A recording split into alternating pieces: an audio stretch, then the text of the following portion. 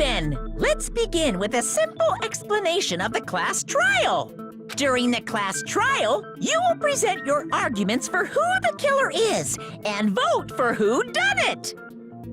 If you vote correctly, then only the blackened will receive punishment. I'll punish everyone besides the blackened, and that person will earn the right to leave this island. Such a cruel rule. Before we begin, I'd like to confirm one thing. Is there really a killer among us?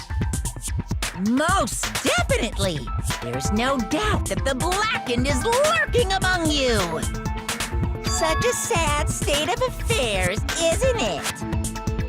By the way, this class trial is gonna be 100% fair, so there's no need to worry. I'm the type who hates favoritism and prejudice. Well, not as much as I hate monogamy, of course. You hate me that much? Now, let's begin! You're telling us to begin, but what are we supposed to do? No complaining, let's just settle this with our fists. Were you even listening to the rules? Didn't that Byakuya bastard get killed in the dining hall, huh? Then everyone there is a fucking suspect. Yeah, what you're really trying to say is that you're not the killer, right?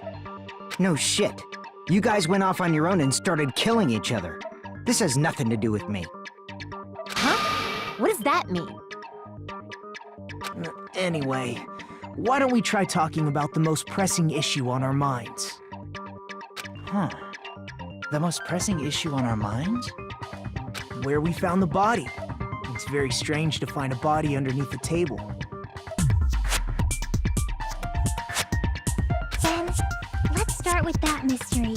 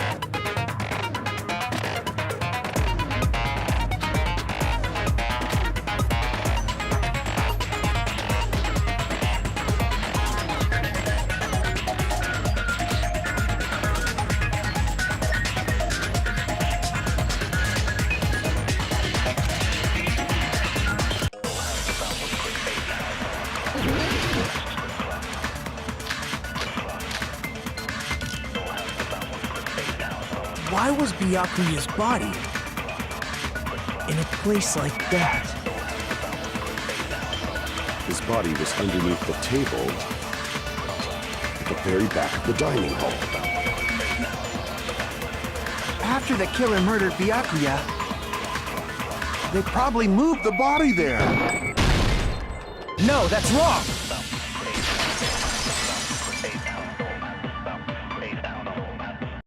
No, I don't think the killer moved the body. Huh?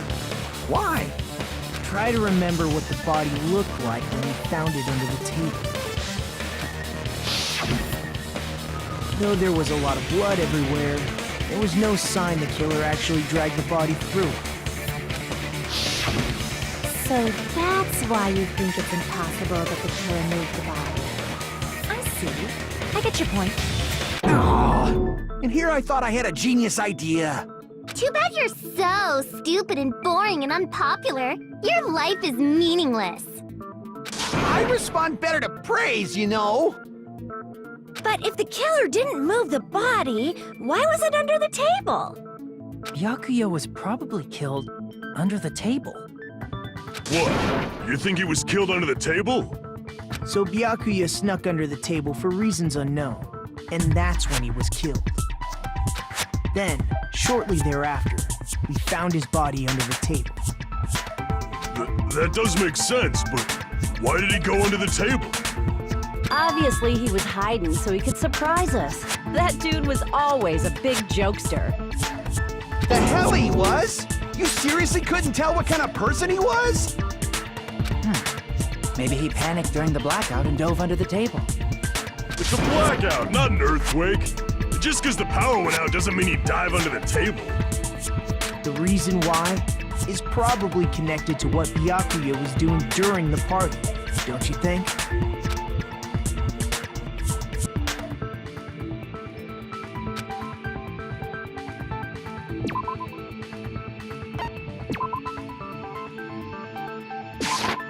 I can prove it with this! It probably has something to do with the knife we found under the table. Knife? Oh, you mean that thing that obviously screams, "I am the murder weapon"? Byakuya probably noticed the knife was hidden there. So in order to get it, he moved under the table. He was particularly sensitive to the presence of dangerous items, so I cannot deny that possibility. But how did he notice that there was a knife under the table? If he knew beforehand, he probably would have done something about it before the blackout, right? Then, instead of knowing about it beforehand, maybe he saw it right at that moment. Like, for example, he might have seen someone trying to take the knife out from under the table. No, that's not possible. What? You seem rather confident about that. Of course. I have proof to back me up. This is almost like a real trial!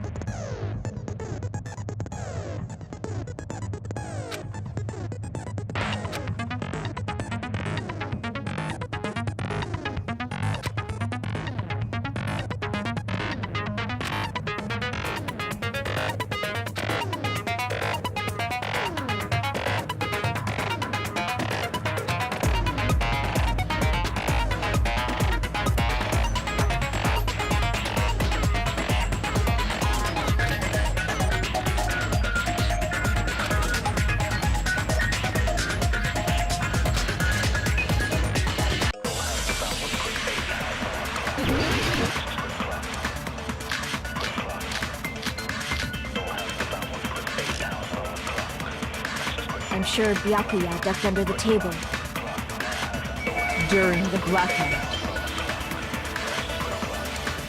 That sounds correct. If that's the case, during the blackout, Mr. Ham Hands must have seen the killer take the knife. But it was super pitch black! It was so dark I couldn't see my food. Byakuya couldn't see in the dark either. No, that's wrong!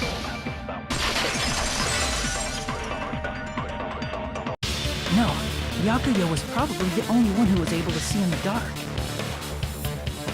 Why do you say that? He was using those night vision goggles we found under the table. He could have seen what was happening. So, are you saying Byakuya was the one who used those night vision goggles?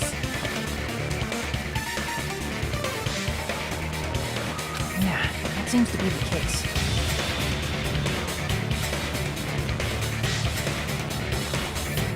Your reasoning is out of focus.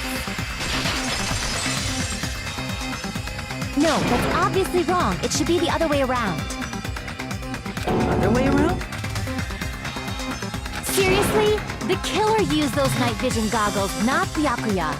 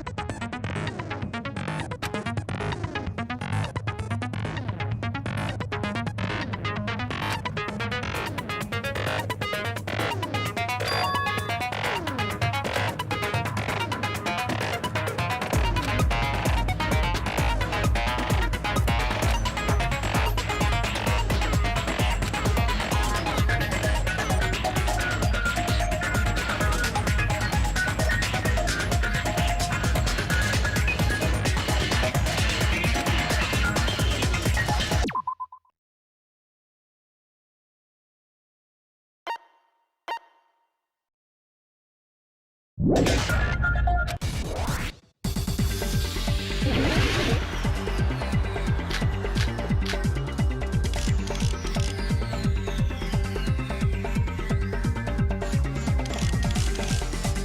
you just use common sense. The killer obviously used those night vision goggles. That's gotta be it. Damn it! If you just use common sense. The killer obviously used those night vision goggles. That's gotta be it. Damn it!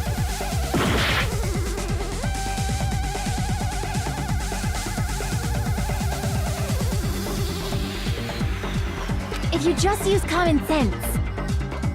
The killer obviously used those night vision goggles. That's gotta be it. Damn it!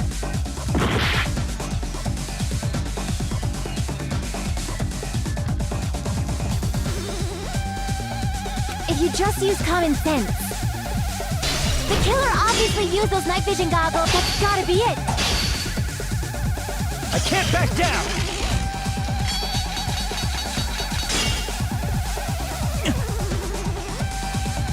If you just use common sense. The killer obviously used those night vision. That's gotta be it. Where's your proof that the killer used them?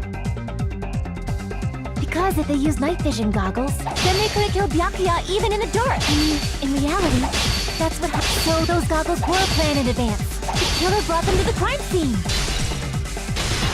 Allow me to cut through those words! No, Byakuya was definitely the one who brought those night vision goggles. Definitely? But why? Inside the Duralumin case Byakuya had with him during the party, we found a smaller case for storing the night vision goggles. Which means we can assume that the night vision goggles were kept inside that Duralumin case as well. Woohoo! I said assume! Ibuki never uses such clever language.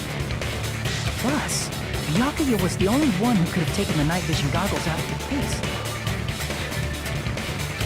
since he was carrying it around before the blackout in the first place. I see. When you put it like that, it makes sense. Then, was that knife inside the case too?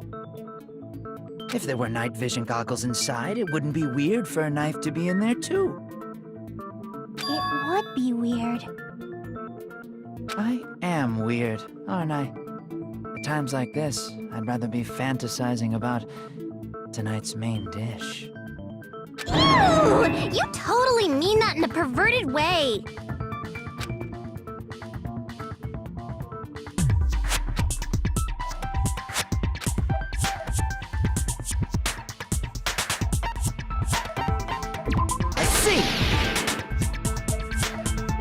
There was duct tape left under the table where the body was found. Huh? Duct tape? They probably hid the knife by duct taping it to the underside of the table. Oh, so that's why we found duct tape there. Though Byakuya was thorough, even he couldn't have noticed a weapon taped to the underside of the table. This may be off topic, but why was Byakuya acting so paranoid? Not only did he bring a self-defense kit, but he had night vision goggles inside the case too. That's true. He went above and beyond being a little cautious. Now that you mention it, that applies to the dangerous items he confiscated as well.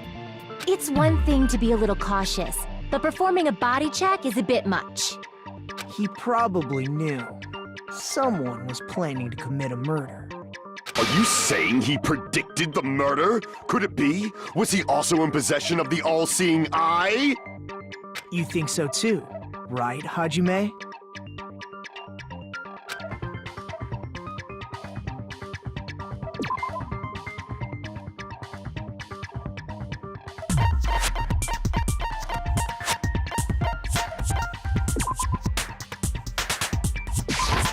I can prove it with this! Everyone, can you please take a look at this?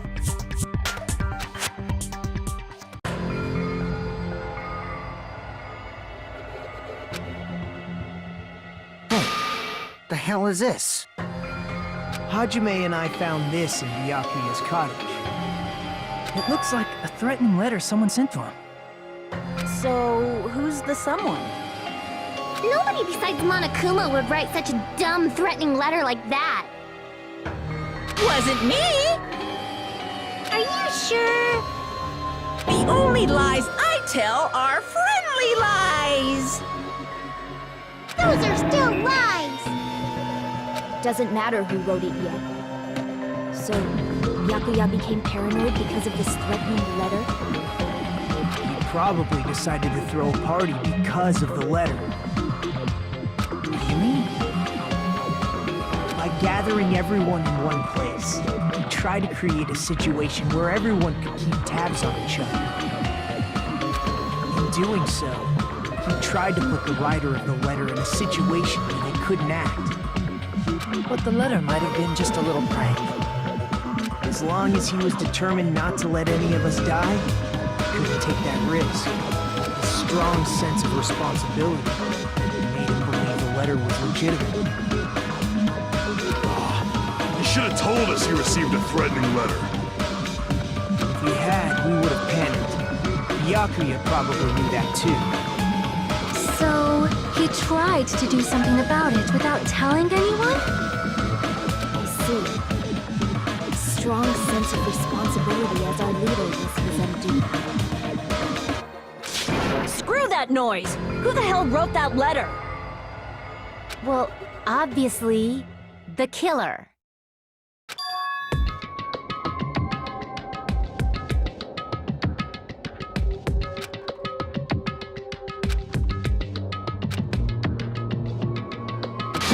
Enough already! Show yourself, you coward!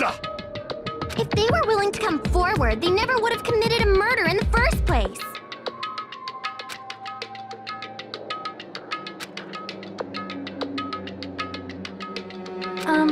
Pardon me.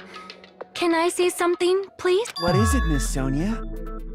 I regret that I must return to this topic, but I just realized something concerning the night vision goggles.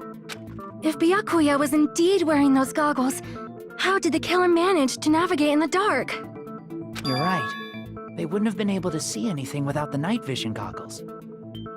But if the murderer had the goggles when they took the knife, then how did Byakuya see them? Even if the knife bore some sort of mark, it would have been difficult to see it in that darkness.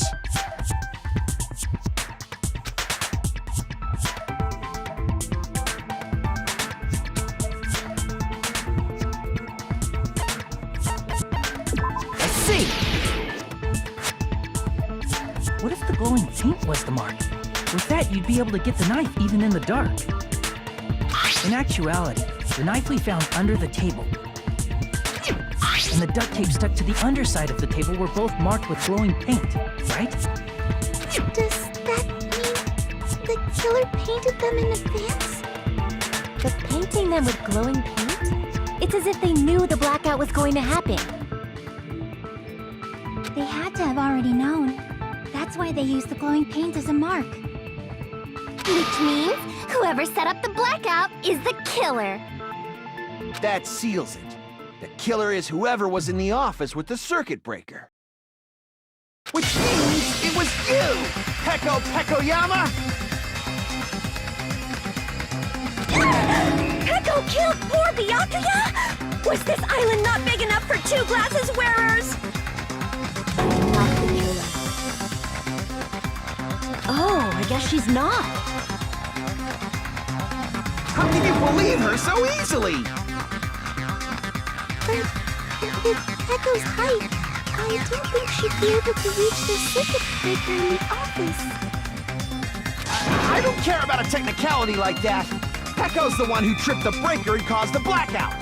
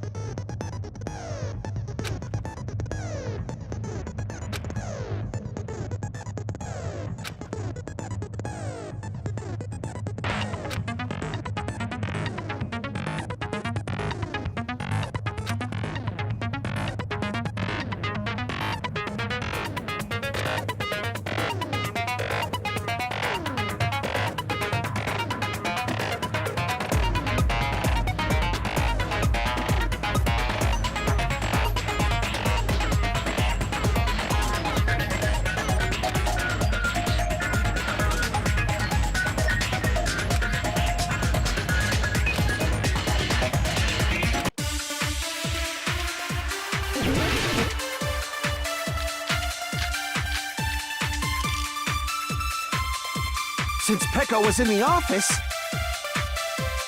she could have caused the blackout at any time! That's impossible. Huh? Why is it impossible? Because I was not in the office. Not even before the blackout. I agree with that.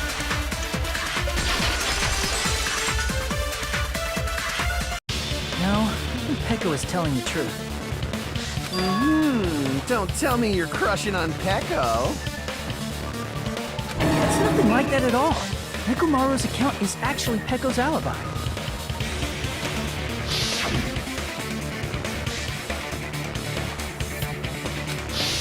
It's true.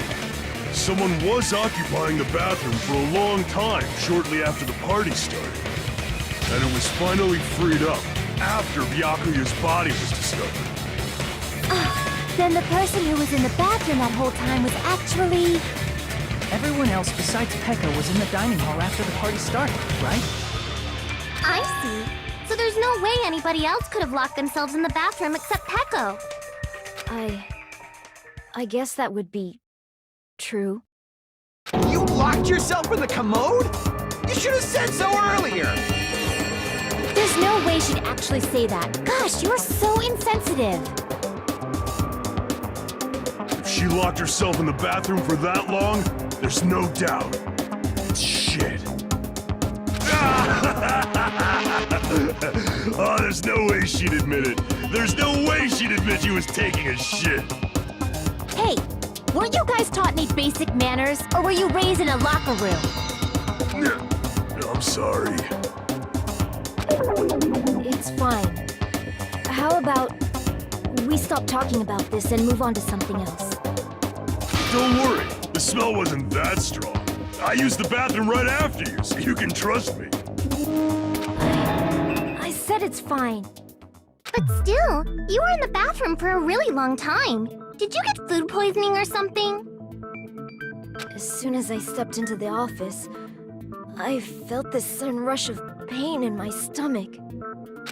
Because of that, I was unable to leave the bathroom, including when the blackout occurred. Hey, how did it feel to do your business in the dark? Did you get excited? Seriously, stop it. But still, your stomach pain. Was that really just a coincidence? Hey, what's the deal? Don't butt into other people's business, especially if you didn't do any investigating. I'm only butting in because you fucking idiots are out of your element. Stop this childish nonsense. Just what do you mean by coincidence? What I mean is it possible someone slipped her some laxatives? Laxatives? If so, the killer could have tripped the breaker as soon as that girl left the office, don't you think? I see. That might have happened.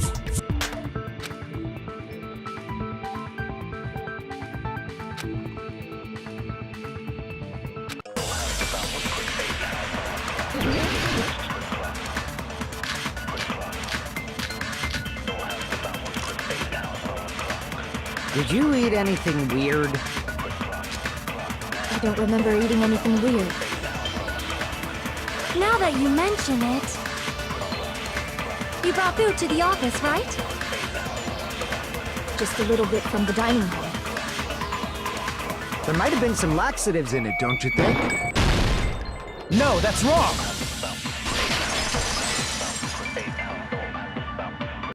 No, it's impossible that laxatives were slipped into the food in the dining hall. Because Pekka wasn't the only one who ate that food. Akane ate some of it too. If the food had laxatives in it, I'm pretty sure Akane would have had stomach issues as well. I feel totally fine. Like I said, the dishes are innocent. Don't go making weird accusations. I apologize for causing a scene. Fuyuhiko should apologize, not you. He's the one who made the laxative accusation. What the fuck did you say, bitch? There's this bickering. Let's just dismiss Pekko's stomachache as a coincidence and go back to discussing the blackout. Yeah. We already know that, you trashy skank. You don't have to tell us. Trashy skank?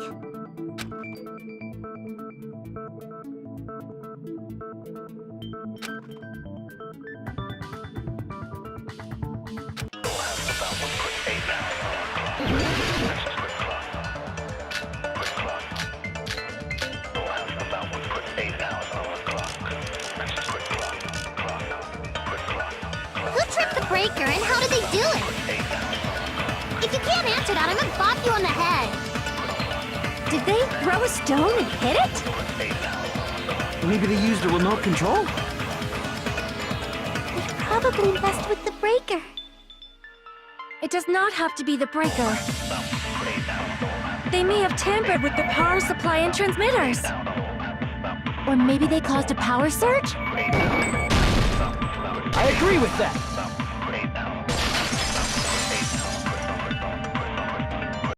It's just as Mahiru said. The blackout was caused by a power surge. Of course, that's not a coincidence. Someone caused it intentionally. Which is why those 3 irons were arranged to cause the blackout. When you found them right after the blackout, the irons were still on, right? So by leaving those irons on in the storage room, they deliberately caused a power surge. Yeah. It seems that's how the killer caused the blackout. Stupid fool! Hold on a second, let me speak too! What the heck? You say the irons in the storage room were used to trigger the blackout? That's inexcusable!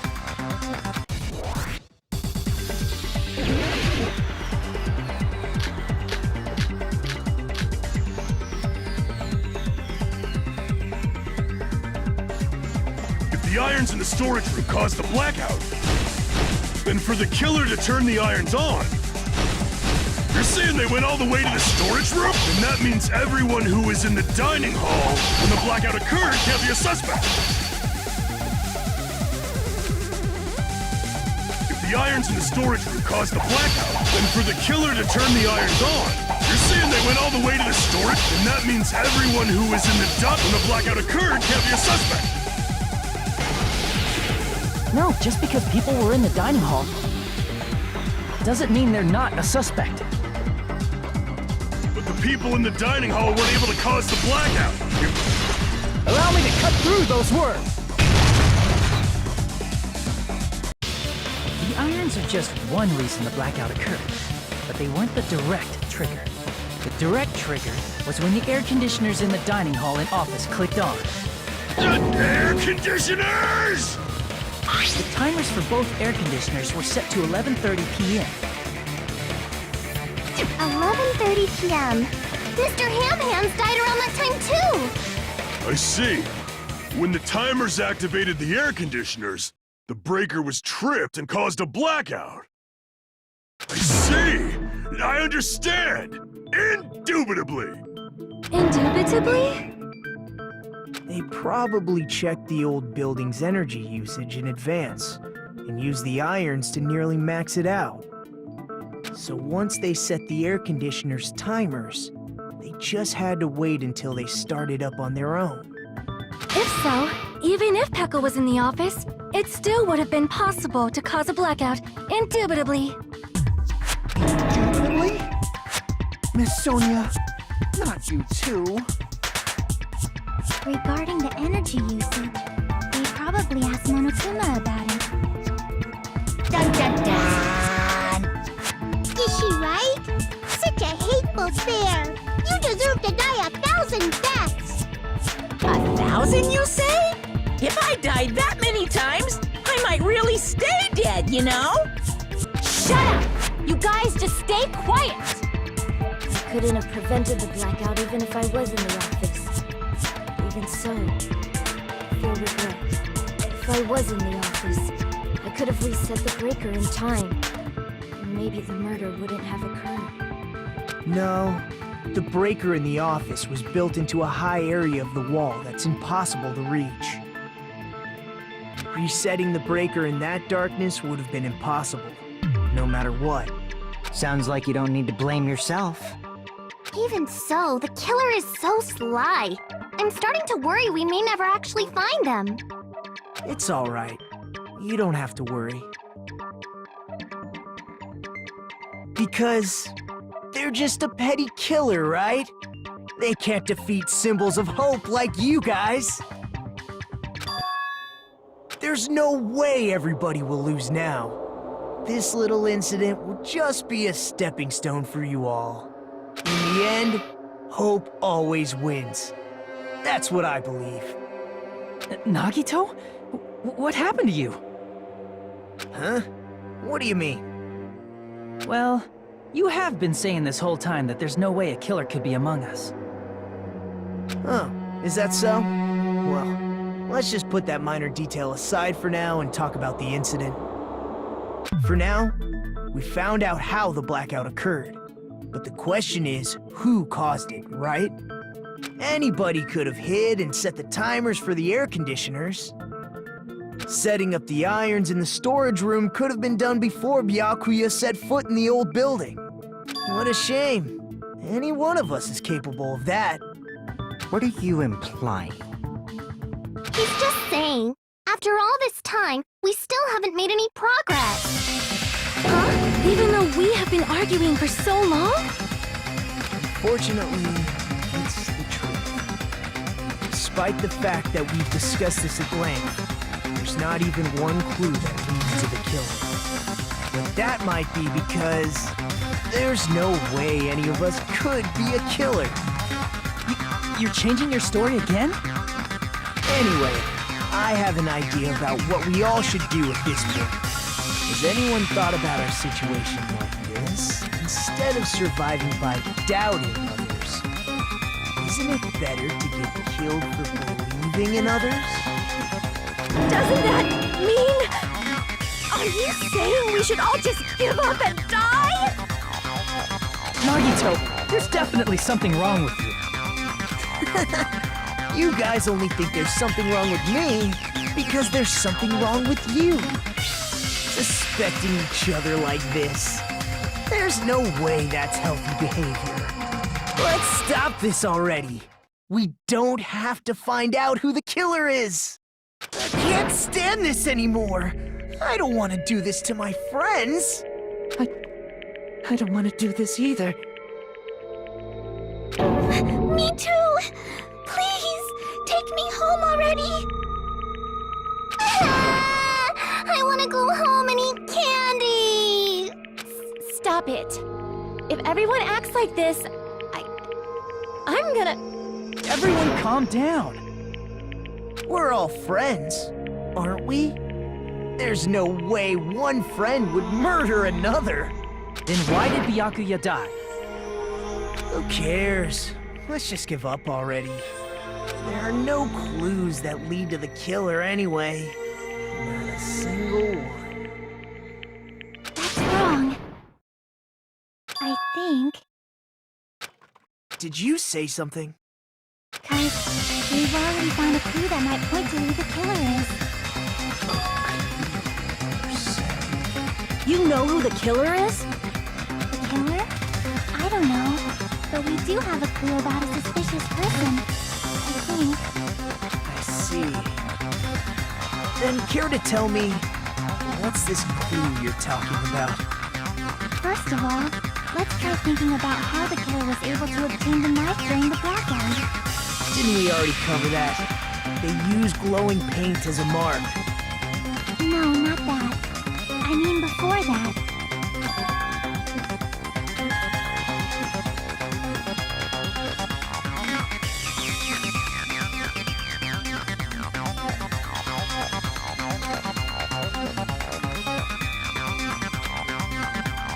Let's try examining the situation. Mahiru's diagram might be useful here. The diagram of where everyone was standing before the blackout, right? Here it is.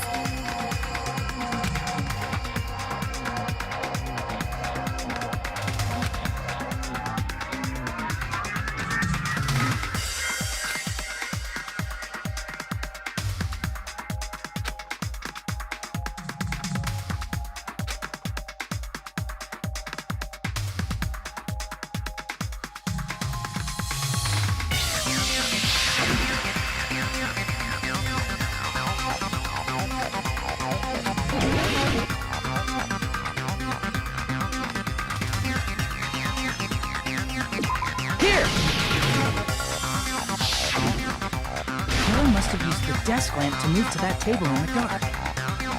Desk lamp? I hope you don't mean they turned on a light or something. There was a blackout. There's no way the killer could have used the desk lamp.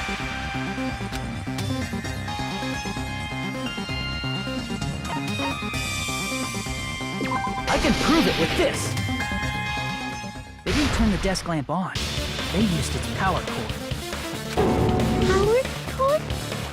They could have felt their way to that table using the power cord, right? By doing that, the killer was able to move to the table and use the glowing paint to find the knife. And there's only one person here who could have done that. Ooh.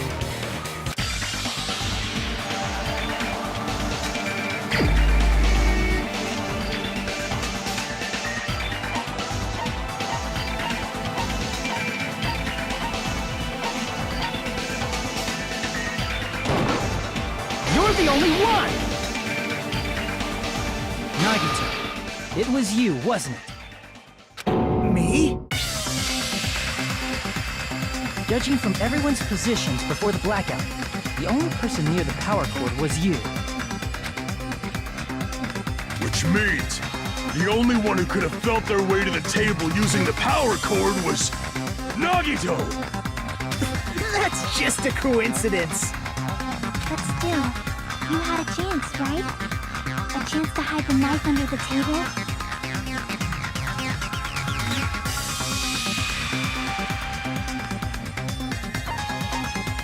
I see! Nagito, weren't you cleaning the dining hall all morning? If so, you would have had a chance to hide the knife. That's... If you factor in the power cord and the time you spent cleaning, you're the only one who could have done it. Seriously! That's all just a coincidence! If it was just one coincidence, it'd be fine. But when it's one right after another, I wonder, is something like that even possible? Could it be? Did you give yourself cleaning duty on purpose so you could hide the knife under the table? Now that you mention it, Nagito did prepare the drawing to pick who cleaned the dining hall.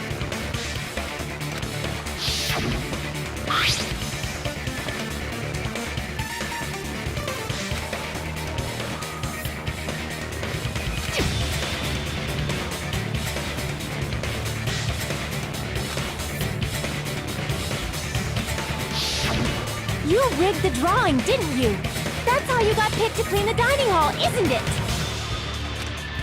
I don't know if you're the killer or not, but regardless, it proves that you're suspicious, right?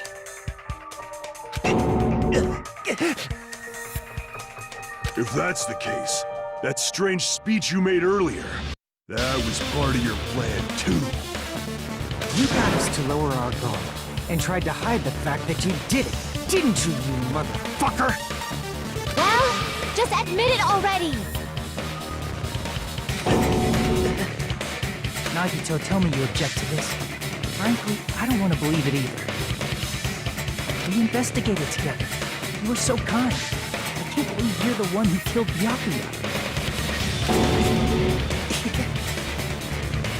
Nagito, say something!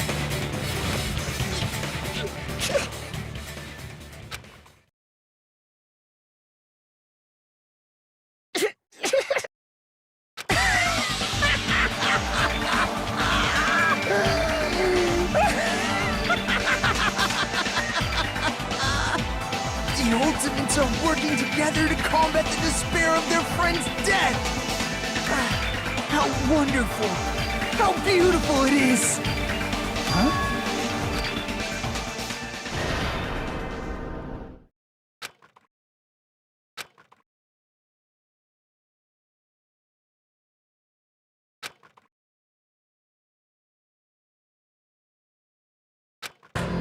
Let's cut to the chase. You're correct. It was my doing all along. I'm the one who hid the knife under the table before the party started.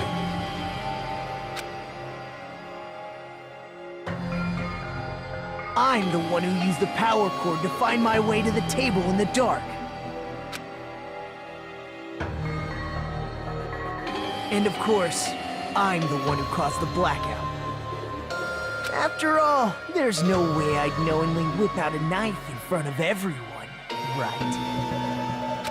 Is it just me, or does he seem a little nuts right now? But I never expected Byakuya to have night vision goggles. Because of that, we had ourselves a little scuffle under the table. And, well, you all saw how that played out. With a twist ending like this, I think we can all agree this ended up being a very interesting mystery. Byakuya performed admirably. Just stop it already! Seriously! What the hell happened to you? Don't tell me. Is this your true nature? Were you lying to us this entire time? Me? Lie? That's outrageous!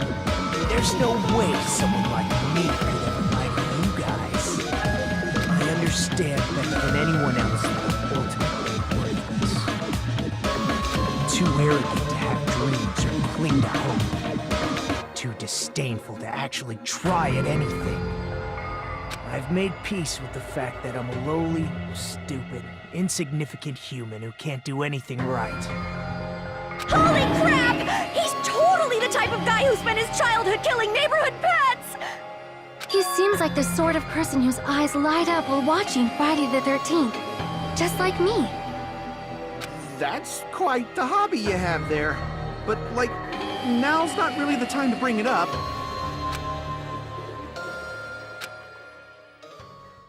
Hey, Nagito! If you were behind all of this, then did you also send that threatening letter? Yep, I sure did.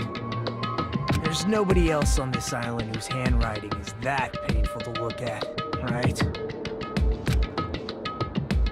But why would you send a threatening letter in the first place? I think, somewhere deep in my heart, I was probably hoping to find someone who would stop my evil deeds. Well, I bet if that really was my reason, at least some of you would feel sorry for me. Are you making fun of us? By threatening Byakuya, Nagito was likely able to manipulate his actions.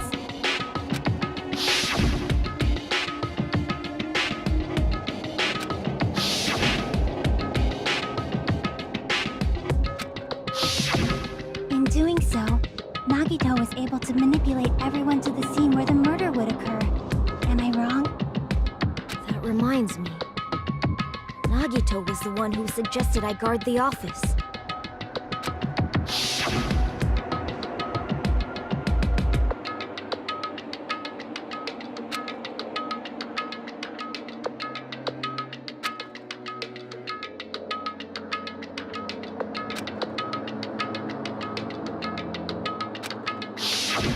Oh, I get it. If Pekka was guarding the storage room, Nagito wouldn't have been able to use the irons. The threatening letter, along with all your suggestions, it was all a trap to manipulate us. Yep, that's true too. But you're wrong about one thing. Huh? What? I didn't need to rig the drawing for cleaning duty, you know? If that's true, then how did you conveniently get picked for cleaning duty? I see. Well, there's no way I'd expect you to remember it. A worthless talent for a worthless human.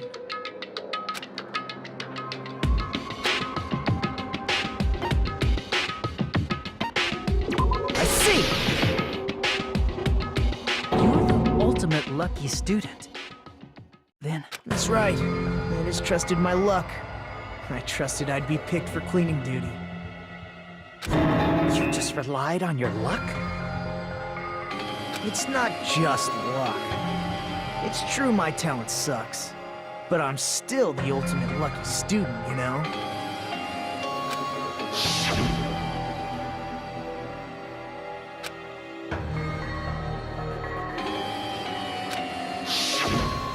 time, Hajime said I wasn't lucky. But it was actually the opposite. I was lucky. That's why I got picked for cleaning duty. Just like I wanted. Enough. I don't care about that anymore. More importantly, why did you kill Byakuya? Answer me! Byakuya was a very capable leader. For someone like him to get killed? It's only fitting that you symbols of hope should use his death as a stepping stone to shine even brighter. That was my only motivation. You're not making any sense! Fine, let's start the damn vote already. I'm ready to fucking kill this cycle. Please, Monokuma! Please, wait! Huh? The fuck?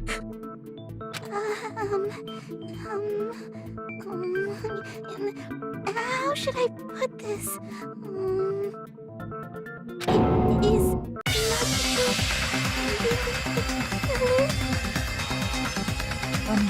What are you saying?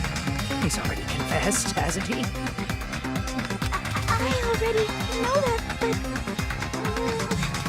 there's just something a little strange. If it's only a little, then keep your mouth shut. Your ugly face is stressing me out. It makes me want to puke. I'm sorry. For now, might I suggest we listen to what she has to say? But we know who the killer is. Simply listening is acceptable. However, I won't allow this to end with mere play. Now then, let us lift the curtain for our bloody spectacle.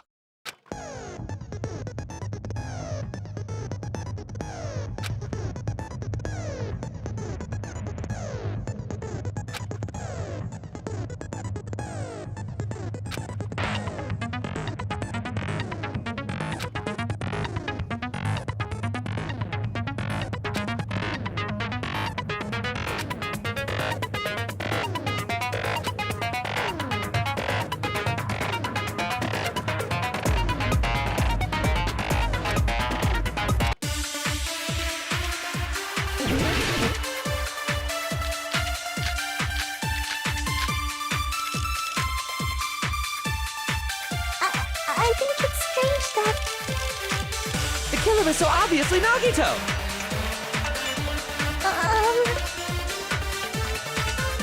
He has already confessed.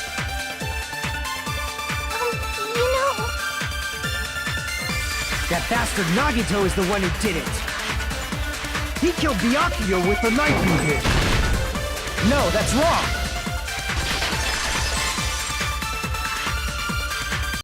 That knife might not be the murder weapon. That's what you wanted to say, right, Mikon? What the hell are you talking about? It's obvious the knife was the murder weapon. but based on the entry wounds on Byakuya's body, the actual weapon should be roughly 5 millimeters in diameter. 5 millimeters in diameter? That's like way skinnier than a knife! Hey, that better be true. If you screwed up, I'll sell your fucking ass to a whorehouse! Not a whorehouse! Hey, why are you threatening her? Is this what you're trying to say, Mikon? As long as we can't prove that the knife is the murder weapon, we can't assume that I'm the killer. What are you saying? No one else can be the killer. It has to be you. Hey, don't blame me. Mikon's the one who said it. I'm sorry. Hey, Nagito. Are you still hiding something? Hiding? Like, during the blackout, did something happen between you and Byakuya that we don't know about? Who knows? After all this, what else do you intend to hide? Jeez, the moment your back's against the wall, you get all silent. You piss me off. What happened during the blackout?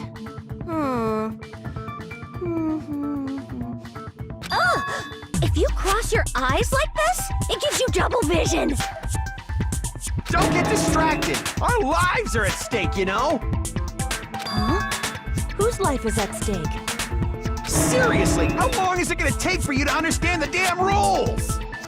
Nobody can see in the dark, no matter how hard you think about it. The truth is beyond your sight. Don't you think that's a pretty clever metaphor? Despite the fact that it came from me? No, that's not it. Not it? What's not it?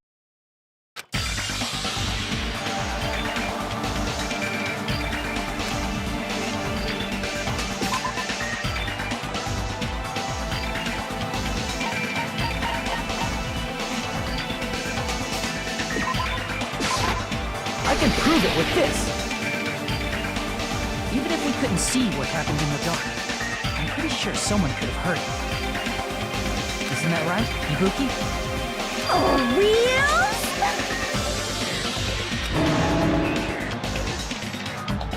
You were the one who told me, remember? While everyone was shouting during the blackout? Everyone, calm down! We gotta stay calm in a situation like this! Ah! Don't step on my feet! What the hell? What's going on here? This is... Ow! Turn the damn lights on! I can't eat like this, you know! You guys? Where are you? Wasn't the blackout just in the kitchen? Perhaps the breaker overloaded? Hold on a sec. I'll go along the wall and do something about it. Such perceptive hearing. Impressive. I'd expect no less from the ultimate musician. It's a good thing your ears are awesome because your face, style, figure, and personality totally suck. You've cut me deep with your knife of truth! However, after hearing what Byakuya and Nagito said in the dark, What the hell? What's going on here? This is... Ow! it almost sounds like Byakuya fought back against Nagito or something. Well, that's actually what happened. As a sign of respect for Ibuki's talent, I have a small confession to make. I was actually shoved out from under the table by Byakuya. He shoved you out? Just as the blackout occurred, I hurried to duck under the table and grab the knife. But Byakuya, wearing his night vision goggles, caught me and shoved me right out from under the table. That's right. I'm so incompetent that I couldn't even grab the knife.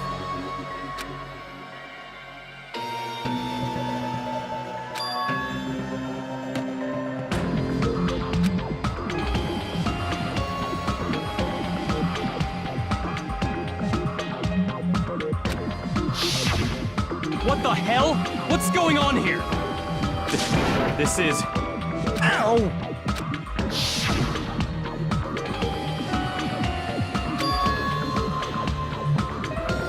After getting shoved out from under the table, I was just as confused as you guys. I lost sight of the glowing paint. I didn't even know where the power cord was. Before I realized it, the lights had come back on. Byakuya's body was lying under the table.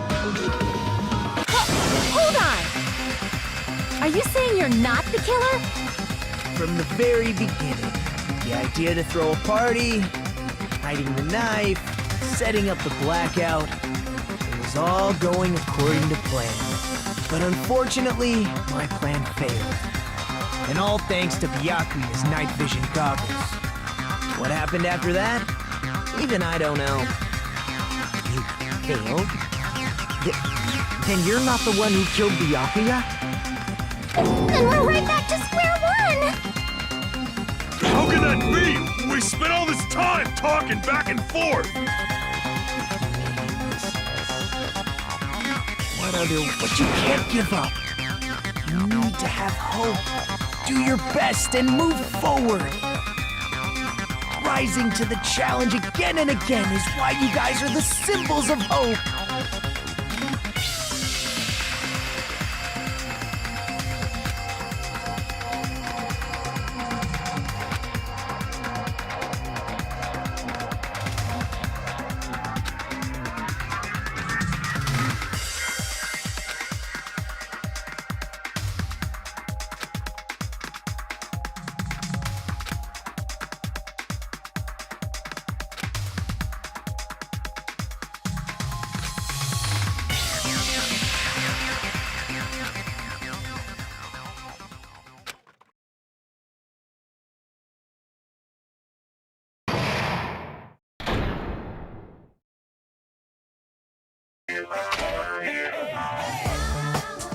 Well now.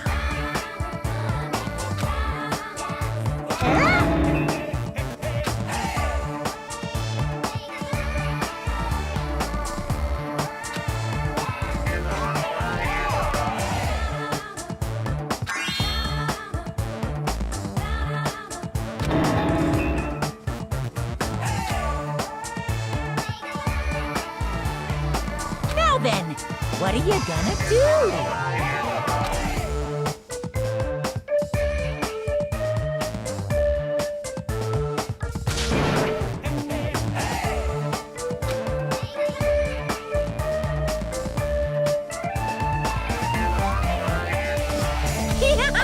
And of course, there's no $10 billion either! You're so evil!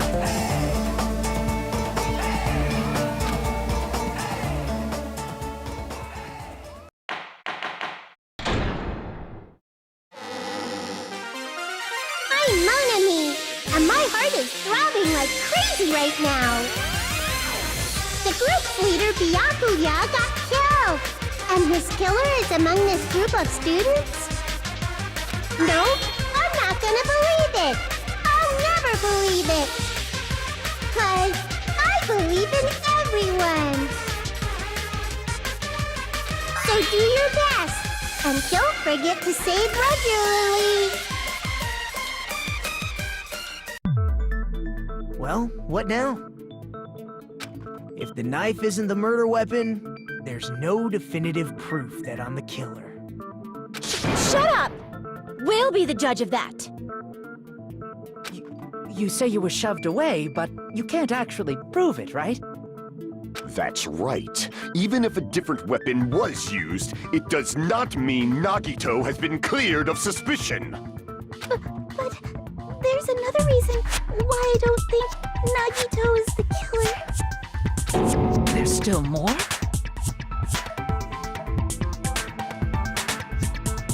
Based on what we've discussed, Byakuya was killed under the table, right? Is there something wrong with that? Well, even if that's true, I feel Nagito looks, clean. Nobody's ever complimented me on my appearance before. Not even my own mother. I'm not talking about your looks.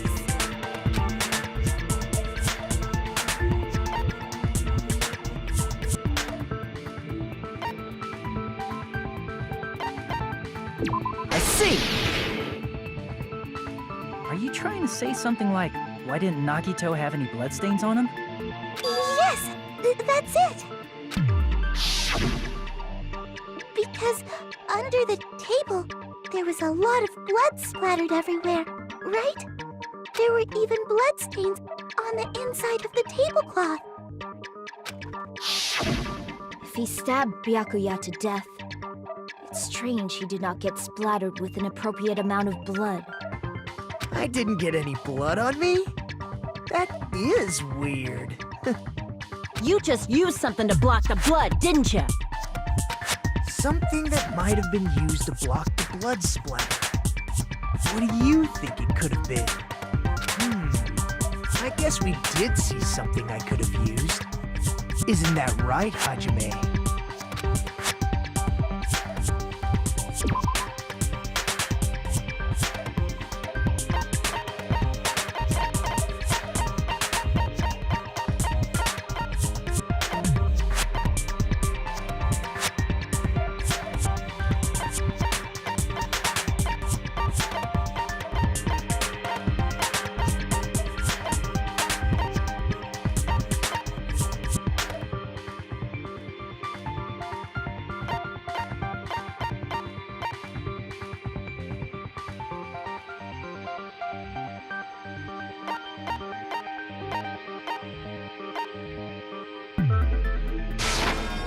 I can prove it with this!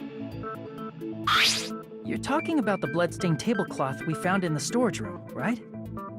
If there are bloodstains on it, that settles it. Nagito used the tablecloth to block the blood splatter. But that was found in the storage room, right? Are you suggesting he hid it there after the murder? You mean after the lights came back on? What would he have done if we'd seen him? That's true. The tablecloth was pretty big. So even if you tried to hide it and take it with you, Wearing a tablecloth, going under the table, hitting a knife in a blackout, and stabbing someone. That's not just impossible for someone like me. Wouldn't it also be impossible for you guys too? then what does it mean? Maybe the killer didn't necessarily stab Byakuya under the table. No, there's no mistake that the murder occurred under that table. Even the inside of the tablecloth was bloody. So there's no denying Byakuya was killed there.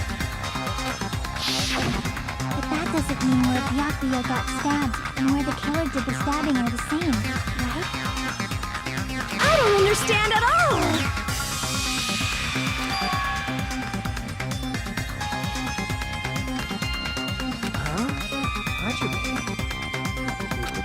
Really? But it sounds like a riddle. I feel like I'm onto something, but it's still not clear what that is.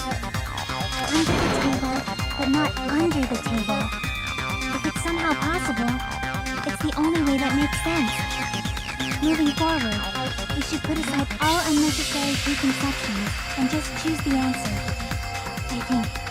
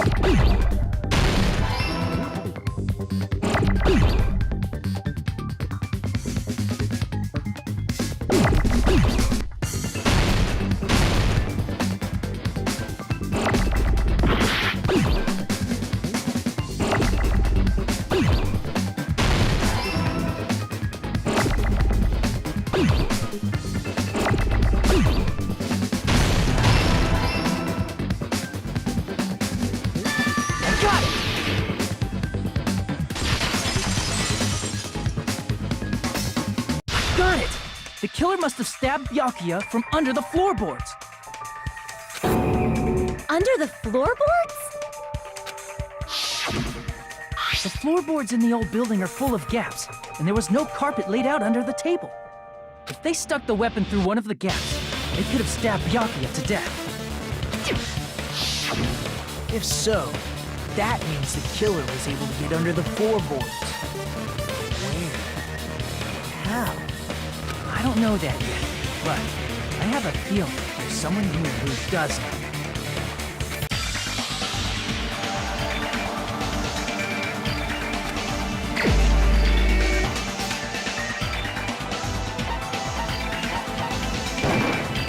You're the only one!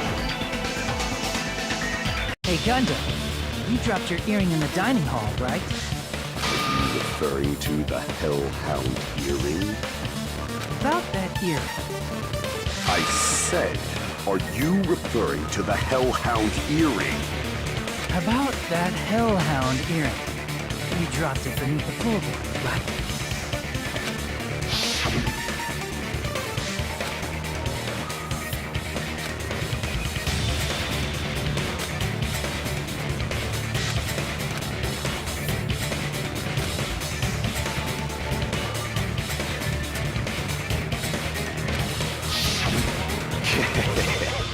Just a bit longer and I would have reduced everything, including that old building, to ashes. However, it's just as the old legend said. The Hellhound earring has returned to its owner, to me! Is it safe to say that that earring is the one hanging from your right ear? Huh? Could it be? Gundam wasn't wearing an earring during the investigation. And if he had it on by the time the class trial began, then that means Gundam was able to retrieve his earring from beneath the floorboards during the investigation. So, Gundam knows how to get under the floorboards. It's understandable. After all, you fools only view the world through eyes of glass. But I am different. With the power of my 4 Dark Devas of Destruction, it is of no concern. True, this is the evil 4th eye. Before the might of the evil 4th eye, all visual chaos is rendered asunder. What should I do? I'm embarrassed just listening to him.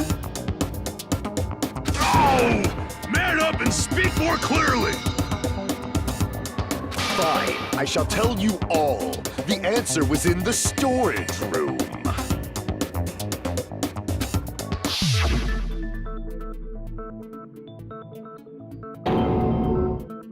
One of my 4 Dark Devas of Destruction, Mirage Golden Hawk, Jumpy, has seen beyond the chaos. A secret passage of doom leading to the underground lurks beneath a large assortment of random boxes. After securing a lighter from the supermarket, I threw caution to the wind and ventured below the floorboards. And as a result of that lonesome battle, I was able to recover the Hellhound earring with my own 2 hands! Tremble with fear, fools! Behold my power! There he goes blabbing about power and crap. You're ridiculous. You're just a breeder, you know. Anyway, it sounds like you can go under the floorboards from the storage room. Then that has to be how the killer did it. If the space beneath the floor is empty, It's not that far to move from the storage room to the dining hall. I see. If they passed through the storage room, I understand why the tablecloth was put there. The killer lurked under the floorboards during the party, and from there, stab, stab, stab! Are you sure? You don't like stab, stab, stab? Should it sound more fleshy, like... I'm not talking about your sound effects. You're saying they snuck under the floorboards, but that means they would have had to leave the party, right? So, was there anyone who was able to do that? Then whoever wasn't at the party is the killer. They must be the one who was waiting under the floorboards. Who wasn't at the party again? I didn't participate, but I was guarding the entrance, remember? Monomi over there can be my witness, right? Yes! This Monomi over here is your witness! I believe there's no need to discuss this matter further, but I was unable to leave the bathroom. I was in the kitchen for a long time, but I frequently went to the dining hall to deliver my dishes. The only person who wasn't at the party... Judging from the photo I took before the blackout... it obviously has to be him!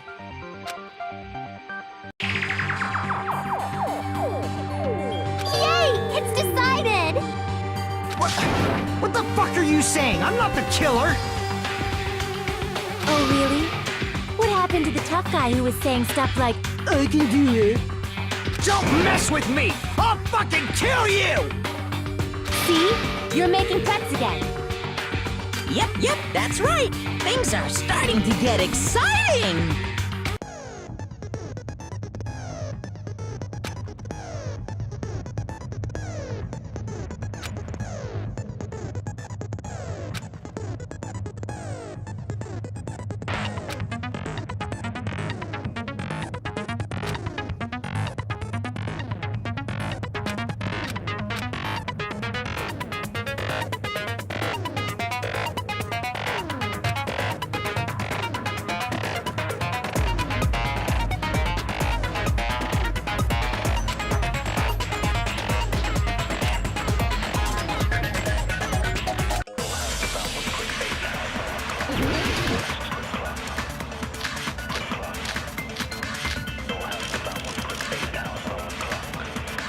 During the party, the killer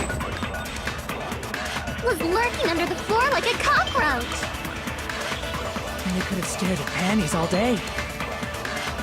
Without going to the storage room in the dark. Is that true, Fuyuhiko? Don't act like I'm the fucking killer! But when the party started, nobody saw you, you know? That means you have no alibi. No, that's wrong!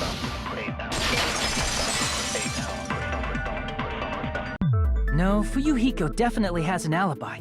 Isn't that right, Chiaki? Oh, you're right.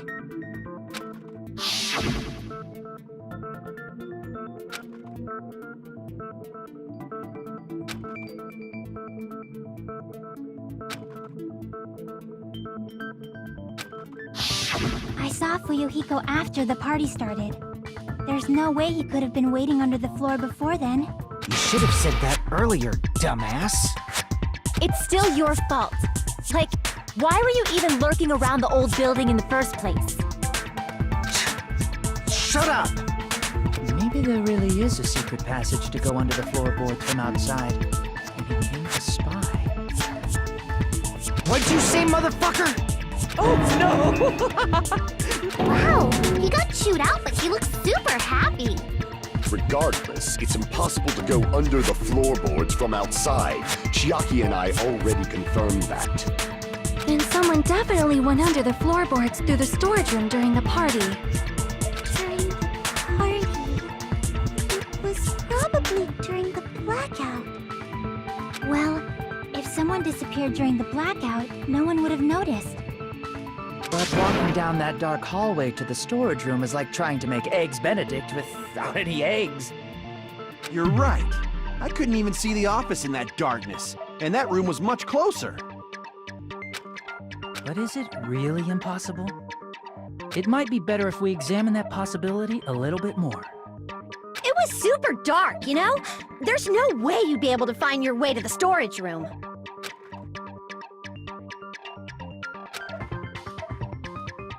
It appears we're getting close to the final stage. The blackened or the spotless? Which is superior? I think it's time to settle this.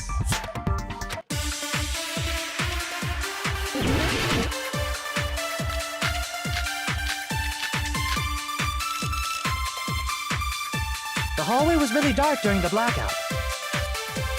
Moving to the storage room like that, it's like making a seafood bowl without fish. Is it really not possible? What if they used a string like the cord? Maybe there was another pair of night vision goggles? Okay, and I'm gonna go with my gut. What if they used a light? I agree with that.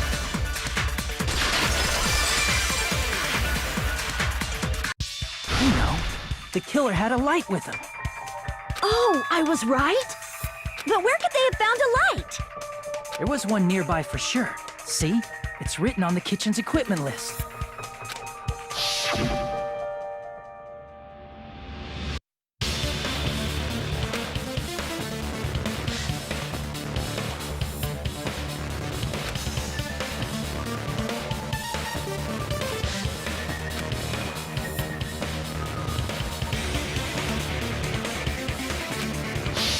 It's the portable stove. Portable stove? The portable stove isn't powered by electricity, and it's also small enough to carry around. So, the killer used the portable stove to move from the hallway to the storage room during the blackout. I see. I never considered the portable stove. But there's a hole in your argument.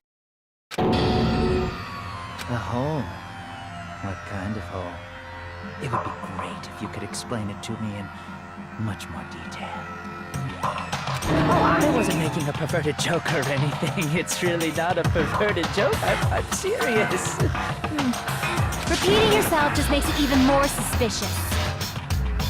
Now then, Hajime, will you battle against me? No, that's wrong! Will you be able to break through my argument?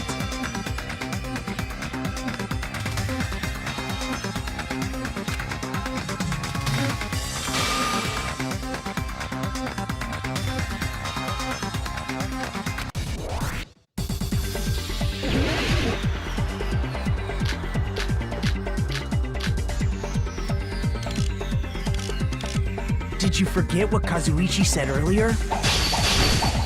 He said the hall was too dark to see the office. The light from the stove that you mentioned.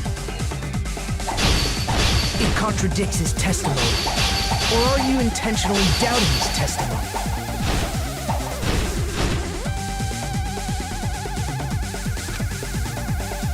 Did you forget what Kazuichi said earlier? He said the hall was too dark to see the office. The light from the stove that you mentioned. It contradicts his testimony. Or are you intentionally doubting his testimony?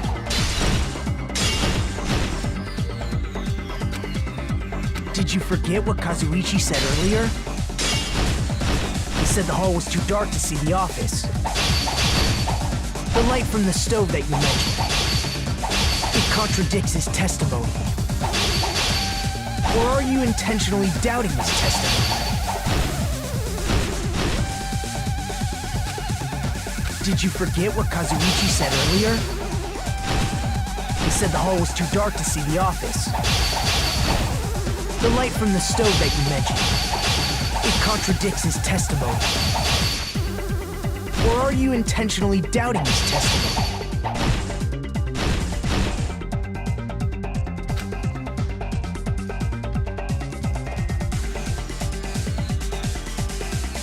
Did you forget what Kazuichi said earlier? He said the hall was too dark to see the office. The light from the stove that you mentioned, it contradicts his testimony. Or are you intentionally doubting his testimony?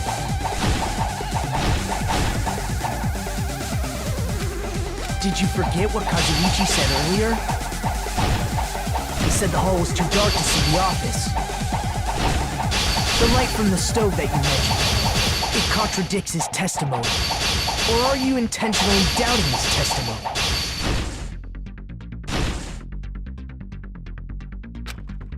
Did you forget what Kazuichi said earlier? He said the hall was too dark to see the office. The light from the stove that you mentioned, it contradicts his testimony. Or are you intentionally doubting his testimony? I don't doubt what Kazuichi said. What are you trying to say? The reason Kazuichi couldn't see the office was because the hallway was dark, right? So if a light was shining in such a dark hallway... Crap! The reason Kazuichi couldn't see it was because the hallway was dark. So if a light was shining in such a dark hallway, wouldn't Kazuichi have seen it? Allow me to cut through those words! Nagito, did you forget? Or are you just pretending you forgot? Huh? What are you talking about? There should have been a wall that blocked light. I'm talking about the fire door in the hallway. If you close it, it would form a perfect wall in the hallway. Plus, the hallway rounds a corner just beyond the fire door. So even if there was a small gap in the door, as long as they passed the corner, the light still wouldn't peek out. I see. You actually noticed the fire door. Just as expected of the ultimate... Oh, you still don't remember your talent, do you? Who cares about that right now? Nagito, what are you plotting? For someone who insists he's not the killer, you are quite nosy. You sound so scary.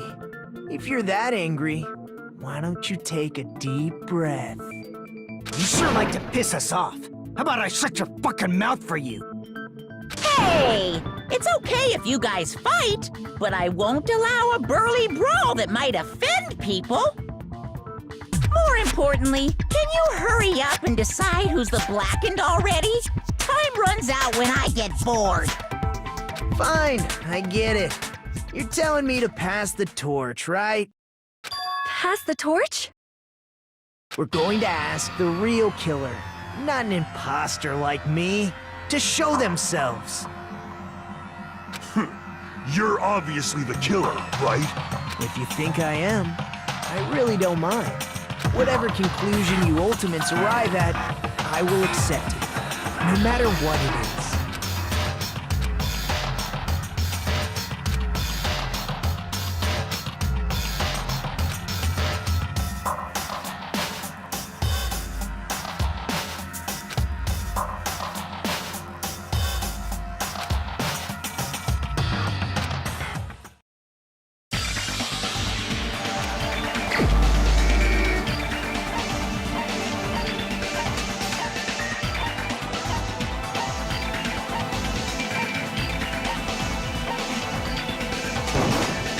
You're the only one! Terry, could it be you? Huh? What? What are you talking about? Teru's the killer? Is that true? What are you talking about? There's no way!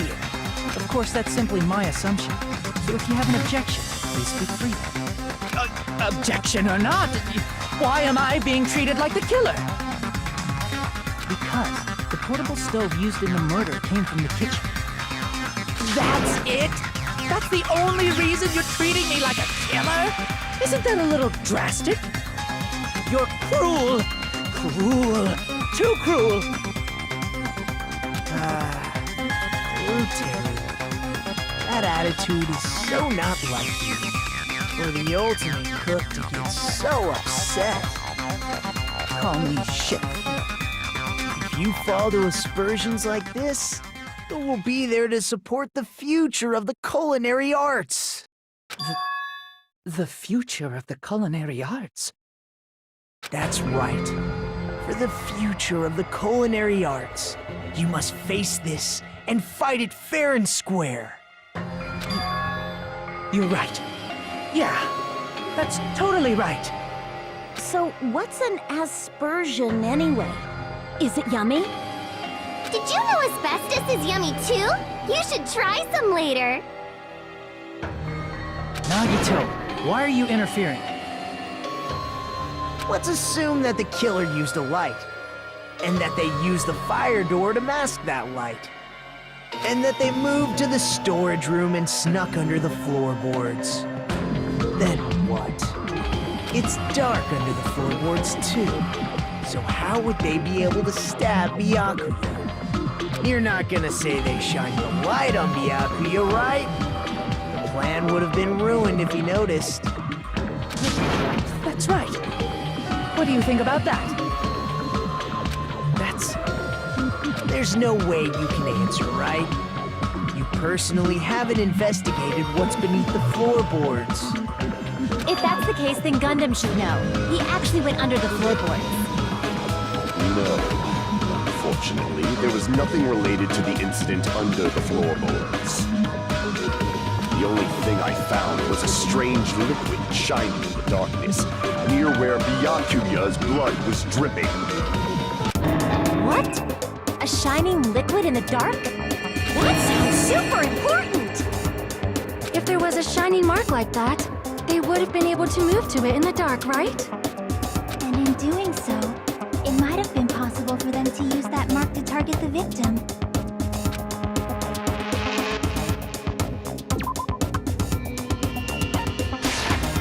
I can prove it with this! The mark you're talking about is the glowing paint that was applied to the knife, right? Ah! By using the glowing paint as a target, they were able to judge where to stab even in the dark. I see. The killer didn't target an actual person. They just struck the moment the glowing paint moved. That would be the moment someone grabbed a hold of the knife. So, the killer used the mark that I prepared for finding the knife as a mark for stabbing. I see. That's why Byakuya got killed when he took the knife. But if they were able to do that, wouldn't that mean the killer knew about Nagito's plan all along? Well, Teru! Seriously? I don't know anything. Really, I don't know anything at all. Then can I ask everyone a question instead? You again? Just stop already! Now. We should give everyone a fair opportunity to speak. If Teru is the killer, that would mean he went to the storage room during the blackout. And just what did Ibuki hear during the blackout? Ah! Don't step on my feet! What the hell? What's going on here? This is... Ow! Turn the damn lights on! I can't eat like this, you know! You guys? Where are you? Wasn't the blackout just in the kitchen? She heard Teru's voice in the dining hall? Doesn't that prove Teru was in the dining hall during the blackout? That's right! That's exactly it! But Teru was in the kitchen the moment the blackout occurred, right? So, why was he in the dining hall? I thought the blackout was only in the kitchen, so I panicked and ran out of there. Of course, the hallway was dark too, but somehow I managed to move along the wall toward everyone's voices. Well, it's not that far to move along the wall from the kitchen to the dining hall. That sounds fishy. If I remember correctly, you can tell when a person is lying by looking at sweat. So, if you want, you should try licking me. No way! You look greasy. But I heard Teruteru's voice in the dining hall! Ibuki swears on her honor! That's right. Teru was in the dining hall, not the storage room. Which means he's not the killer. No, that's not it. Why? Why do you want to keep falsely accusing me? It's not like I want to blame you. I just... You should be so proud of yourself, Hajime. You're just progressing toward the hope you believe in. Now, Hajime, show me more of your hope. Will that be enough to crush Teru's hope?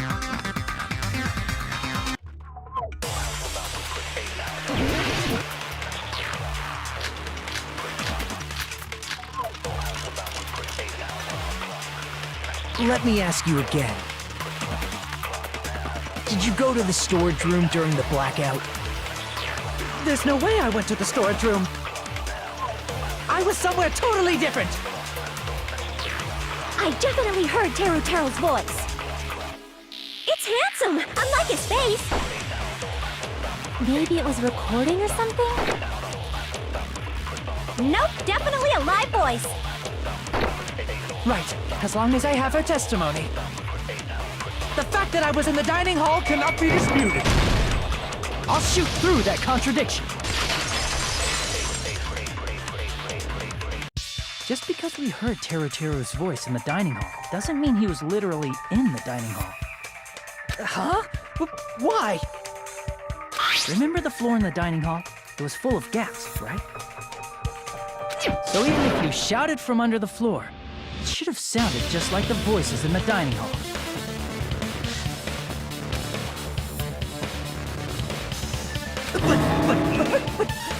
But... You see. So he brazenly shouted from under the floor to make us think he was in the dining hall. Is that true, Teru? Hold on a second. Can you explain this, Teru? I told you to wait a second, ain't I?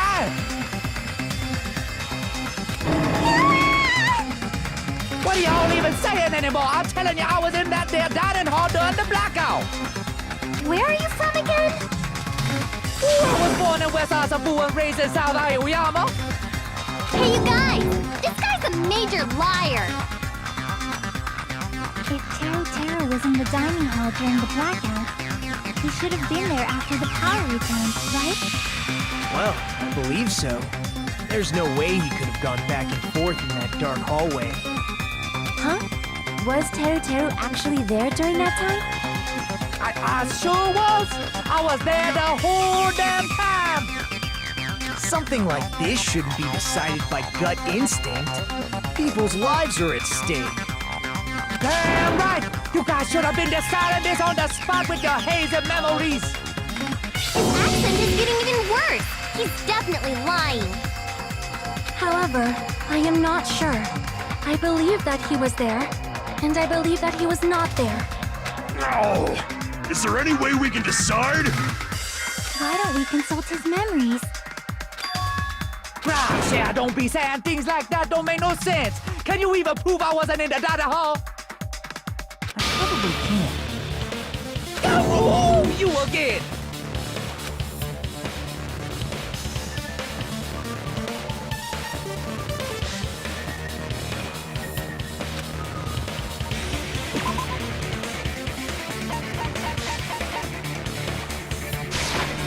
I can prove it with this.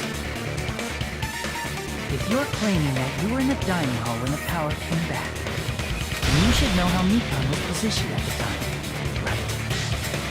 Whoa, what? No! Don't make me remember! It's so embarrassing!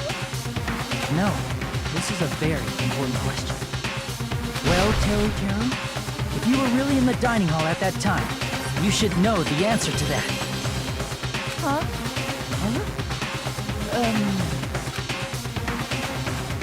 It was a pretty clever way of tripping. There's no way you'd forget about it so easily. I'm sorry!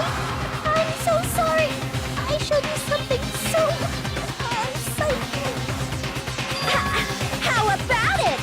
You can't answer, Teru?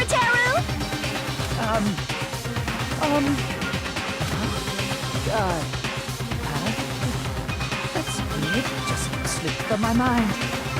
There's no way it would slip from your mind, especially not a pervert like you. Even so. Nagito, say something! I guess you might have to give up now. Give up? What do you mean, give up? Teru. I'm disappointed too, you know. It's lonely watching someone I admire reach the limits of their hope. It kind of feels like a broken dream. Nagito, what are you doing? Why are you messing with the killer like that? Hold on a sec. Don't go moving this along on your own like I really am the killer. Huh? But it's already decided, right? The murder weapon hasn't been cleared up yet, Chef? It's no use. I can't understand him anymore. It appears he's saying the murder weapon hasn't been cleared up yet. You understand him? But it's such a sad defense. This is too cruel. Oh, you calling me the killer? Then where's the weapon? Come on, Manumi. Enough with the whimpering and translate. He said, if you're calling me the killer, then where's the weapon? Weapon, huh? It's not the knife, right? Judging from Byakuya's wound, it was a thin-edged tool that's roughly 5 millimeters in diameter. Also, if they stabbed from under the floorboards, the weapon would need to be at least 50 centimeters in length. After all this, who cares about the weapon? Not good enough! Not good enough at all! He said, not good enough. Not good enough at all. Fine, I got it. Let's try thinking about what the weapon was. Wanna do it? He said, try to do it. What a confusing accent.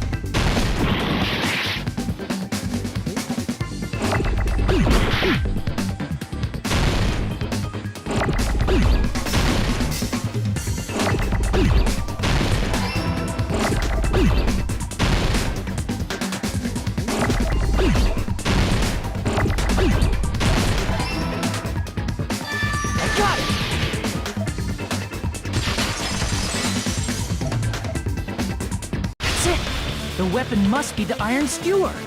Huh? The iron skewer? Before the party, as Byakuya was confiscating all the dangerous items, he spoke to Teru.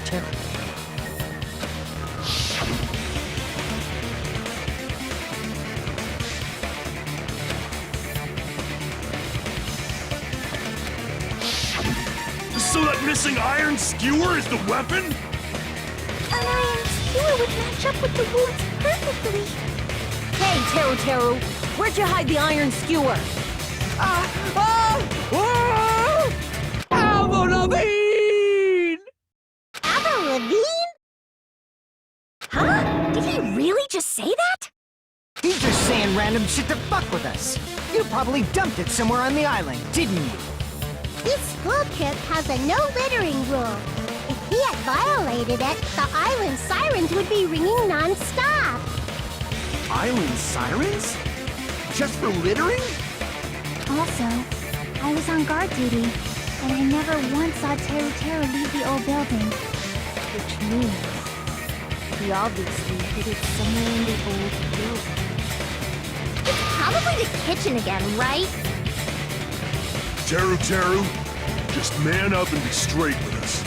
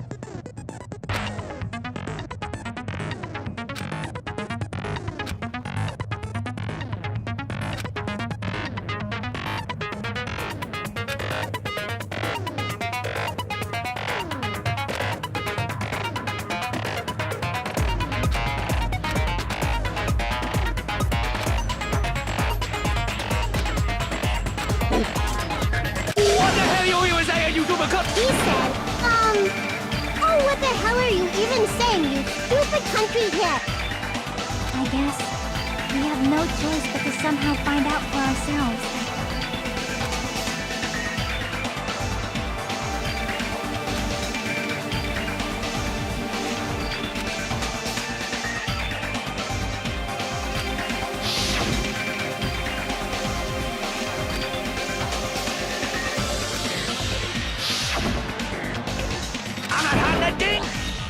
He said, I'm not hiding anything. I'm hiding a dick! I'm not hiding anything!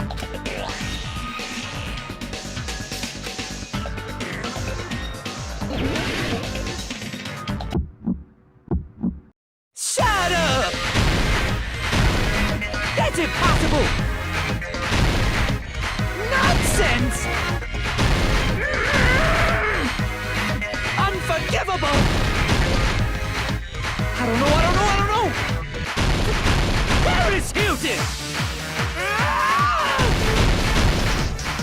Shut up! That's impossible! Nonsense! Unforgivable! I don't know! Paris Hilton!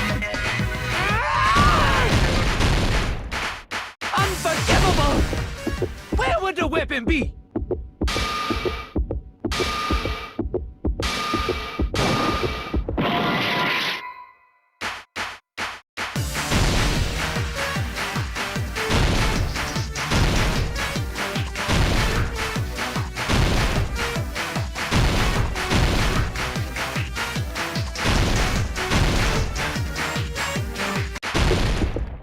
Where would the weapon be? This is the end!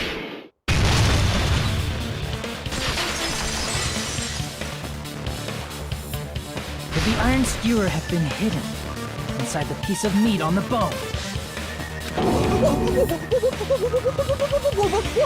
What are you saying?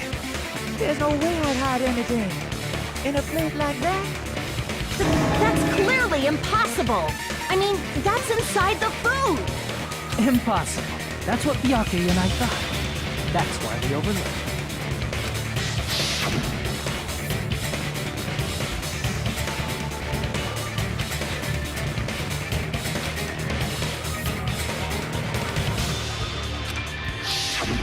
But in fact, the only place you could hide the weapon was inside the food that couldn't be inspected.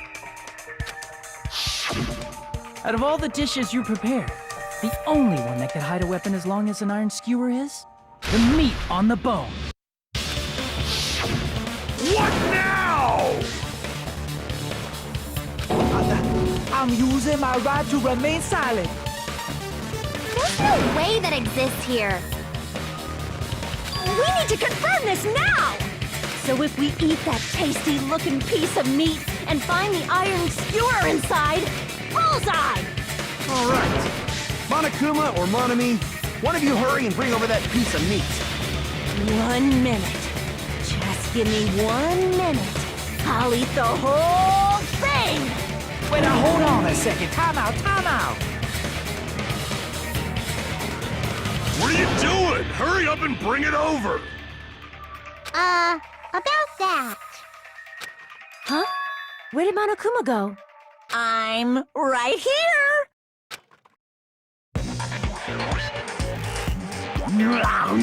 I'm already eating it! Oh, a bear that eats meat! Wait, now that I think about it, that's pretty normal. Oh, what is this? So yummy! Damn it! That's my meat! I've never eaten anything like it in my entire life! The taste brings me back to my days in the wild.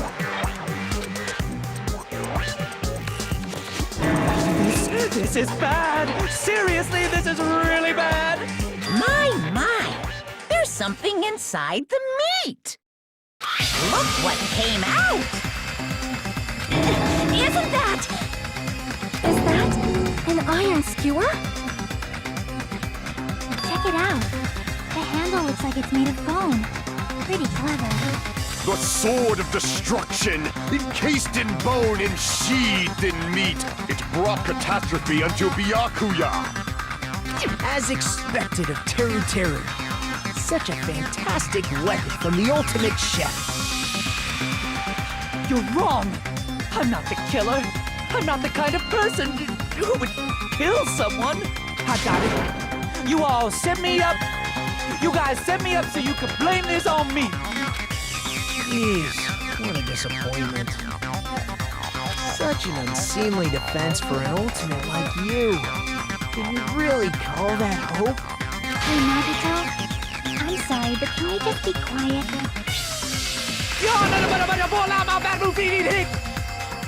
He said, you're all nothing but a bunch of poor, loudmouth, fast food eating hicks.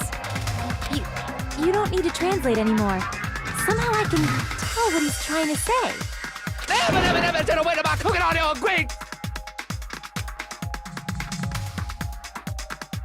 I guess we need to settle this, once and for all. To do that, we need to go over the entire incident from beginning to end and make everything clear.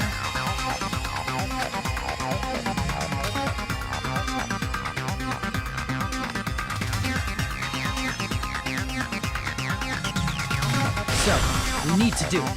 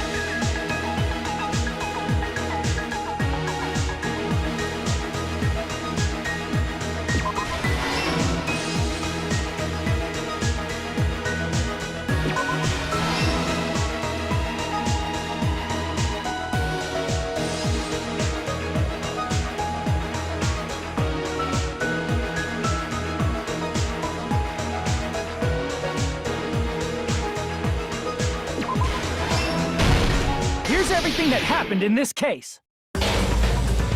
Let's try going over the whole incident, beginning with right after the party started. Byakuya had us gather in the dining hall of the old building near the hotel. He was extra cautious about a murder occurring that night because of a threatening letter he received. Therefore, he decided to throw a party so he could monitor us.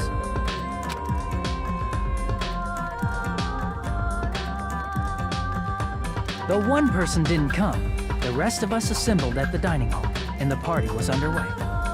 But at that time, the trap set by a certain someone was already in motion. They plugged 3 irons into the outlets in the storage room, which nearly capped the power usage. Additionally, they prepared something else that would activate at 11:30 p.m.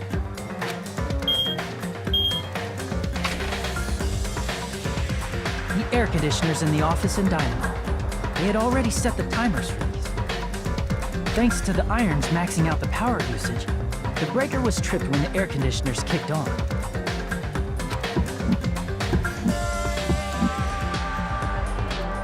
Since the windows in the old building were covered, the blackout plunged the dining hall into total darkness. But when that happened, Byakuya took out a specific item that he brought in his case. That item was the night vision goggles. Byakuya was so concerned about a murder occurring that he brought a variety of security equipment with him.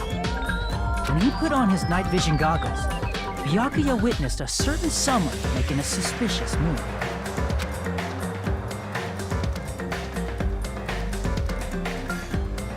He saw Nagito guiding himself with the desk lamp's power cord so so he could get under the table. That's right. Everything up to that point was all part of Nagito's plan. The murder warning to Byakuya, the source of the blackout, it was all Nagito. While the blackout was happening, someone else, the real killer, began making their move in the kitchen. The killer probably already knew about Nagito's plan, so they knew a blackout was coming. That's why the killer prepared all the items they would need to commit their crime in the dark beforehand. They needed a light source, which was provided by the portable stove in the kitchen. They needed a weapon, too. This had also been hidden in the kitchen beforehand. The long iron skewer used in the churrasco dish. The killer hid that inside that meat with the bone in it. With the weapon and portable stove in hand, the killer stepped out into the hallway. First, they closed the fire door in the hallway so their light source wouldn't peek toward the dining hall.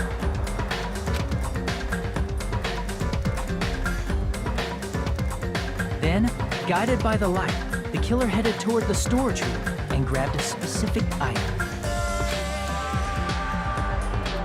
That's right, a tablecloth to block the blood splatter. With this, the killer finished their preparations and snuck under the floorboards through the secret passage. They probably turned off the portable cooking stove at that point, or left it near the entrance of the door. The floor in the dining hall is full of gaps, so there's no way they could have safely held a light source.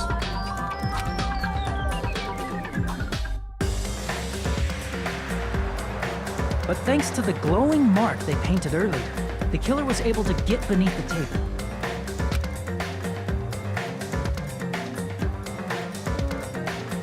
Under the table, Byakuya found the knife that had been hidden there.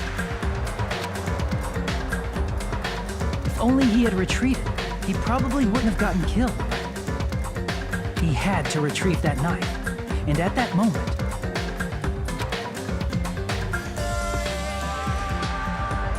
the killer lurking beneath the floorboard stabbed straight up with the iron skewer. The killer had been waiting in the dark for the moment when the glowing paint began to move. After they murdered Byakuya, the killer purposefully shouted from beneath the floorboards to make it seem like they were still in the dining hall. Afterward, they came out from underneath the floorboards and rushed back to the kitchen. And then, after hiding the murder weapon in the kitchen, they rejoined the group as if nothing had happened. There's only one person who would have been able to commit this crime. Especially if that person is someone who'd think of an unexpected way to hide a weapon inside food.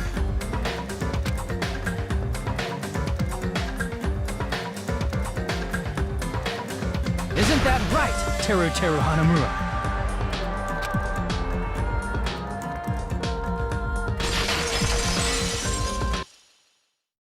That's what happened.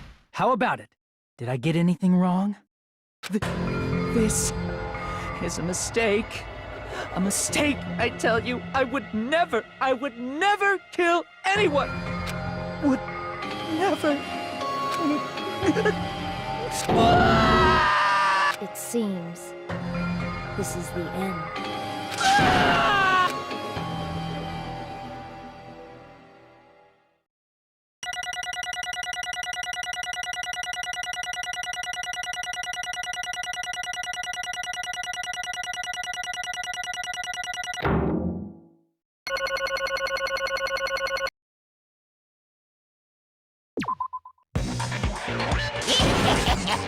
It looks like your argument has come to a close. Whoops! I lost control of my wild side for a second. Was that a side effect of the meat I just ate? Well, putting that aside, let's move along to the nerve-wracking voting time! Now then, please pull the lever in front of you and cast your vote! Oh, just a reminder, make triple sure you vote for someone. If you don't vote, I'm gonna eat you up just like that meat from earlier. Why did this happen? Who will be chosen as the Blackened? Will you make the right choice or the dreadfully wrong one? Such heart-pounding excitement!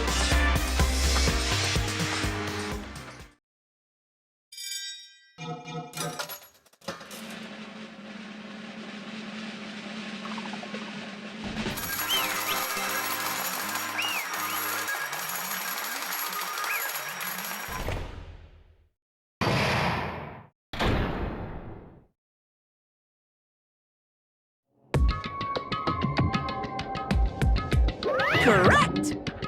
Yoo-hoo!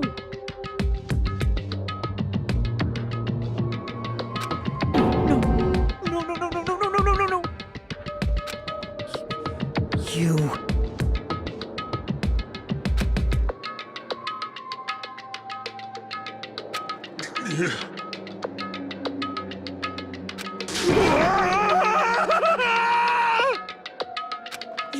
You've got it wrong.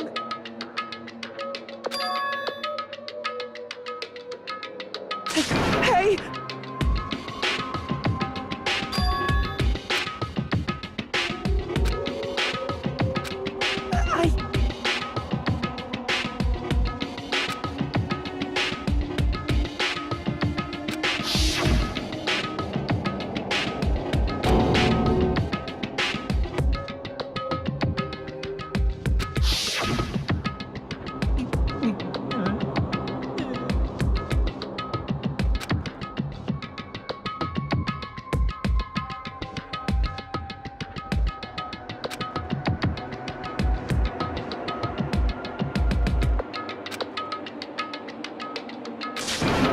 When that happened, he... You caught me? What? Hey!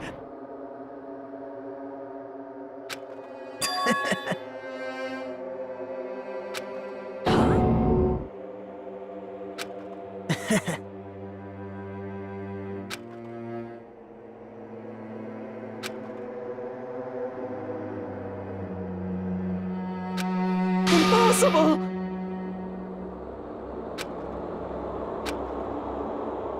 Well...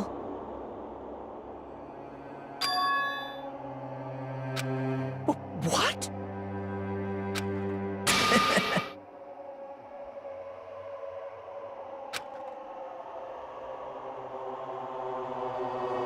Amazing!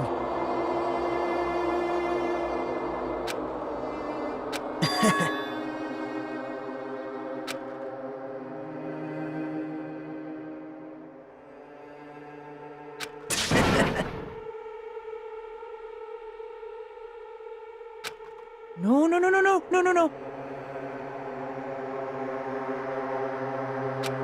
See?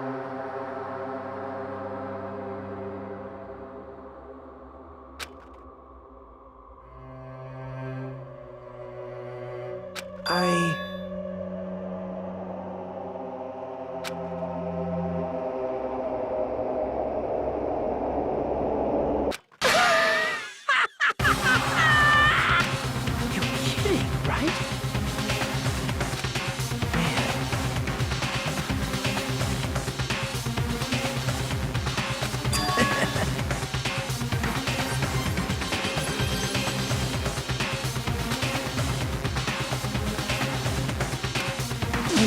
No way!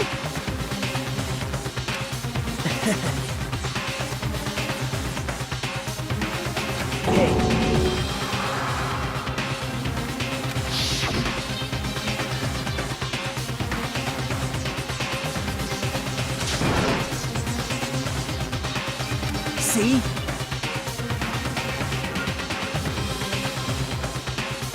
Don't fuck with me! What?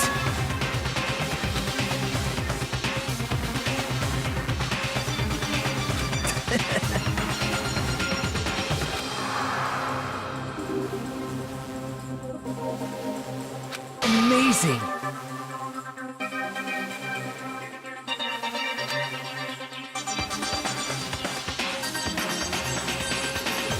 Great! What's going on? What's going on?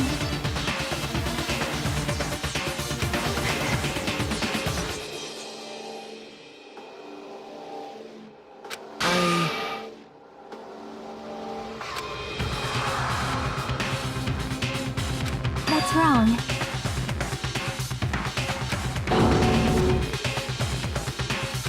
So...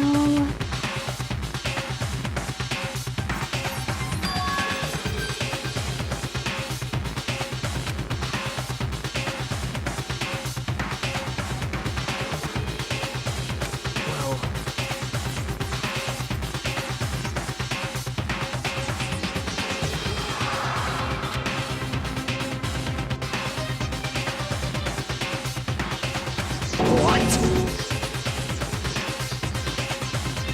You're right.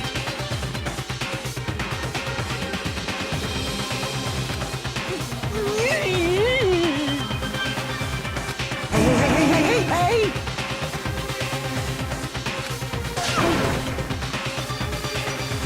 However...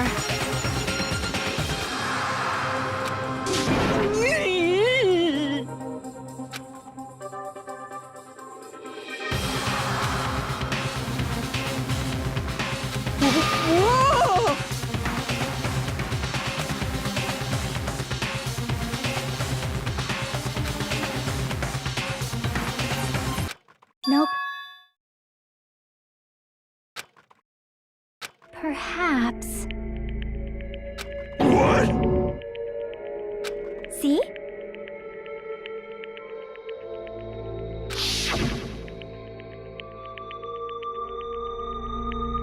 I will guide you all.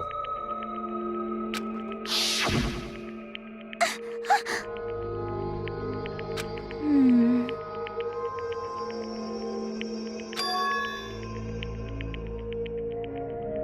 Why?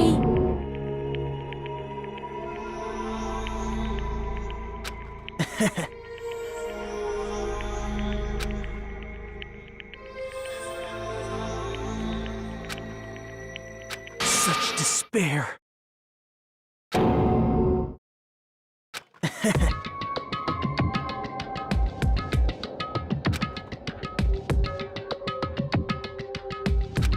No way. Someone like me?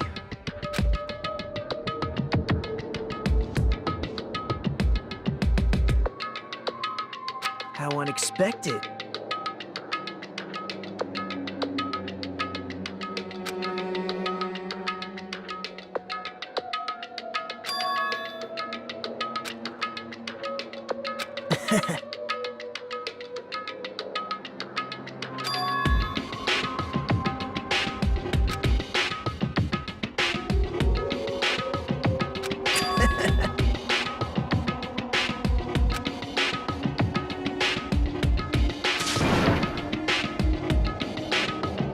Well...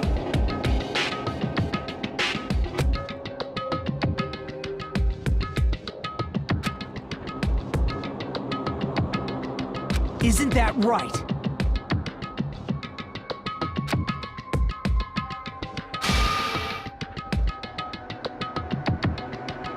Right?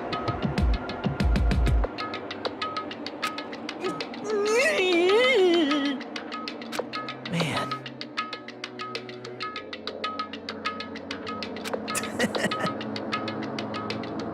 Great!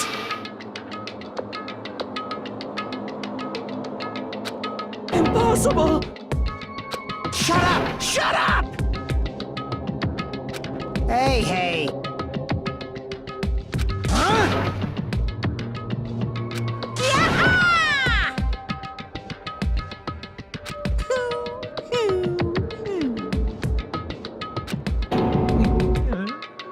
What's the matter?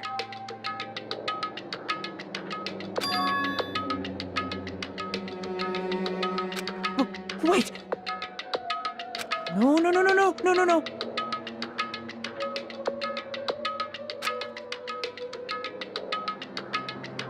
Hey!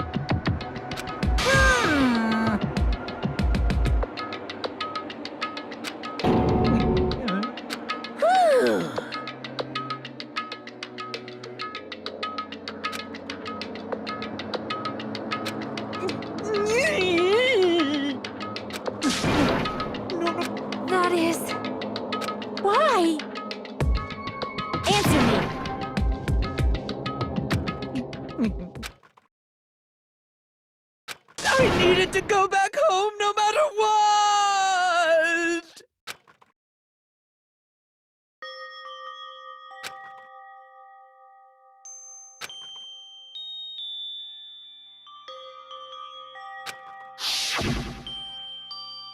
Okay, I'm going now.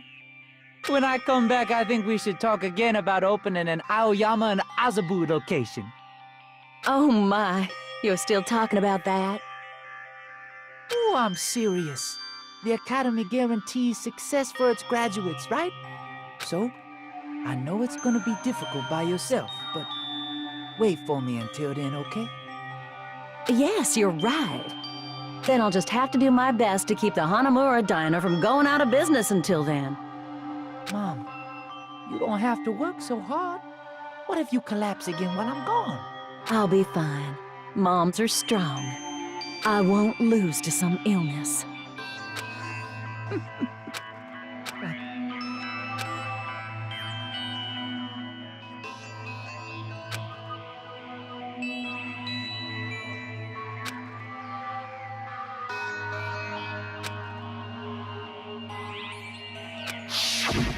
That's why I need to go home!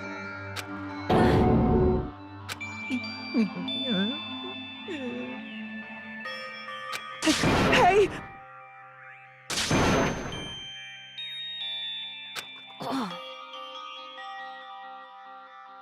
Damn it!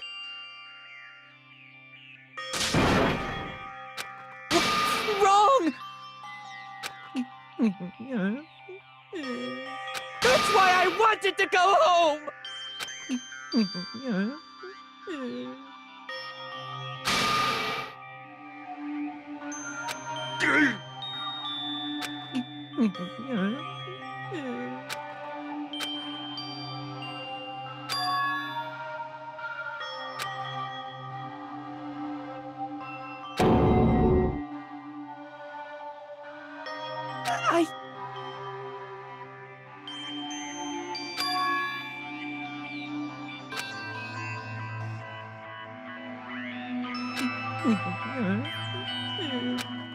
Fine.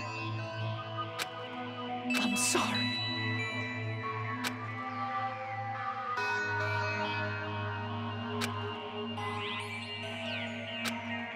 I think I'm the one who went crazy.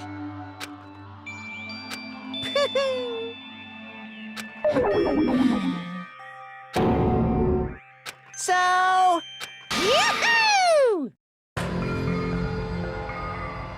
You can't! Jeez, get out of my way!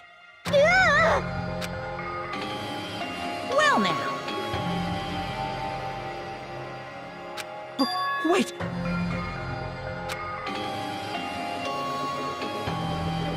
Now then, I prepared a very special punishment! Hey! Please! Let's give it everything we've got! It's punishment time! Lies! I won't believe this! Mama!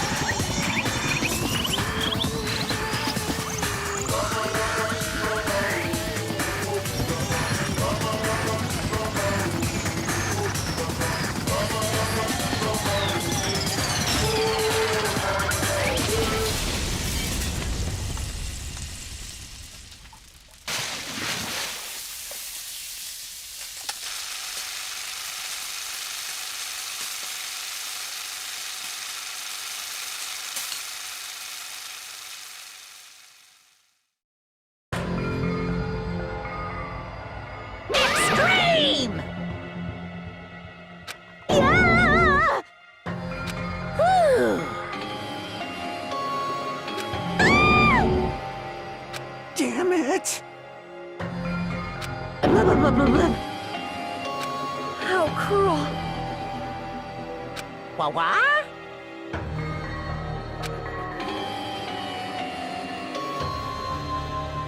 No. What are you saying?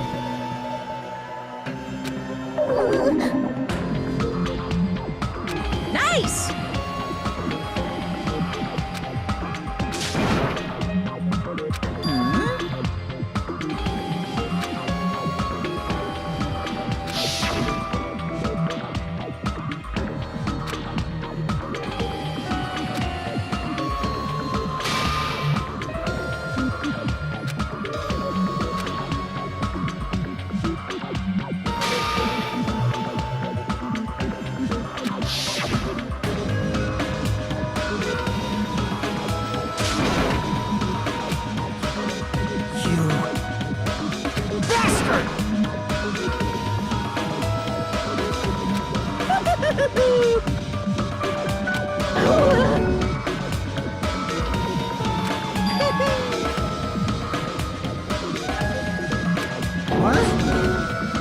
Not fair.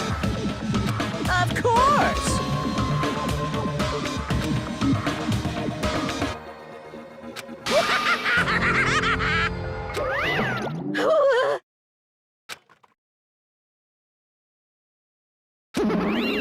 Huh?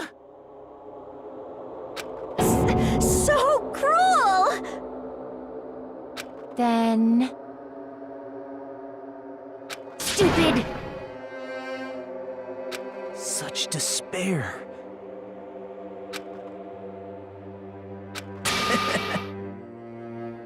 You.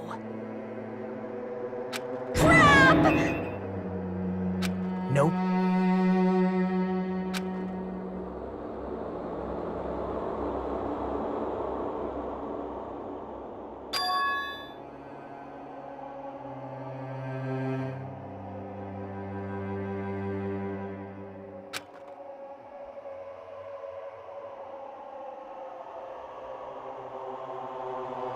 Don't fuck with me!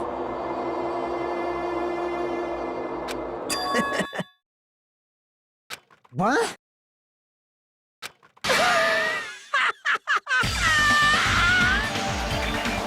Someone like me.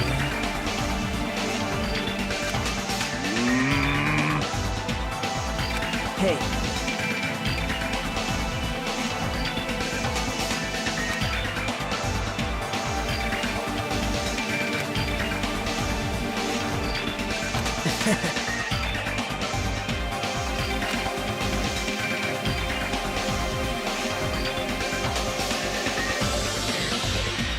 Great! You fiend. Hey!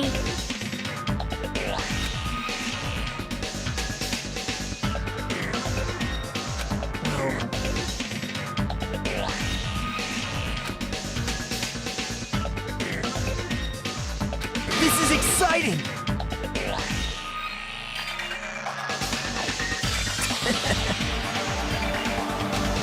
Piss me off.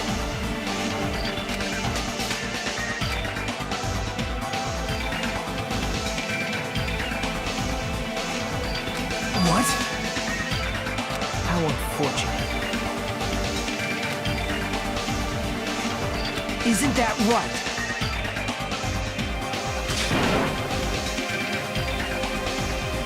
Hey.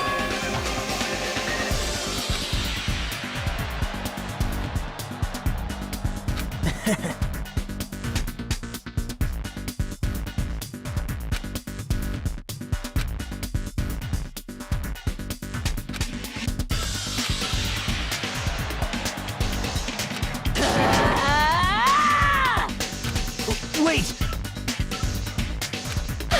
Please stop!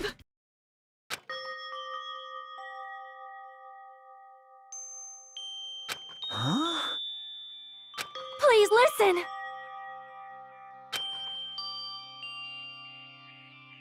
Let me ask. You fiend. Well?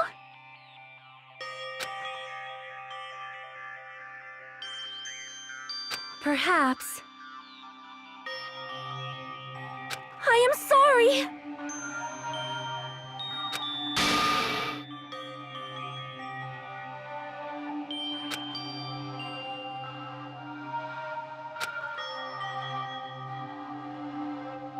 Yes. Like...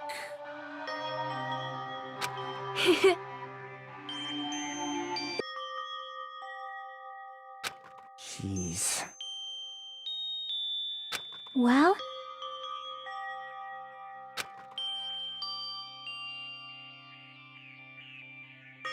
Right? But I'm gonna do it! Fine.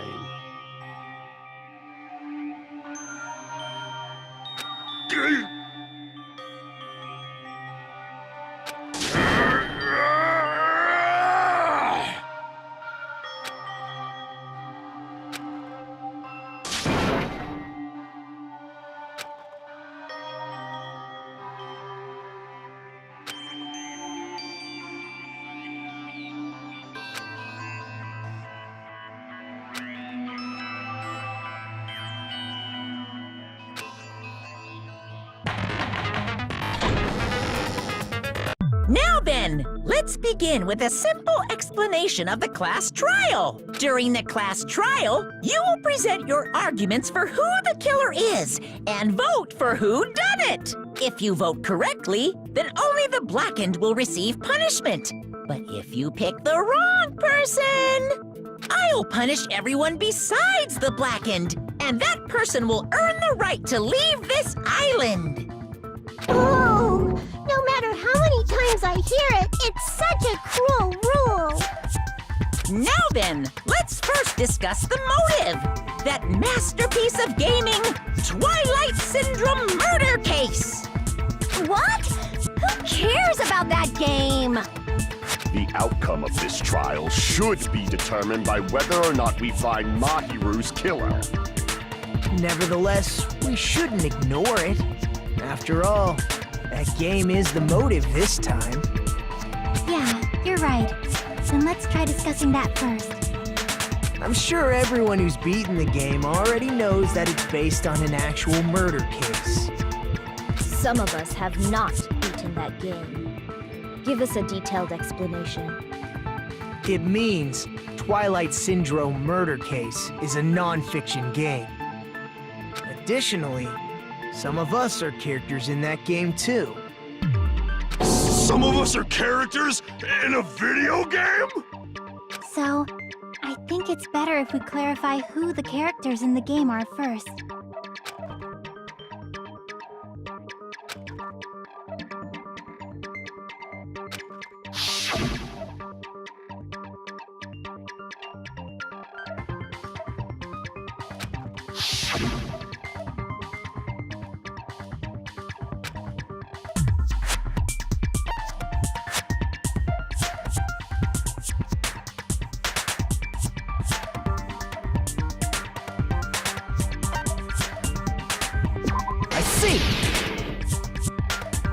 Girl A is probably Mikan Tsumiki.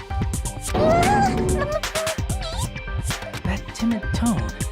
That definitely sounds like Girl A. Based on the list of names in the staff roll, I can't think of anyone else who would be Girl A. Why am I in a video game? That's an infringement of my right to privacy! Ha! A nasty, trashy pig shit like you doesn't have any privacy rights! Ah, a nasty, trashy pig shit. I feel like I heard that in the game too. Huh?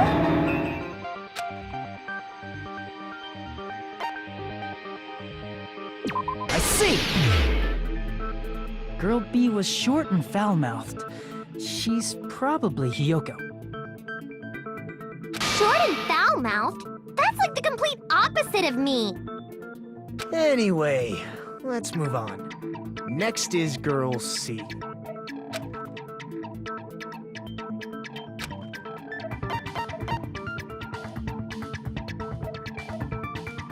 I see! Girl C is Ibuki. Girl C? Then I'll see you next Tuesday. Let's move on to Girl D.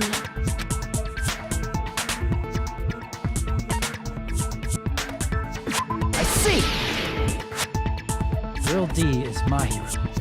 The victim in this case. Yeah, that's correct. Let's skip Girl E and talk about Guy F.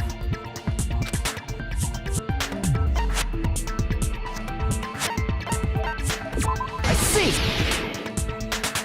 Aren't you Guy F, Fuyuhiko? I was in a game? That's fucking stupid. That reminds me. Wasn't there another person whose last name was also Kuzuryu? Another person? It was one of the names on the staff roll. The names were Sumiki, Koizumi, Sayonji, Miyoda, Sato, Kuzuryu, and then another Kuzuryu. Hold on! Why do you keep saying there were two Kuzuryus? It's not like I'm wrong. That's how it's written on the staff roll. Since you beat the game, you probably know what this actually means, right?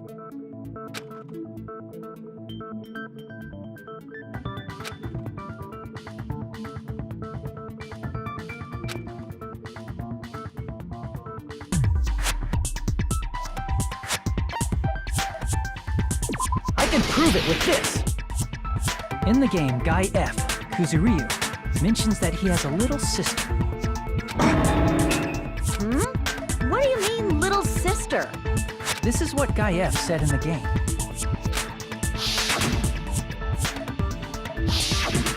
It's pretty clear. There's no doubt that Guy F had a little sister. Plus, the sister actually appeared in the game. That's why the name Kuzuryu appeared twice. By the way, what role did Guy F's little sister, the other Kuzuryu, play? You probably noticed, right?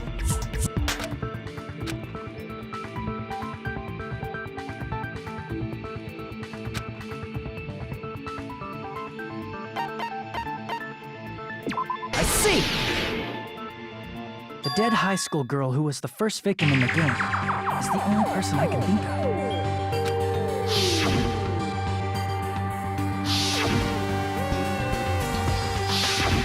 Based on Guy F's tone in the game, it's clear that Girl E is not his little sister. So if the only person left is the dead high school girl, then she must be Fuyuhiko's sister. Why do you sound so fucking happy? That's a winning personality you've got there. Winning personality? Are you praising me? I was being sarcastic, dumbass. Hey, you said the game is a work of non-fiction. That means Fuyuhiko's little sister is... Yeah, I have a little sister. Something wrong with that? It's just a fucking game. Don't go mixing up some video game with reality. It's not just a game. It's definitely based on true events. That's why it's the movie. Don't go making shit up, bastard!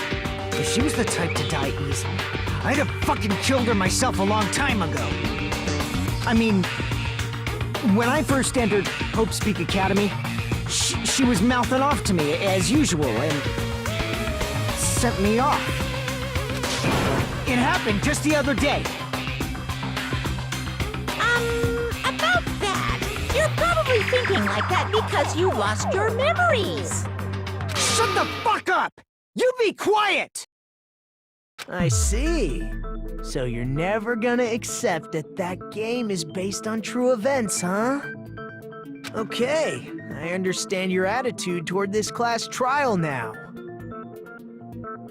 Nagito, you seem to be doubting Fuyuhiko a lot. Do you suspect he's the killer? A mystery that easy would make me feel sad. It wouldn't be good enough to serve as everyone's stepping stone. That's why I'd be much happier if Fuyuhiko wasn't the killer. Okay, you're starting to act weird again. Anyway, now we've established who all the characters in the game are. Girl A is Mikan. Girl B is Hiyoko. Girl C is Ibuki. Girl D is Mahiru. guy F is Fuyuhiko. And the first victim in the game, that dead high school girl, is Fuyuhiko's little sister. That's just a story in a fucking game. If so, then Girl E is Miss Sato. Could it be? The same Miss Sato who likes white rice? I don't know what Sato you're talking about, but I don't think she's relevant to this case. Maybe it's related to Gundam's last name, since they're both really plain names. Tanaka may be an ordinary family name, but it's far better than Sato or Suzuki.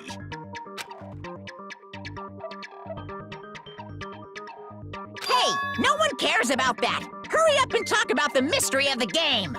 Huh? What do you mean, mystery of the game? My, you don't know. I heard that Girl E got killed. What?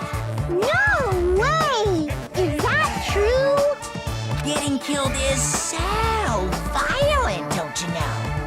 My, such awful times we live in. Why did this happen? You guys are definitely friends. So the mystery of the game is the murder of Girl E, correct? Then let's hurry up and solve it. Let's first figure out why Girl E was killed.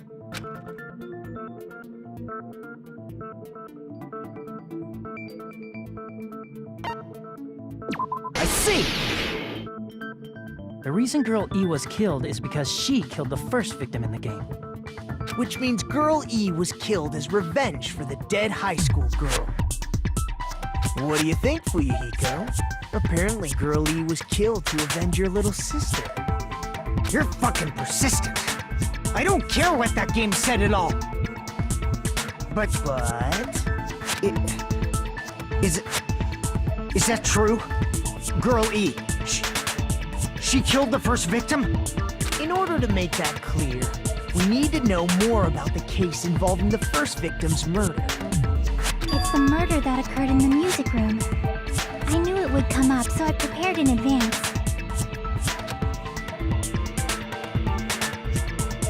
Look, I made a map of the music room's surroundings, which was the stage of the first case. I'm surprised you went to all this trouble. Mapping is second nature to retro game fans. Classic dungeon crawler RPGs have a first-person point of view, so mapping as you play is a basic. We get it!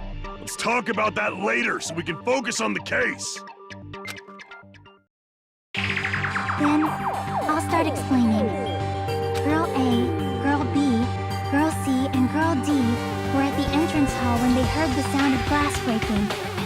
Immediately, they climbed the stairs to the second floor and headed to where they heard that sound. Girl E was in front of the music room on the second floor, and she confirmed that the sound came from in there. But the door to the music room was locked. So Girl D went to get the key from the office, and when the 5 of them were finally able to go inside, they found the victim's body, dead from a blow to the head. Because the music room's window was broken, the girls thought the killer escaped through there. The sound of breaking glass that they heard at the entrance hall seemed to confirm that. Plus, Girl E's school swimsuit was stolen, so they concluded that the escaped killer was some pervert. How does that sound? Yep, an understandable explanation. Just as expected from the ultimate gamer who excels at clearing games. But it wasn't a pervert, right? Wasn't the real killer Girl E? Obviously. Girl E was waiting outside the music room for the other girls after she killed the first victim. Did she lock the music room from the outside? Then she would have totally needed the key from the office. Which means Girl E was hiding that key. We can assume she used it to lock the music room after she left it. But Girl D was the one who went to the office to get the key to the music room, right? By the way, since it was never mentioned in the game, we can exclude the possibility of there being a spare key. You can lock the music room from the inside, right? So from there, Girl E broke the window and escaped. and sprinted to the front of the music room as fast as she could before the others arrived. She would have passed by the entrance hall where the other girls were waiting if she tried to do that. Then forget this! It's not cute to see an old guy sulk. Hey, is Girl E really the killer? We haven't reached an answer yet.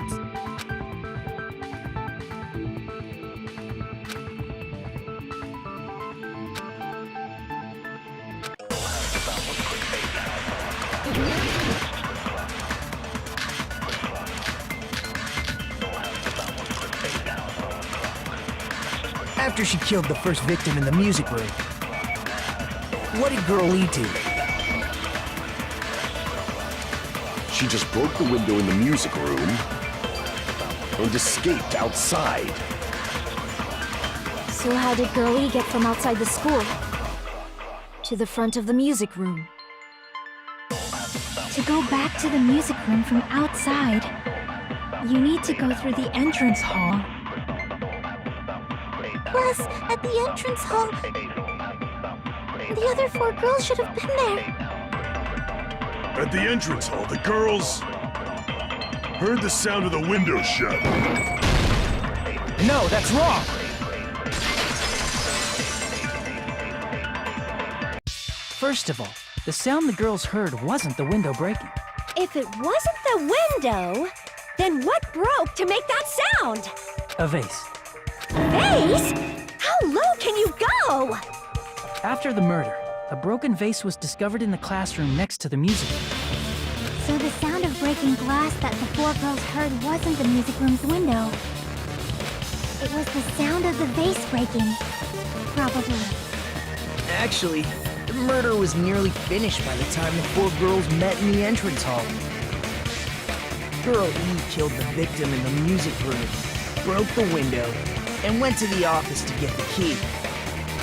With that key, she locked the music room from the hallway, returned the key to the office, and went back to wait in front of the music room.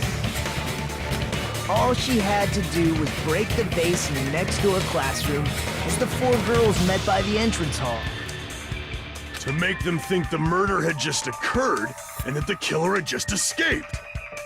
So, when the 4 of them ran over after they heard the sound, Girl E acted like she had just rushed over too. I see. Now the mystery has been solved. Wait a minute! The mystery hasn't been solved yet! You haven't determined what the murder weapon was yet! Who cares about the murder weapon? We found out who the killer was. Not cool! I went to all the trouble of making this death march, so you gotta stick with it to the end! What the heck? You're so annoying! Fine, let's figure out the weapon. If this keeps up, I'm gonna feel like I need to shit. Which means I'll feel disgusting! You're the disgusting one. The weapon is pretty unconventional. The answer was revealed in the game, though. Now then, will you guys be able to figure it out?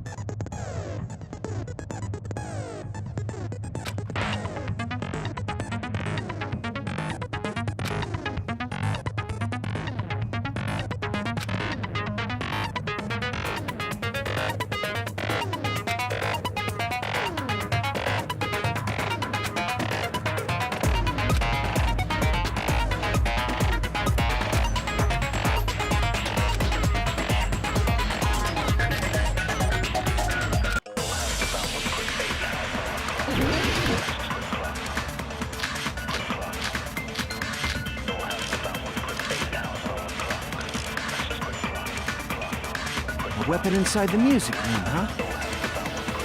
What about broken glass?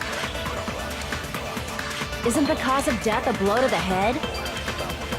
Then she attacked her with the fish tank. That's too big to be a weapon. Then the piano. Why are you going even bigger? The investigation conducts universal chaos. It's on that big a scale, too? How about beating her with gravel instead? I agree with that.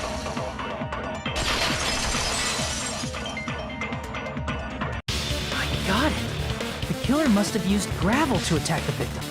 My goodness. I got it right.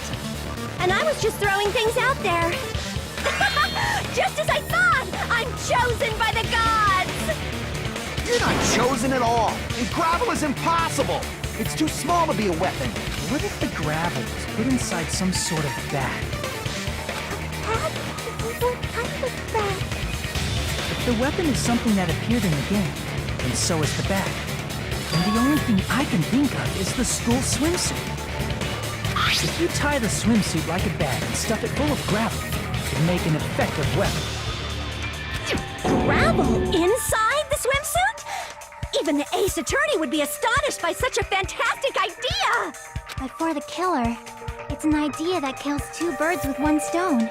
To make people think the killer is some pervert, it makes sense for a school swimsuit to be stolen. And if that swimsuit was used to make an improvised weapon, it'd have to be disposed of later. How about it, Monokuma? Are you satisfied now? This happiness you feel when the mystery you create is solved. Only producers know this feeling of ecstasy. But the real important talk begins now. Girl E had someone who can be called an accomplice. That person was actually Girl D. Girl D. You're talking about Mahiru, right? Huh? Mahiru is the accomplice? What is this? What does that mean? The piece of face that became an important clue in the music room murder. Girl D got rid of it. And apparently the reason Girl E committed murder in the first place was to protect Girl D. Girl D was being harassed by the victim. Girl E found out and tried to stop it, and they ended up getting into an argument. And she felt a rush of anger and ended up killing her. But she should have had a clear murderous intent. I mean, she choked her out and then bludgeoned her to death. She probably made her unconscious by accident. And from there, she couldn't go back. I somewhat understand that feeling. You can? That's pretty scary. But Girl E was also killed by someone on the 4th day, or the game's last day. I might as well ask just in case. Who do you think killed Girl E?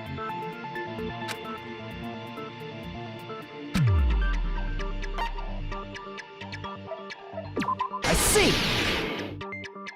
It should have been Guy F.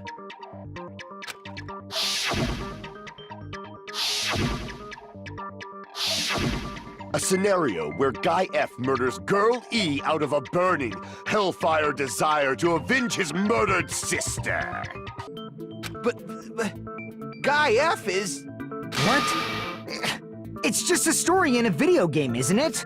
That's all you can say. If that game is telling the truth, it'd be a huge problem for you. Hey, clear this up for me. Those of you who appeared as characters in the game, do you remember this incident? That is... I'm terribly sorry, but... They don't remember. That's obvious. Because their school memories were like totally stolen. Even if I don't remember, I already know. It's obvious that guy is the killer. No one would kill a nice person like Mahiru besides a piece of shit menace to society like Fuyuhiko. Girl E and Mahiru were killed by that guy. Sure did talk a lot of shit. Well, I'm used to it by now. But does Mahiru's murder have anything to do with that game? Perhaps the two are unrelated.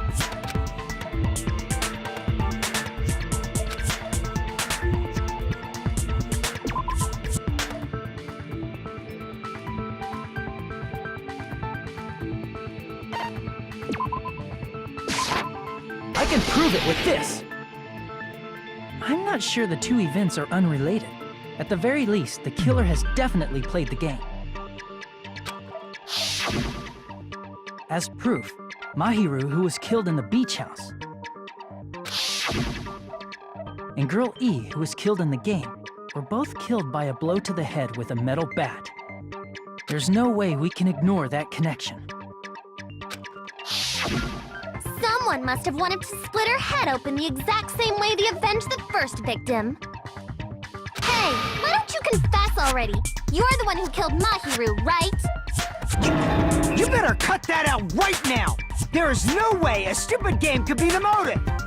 You're dumb enough to believe that stupid game, and that's why you killed her as revenge!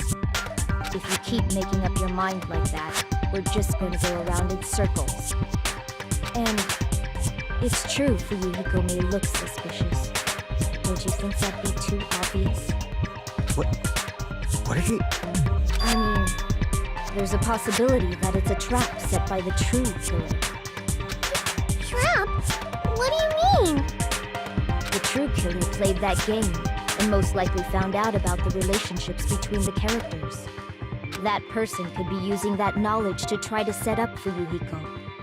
Are you saying that a completely different killer murdered Mahiru and used the game motive as their cover? Isn't that what happened, Hiyoko? Huh? Don't you understand? I'm saying you might be the true killer. What is this? Like, I can only laugh. What are you even saying, you nasty toilet-clogging bitch?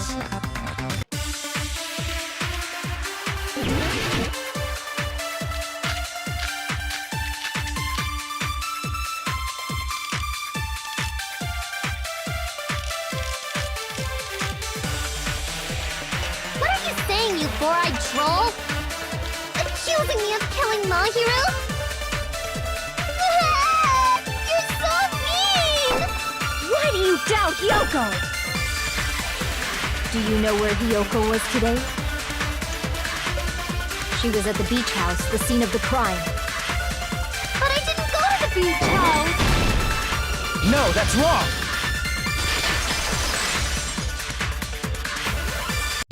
Wait a minute. You should have been at the beach house, Hiyoko. Seriously, I told you I didn't! But these footprints in the sand in front of the beach house, aren't they yours? I don't have such ugly footprints! They're probably Mikan's based on how ugly they are. Don't decide that based on ugliness! Huh. They're not Hiyoko's footprints? That's strange. The footprint I collected from your room matches these footprints perfectly. Collected? I never gave you permission to collect that, you nasty pedo! Plus, the footprints left in the sand were facing away from the beach house. Which means, when the owner of these footprints went inside the beach house, they used a different Entrance? Are we talking about the door facing the road that Mahiru's body was leaning against? Are you saying when that person went inside the beach house, the body hadn't appeared yet? The door was still accessible when they went in, and wasn't when they left. Which means something happened between those two events. Isn't that right, Hiyoko? Ah! I remember now! I remember when I went to the beach house! So you finally decided to confess. I'm pretty sure you guys already know this, but going for walks in the morning is my daily routine. I've never heard of that daily routine before. And that's when I went to the beach house. I went there on my morning walk. I see. If you went there during your morning walk, that doesn't have anything to do with the case at all. Don't believe her so easily, dumbass! She's obviously lying! Huh? It's a lie? People who call other people liars are usually liars themselves. If you say I'm lying, prove it. Can you even prove that I'm lying? There's no way a bunch of worthless idiots like you guys would be able to do that.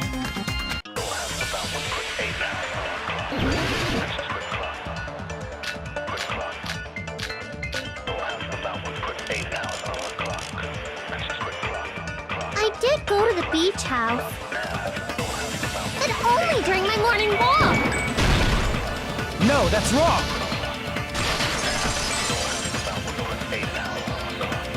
Only during your morning walk, huh? Will you still claim that after you take a look at this letter?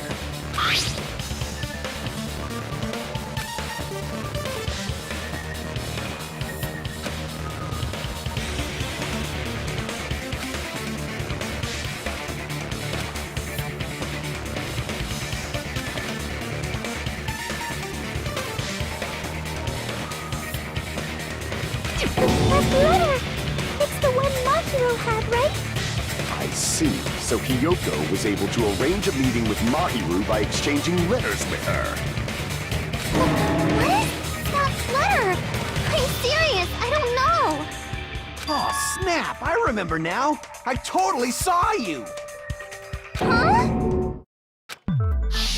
Me and Hajime met up at the diner around 3 p.m. to go to the beach. I saw you about 30 minutes later, so it should have been around 3:30 p.m. See. So if she met Mahiru at 2:30 p.m., killed her, then ran away afterward, I think 3:30 p.m. is a reasonable time for you to have witnessed here. You're wrong! You're totally wrong! Now that you mention it, you also passed by the diner for Yukiko. So you should have seen Hiyoko too, right? No, I didn't. It's just a coincidence that I passed by the diner. I wasn't even paying attention to the beach house. I went straight back to my cottage after I saw you guys. I didn't see anyone during that time. For some reason, that sounds suspicious too. It's the truth. Deal with it. Just leave him alone. It'd be a waste of time to question him any further. Anyway, that letter in Kazuichi's testimony says it all. You were meeting up with Mahiru at the beach house. Seriously? I don't know! I didn't even write that letter! I'm telling the truth! I really don't know! Is she really crying? Or is she faking it? She's probably faking it. We can assume she summoned Mahiru with the intention of killing her all along. That's why she wrote a letter to let her know where to meet, so the others wouldn't find out. And then you went ahead to the beach house, hid yourself in a specific place, and waited for Mahiru. There's evidence for that too.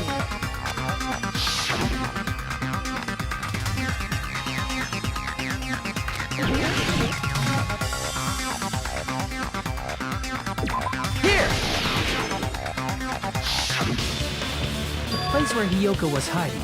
Are you talking about the closet? Yes, that's right. The gummy candy we found on the floor is the evidence. Hiyoko, your favorite candy is gummies, correct? What's a gummy? I've never eaten something like that before. I have captured the true character of this mystery. Hiyoko, who summoned Mahiru to the beach house, hid inside the closet like a familiar. When she saw her chance, she attacked her like an evil spirit and left the beach house like a swift wind. But Hiyoko miscalculated that Mahiru's body would be blocking the door at that time. Because of that, she was only able to leave from the beachside door and ended up leaving her footprints. We have presented the proof! My 4 dark devas of destruction didn't even need to come out! It's a trap! This is obviously someone's trap! Who's someone? Whose trap is it? It must be that one person! You know, the one with the mask, maybe? The one with the mask? There was a suspicious mask at the beach house, right? Whoever was wearing that could be the real killer! You're the one who wore that mask and killed Mahiru, right? There's no way I'd wear such a childish mask! Is your brain fried or something? That is right. It cannot be Hiyoko. That mask belongs to Sparkling Justice! Huh? Sparkling what now? That mask says it all! Sparkling Justice is hiding on this island! Which means the legendary serial killer Sparkling Justice is the one who killed Mahiru! Why, if you continue continue to say such foolish things, I shall tear you limb from limb. Don't blame Miss Sonia. It's just a difference between cultures. Culture shock, you know? Kyoko, why don't you just admit it already? You're being unreasonably stubborn. It's all in your head! Oh, why can't you understand? I'm not the killer!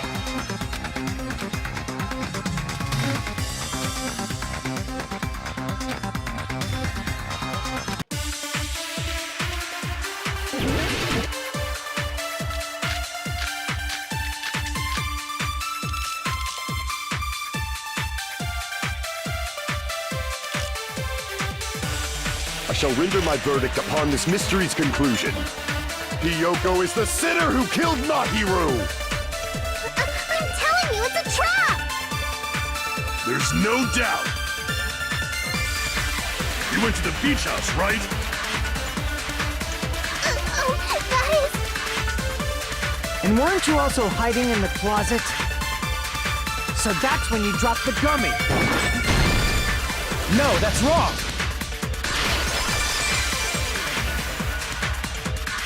About that gummy, did Hyoko really drop it? The only one childish enough to eat gummies is that midget over there. You're a midget too, you know. You're the one who worries about never getting taller. It's true Hyoko likes to eat gummies, but she only eats a specific brand. The brand of gummies you eat only have strawberry, melon, grape, and orange flavors, right? Huh? What about the lemon flavor? The gummy at the crime scene is yellow, so it obviously looked like it was lemon flavored. Huh? That gummy is yellow? Then it's not mine! The ones I eat don't have any yellow gummies! What? That's right.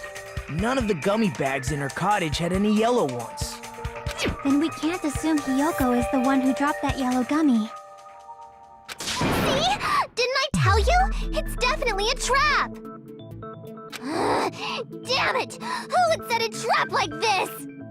I'll get my revenge! I'm gonna bop you on the head with all my might! Hold on, you little bitch!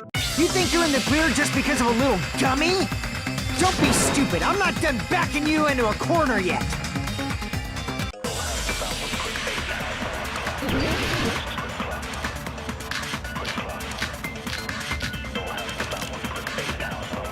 We're not done with Hyoko yet!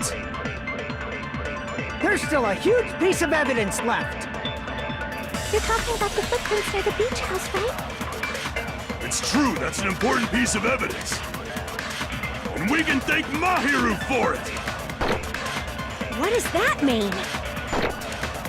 Mahiru used her last ounce of strength and... No, that's wrong!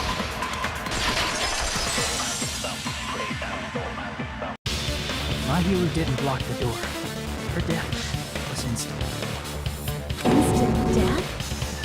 According to my autopsy, yes, there's no doubt that Mahiru died instantly. If you keep making shit up, I'll fucking kill you! I'm sorry! Ryuhiko, you cannot do that. Only a coward threatens women. I'm pretty sure her death was instant, too. I mean, her injury was only a single blow. That's why Mahiru isn't the one who blocked the door. Someone else used her body to block it. Someone else? The killer, of course. They're the one who blocked the door with Mahiru's body. That's why there were bloody drag marks left on the floor. But why did the killer block the door? Just ask Kyoko. She's the killer, after all. Seriously, that's not true! Let's assume Hyoko is the killer. Wouldn't that mean she's also the one who dragged the body? If she handled a body that bloody, I think her clothes or skin would have been stained with blood. Huh? But when I saw her, she was clean. See? I told you I wasn't the killer! Yay! With this, my innocence has been proven! I won't let you look down on me. We haven't decided that yet. Hey, Fuyuhika, why do you keep insisting that Hyoko is the killer? Shut up! I'm telling you, she's the killer! That little bitch is definitely the killer!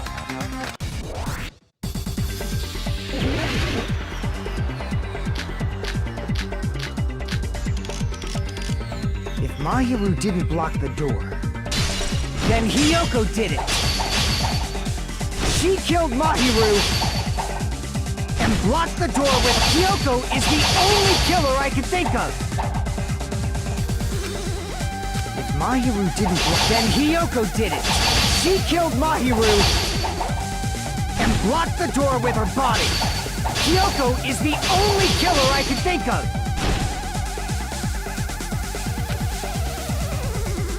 If Mahiru didn't block the door, then Hyoko did it! She killed Mahiru and blocked the door with her. Hyoko is the only killer I can think of! If Mahiru didn't block the... then Hyoko did it! She killed Mahiru and blocked the door with her. Hyoko is the only killer I can think of! If Mahiru didn't block... then Hyoko did it! She killed Mahiru and blocked the door with her. Hyoko is the only killer I can think of!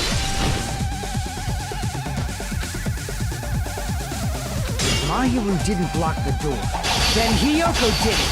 She killed Mahiru and blocked the door with her. Hyoko is the only killer I can think of. If Hyoko moved the body, then she should be covered in blood.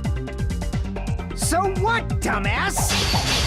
There's a shower room inside the beach. After she moved the body, she just washed it off in the shower. Allow me to cut through those words. Washing it off in the shower is impossible, because the shower in the beach house was out of order. Out of order? I'm terribly sorry. I haven't had any time to actually repair it. Then maybe she took her clothes off to move the body, and when she was done, she put them back on. Are you saying I did something that perverted?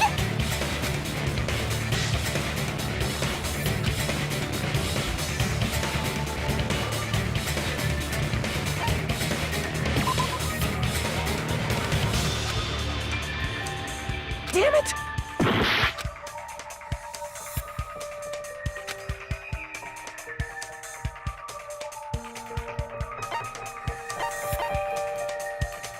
I see! Listen to me, Fuyuhiko. Hyoko mentioned this before.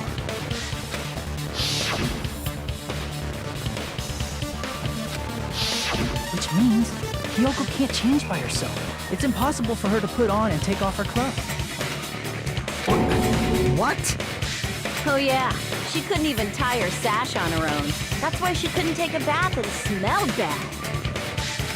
I didn't smell. I only smelled a little. Oh, wasn't changing inside the beach house prohibited in the first place?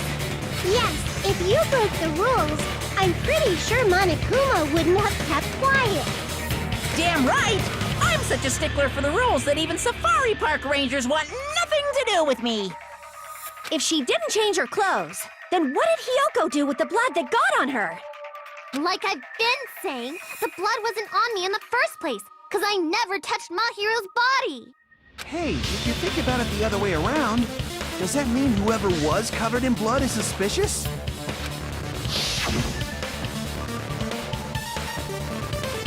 As if so, I believe Akane was soaked with blood when we all met up to go to the beach.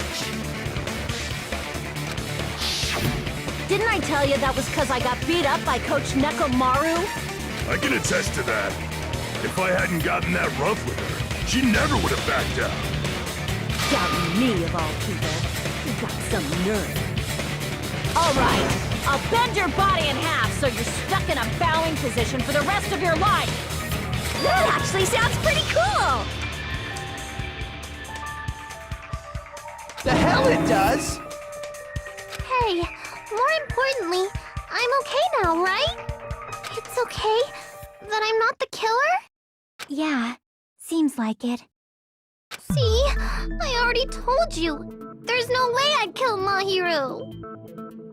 'Cause Mahiru taught me how to wear a kimono, and she was very, very kind. There's no way I would kill a nice person like her! Why wouldn't you believe me earlier? You guys are stupid! Stupid, stupid, stupid! Hyoko, please don't cry. Everything is fine now, right? Shut the hell up, Pig Bart! I hope you get a hangnail and die! I'm sorry for being Pig Bart!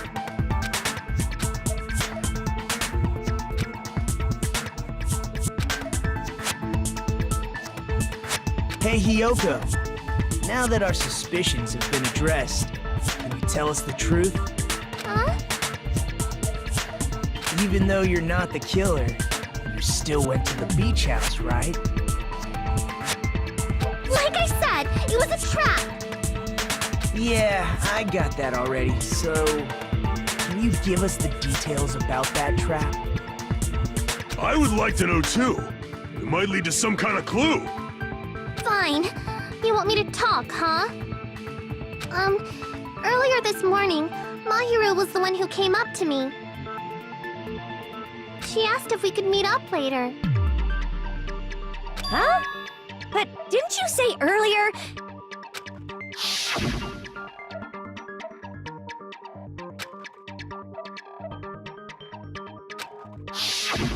Damn it! So that was a lie? 'Cause I thought it'd be doubted if I admitted it. So I figured it was better not to say anything. So, what was your answer to Mahiru's invitation? I told her it was fine. I mean, I didn't have a reason to say no. Unlike everyone else here, Mahiru was someone I wasn't embarrassed to be seen with. You always have to say something snide. At the time, we were supposed to meet around 2 p.m., but... Around noon, there was a letter inside my mailbox. A letter? Yeah, this one.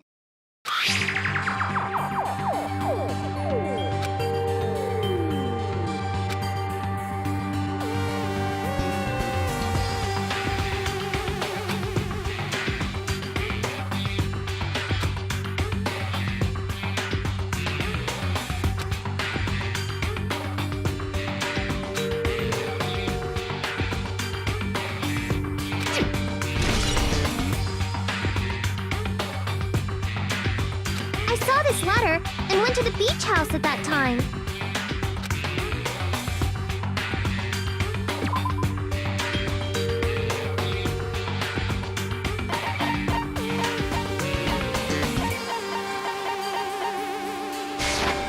I can prove it with this! This letter... Doesn't it look like its contents are different from the letter Mahiru had?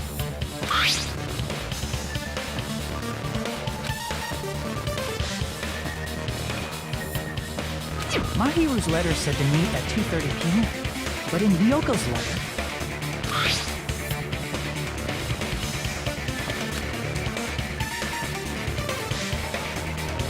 Whoa!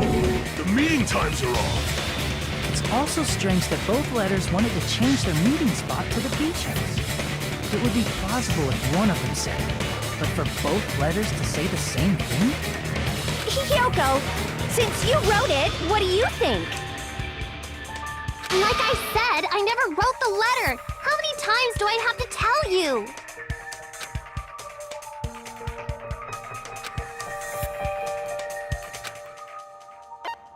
I see!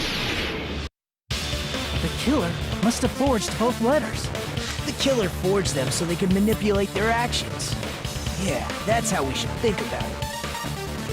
That seems very likely. In fact, if you compare both letters... Confirmed! Just as I assumed, the handwriting is the same. The content of the letters matches too. Not this part. I was going to tell you in person, but I couldn't find you, so I put this in your mailbox. This part. It seems there's someone who wants to interfere with our meeting. And this part. let's keep it a secret. Until then, let's try not to see each other for a while. The killer forged both of those letters. In doing so, they were able to control Hiyoko and Mahiru to do their bidding, like a netherworld puppeteer. So they completely tricked me. And then Mahiru's killer. How mean! Give me back Mahiru! Really? This is really terrible. I've offered to help so many times, but the killer this time didn't discuss their plan with me at all. It's all my fault. I'm so ashamed of being unreliable. Here we go again. Once we let our guard down, this happens. We can just lightly punch him to death later. So based on what the letter said, you went to the beach house at 2 p.m., right, Hiyoko? What's most important is what happened afterward. What on earth happened there? I fell asleep. Why'd you fall asleep? It's not like I wanted to. I think I was forced to get a whiff of some kind of medicine or something. Medicine? That medicine. Could it be? Did they get it from the drugstore? I thought that place seemed unsafe. They even have prescription medicines laying out in the open. If you were aware of that from the start, you should have done something about it. I'm sorry. When I woke up, I was inside a small closet. And when I rushed out, I saw Mahiru's body. And that's why you ran out of the beach house in such a panic! I was scared. It was really, really scared. Really scared that I couldn't help, but... The killer probably planned to frame Hiyoko from the start. And for that reason, they summoned Hiyoko before Mahiru, put her to sleep, and shoved her inside the closet. So their reason for blocking the door with Mahiru's body was to make Hiyoko leave her footprints as evidence. Everything was done to frame Hiyoko as the killer. That's horrible! I didn't do anything wrong, and I was framed by Mahiru's killer!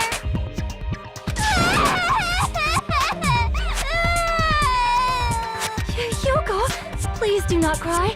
We believe you. Is it really okay to believe her so easily? She might be faking those tears, you know. This'll never end if you keep being so suspicious. Isn't that what a class trial is all about? The only way to survive is to be suspicious. This is where we go to thoroughly doubt each other. So if you believe in each other so easily, then there's definitely something wrong with you. You're wrong, Fuyuhiko. We aren't supposed to doubt each other here. We're supposed to work together. The class trial is where we cooperate with each other, work hard, and aim for victory. The killer and everyone else. Two hopes attempting to grasp the one true hope. Two hopes clashing with each other is poetry in motion. Seriously, which side are you on? I'm on the side of the absolute hope that can overcome any despair. And I believe that absolute hope exists at the point where two hopes clash. Your stance is neither white nor black, but gray, and you do not yearn for your life, or even for victory. Jeez, I wish he'd just side with the enemy already so I can believe what he's saying! Let's stop. Believing every little thing Nagito says is a waste of time. Yeah, we need to figure out who Mahiru's killer is. There should be a new clue contained in what Hiyoko has told us. So, let us believe Hyoko's words and discuss it once again with everyone. Yep. The debate proceeds when you assume you can believe each other. Good job! That's the right way! That's the splendid power of teamwork! Hey, what do you think of that, Monokuma? I'm not gonna let you have the outcome you want! Whoa! He's sleeping! Dumbasses. You bastards don't know anything. If you're stupid enough to trust each other, The only thing waiting for you is the bitter truth.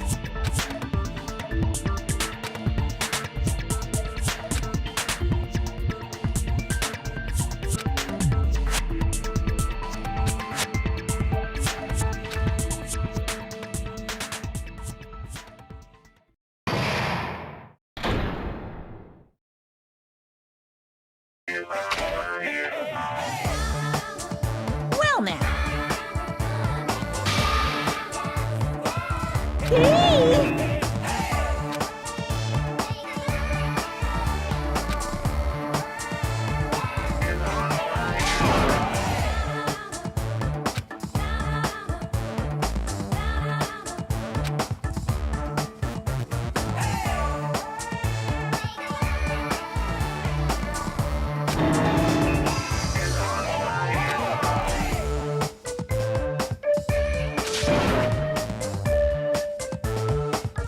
Correct! You say Nanu in German when you're surprised.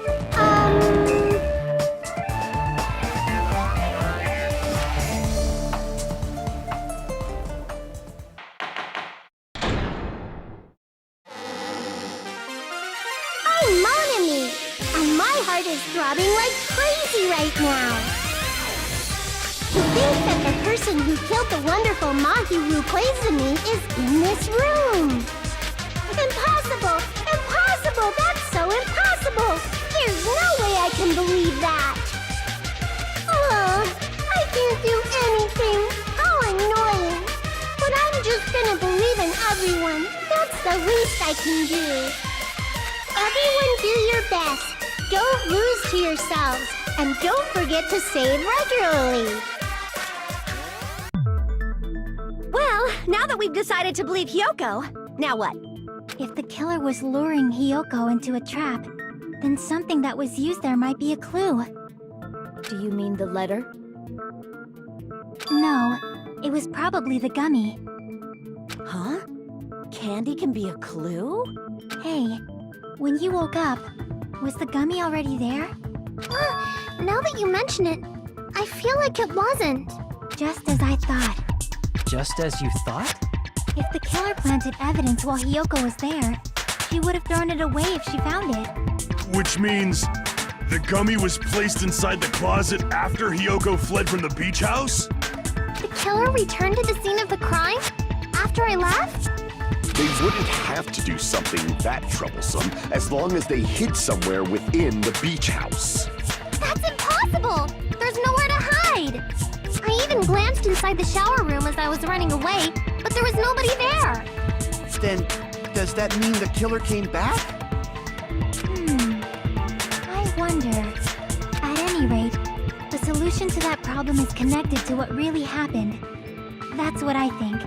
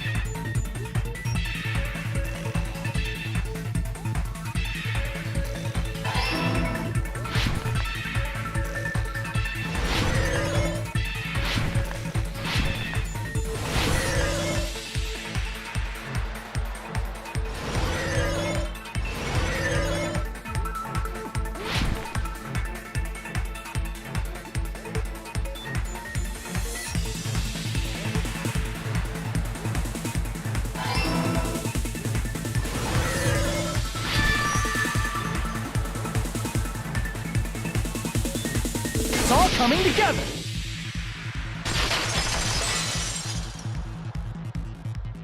Do you think the killer might have been hiding? You spent all that time thinking just to say something so pointless. How disappointing. Didn't I just say there was nowhere to hide? Do I have to explain it in another language so you can understand? Her personality got a hell of a lot more forceful once she stopped being a suspect. No, there should have been a place for them to hide. A place you didn't look, Hiyoko. What are you saying? Stop being annoying or I'm gonna make Akane bop you on the head and shut you up for good!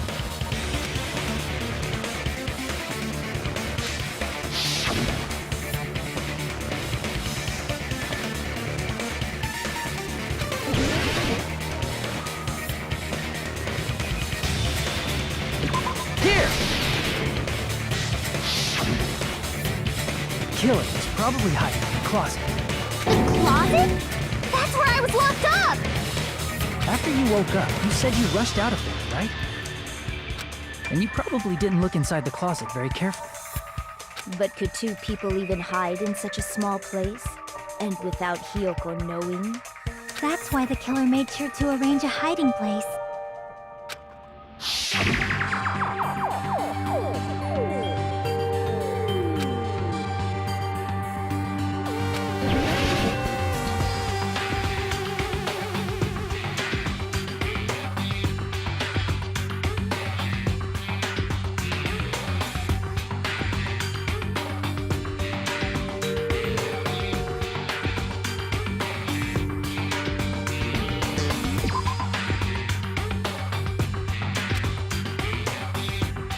Crap!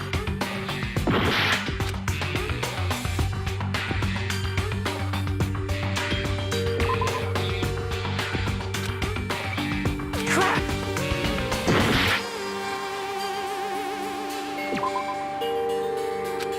Crap! Crap! Here! What about the surfboard case in the closet? I'm pretty sure they could have hidden in there. Huh? Inside the surfboard case? But the shelf it was on, it was pretty messy, don't you think? Two surfboards were stacked on the top shelf, and there were surfboards that weren't even in a case. The killer probably did that on purpose to secure a hiding place. 'Cause we haven't been on this island that long, so the closet shouldn't have been that messy, I think. Then, the killer was close to me during that time? Yeah, they were quietly holding their breath and hiding very close to you. It's kind of like in for a penny, in for a pound, so to speak. Don't you mean it's always darkest under the lighthouse? I shouldn't say things I don't understand, like, so to speak. Anyway, the killer hid silently, and after making sure Hiyoko left, they finally left the surfboard case. I agree with that as well. Seriously, nobody asked what you think. There's no way the killer would leave Hiyoko by herself if they were trying to frame her. If Hiyoko was left alone and ruined the evidence the killer had planted, it would have messed up their plan. Instead, it makes more sense to think that the killer was hiding in the beach house, watching Hiyoko. Saying whatever you want, even though you didn't ask. All right, if you don't want to friggin' get punched, just stand still and let me punch ya! Oh, you shut up. Then, grit your teeth. Sorry, Akane. It's not like that. Hey, Monokuma. Can I ask you about something that seems strange to me? I believe Prince Shotoku was from the future. A man from the future is always directing the flow of history. I'll listen to your story about men from the future some other time. As I recall, the body discovery announcement is made when 3 or more people discover a body, right? Is the killer also included among those 3 or more people? Yeah, that's true, but, well, something like that is basically what it's supposed to be. You don't sound very articulate. Jeez! You're pretty annoying for noticing something like that! I know it sounds like an excuse, but the body discovery announcement isn't supposed to be used for deduction.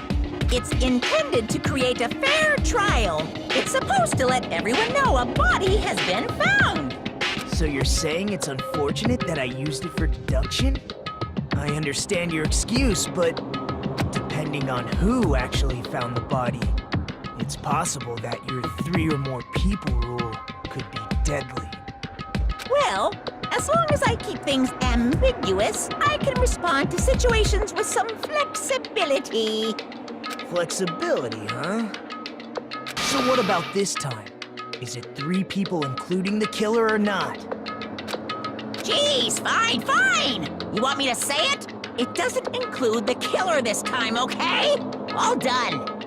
Which means 3 people other than the killer discovered Mahiru's body. What's wrong with that? Nothing. I just thought it was somewhat strange. More importantly, let's get back to our original topic. You're the one who went on a tangent! We were just saying the killer was hiding in the surfboard case, right? And after Hyoko ran away, the killer got to enjoy the simple life of destroying evidence.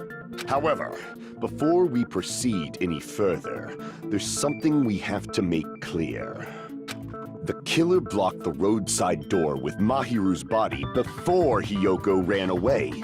But what about the blood? Now that you mention it, that mystery hasn't been solved yet. It's going to be all right. If you guys have come this far, I'm sure you can discover that answer too. Now, let's start the argument, shall we?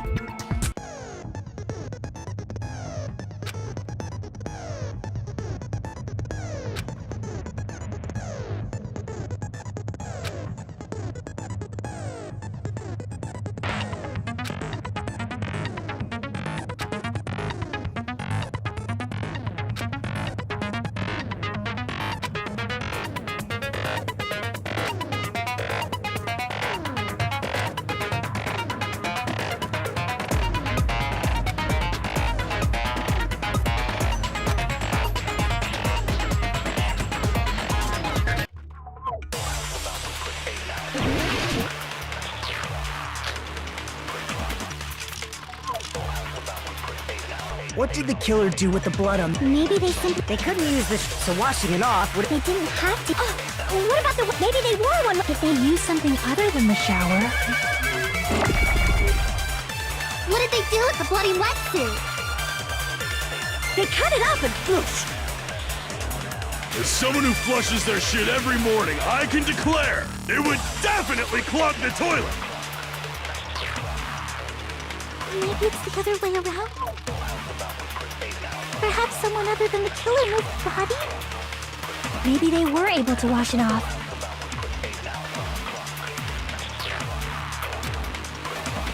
What did the killer do with the blood on their body? Maybe they simply washed it off. They couldn't use the shower, right? So washing it off would have been impossible. No, that's wrong!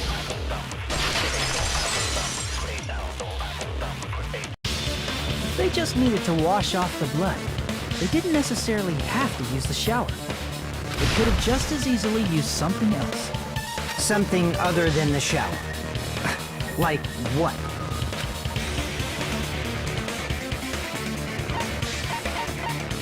I see! Drinks inside the refrigerator. Couldn't the killer have used those to wash off the blood? I've seen through it. In theory, but that's impossible. Why? Try to remember the refrigerator carefully, and then you will understand that there's no possible way the drinks in the refrigerator were used.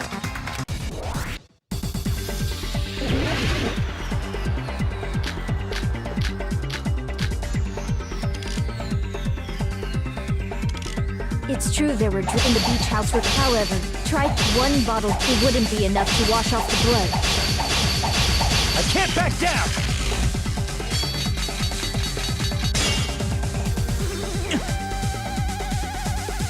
true there were drinks in the beach house refrigerator. However, try one bottle wouldn't be enough to wash off the blood. I can't back down!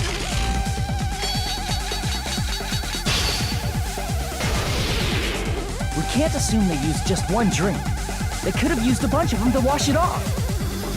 Didn't I say it was impossible? There were no water. There were only flavored drinks with cup. If you use those, the blood won't come off and it will leave it. Especially if you used them, that alone would raise suspicion. Didn't I say it was impossible? There were only flavored. If you use those to wash, the blood won't come off in your body. It will leave an aromatic smell. Especially if you used it, that alone would raise suspicion. Didn't I say it was impossible? There were no water bottles in the refrigerator. Allow me to cut through those words! There were water bottles inside the refrigerator. How many times do I have to tell you? There were no water bottles in there whatsoever. That was after the incident, right? But before the incident, there were water bottles in the fridge. And the killer took all of those water bottles and used them to wash the blood off their body. So you're saying the water bottles were gone? Because they were all used? That's a logical fallacy. It's not a fallacy. There should have been evidence inside the trash can. Evidence like a lot of thrown away plastic water bottles. Isn't that right, Chiaki? Ah, you're right. These bottles look like they may have been filled with water. Well, now that you mention it, when I went to the beach house a few days ago, I feel like I drank one of those plastic water bottles. Huh? You should have said so sooner! Then, the plastic water bottles were used in place of a shower. Dousing your body with lots of water bottles is such a simple and easy to understand explanation.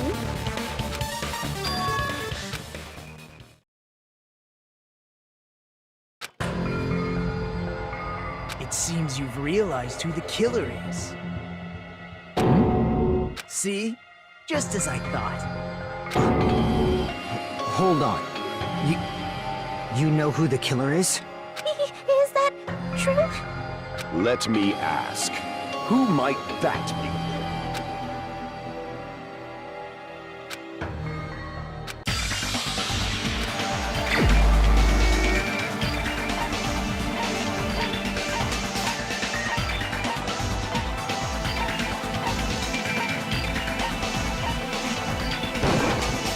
You're the only one!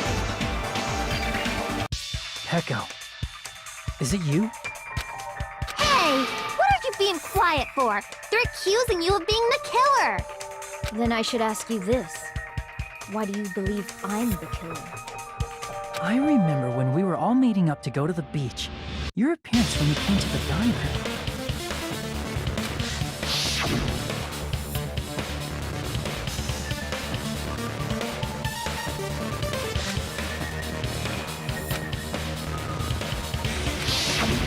But the killer really did wash the blood off with water bottles.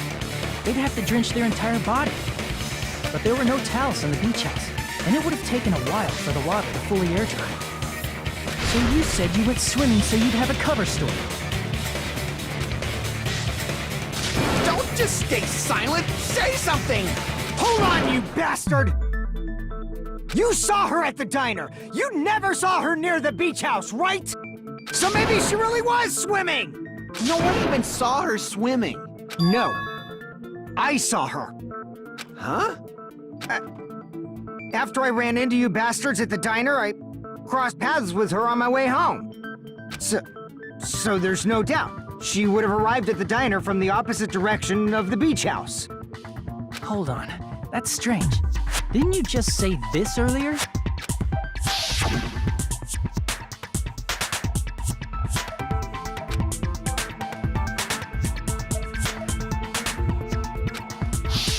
You told me you didn't see anyone.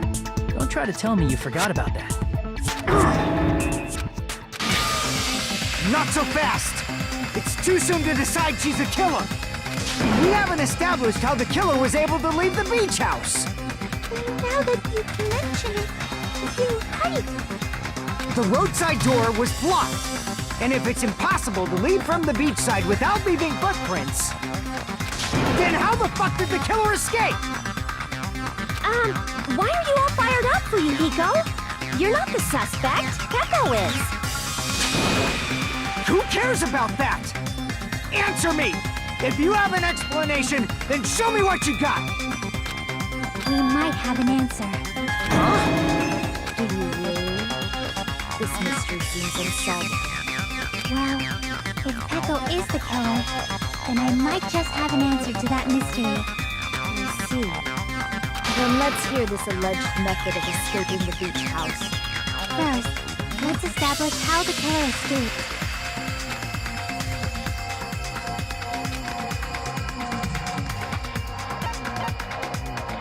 I see! If the roadside and beachside doors aren't an option, the only other thing I can think of is... well, nothing really. Except that small window in the shower room. Huh. Don't you know how high that window is? There's no way Pekko could have reached it! But what if, for instance, she got help from someone? She might have reached it by riding someone's shoulders, but then that person would have been left behind. Is it possible an object was used? A rope, for instance? And what happened to the rope after they used it? And don't say something stupid like they threw it outside! Of course not! That would violate the school trip rule!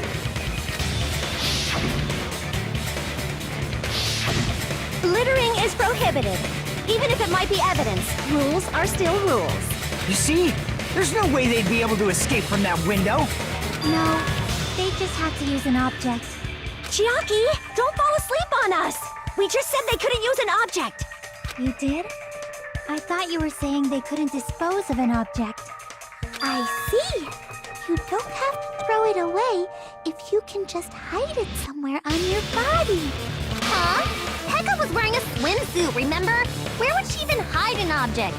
And if you say she hid it in her special place, I'll stab you in yours! No! Please don't be violent!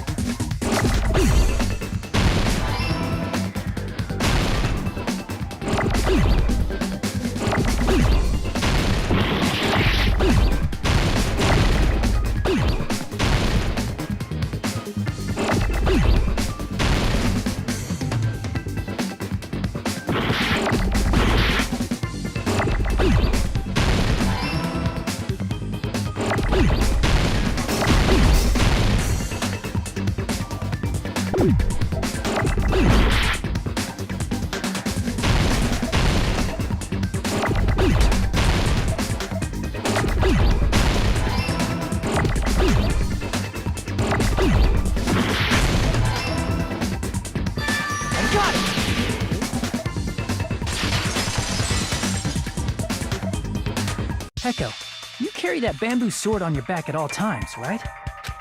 If I recall correctly, you had it then too.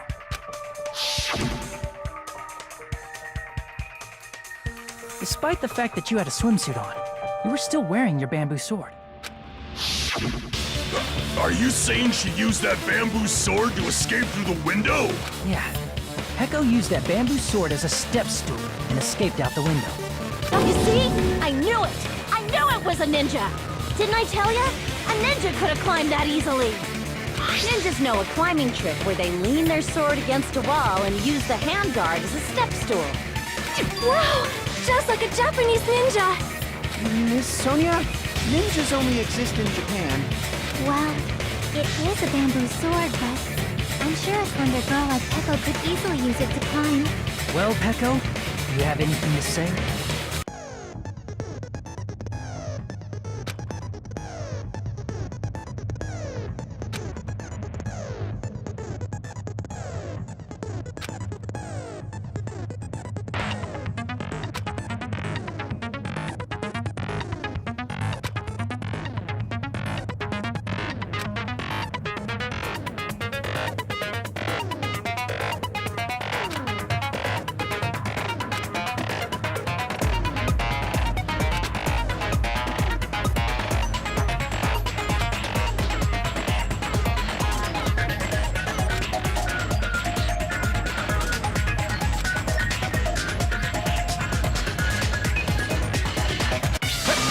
Hold on a sec, you bastard!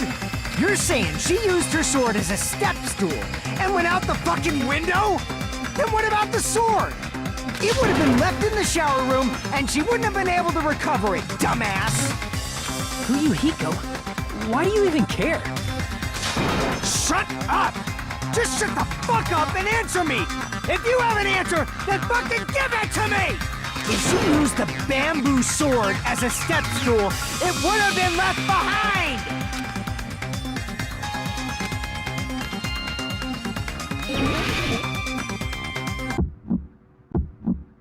Got proof, you bastard? That's obviously impossible! Shut up! Shut up! Don't fuck with me! Got proof, you bastard? Shut up! Shut up! Shut up! Don't fuck with me! Got proof, you bastard? That's obviously impossible! Bastard! Got proof, you bastard? I'll sell your fucking organs! You're pissing me off! You're pissing me off! Bastard! Shut up! Shut up! Got proof, you bastard? That's obviously impossible! Shut up! Shut up! If she used the bamboo sword as a step stool, it would have been left behind! This is the end!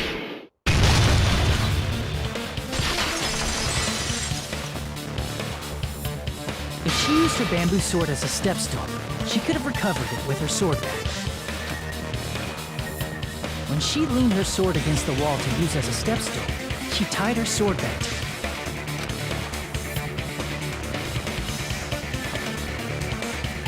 And after she climbed up to the window, as long as she hauled the bag up toward her,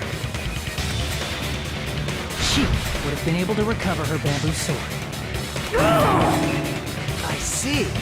Not just the bamboo sword, but even the sword bag, too. She used them both to escape. Akane said she's like a ninja, but it's nothing as silly as that. Simply put, only Pekko could have performed this feat. An escape plan befitting of the ultimate swordswoman. Even so, how disappointing. If you'd only let me work with you, it would have been an even greater plan. No, you just back off! Is it true?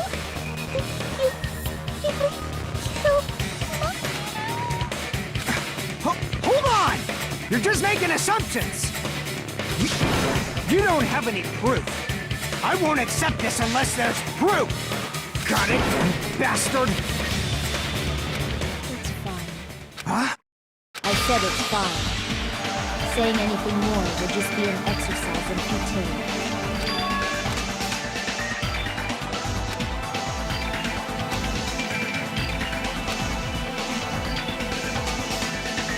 Among flowers, the cherry blossom, among men, the samurai. I commend your decisiveness, at least. Very well. If you admit it, this ends now. Let's cast our votes. Please, hurry up and vote. Hold on. Let me confirm one thing first. Can it wait until after the voting? This is important, and it relates to the voting. It's about Pekko's motive. My motive? In the end, you had no connection to the events depicted in Twilight Syndrome murder case, right? Then, why did you kill Mahiru? So it's about that. Let's see. If I must answer that question, I must say it was for the sake of justice. In order to protect the justice of this world. I do not sully my hands to satisfy personal grudges. There is only one reason I kill. For the sake of protecting justice. What are you saying? Justice is what makes humans human. It's a virtue that human beings should be proud of. Justice is the eternal sun and the enduring moon, the protective father and the smiling mother. Hello! Earth to Pekko! If justice ever disappeared from this world, the world would immediately freeze and people's smiles would vanish. I will not allow that! It's fine, just stop it! Justice must always be there to guide us, to shine bright above our heads. I'm telling you to stop it! So I must fight. I must continue to fight to protect justice. Could she be? As the light of justice shines upon my mask, I expose the hearts of malevolent evil. Justice complete! The center of justice that is pierced by justice. The lead star of justice that shines in the night sky. That would be me. Sparkling justice! Now then, let's execute justice! What? What the fuck? Pekko! What are you doing? I am sparkling justice. In the name of sparkling, shining justice, I have come to deliver justice. What's going on? What's this? Chill. Pekko finally snapped! Everyone, please be careful! Sparkling Justice is a serial killer who claims to be an ally of justice. Clad in her various hero masks, she is a serial killer who exclusively targets other criminals. She is supposed to be... but... huh? Ally of justice? So that's why you're wearing a mask! This mask is the dividing line. Just like various idols, the sun is revered because it lies just beyond your grasp. Justice should also be the same. I don't get it, but this is becoming really crazy!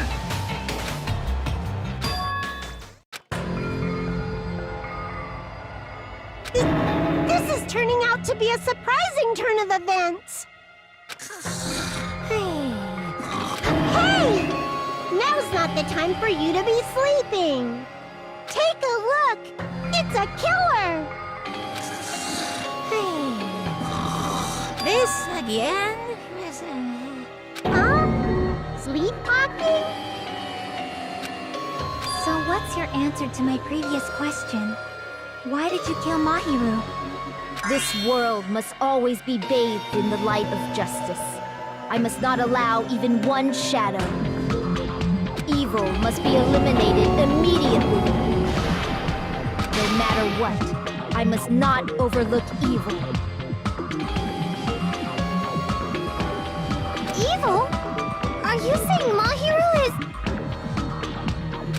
about that incident, then you must have played the game. Am I right? And because of that, I was able to find the killer's accomplice hiding on this island like a sewer rat. Then, the reason you killed Mahiru was...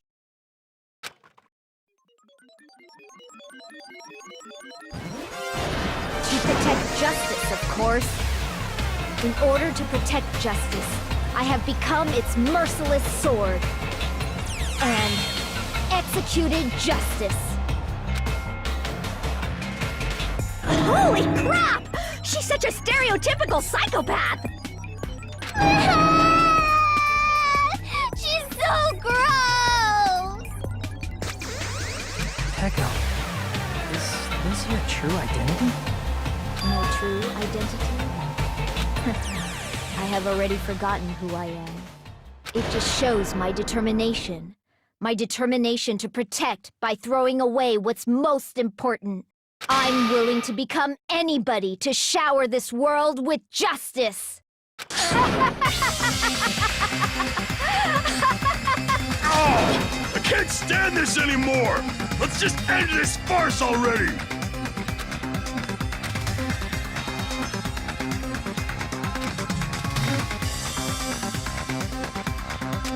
Let's go over this incident one more time and then let's end this.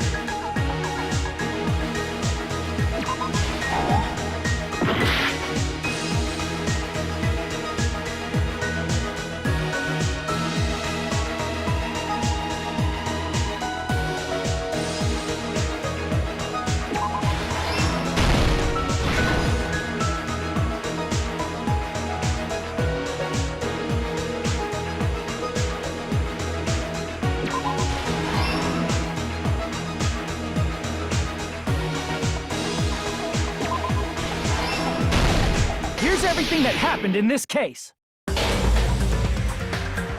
The incident began this morning when Mahiru spoke to Hyoko.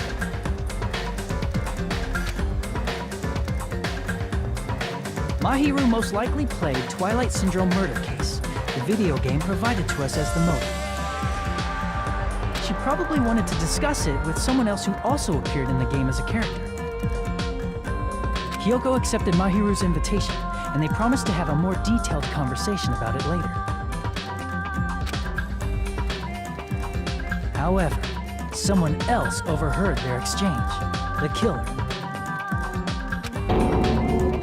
The killer eavesdropped on their conversation and used their promise to devise a specific murder plan. By preparing a specific item, they planned to manipulate the two's actions. That item was the letters. They sent fake letters to both Mahiru and Hyoko. The letter Mahiru received told her to come to the beach house at 2:30 p.m. And the letter Hyoko received told her to come to the beach house at exactly 2 p.m. By providing different times, the killer was able to lure them to the beach house separately.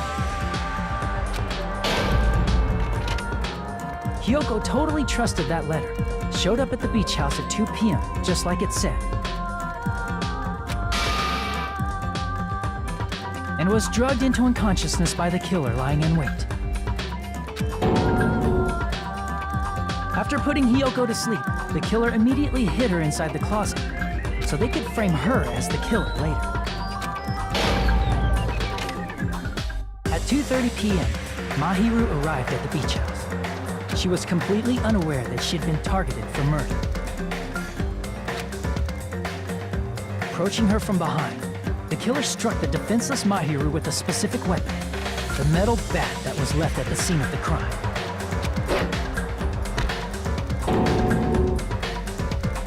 The bat was brought down onto the back of Mahiru's head, and with that, she took her last breath. According to Mikan's autopsy, Mahiru died instantly, so she probably never knew who killed her. With that, the killer achieved their goal of killing Mahiru and began to tamper with the crime scene. They dragged Mahiru's body so that it blocked the door leading to the road. Also, the mask found at the scene of the crime was something the killer personally left. I'm not really sure why.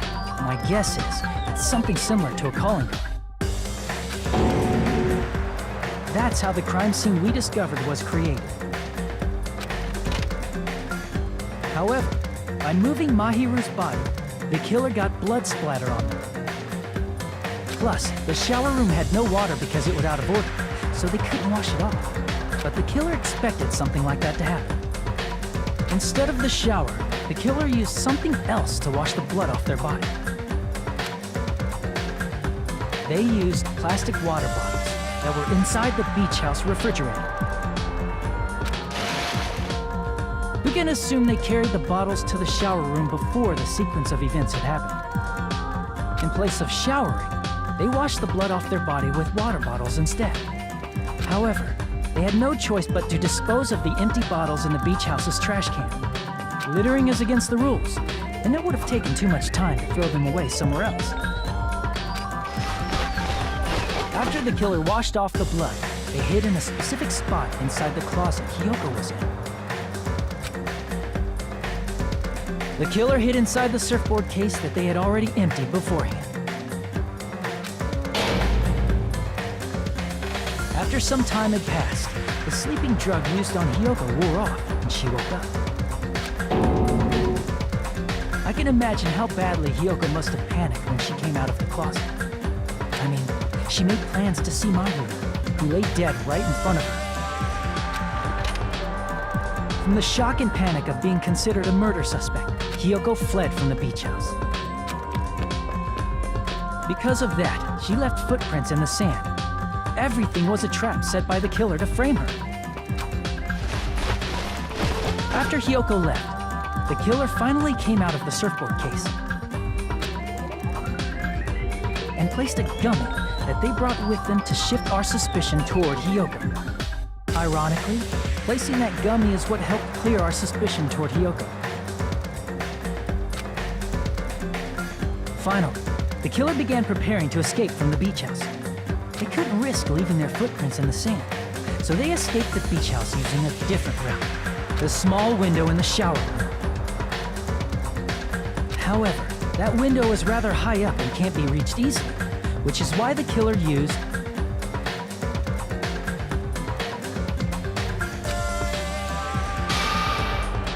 the bamboo sword they always carry with them. The killer took the bamboo sword out of its bag, tied the bag to the sword's handle, and used the sword as a step stool to reach the small window while holding the sword bag in their hand. As long as they're able to reach the window, all they had to do was pull the bag to retrieve the sword.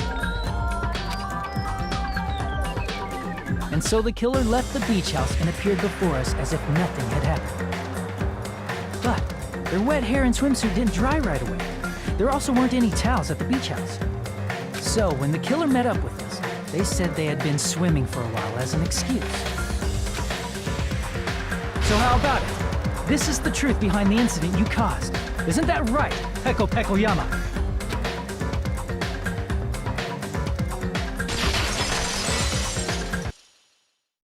I see. And what of it? She's like totally cool with it. I haven't done anything to be ashamed of. But what are you saying? You killed Mahiru! Wrong! I punished evil in the name of justice. That's no reason to condemn me. Whatever. Let's hurry up and vote so we can freaking kill this weird, crazy bitch. There's no way you can kill. Justice can never be killed.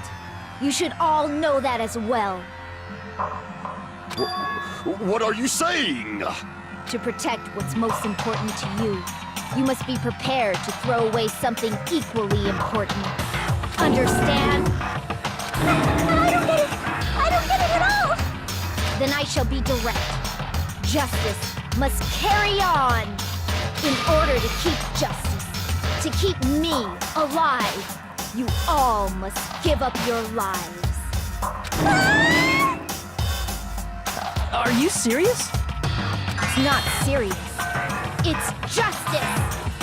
If I fall, who will combat the evils of this world? Now, follow your hearts of justice that reside within you all, and save my life to protect justice! Hurry and carry on justice! Give me a break! Who's gonna die for you? If we let Peko go, we're all gonna get killed! For the sake of grand justice, a few sacrifices are unavoidable.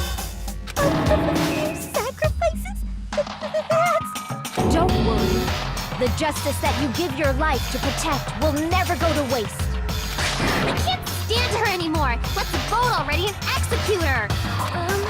However, before we do that... Monokuma, the vote! Hurry up and let us vote already! I'm awake! We finally woke up! I've heard your story. Well, I wasn't listening, but who cares? Now then, please pull the lever in front of you and cast your vote. Who will be chosen as the blackened? Will you make the right choice or the dreadfully wrong one? Such heart-pounding excitement!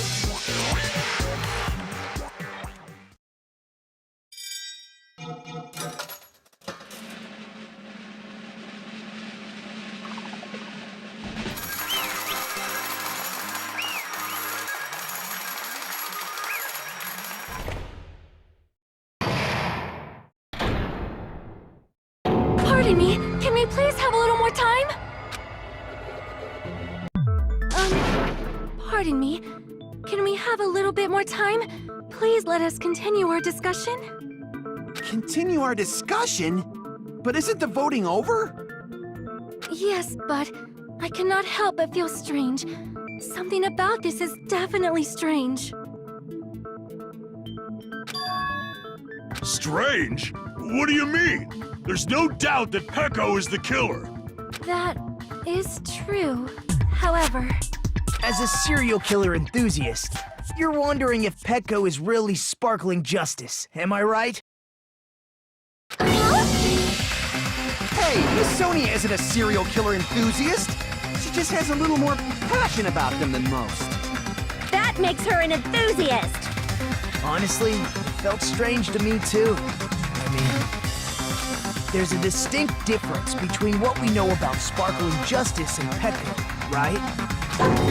distinct difference? You know, Sonia described sparkling justice like this. Justice complete! The center of justice that is pierced by justice! The lead star of justice that shines in the night sky! That would be me! Sparkling justice!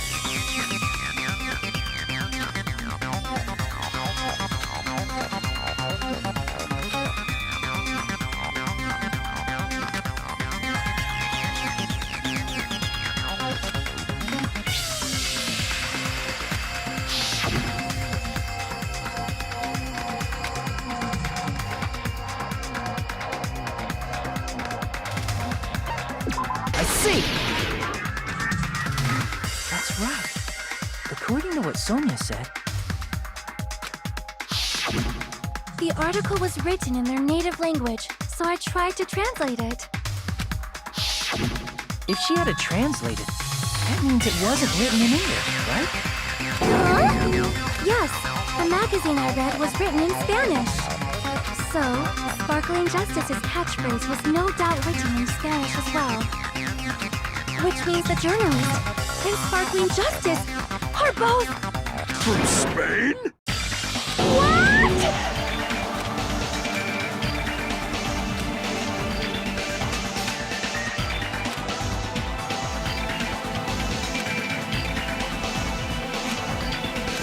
Pekko, you're not sparkling justice. There's no way that's possible. Or, if you insist that you're Sparkling Justice, can you try saying that catchphrase in Spanish? Will you be able to do that? It appears that the time has come for this mask to come off. However, that's perfectly fine. It's no longer necessary. And even if you find out now, it's too late for you all to do anything about it.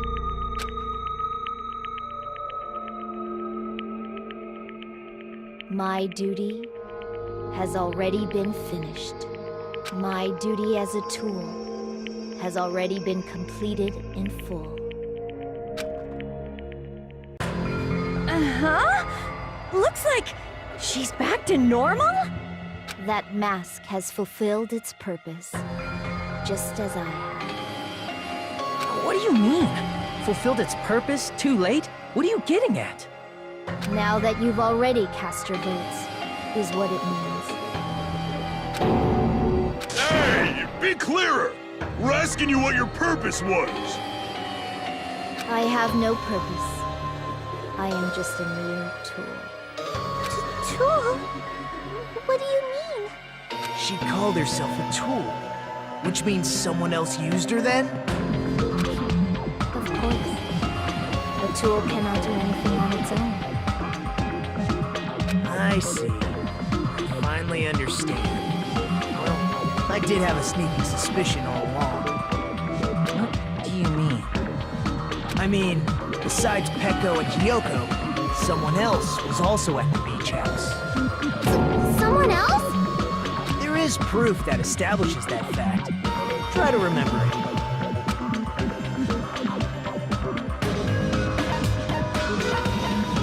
I see!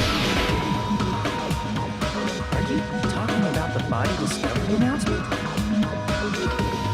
Yep, that's right. I mean, didn't Monokuma say so earlier?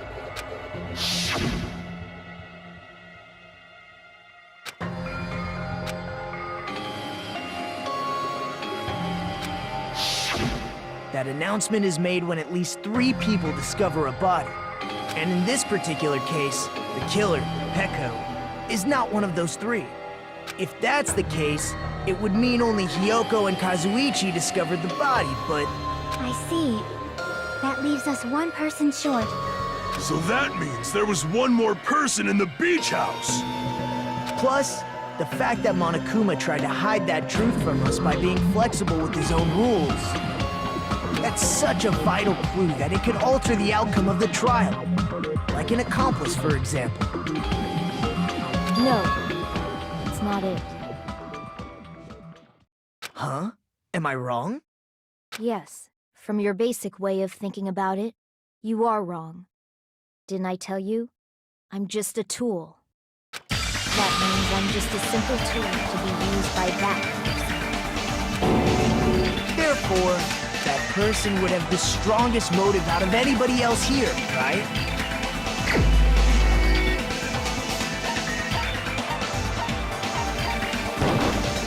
You're the only one! I see. Now I finally see the connection. The connection between the motive and the incident.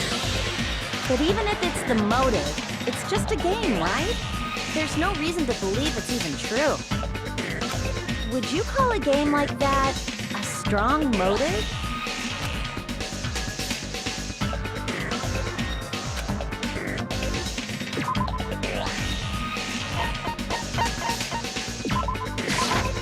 I can prove it with this! I didn't think it was necessary to confirm it if it didn't have anything to do with Mahiru's murder, but... There's no doubt that game is based on actual events. That much is clear if you saw the ending prize. Photos awarded for beating the game are not actual in-game screenshots. They're all actual photos, with the surrounding scenery cropped out. You knew all along, Fuyuhiko, didn't you? You knew whether or not the first victim in the game was actually your little sister, right? Because whoever beat the game first can receive the ending prize.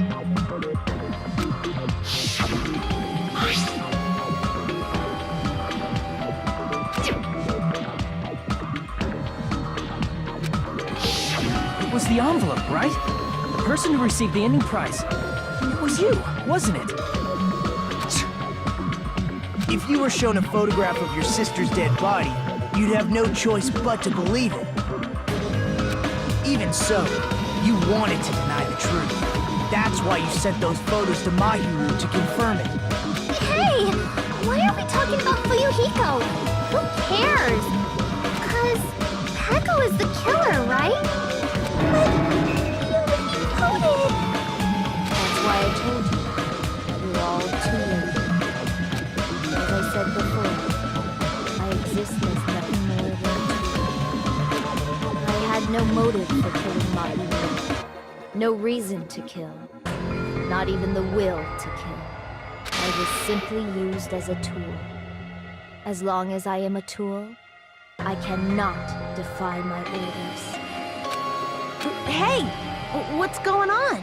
Can anyone give me a simpler explanation? It means I'm not the killer.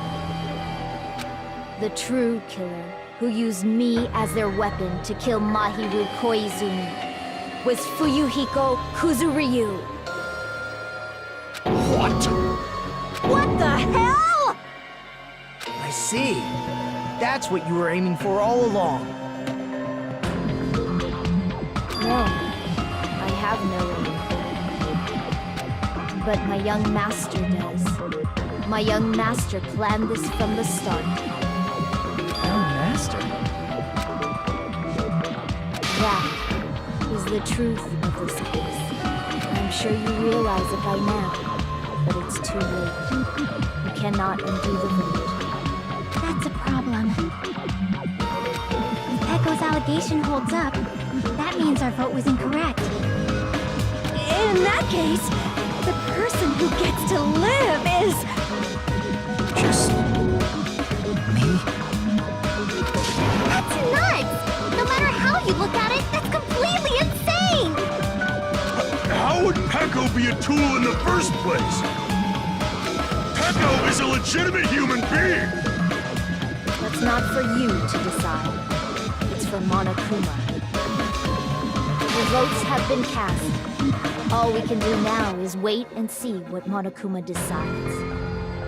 What the hell?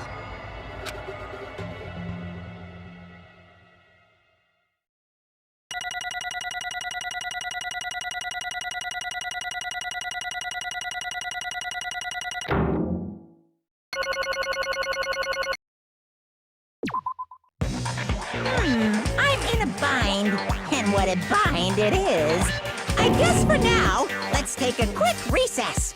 We'll be right back after this commercial break.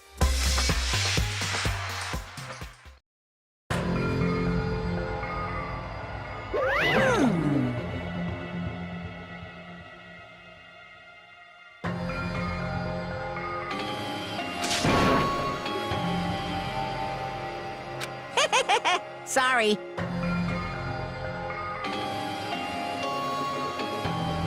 Hey!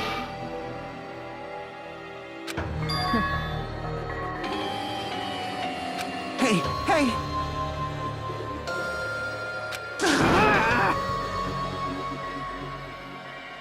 Well... You just don't know.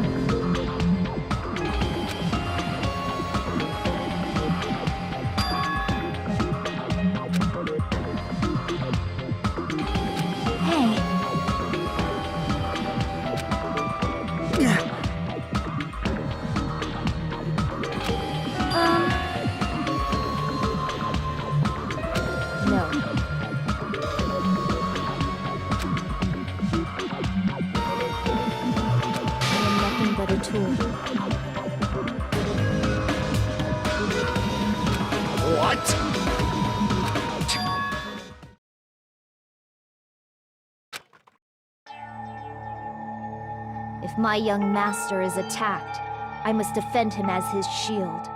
If he intends to kill, I must be his sword. That is my only reason for living. Before I am human, I am my young master's tool, first and foremost.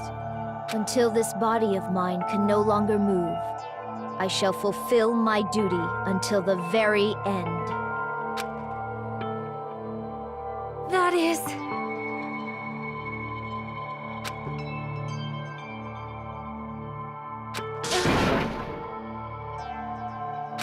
nothing.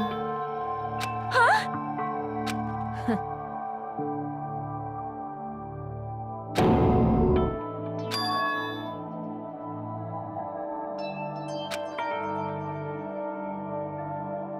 You fiend.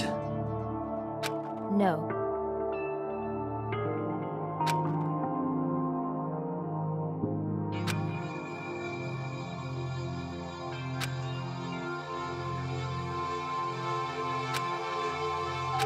I am nothing but a tool.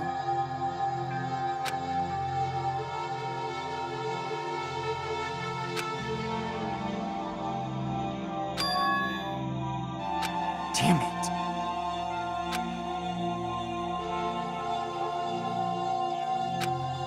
Damn it! Don't fuck with me!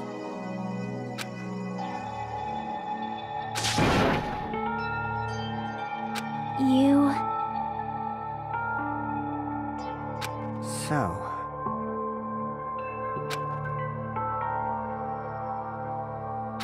But...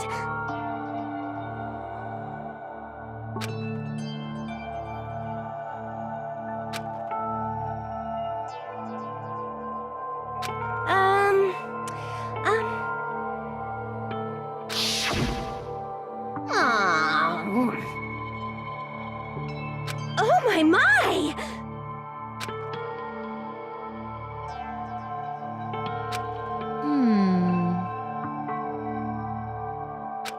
Huh?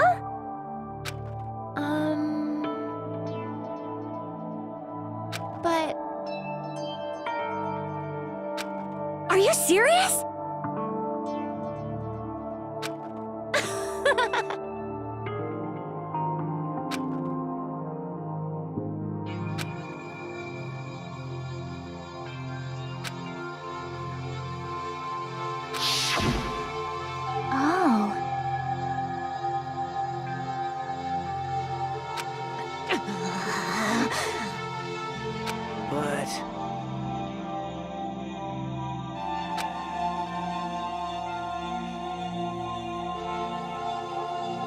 Hey, What the?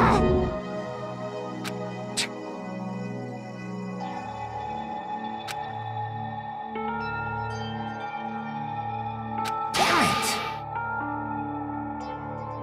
And so,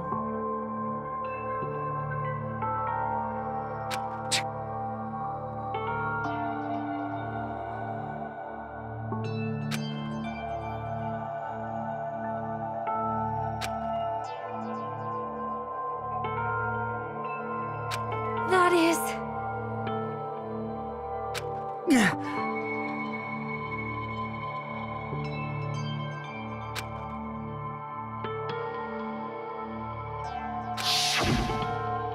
hey,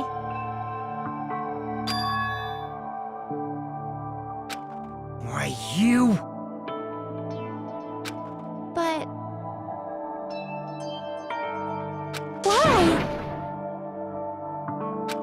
Shut the hell up! What are you saying?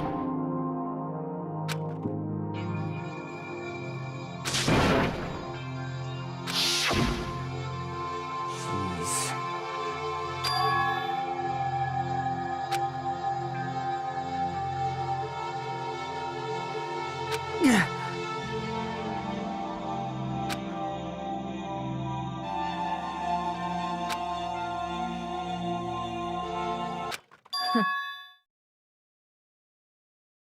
Huh? Young master, I am finished.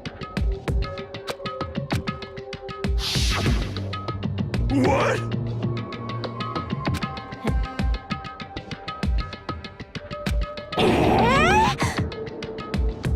Of course!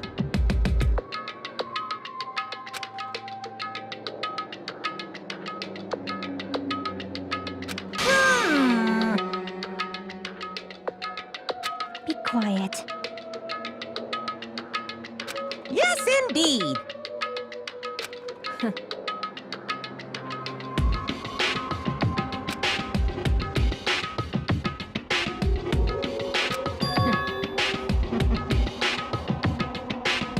It cannot be!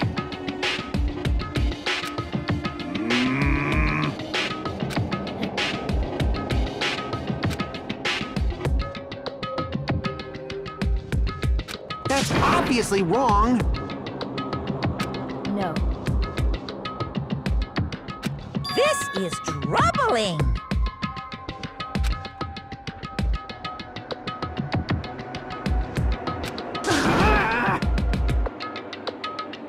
I see.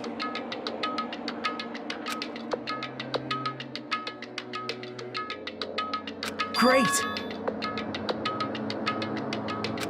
Wrong.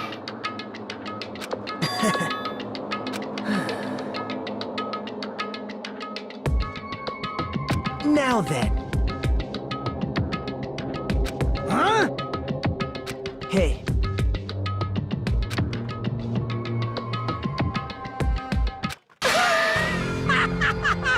What? Hold on. What? Jeez.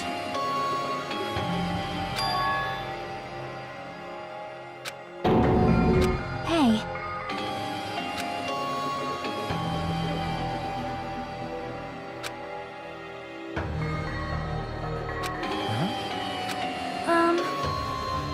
Yeah. Huh? Yeah. Young master.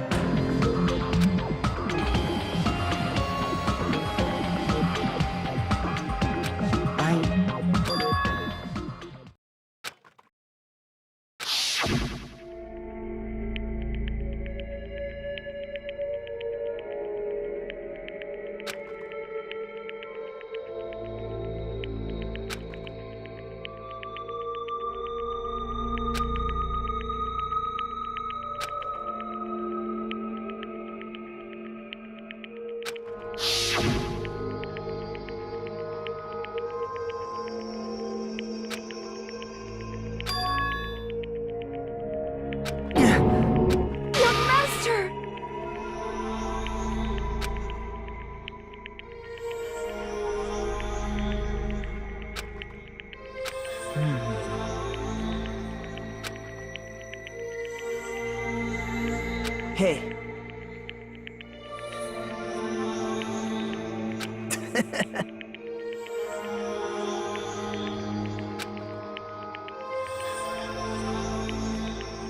Damn it!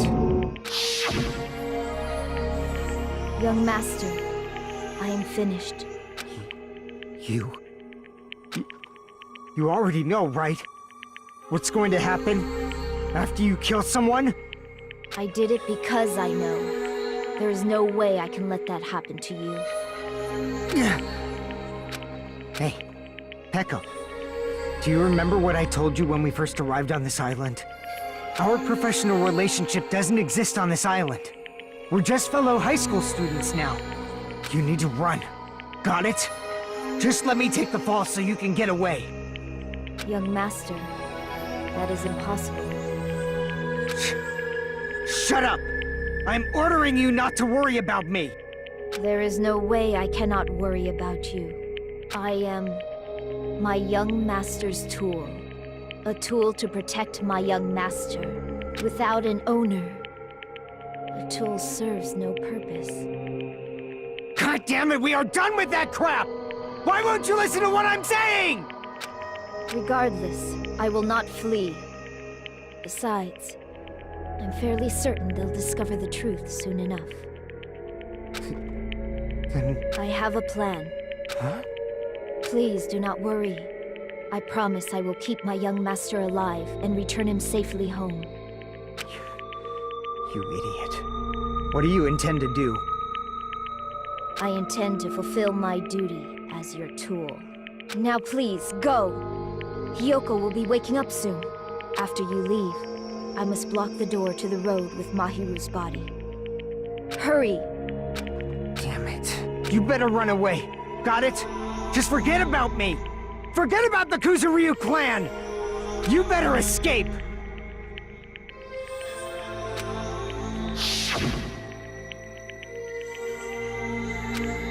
Sorry. Young master!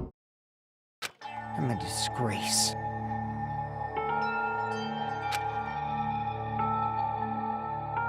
Pekka.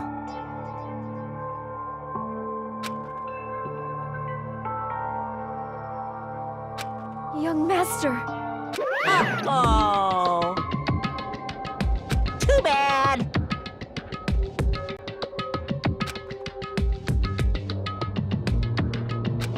Why you? Hey. Jeez.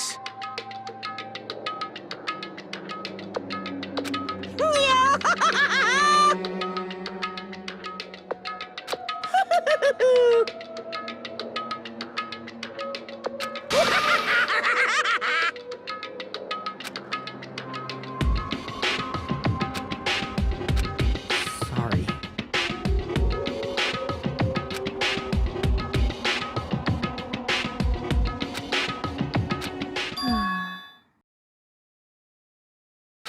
Huh? Young master!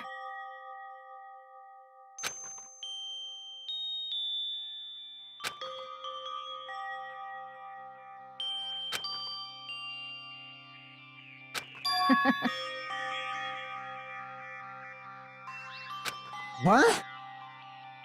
Even so, I wanted you to escape. Pekka.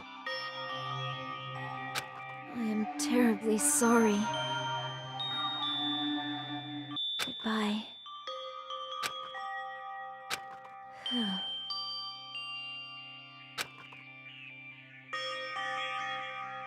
And please do not cause a senseless killing such as this ever again.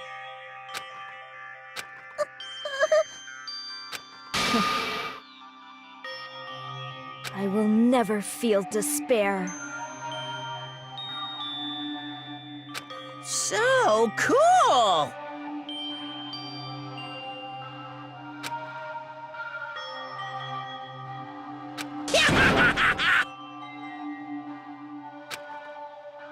Young Master Fuyuhiko. So, I want you to remember.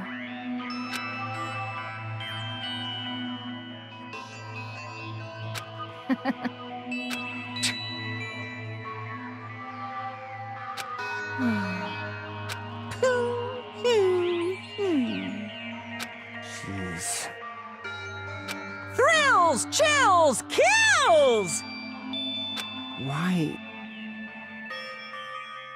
Now then, I prepared a very special punishment! I never needed a tool. So... you didn't need to become a tool. Let's give it everything we've got! You just needed to be yourself. I never wanted a tool. I just wanted you. Only you. Young Master? Why? Why couldn't you understand? We've always been together ever since we were kids! Let's go! It's punishment time! Please, Pekko. Don't go! I need you! Don't leave me! Young Master? Young Master!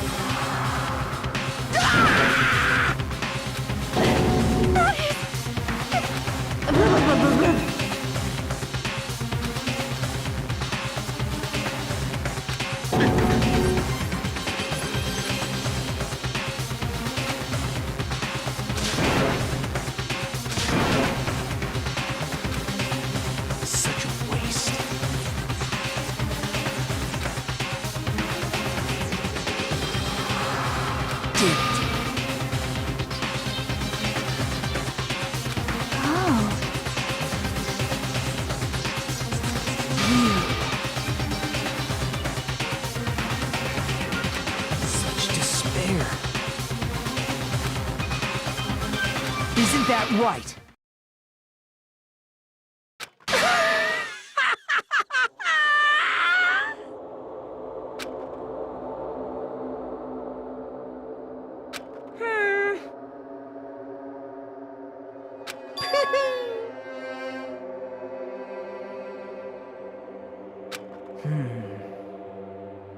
Listen carefully.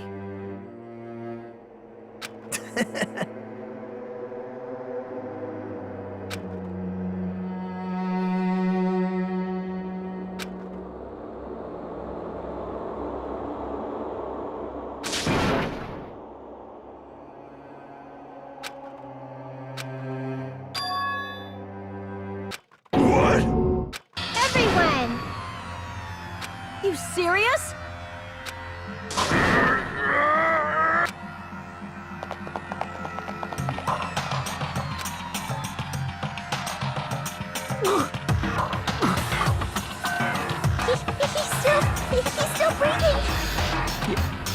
gonna be okay? Do something! Hey! You need to save him! Hey! I'm trying! But his blood, he won't stop bleeding out! His pulse is getting weaker! Can't you do anything about it? God damn it!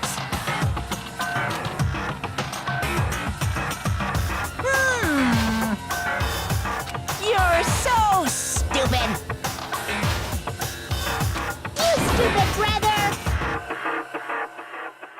I don't believe it!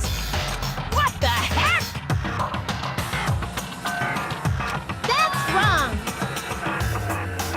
Huh? Hey, hey!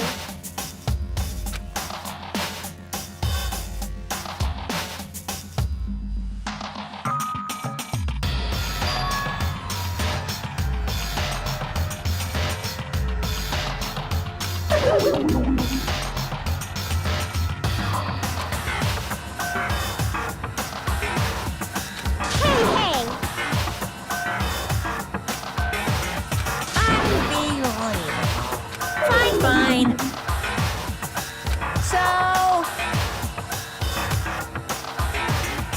like...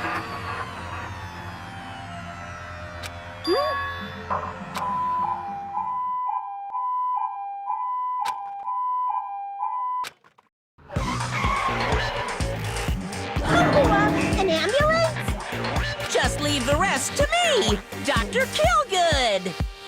Dr. Killgood, you've already killed your patients!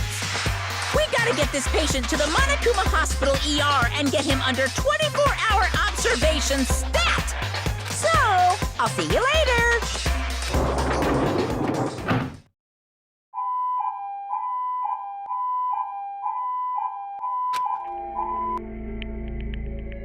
Oh.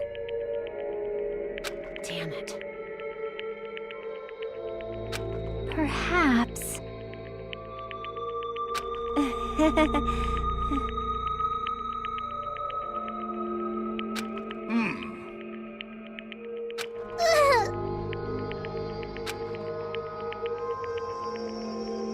However,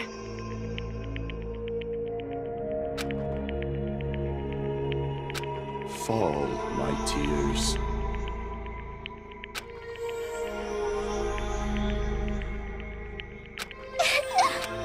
Damn it!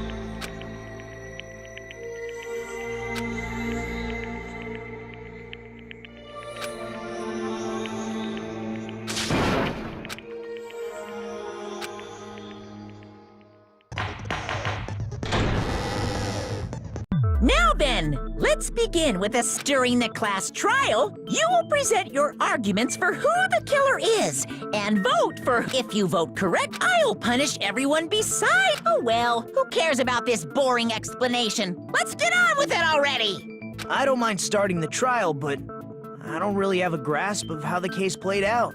You know, because I was asleep the whole time. Even if you do grasp it, you're just gonna confuse the heck out of us, aren't you? But Nagito's not alone. I don't really get it either. You're fine. Your head's empty anyway. Empty head? Huh. What's wrong with that? Listen up! The emptier your head, the more dreams you can stuff inside it, you know?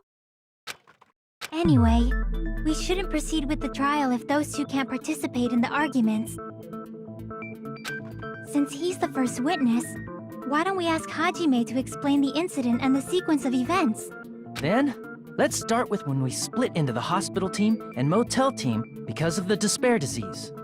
The hospital team consisted of Nagito, Ibuki, and Akane, who were infected, and Mikan, Fuyuhiko, and me. the other 5 in the motel team were myself, Gundam, Kazuichi, Chiaki, and Hyoko. Spending the night at the hospital was prohibited, so Hajime and I had to sleep at our cottages. I woke up at my cottage on the day the incident happened. Mikan came by to wake me up and told me that Nagito had recovered from his symptoms. We immediately headed over to the hospital, and after we confirmed his recovery, I made Mikan rest in the on-call room since she hadn't slept all night, while I waited in the hospital lobby. Then, I saw the incoming signal light on the surveillance camera blinking before our scheduled time. When I pressed the button to turn on the monitor, what appeared on screen was a video of someone wearing a hospital gown and a hemp bag on their head, climbing a stepladder. Amazing! That's such a heart-pounding story! And then what did you do, Hajime? I tried to stop them, of course. I rushed out of the hospital and ran to where the video was being recorded, the music venue. But it was too late. By the time I arrived, the person wearing the hemp bag on their head was already hanging from the ceiling. I thought I should tell the others right away, so I headed to the motel. Why the motel? Because it was close to the music venue, and unlike the hospital, there were more able-bodied people there. At least, that's what I thought. The only person who came with me was Chiaki. But I remember feeling a little relieved because not long after, we met up with Mikan and Fuyuhiko. We were also looking for Ibuki since she disappeared from our sight. After I rested for a bit, I started counting everyone at the hospital. And then I noticed Ibuki was gone. So I sprinted out of the hospital. Coincidentally, I ran into Fuyuhiko. So I pled with him in various ways to see if he could help me out. Various ways? Don't say it like that and confuse people. After I heard from those two that Ibuki disappeared, I had a feeling she was the person wearing the hemp bag. So I immediately led them to the music venue. But the door wouldn't open. Since we had no other option, the four of us broke down the door. And when that happened, we didn't just find Ibuki's body. We also found Hyoko's. And not just that. Her body was taped to a pillar. That's when we heard the body discovery announcement. Not once, but twice in a row. And so we decided to lower the hanged body, didn't we? When we removed the hemp bag, just as we feared, it was Ibuki. So that's how the case played out. Thank you. I understood it very easily. Well, it's clear what the problem with this case is. When Hajime left the music venue, who... Wait, how do I know anything Hajime just said is true? Sorry, I'm only being impartial right now. And the story I just heard is clearly suspicious. Hajime, if you're the only one who saw the hanging video, and the first one to discover Ibuki's body, then you could be lying as much as you want right now, right? Lie? Why would I lie? Obviously.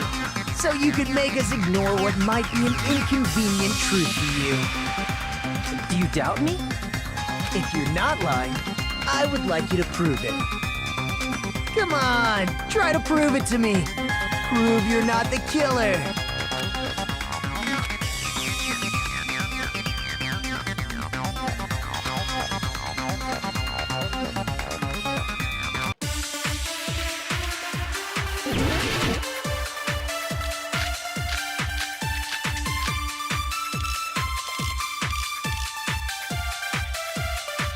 Hajime's testimony is clearly suspicious. If Hajime's testimony is a lie, then the fact that Ibuki hung... That would also be a lie. I don't think I can deny that. After all, Hajime is the only witness. Why would Hajime lie? Well, obviously, because he's the kid. Did Hajime kill both of them? The fact that the bodies were imitating the movie. No, that's wrong!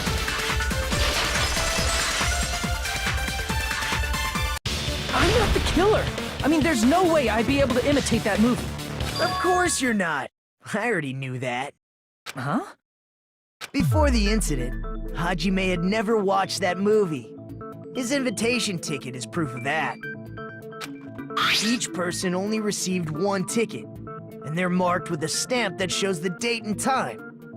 Isn't that right, Monokuma? Yes, no mistakes there. Which means there's no way Hajime, who never saw the movie, could commit murders that imitated it. Or did anyone tell him what happens in the movie? Of course no one did, right? Hold on a sec!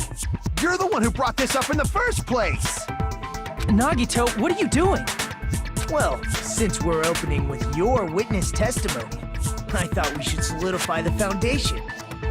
It also provides a good warm-up. What warm-up? This isn't a game, you know.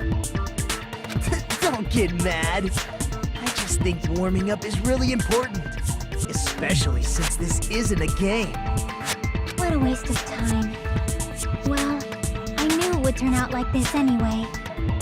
Now then, since we know Hajime's testimony is reliable, let us move on to the arguments. So this means Ibuki definitely climbed the stepladder all by herself, right? Yeah, I'm positive.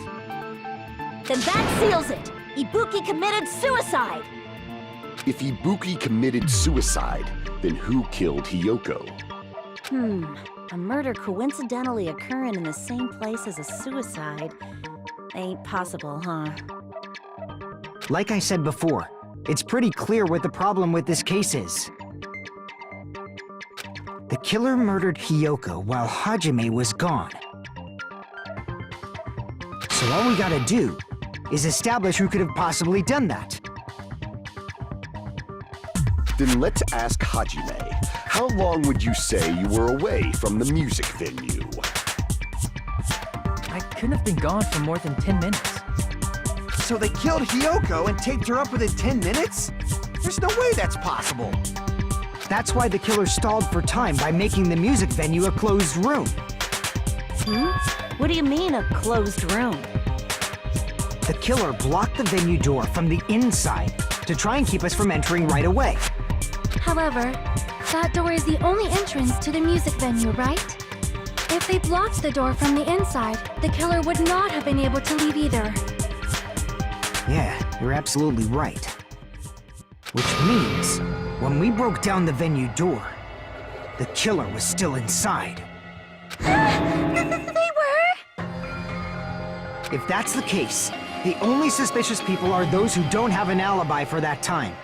And that's you two! Sonia and Kazuichi! Me too? What the hell? Why's it gotta be us? The others all have alibis. Chiaki, Mikan, Hajime, and I all broke down the venue door together. Gundam met up with Hajime at the motel right before that. And if Akane and Nagito were laid up in the hospital, the only person that leaves is one of you. There's another person who doesn't have an alibi. You know, Nekomaru. Me too! Hey, why are you talking like... Huh? You're kidding, right? You're not up to something weird, are you? Please stop making bad jokes. Anyway, if the killer was hiding inside the venue, we should obviously doubt the people who don't have alibis. What a freaking way of backing us into a wall! Is this his professional skill?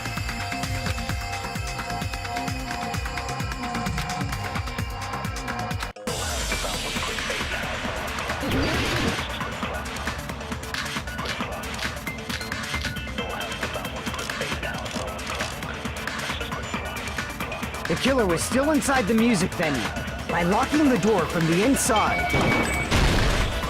No, that's wrong!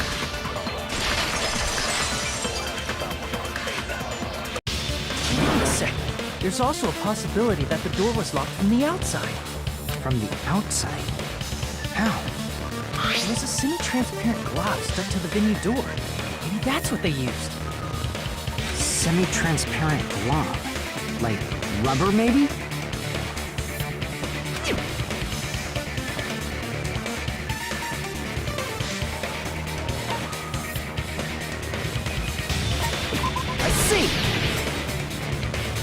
Semi-transparent glove. Must have been glue. Glue? Yeah, I think so too. It had a firm, gel-like chilliness, and I could smell workshop chemicals the moment I put it in my mouth. Based on all that, I'm certain it was glue. I didn't know glue was edible. I believe it is not something one typically eats. That glue was only applied to the areas where both doors touched. By pouring it in the gaps of the closed door, They must have sealed the venue door from the outside. And thanks to that, a glob of glue was left where the door was stuck. Yep, it fits perfectly. But if you just stick them together with glue, you'd be able to break down the door easily, you know? That doesn't really matter. The killer only did that to make us think the door was locked from the inside. What'd you say? First of all, didn't that drumstick we found seem really obvious? Almost unnaturally so? It was so obvious that it makes more sense to think the killer placed it as a diversion. Are you saying the drumstick was a trap the killer set on purpose? Then I totally fell for that fucking trap. Apologize to Miss Sonia and me. However, you're not allowed to slice open your stomach this time. In a quarrel, both sides are to blame. That's why it's better to just have no sides at all. So, during the 10 minutes Hajime left the venue, the killer murdered Hiyoko and created a closed space? And they also taped her up after killing her, right? Even quick work has limits. Oh, what unimaginable speed for a slowpoke like me. If they couldn't have done it while Hajime was away from the venue, they must have done it earlier than that.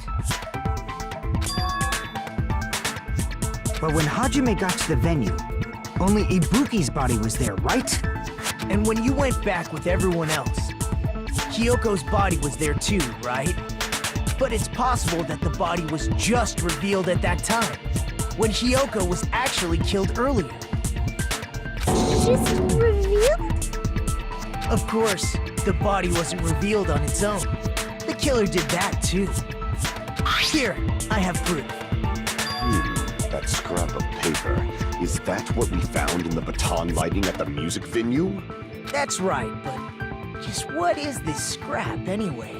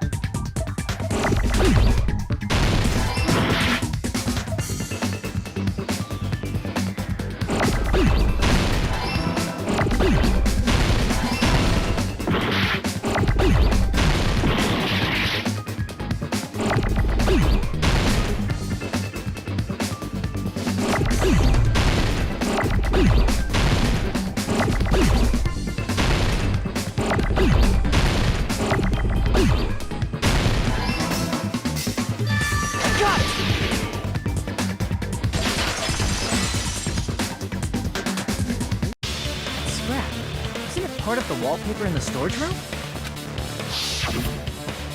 In the music venue storage room, there should have been black wallpaper that's the same color as that scrap. There was also a tear along the edge of the wallpaper, wasn't there? If so, You're right. You overlay the scrap that was caught on the lighting with the tear in the wallpaper. See? It fits perfectly. I see. So the scrap that was caught on the baton lighting was originally part of the wallpaper. And what's wrong with that? Does it have something to do with Hiyoko's body disappearing? A mere nobody like me isn't important enough to answer that. But if you guys were exceptional enough to identify that scrap of paper, you can figure this out easily.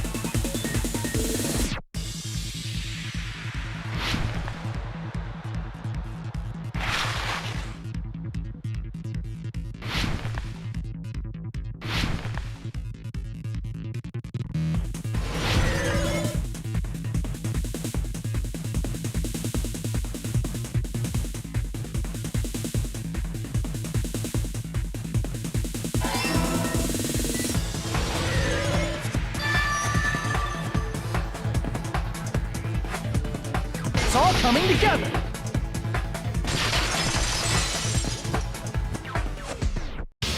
Got it!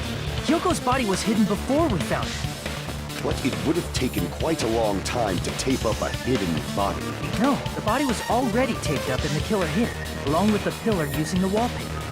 What? They hid the pillar? Yeah, by wrapping the wallpaper around the pillar, the killer was able to create a slightly larger pillar. So when I first discovered Ibuki's body, Hyoko's body was already there. However, because it was concealed within a slightly larger pillar, I didn't realize that at the time. Well, that's understandable. I mean, it makes sense that you'd notice Ibuki's body right away. So they used the baton lighting on the ceiling to hang the wallpaper? The baton lighting forms a perfect circle around the pillar. So using it to hang the wallpaper totally fits. Then, the reason the wallpaper was covered in so many stickers was to make it look like that pillar. That's how they hid Hyoko's body, and then peeled off the wallpaper as soon as I left the music venue. But the killer made a mistake. They accidentally ripped off a piece of the wallpaper. And because of that, a scrap was left on the baton lighting. The killer must have been in a hurry. Their plan took too long. Hajime could have walked in on it. But going to the trouble of hiding the body and the pillar is very bold and risky. The crime itself would be much easier to pull off since they don't have much to do while Hajime's gone. They just have to peel off that wallpaper and stash it in the storage room. It's not that big of a deal. Then, when was Hyoko actually killed? Good point. And on that note, it's about time we shed some light on those imitation murders. You mentioned imitation murder more than once. But what is that? Are you kidding me? You haven't seen my masterpiece? The Wizard of Monami 2.5D? Hey! Don't put my likeness in your movies without my permission. You're pretty noisy for someone who eats mothballs. I don't eat mothballs. I just enjoy looking at them. I knew it! There are so many similarities, it must have been intentional. Ibuki's death by hanging matches the Scarecrow's death from the movie. Not just that, but Hyoko getting taped up after her death matches the lion's death. It's as if both crimes were replicas of scenes from the movie, although the mutilated Tin Man was omitted. But why did the killer go to all this trouble in the first place? Based on what we know, the reason the killer chose these imitations isn't that difficult to figure out.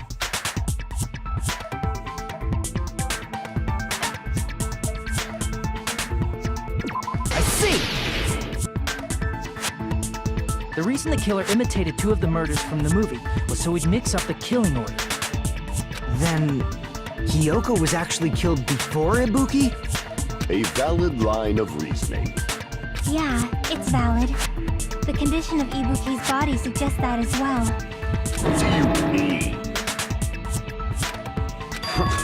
If you're going to cry and beg like that, then I guess I'll hear about the condition of Ibuki's body. I'm not even crying. I'll let you sob as much as you want later. Just hurry up and tell me before I change my mind. What a jerk! Oh, I see. You want me to explain it to you, right? Because you don't understand what I'm saying, right? An even bigger jerk? Impossible! Look, Ibuki died because she hanged herself, right? That means when she was still alive, her feet were touching the floor. What's wrong with that? But it seems Ibuki was still standing when Hyoko was killed. That would mean Hyoko was killed before Ibuki. How right. Your words are so light as the sylph's feather. Your opponent is out of your league. It is too absurd to try to perplex me so inadequately. Man, he's being annoying again. First and foremost, you claim Ibuki's feet were touching the floor when Hyoko was killed. How can a low-class creature with no psychic abilities like you know something like that? Because she was doing something that's only possible if her feet were on the floor. It seems you suffer from a pathetic delusion. You're one to talk.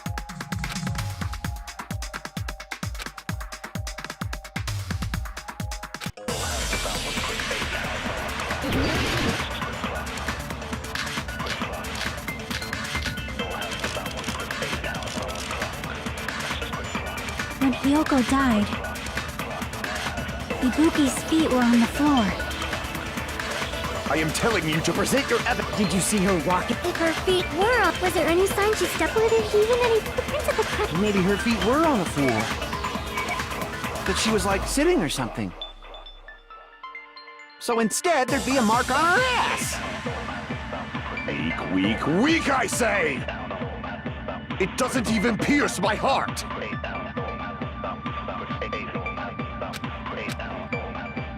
When Hiyoko died, Ibuki's feet were on the floor. I am telling you to present your evidence! Did you see her walking? If her feet were on the floor, was there any sign she stepped on something?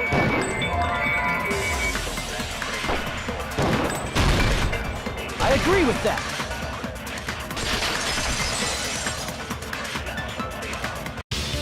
Just as Sonia said, Ibuki stepped on something. That something was blood. There were faint bloodstains on the soles of her slippers. That is not Ibuki's blood, right? She suffered no external injuries. Then it's Hiyoko's blood! Hiyoko's only wound was a fatal slice on her neck. And she died almost instantly, right? If Ibuki stepped on her blood... It means Ibuki was still standing when Hiyoko was mortally wounded. Which means Ibuki was still alive at the exact moment Hiyoko was killed. Don't underestimate the power of the evil eye! Is that it? A shepherd dressed in his Sunday's finest still reeks of lamb, Hajime Hinata. Does that mean you have a rebuttal? Does that mean you have a rebuttal? That's a good line. But are you sure you're sure? If I show you how serious I am, this world might be destroyed, you know. You're so frightened you can't even make a sound. It seems you've realized our difference in status. However, the time for conviction starts now. You better entertain me to the fullest.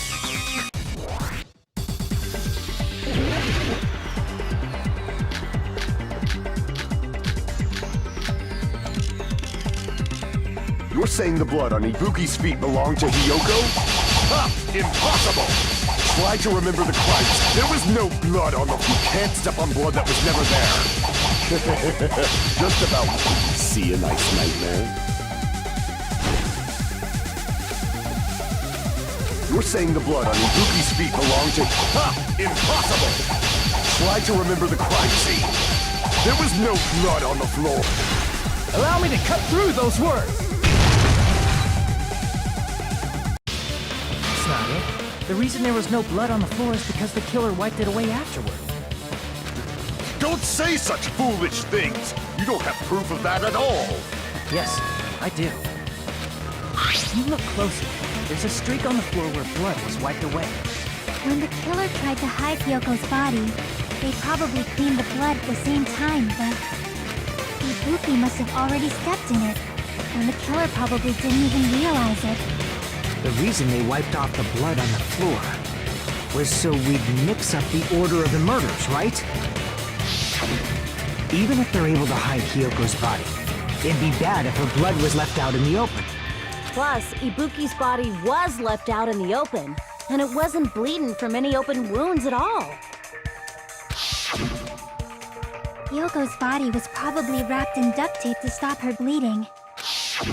Actually, the bleeding will stop once the heart stops beating. So I don't think they had to go that far. Aside from Mikon, none of us were aware of that fact, so the killer probably did not know it either. Maybe the heater was running inside the music venue so it would screw with Mikon's autopsy? That's right! I didn't know the time of death because of the heater! The time time of death wasn't mentioned in the Monokuma file just to keep concrete evidence for us. Yep. Since we have all this evidence, there's no one else who wants to object, right? Then it's decided. Kyoko was killed before Ibuki. It appears that it is wiser to retreat for now. Fine then. But regardless of good or evil, there's no deceit in upholding one's convictions. Can't you just shut up and back off? Now then, let us resume our debate. Wait a sec. There's something I want to run by Monokuma first. Huh? Again? Didn't something like this happen last time, too? Hey, if the victim actually committed suicide, what are we supposed to do? The same as always. You have to vote for who the killer is. Think about it. A suicide means you've killed the most important existence of all, yourself. Unfortunately, that means there's no Blacken to punish, but I guess in a pinch, I can always punish Monami. Why me? Nagito? What do you mean? If the victim actually committed suicide? Well, I understand Hyoko's death, but I'm wondering if Ibuki was really murdered. For example, it's possible Ibuki killed Hyoko, and then committed suicide due to a guilty conscience, right? That's totally impossible! Then she never would have killed her to begin with! She was afflicted by the despair disease, remember? That means anything can happen. But if Ibuki's the killer, she wouldn't have been able to falsify the sequence of the murders, right? After Hajime saw the hanged body, the sudden appearance of Hyoko's body soon after means the killer had to be alive at that time. Then she was alive! When Hajime first discovered Ibuki, she was just pretending to be dead. If she waited until Hajime left, that's when she could have made her move and mess with the crime scene. She hanged herself, remember? There's no fucking way she could have faked that. And if she was going to fake her death, I think she wouldn't have chosen hanging. Her body would have been defenseless in that state. If anyone touched her, that alone would have ruined her plan. I see. So that means there's no doubt that someone killed those two. I'm glad. Now I'm free to search for the killer. What the heck? There's still one more issue on my mind. If Ibuki didn't commit suicide, then just what was that video Hajime saw? According to that video you saw, Ibuki was by herself when she climbed the stepladder, right? Then does that mean someone forced her to do it? Forced? Perhaps they used hypnotism or something? I don't know anything about that. Don't say it all proud. Putting that aside, it seems obvious that the killer did something. So, maybe we should figure out who was able to do whatever that was. So, an alibi. Then our plan is to destroy the weakest alibi. Since Hajime has seen the video, it is clear what time the crime took place. But just to be sure, that surveillance camera doesn't have a record function, right? It's a cheap-ass surveillance camera, you know? There's no way it'd have some kind of sweet recording feature. Then, the video Hajime saw was actually live? What time did Hajime see that video? I saw it at the hospital, right before Monokuma's morning announcement. And I saw the body at the music video a little after Monokuma's announcement. So Ibuki hanged herself right before Monokuma's announcement. And since we established that Hyoko was killed before Ibuki, that means the time that the murders occurred was before and during the announcement. Then, we just have to find the person who doesn't have an alibi during that time? Now then, I shall issue my decree. Let Operation Destroy the Weakest Alibi commence.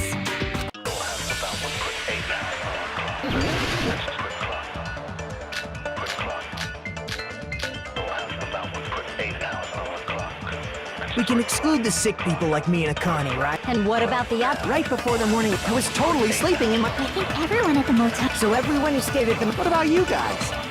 I was where I was supposed to be, my own cockpit. That's not an alibi. Aside from those afflicted by the disease, if nobody has an alibi, then... No, that's wrong!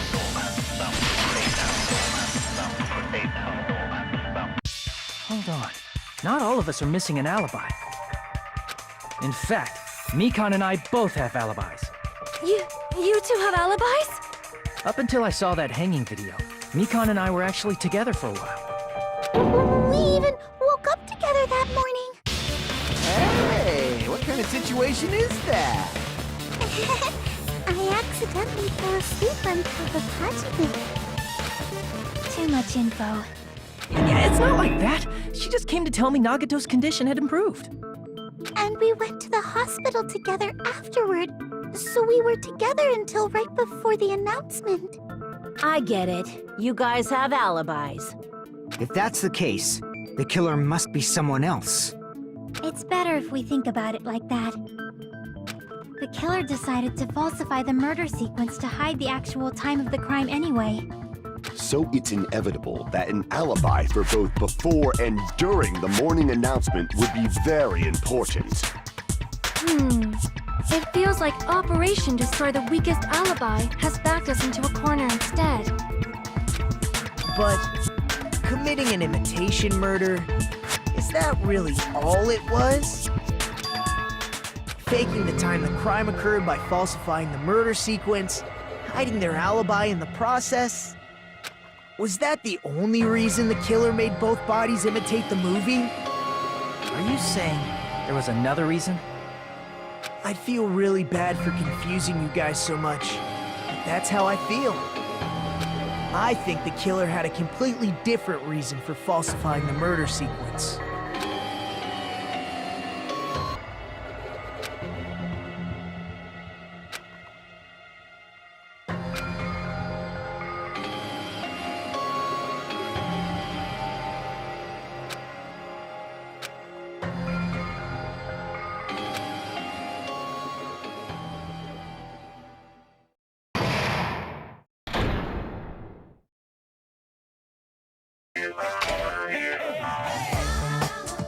Hiya!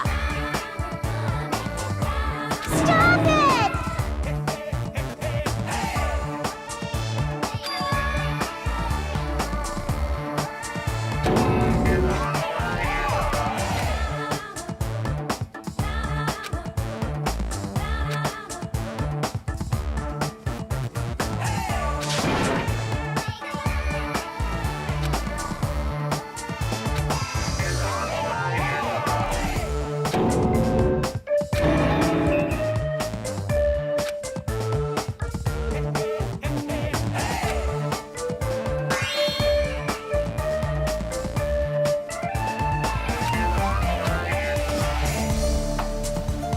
What a disappointment!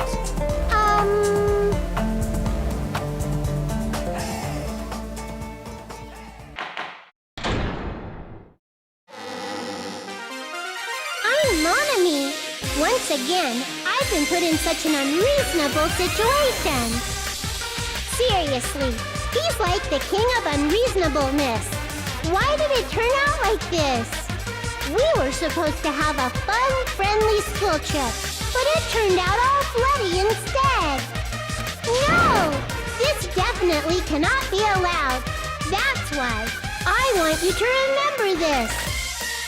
Everyone, do your very best. Don't lose to yourself. And don't forget to save frequently.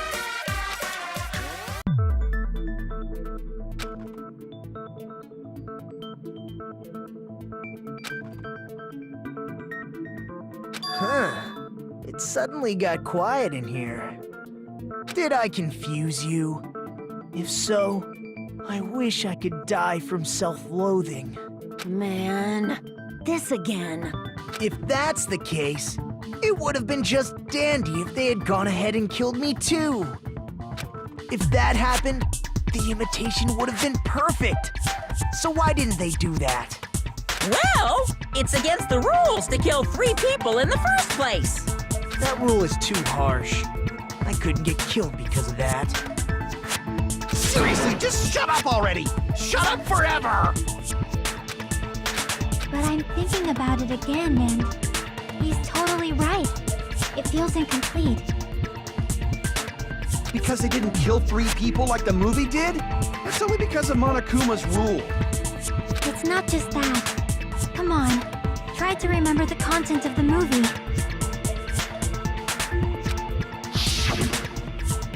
About the lion that got killed second. That's the one Hyoko's body was imitating, right? Even though we're calling it an imitation, the lion was actually pinned by arrows, right?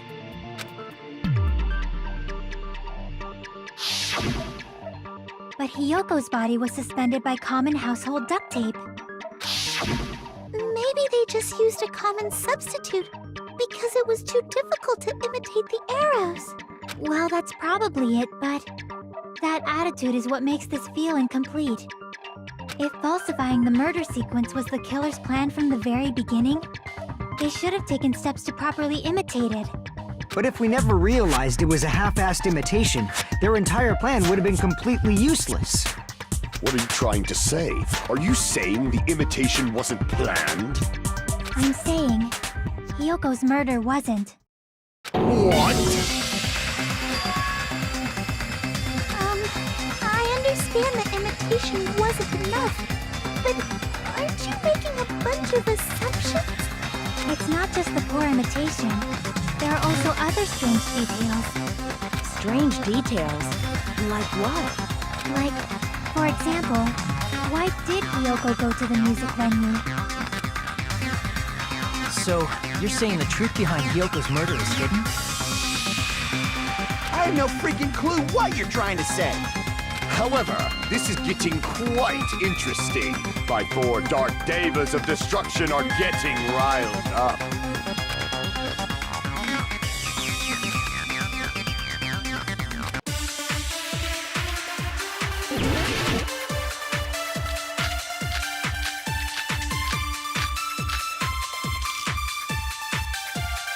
Why did Hyoko go to the music venue?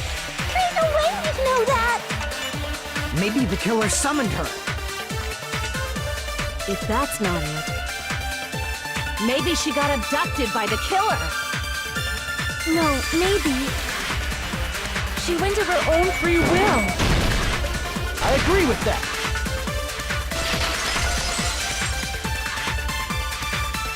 It's just as Sonia said. She went to the music venue of her own free will. So, exactly as I assumed. If no one called for her, then why did she go? Hyoko locked herself in her room because she was being overly cautious of the despair disease, you know? I don't think a person like that would leave their room just because someone called for them. There's no way she got abducted? Hyoko locked the room she was staying in before she went out. If she was forcibly taken from her room, there's no way she would have had time to lock it.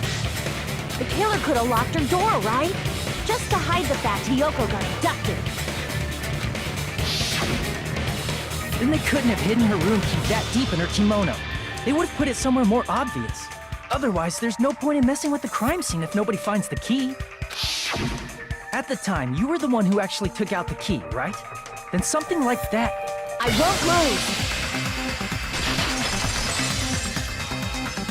Are you saying my gut was wrong? This will be my first and last highlight of the day. Why won't you just let me shine already? No! That's not the issue. Shut up! Enough with your fancy talk. I'll shut you up right now.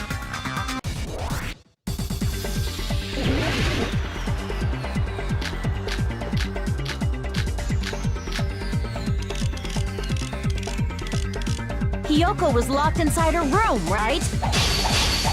She definitely got abducted or something. The killer forced their way into Hyoko's room. Forcibly abducted her! The girl is so small and weak-looking. And that's why the killer targeted her.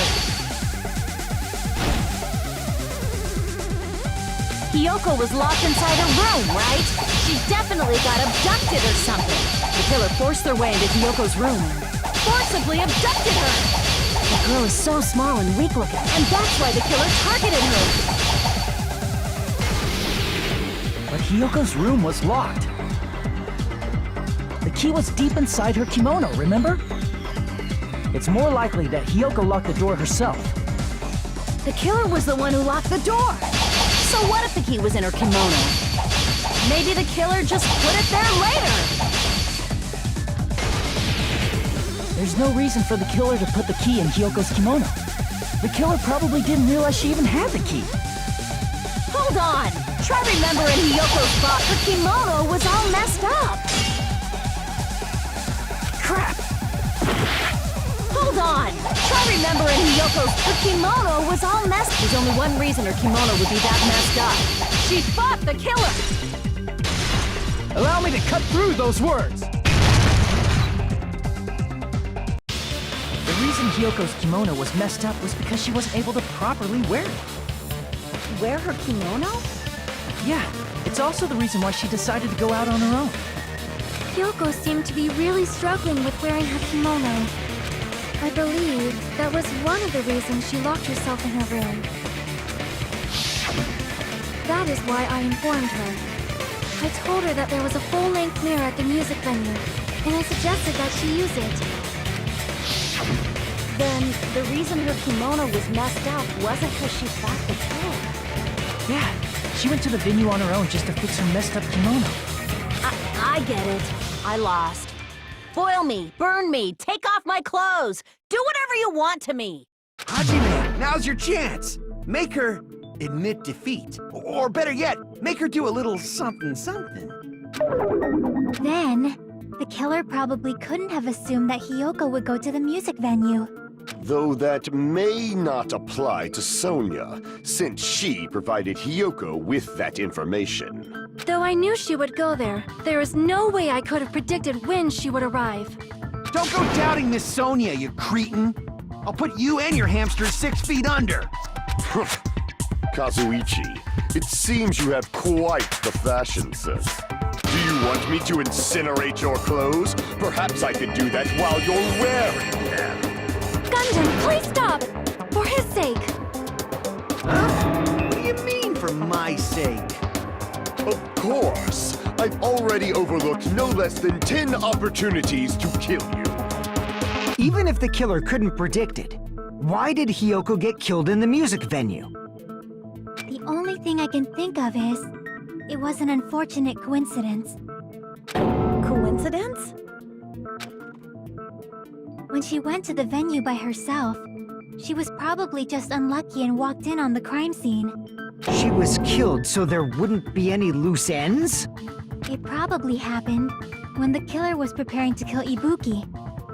The killer most likely had already placed the hemp bag over her head, and without hesitation,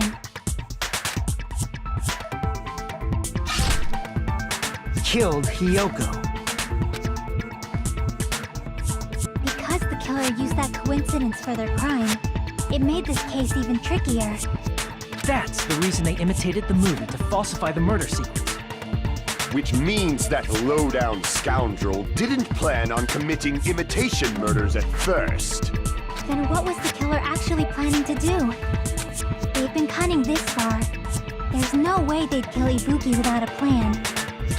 Do you have any ideas? Damn, you don't know the most important part. Hey, Nagito, any ideas? Hey, how long are you gonna stay quiet? Oh, am I allowed to speak? Oh, I'm so happy I'm getting goosebumps. Everyone actually needs help from scum like me. So what do you think? I was thinking about it while I had my mouth shut. But now I'm finally able to come to a conclusion. Ibuki definitely didn't commit suicide. Huh? What are you talking about? I thought there might be a possibility that she faked her death and tampered with the crime scene. But now I remember, there was blood on Ibuki's slippers. So if she faked her death and walked around the music venue tampering with the crime scene, there'd be bloody footprints left in various places throughout the venue. So that's why I think there's no way she faked her death. There's no way Ibuki committed suicide. You know, we already finished talking about that a while ago. Huh? Really? That's annoying. I guess I should just awkwardly laugh about it then. Are you freaking kidding me? There's no limit to how useless you can be!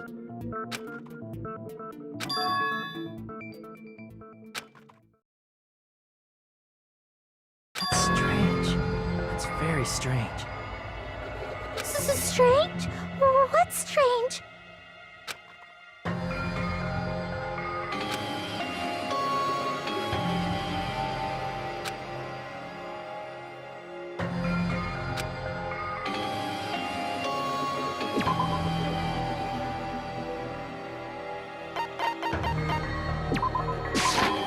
I can prove it with this!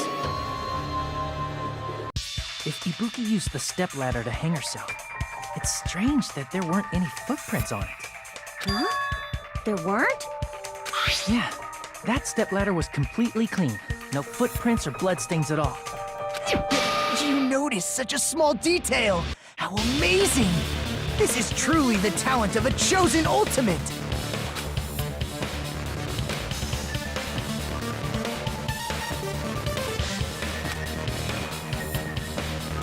But didn't you say you saw that video of Ibuki climbing the stepladder? Then I think there's no doubt that she really did climb it. Unless there was something funny about that video. I see.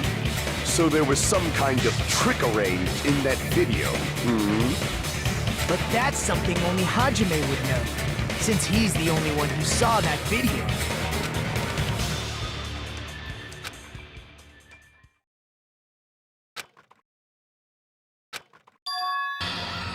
Hajime, I leave it in your hands. As long as I leave this to you, I won't tell you to do your best, but oh well. You should get started already. Yeah, I'll definitely try.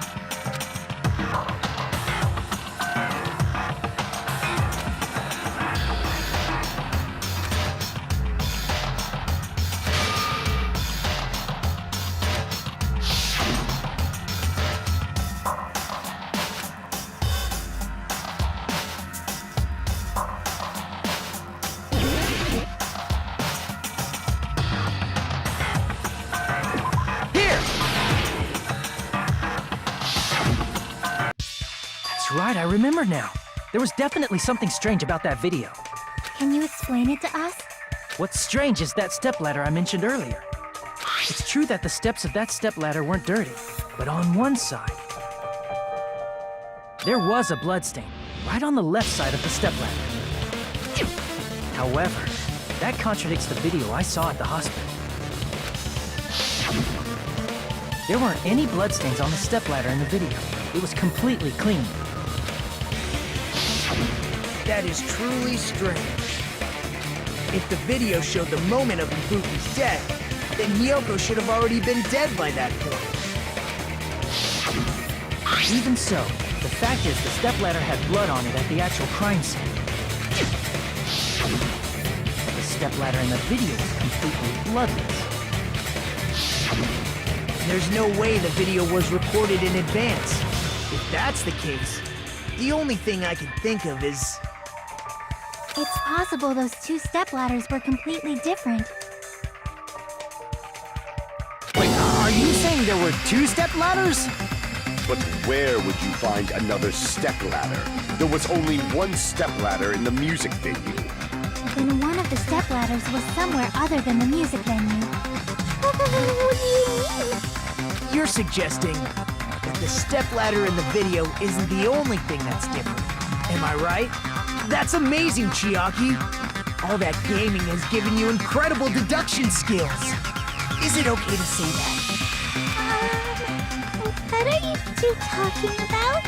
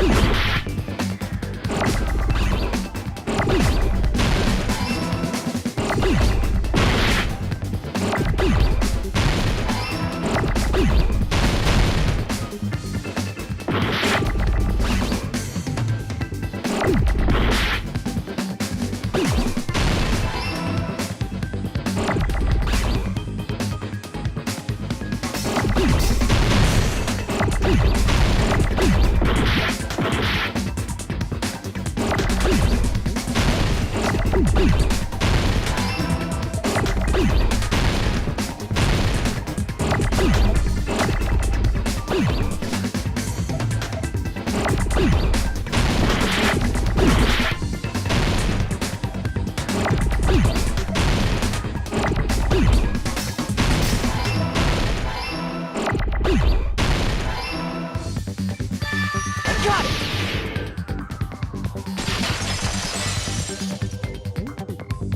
That's right. Besides the stepladder, the filming location must have been different too. What do you mean? I mean, the video I saw was not filmed at the music venue. It was filmed somewhere else. But the hospital monitor's supposed to display footage captured by the music venue camera, you know? Then, there's a possibility that the killer also tampered with the surveillance camera unit.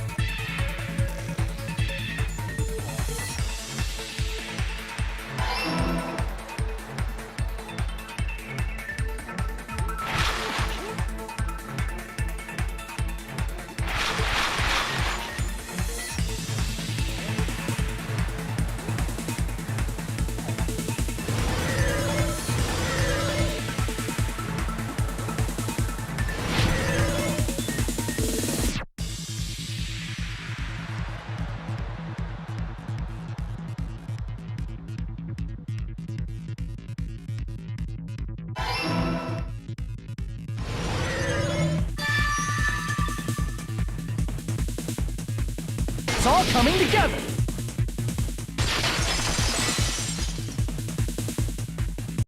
That's it. The killer just brought the camera from the music venue. With it, they made me think it was a live feed from the venue, when it was actually from somewhere else. Then only the monitor was left in the music venue?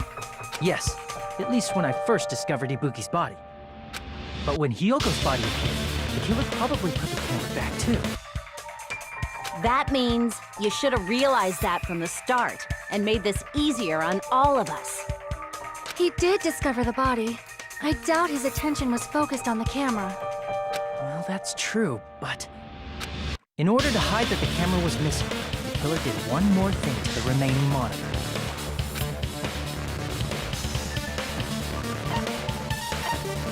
I see!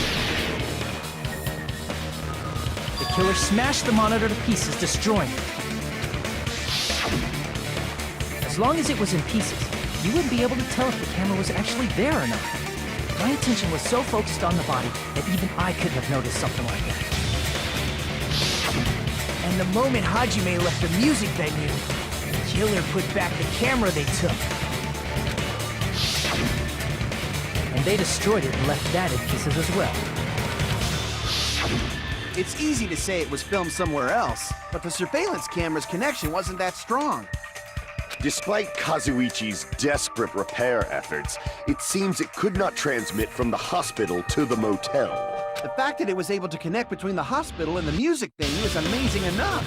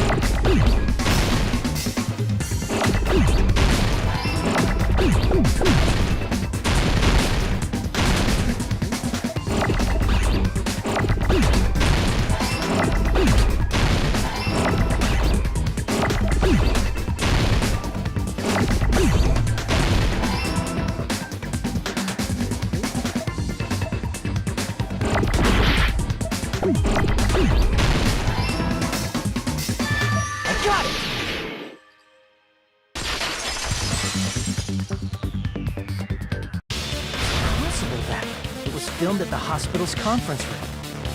Huh? Conference room? But the hospital and the music venue look completely different. That's exactly why the killer did something to make those two places resemble each other.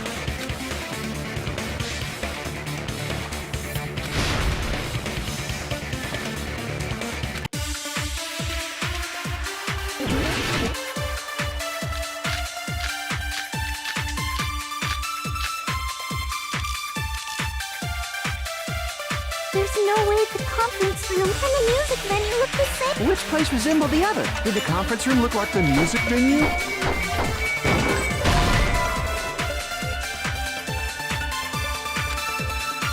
Damn it! There's no way the and the music venue. Which place resembled? Did the conference room look like the music venue? Damn it! There's no way to and the music venue. Which place resembled? Did the conference room look like the music venue? Or did the music venue look like the conference? Or did they make some kind of set? They might have tampered with... I still can't believe Hajime, you're pretty stupid. There's no way the conference and the music venue. Which place resembled the other? Did the conference room look like the music venue? Or did the music venue look like the conference room? That must be it!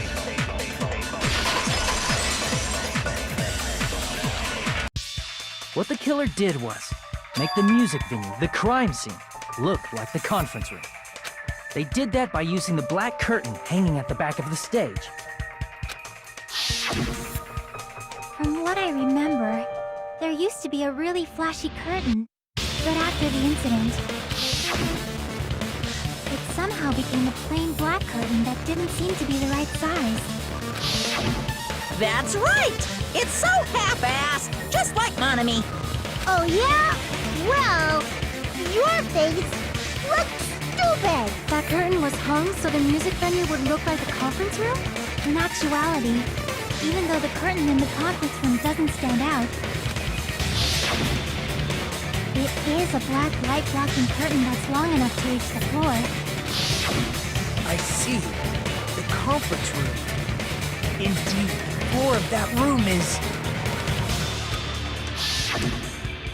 the same color as the music venue stage. So the killer chose the conference room because they realized the floor matched. Matching floors, matching curtains. I guess it makes sense you'd mistake the two. But that's not all.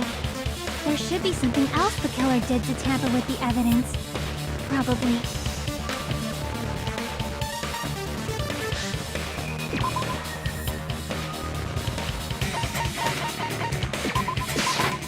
I can prove it with this! You're referring to the candle in the music venue, right? In the video I saw, a candle was used for lighting. If you think about it, it's pretty strange. The music venue has good lighting, so there's no reason to even use candlelight. But Wouldn't they have done it to make it feel creepier? That might have been another reason, but the main reason was probably to tamper with evidence. The lighting in the conference room and the music venue are so different. They couldn't be used during filming. That's why the killer used a candle as film lighting instead. Which means... Are you saying the candle in the music venue wasn't actually used? That candle was likely placed there just to make me think it was the same candle that was used in the video. With candlelight, you can't see things in that much detail. Maybe they were going for that effect. With that cheap-ass camera, it won't capture much in a dark area. As long as this all matches up, there should be no problem to say this is decided. The video I saw wasn't filmed at the music venue. It was actually filmed at the hospital conference room. If I'd found proof that evidence in the conference room was altered, we would have reached an answer sooner. But it appears the killer already covered that up, so I didn't find anything when I went there. But there's no mistake. That's the only place within the connection range of the surveillance camera. The motel would have been too far, and the interior design of the movie theater is too distinctive. But this must be a surprising turn of events for Hajime. You never suspected that the video you saw in the hospital was being filmed in the conference room. The incident isn't happening at the scene of a crime, it's occurring in the conference room. If Ibuki's hanging video was filmed at the hospital's conference room, then was Ibuki killed at the conference room too? No, that's not possible. Right after Hajime saw that video, he discovered Ibuki's body at the music venue.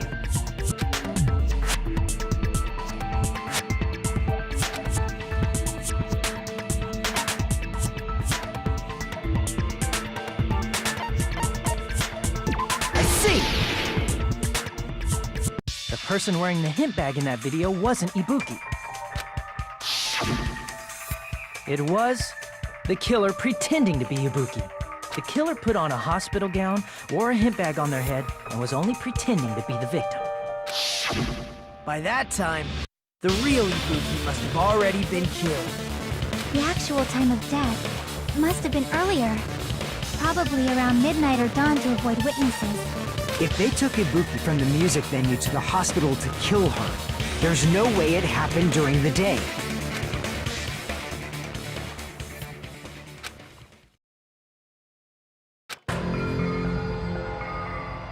But why did the killer go to the trouble of making a fake video just so Hajime could go to the crime scene? The reason the killer made a fake video. There's only one possibility I can think of. And if I examine that possibility thoroughly, then naturally the killer's identity will reveal itself. Huh? You fiend! Are you saying you already know who the killer is?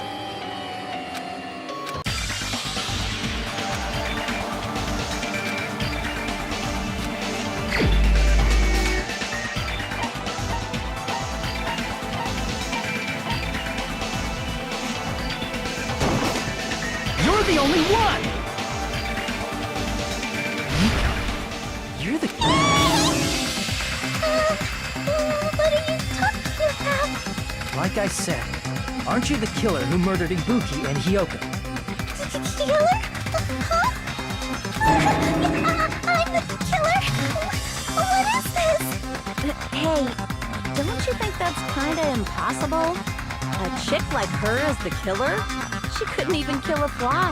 In fact, the fly would probably kill her first. She's right!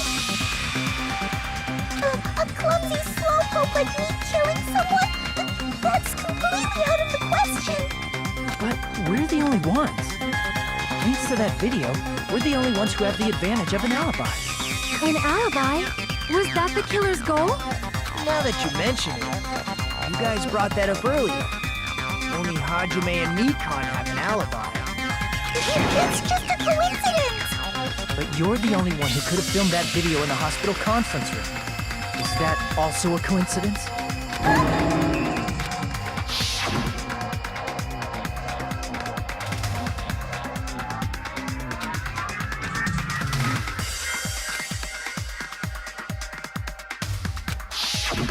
At that time, you said you were going to the on-call room, but you actually went to the conference room. That's when you put on a hospital gown that you prepared in advance, put the bag on your head, and began filming. By doing that, you made up a video that showed Ibuki trying to hang herself at the music video. And showed that to me.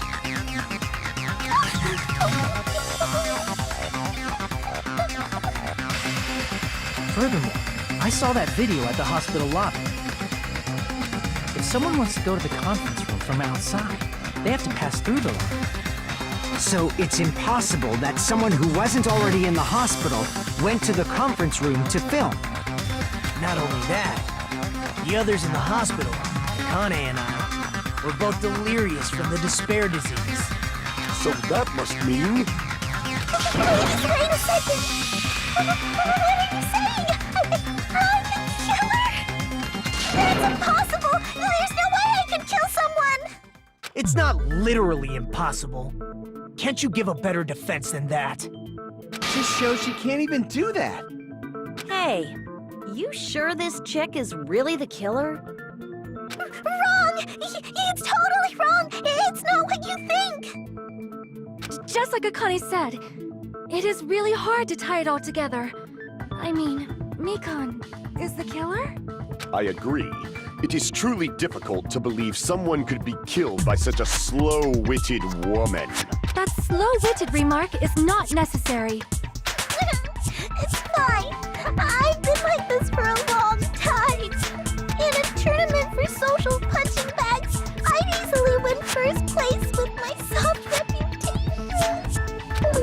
Even I can't deny that. How many times do I have to tell you? It's impossible for me to kill someone. I'm serious. Very serious. What do you say, Hajime? Do you still believe this woman is the killer? Do you hate me that much, Hajime? Hey, Hajime!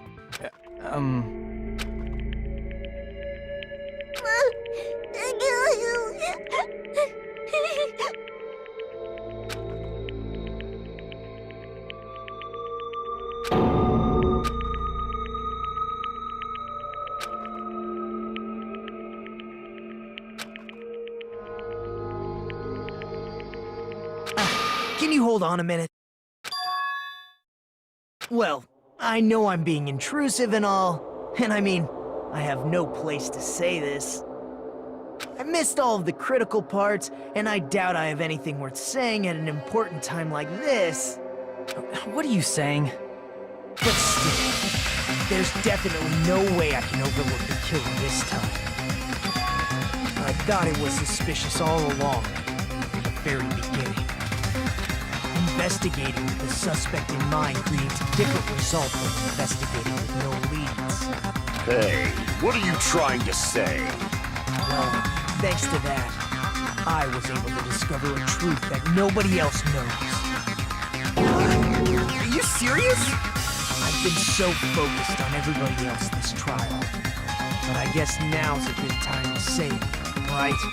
You better not have kept quiet on purpose. This isn't a game, you know. Actually, this is a game! Please don't say such controversial statements. Well, what do you know, Nagito? Well, it's nothing big, really. Only a small, decisive clue that points to the killer. Hey, that's a huge deal! A decisive clue? Does something like that really exist? Let's take a look, shall we? Regarding the rope Ibuki was dangling from. This rope was supplied by the supermarket, right? There weren't any ropes inside the music venue. Again with the supermarket? That place is a hotspot for criminal goods. If they got it at the supermarket, that means it was brand new, right? What's wrong with that? I want you to take a close look at this rope. And keep in mind that it's brand new. Near the middle of the rope, it's frayed, as if it was rubbed strongly. But why is it like this? The loop Ibuki used to hang herself is on one end of the rope, And the part of the rope that hung from the baton lighting is on the other end. Hey, you're taking too long. What's wrong with the rope being frayed? It means, well, from what I can infer, I think the rope was used like this. The killer wrapped the rope around Ibuki's neck, pulled both ends at full strength, and strangled him. The center of the rope is frayed because that's the part they used to strangle Ibuki. Doc, I've been listening to you for a while, and it sounds like you knew about this rope clue all along. What exactly did you say to me during the investigation?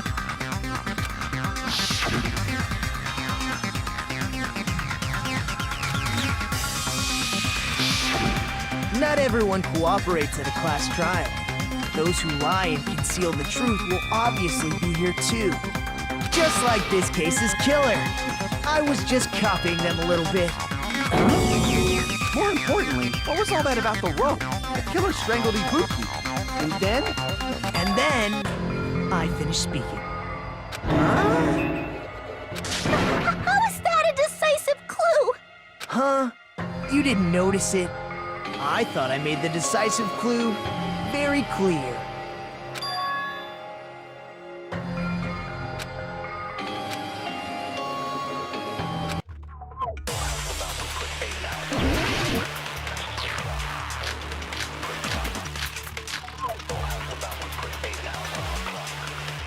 Ibuki didn't die from hanging.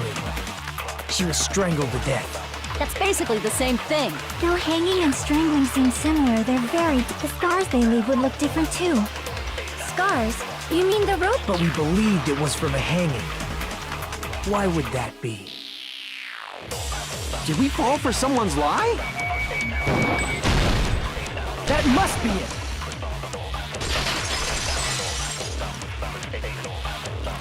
So that's what happened. We've been falling for the killer's lie this whole time.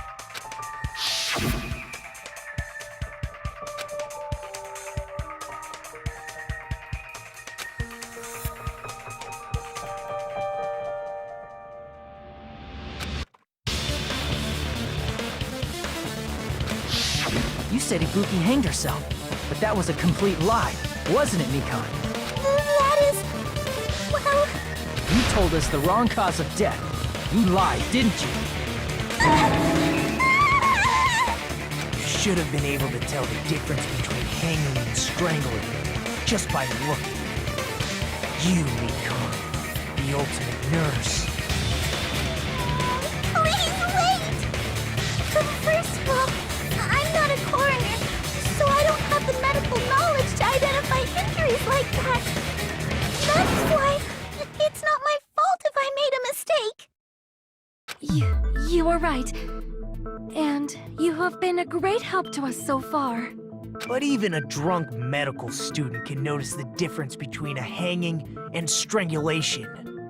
I'm not taking her side or anything, but being clumsy and unskilled in this area could lead to a mistake. He's totally right. I'm such a clumsy mess, and I got so careless. Mikan nursed me till I got better. There's no way I'm gonna doubt her. Don't you think her devotion to nursing is what helped her draw Ibuki to her death? Huh? And if not, her symptoms were still very serious and caused her to believe what anybody told her.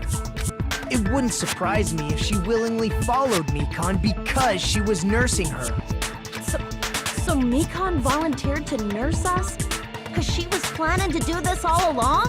That's a little... Aren't you like the thief who suspects everyone else of being thieves? I'm not a criminal. Mikan is. I mean, she's a killer, you know. You got it all wrong. Please forgive me. I'm sorry, but there's no way I can forgive you. I just can't forgive this crime at all. Forgiveness or not, we still have not decided if Mikan is the killer. I see. You guys are kind. Well, if that's the choice everyone makes, then the only thing I can do is back off, I guess. But is that really okay? Is that everyone's hope? You're friggin' annoying! If you keep talking, I'm seriously gonna beat you up! But I'm really not the killer. There's no way I'm capable of killing someone. Is that really true? Stop it already! That's enough! I can't stop! I don't want to do this either. Of course I don't want to do this. But I need to do this.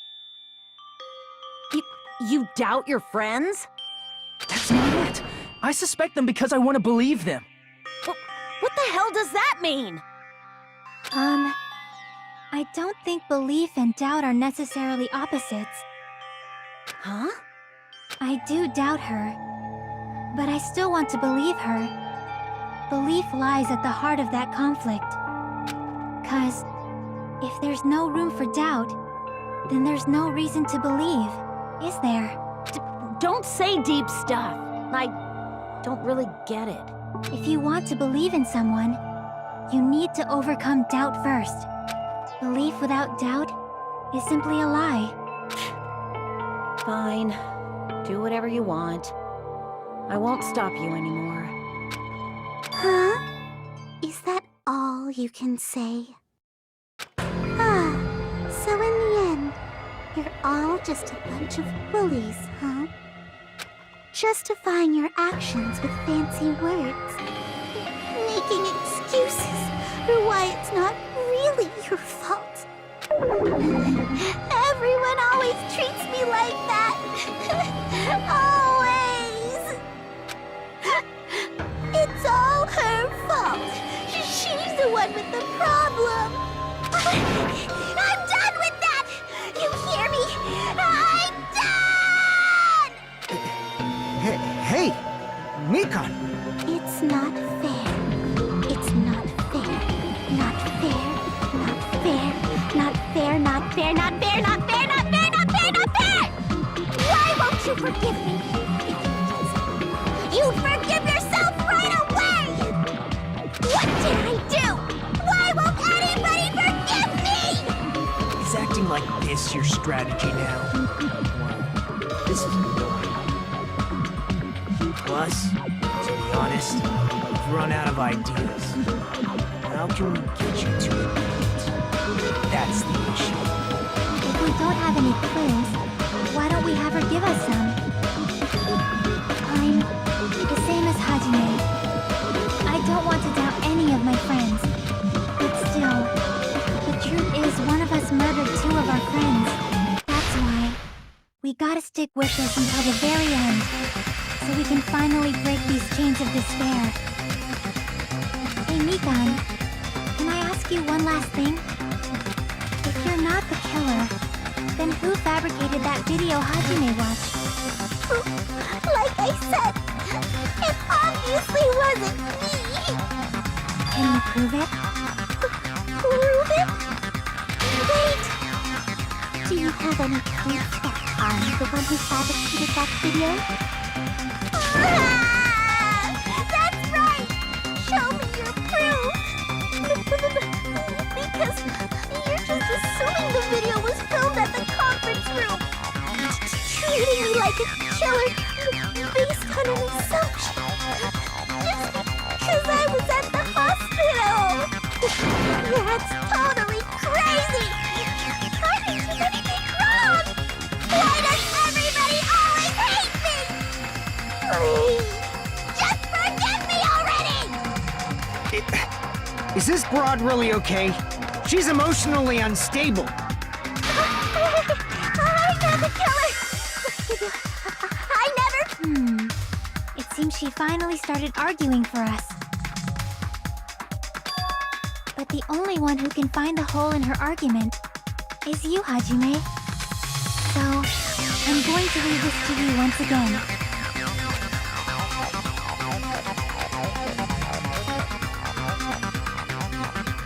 Why do you get to decide I'm the killer? Where's your proof?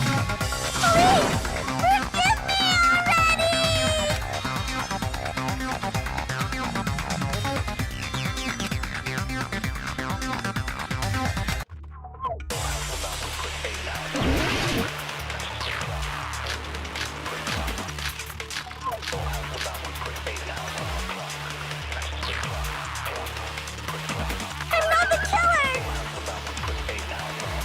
We can't think of anybody else other than who could have filmed that. Do you have an... Is the hemp bag on her head the hospital gown she was wearing? Or could it be the hospital slippers she had? Ibuki and Mikan clearly have different... Is that really your proof? You could tell her body type under the just from that video, just from that camera angle, just from that dim candlelight. There's no way you'd be able to make out her body type! So please forgive me already! Hajime, pay close attention and listen. You're the only one who can point out the killer's mistake.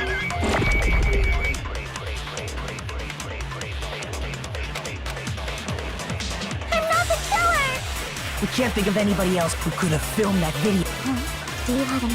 Is the hemp bag on her head the thing? Is the hospital gown she was wearing suspicious? Or could it be the hospital slippers she had on?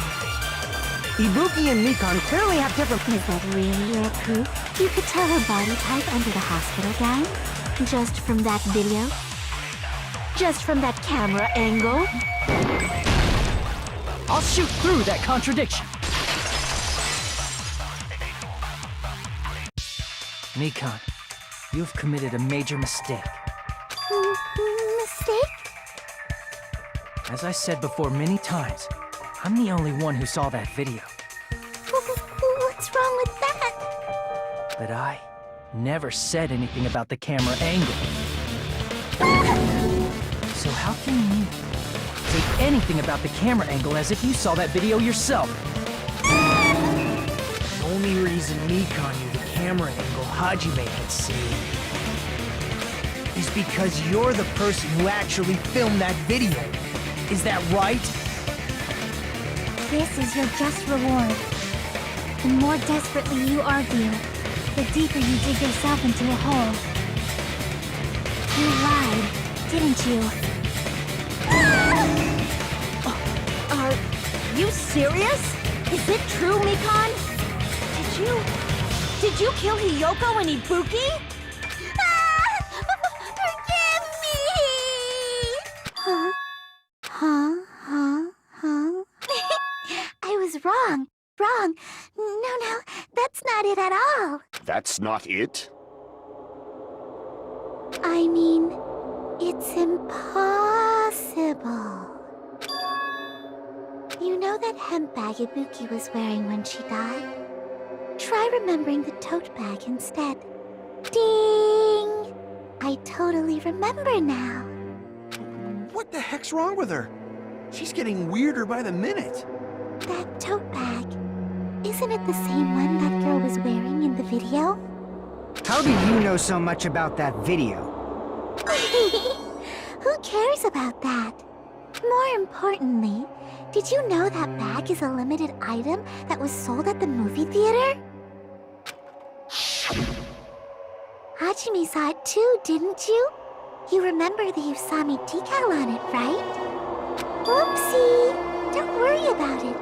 I remember even if you don't. Ta-da! There's no mistake that that tote bag is a limited item. So don't you think it's impossible? Using one tote bag in both the conference room and the music venue at the same time? It's blatantly obvious that that's impossible, don't you think? That's why that video isn't fabricated, and I'm not the killer.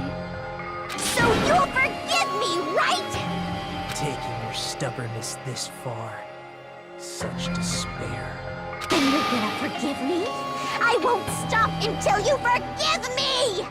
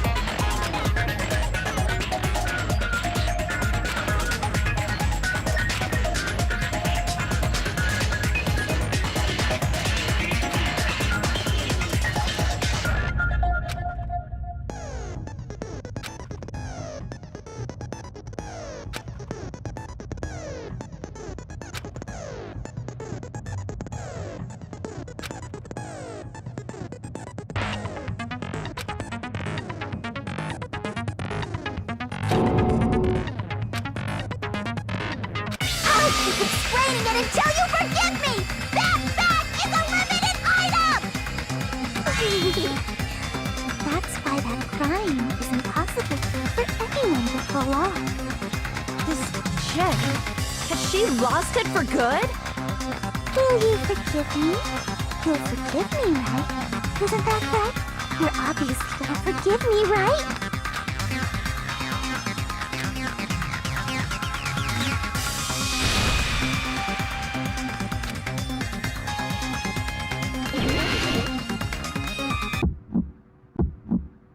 You still haven't forgiven me? I'll do anything you want. Please, draw on me. Do you understand? Why only me? Please, draw on me. Can you forgive me already? Forgive me! Forgive me! Please, draw on me. Do you understand? Can you forgive me already? I'll do anything you want. Can you forgive me already? I'll do anything you want. You're done for! Forgive me! Forgive me! Why only me? You still haven't forgiven me? I'll do anything you want. Please, draw on me! There's only one bag. It's impossible to use it in two places at the same time. This is the end!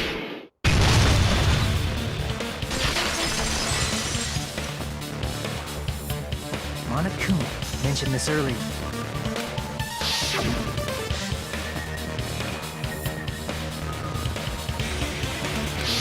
Whoever bought that bag should have received another one as a bonus prize. Which means it's not impossible to use that bag in two separate places. So please, just stop making desperate excuses. Why? Why can't you forgive me? Why? It seems the desperate struggle is finally coming to an end. Why does everybody always hate me?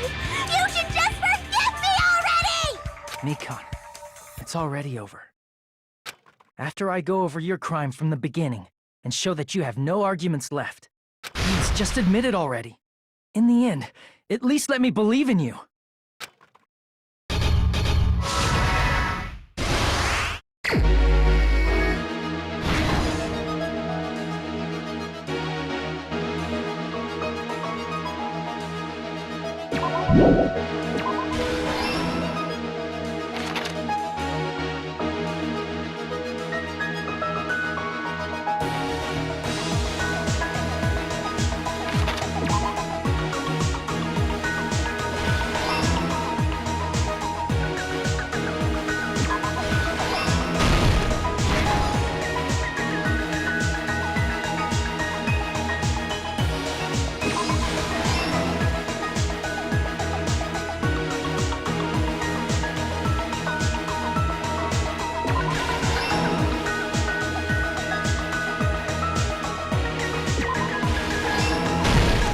Everything that happened in this case. The key to this incident is the surveillance camera video that only I saw. That's why I'm going to start with that to unravel the knots of this crime. When I went to the hospital with Nikon this morning, I noticed a specific thing in the lobby. The incoming signal light on the surveillance monitor was blinking ahead of the scheduled time.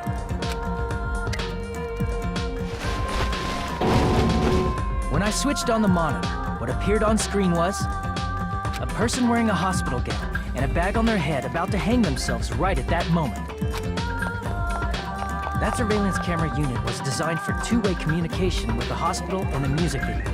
That's why I thought the signal originated from the music video, so I immediately headed over there. But that was the killer's trap.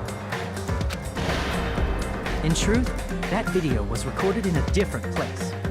The killer brought the music venue camera the night before and made their preparations in advance. And then, they filmed that video in the hospital conference room.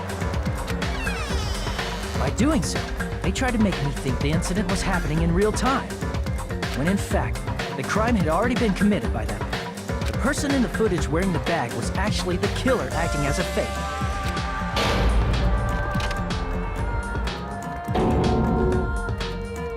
I didn't know that, so I went to the music video and found the hanged body wearing a bag on its head. Seeing the body before me, I panicked and rushed out of there to get the rest of you guys. But that was also part of the killer's trap. After cleaning the conference room, the killer was likely watching the music venue from outside. And, as if they were switching places with me, they went inside the music venue and began working on their last trick.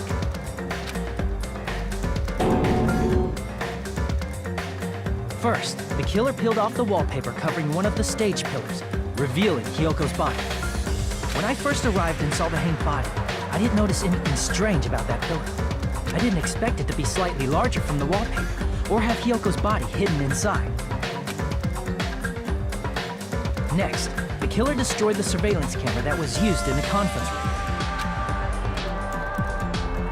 After destroying it, they mixed it with what was left of the surveillance monitor found at the crime scene. The surveillance camera the killer used was originally brought from the music venue, but when they brought it, they made sure to destroy its monitor beforehand. They wanted to hide the fact that the camera wasn't at the crime scene. In the end, the killer transformed the crime scene into a closed room. They broke one of the drumsticks from the storage room and placed it near the music venue's entrance. However, they did this to mislead us into believing that the music venue was locked from the inside. In actuality, the reason the music venue became a closed room was because of the glue. The killer sealed the door with glue and intentionally created a closed room that could be forced open. With that, the killer finished tampering with the crime scene and met up with Fuyuhiko. They helped us force open the music venue door, despite the fact that they personally sealed it. And they made us discover not just Ibuki's body, but Hyoko's suddenly present body as well. At the time, they pretended to be surprised, but inside, they were probably relieved that their plan worked out.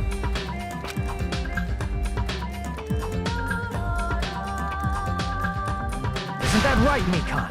This crime was orchestrated by you, wasn't it?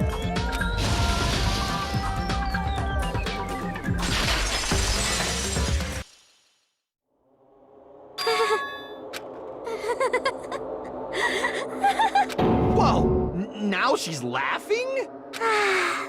It's been such a long time. This feeling, I know it well. Like the floor is collapsing, like the sky is falling down upon you. This feeling of despair! Mikan, what has happened to you? Whoa there! Before that, a moment of your time.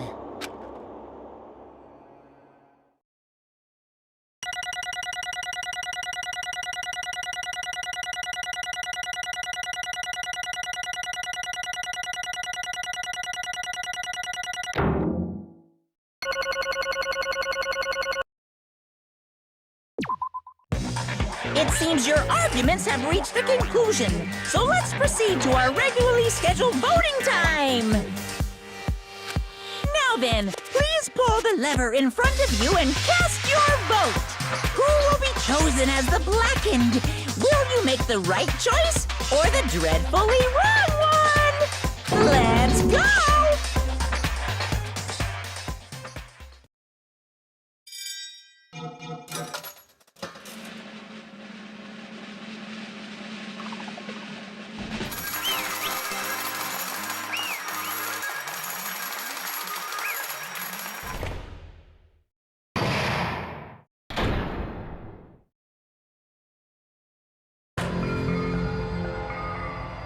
Well now. Correct!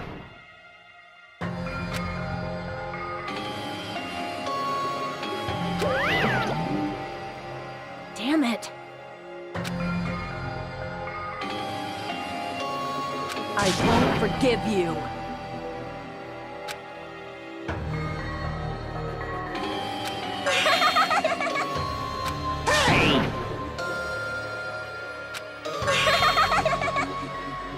What's going on? Hey. That's obvious.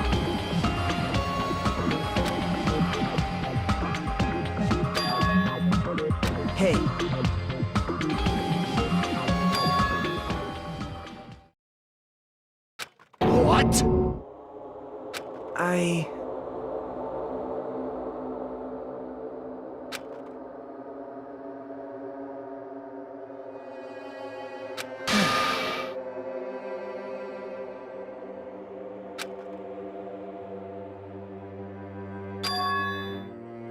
What?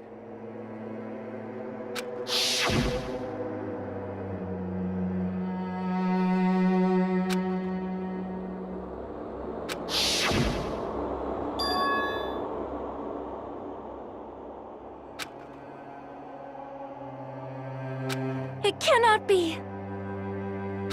Perhaps...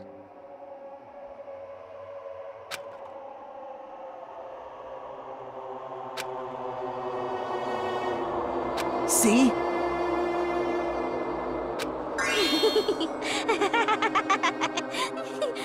Jeez.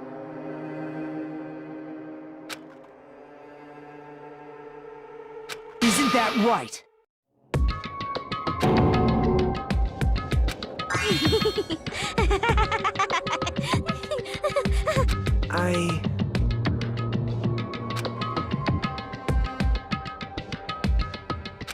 Possible. Oh? Huh? What I did was for the sake of my beloved. Huh? Huh?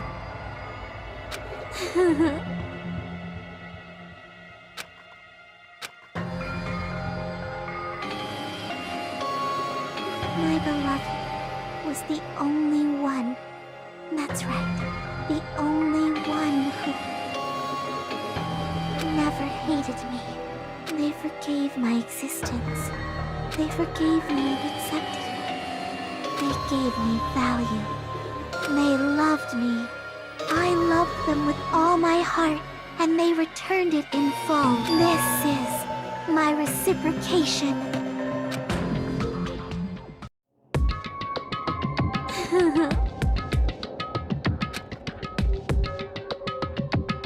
It's love.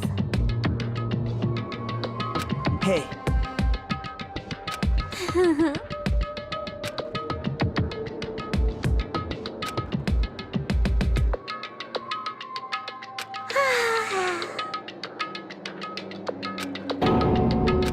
Well...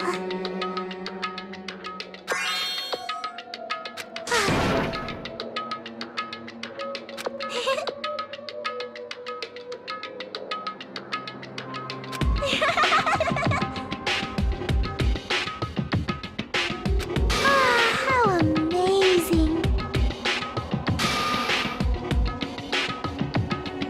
Could it be? This is...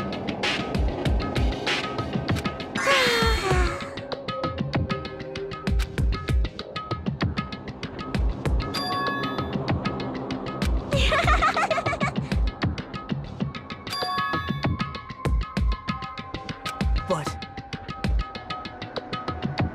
such despair.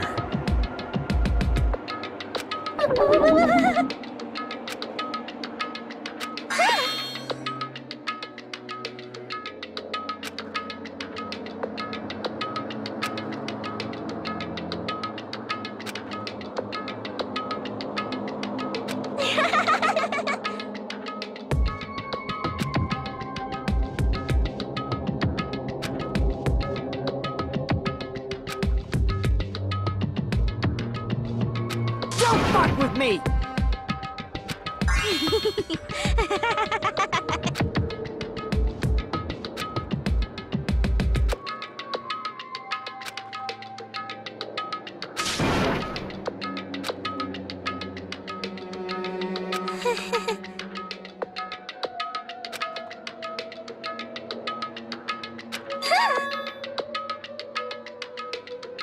You serious?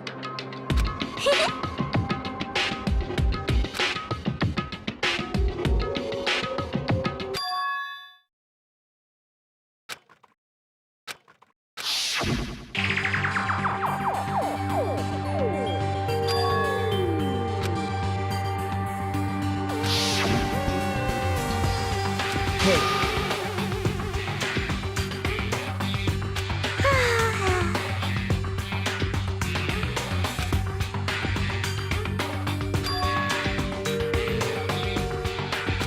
This is bad.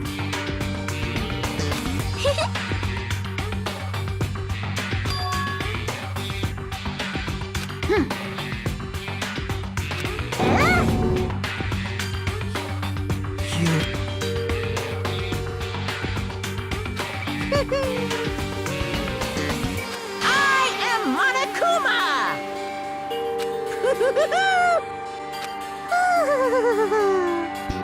Hey,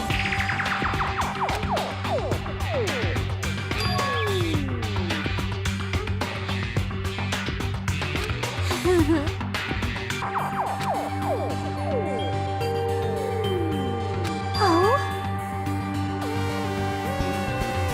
Of course not!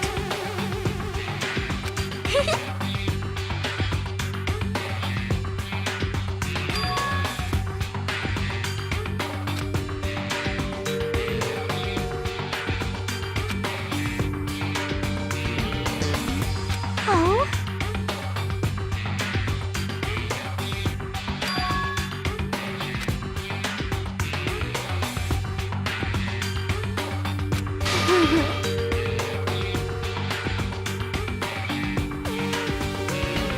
That is...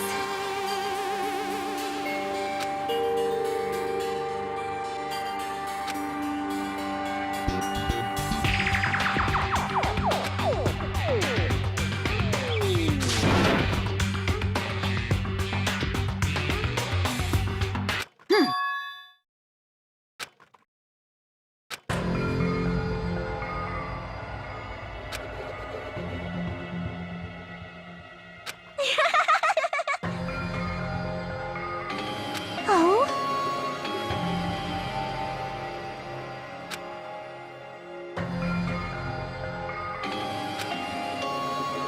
Well...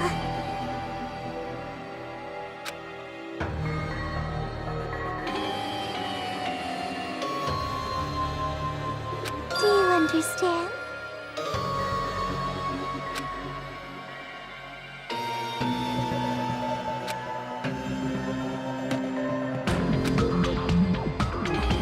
hey.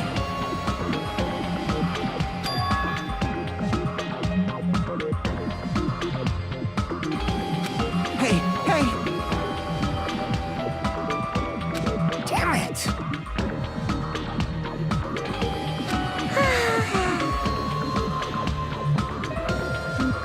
Oh? Yes, indeed!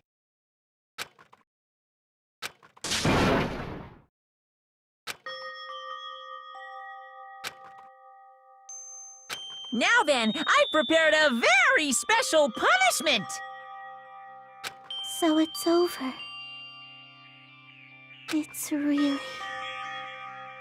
Now I can go to my beloved, who always forgives me. I can finally see them. Please forgive me, the one who's going to die with the hope of finally seeing you.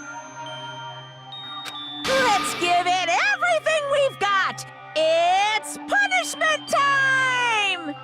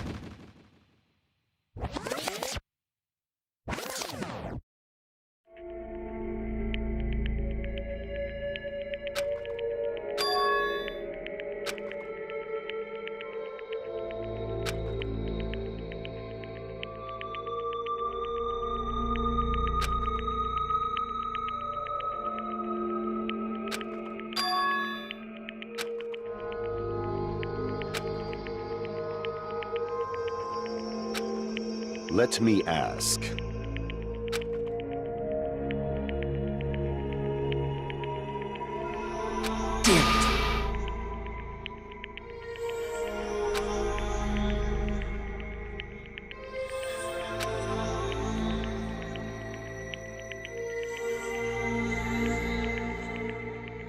But...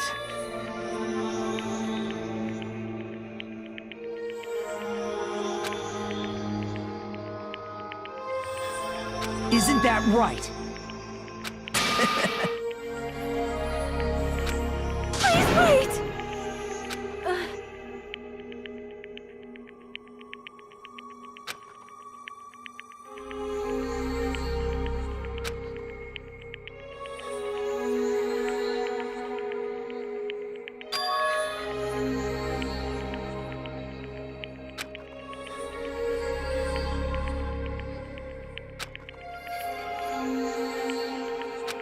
Damn it! Wrong.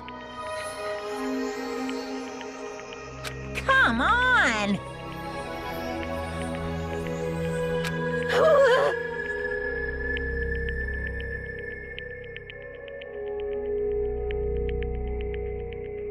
Hmm?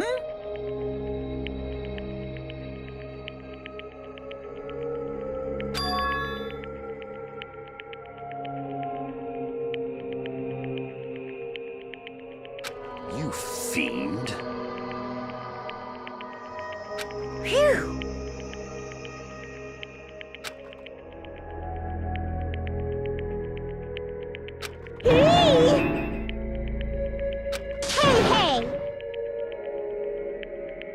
Hey,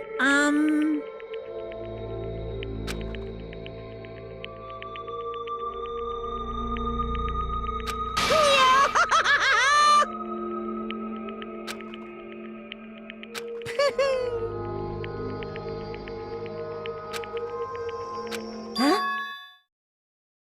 Hey!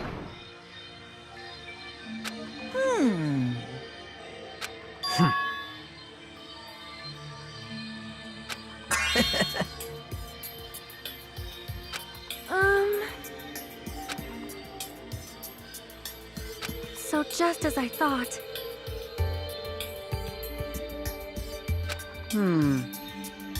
However...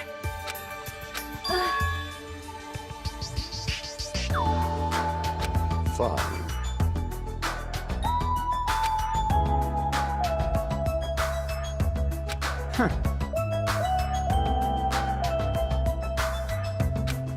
Silence.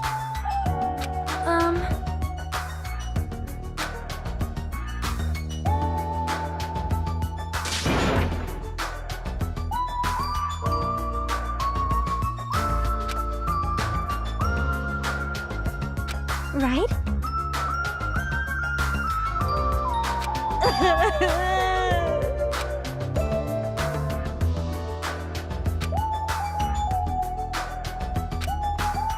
All right!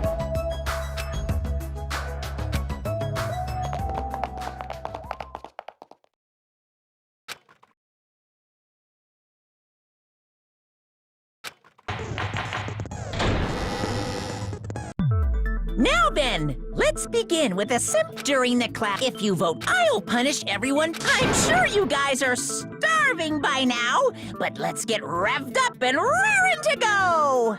Whoever survives will be treated to a fancy lunch. Guess what? Rabbit curry is on the menu. Huh? I'm not the main ingredient, right? I'm here today because Coach Nekomaru risked his life to protect me.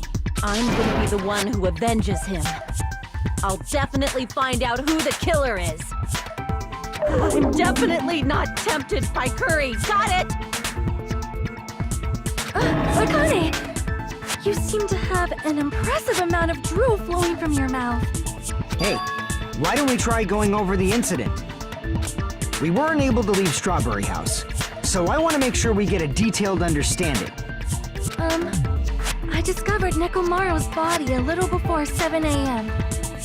I headed over to Grape Tower from Monokuma Taichi and found the body there. Hajime and Chiaki were also with me. Hajime was with Miss Sonia and Chiaki that early in the morning? Don't tell me you three were together since last night! Imbecile! I am not some woman with flexible legs. Of course you're not. You're much classier than that. With legs like those, I could probably do the splits real easy. We just happened to run into each other on the first floor of Grape House and went to the tower together. And then, the three of us discovered Nekomaru's body. The body discovery announcement was made soon after. Akane heard that and rushed over. We heard the body discovery announcement too, from Strawberry House, obviously. As I recall, we found out the elevator was out of order, which left us stuck. So we decided to go to the tower for the time being and headed for Strawberry Hall. But someone even broke Strawberry Hall's door button. We couldn't go anywhere because of that. Thinking we should at least find some method to communicate, we set our sights on the lounge telephone. Forget these boring intros. Let's talk about the killer. Anyway, it's definitely someone from Strawberry House. What do you mean, definitely? There's no way a chick would kill someone so cruelly. So it must be one of you Strawberry House dudes. One of you better hurry up and confess, or I'll break all of you in half! You're the cruelest one here! Now, enough with the lovers' quarrel. We need to think about this seriously. We don't have the luxury of discussing irrelevant things. The incident this time has many questions. The incident notwithstanding, I also have many questions. Then let's start with something even Miss Sonia can understand. The weapon. Well, the weapon is obvious, right? What the heck, you guys? The weapon! You can totally tell just by looking.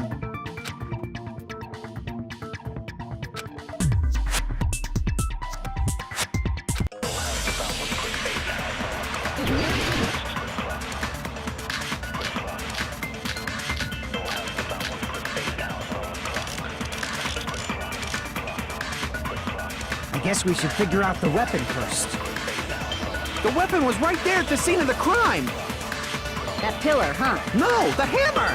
The killer used that hammer and beat the crap out of him. No, that's wrong!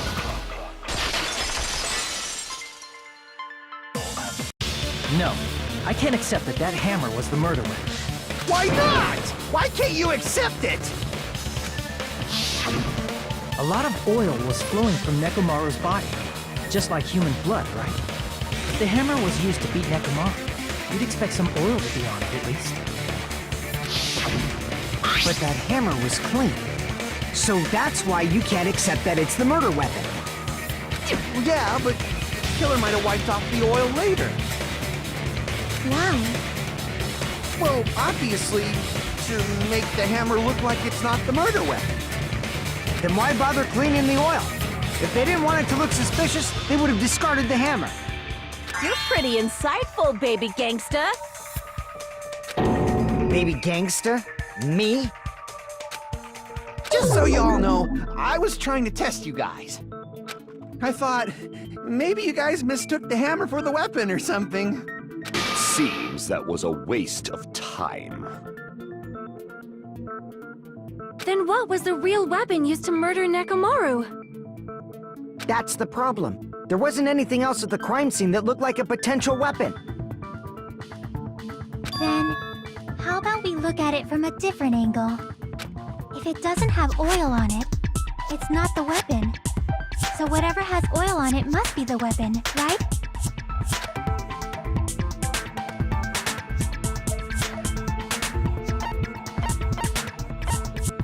I see! The only thing with oil on it is that broken pillar. Then that pillar is the weapon! Coach Nekomaru got clobbered with that pillar! Nobody could withstand a blow from that pillar. Even if you used 100% of your muscle strength, it would be impossible to wield it as a weapon. Why? We tried to move it, right?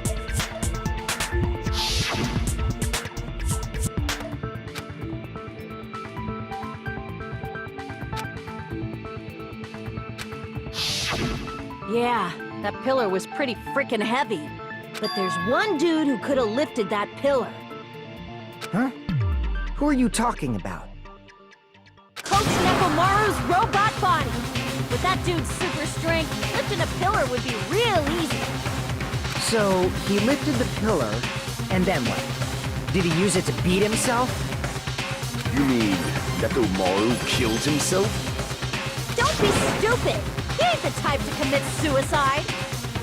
Then even if Nekomaru could have lifted that pillar, it has nothing to do with the case at all.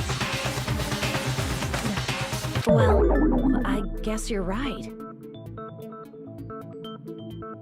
What the heck?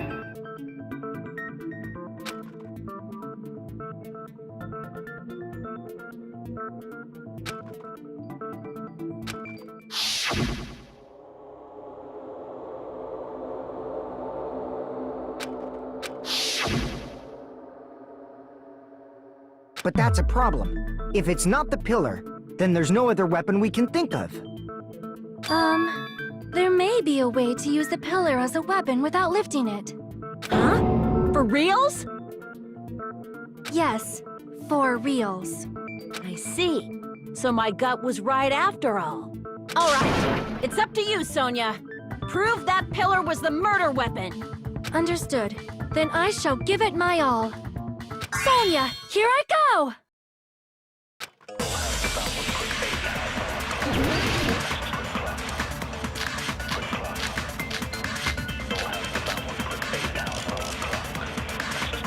There's no need to lift that pillar. If the pillar was not lit, beating him with it is beyond a dream. What about tipping the pillar over? No, that's wrong!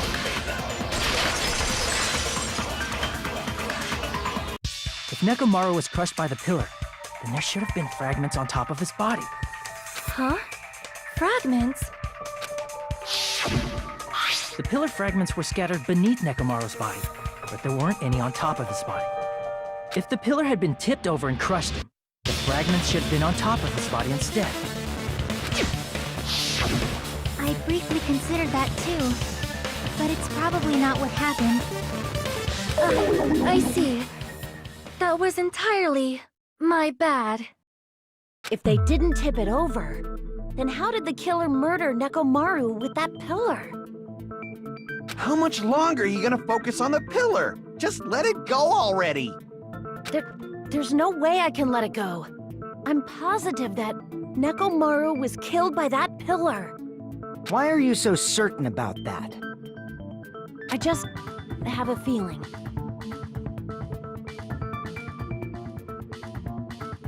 A feeling, huh? That's just your instincts. But we can't say for sure that that instinct is wrong, can we? There's another way to use that pillar to kill. You guys just haven't noticed it. Is that true? Then I shall ask you, what way is that? You guys, same as usual. You're unable to clear a path to the future with your own powers, so you just stand there and falter. What a waste of talent. And you all intend to fight the Future Foundation? You make me laugh. What did you say? Regardless, it's not like I want to die with the rest of you. So I guess I should lend a hand. Hey, Nagito, what the hell happened to you? How come you're not talking like a lunatic anymore? I've learned a valuable lesson. Ignorance is by far the greatest shame. Huh? What do you mean? Who cares? Just tell us how the pillar was used to kill! Well, first of all, the pillar itself is not enough. But when combined with a specific item, there's a way it could be possible. A specific item? Of course, the ultimate weapon. Ultimate weapon? Isn't that the thing you get when you clear the final dead room? So, Nagito knows what the ultimate weapon is? Of course I know, but I'm pretty sure everyone else has seen it, you know? We've seen it? That's right. You've seen it clearly. Because I, the one who has claimed dominion over evil, am the ultimate weapon. I am he who cuts the insolent catalyst which flows out from the chaos with the sword of victory. It's only fitting that I deserve to be called the ultimate weapon. No, you are far greater than the ultimate weapon, since you wield your 4 dark devas of destruction. I don't know why, but I'm not liking this. Cut the bullshit and say it clearly. What is the ultimate weapon? In order to clarify that, we first need to solve the secret of the funhouse. Huh? The secret of the funhouse? You still don't realize it? Jeez, get it together. You're supposed to be the symbols of hope, aren't you? Ah, I forgot. Except for Hajime, of course. Except for Hajime? If we make it out of this, I'll explain it to you guys. Anyway, we must first clarify the secret of the funhouse, right? Then I think it must have something to do with the structure of the funhouse. Strawberry House leads to Strawberry Tower, and Grape House leads to Grape Tower. But in actuality, they are both the same building, and both houses are linked to the central tower. It is undeniable that such a sweet building structure is the secret of the funhouse. Man, not only does that make perfect sense, but Miss Sonia's beautiful voice is just so soothing. Faux show! I shall leave this matter to your discretion.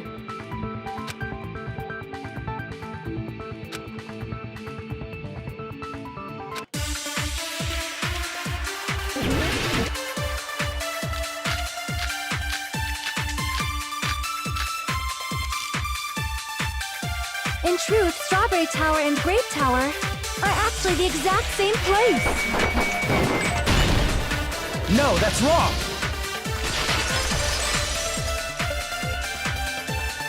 Both of those towers, are they really the same place? Why are you asking that now?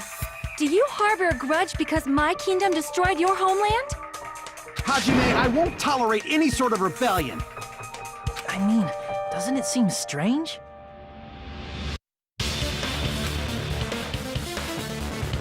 When we went to Grape Tower from Grape Hall, Nekomaru's body was in front of the door to Strawberry Hall. But when we went to Strawberry Tower from Strawberry Hall, his body was in front of the door to Grape Hall. It's probably some kind of trick, like the floor rotating 180 degrees or something. If it is, then see? That means it could have passed in the exact same place, right? If so, then what?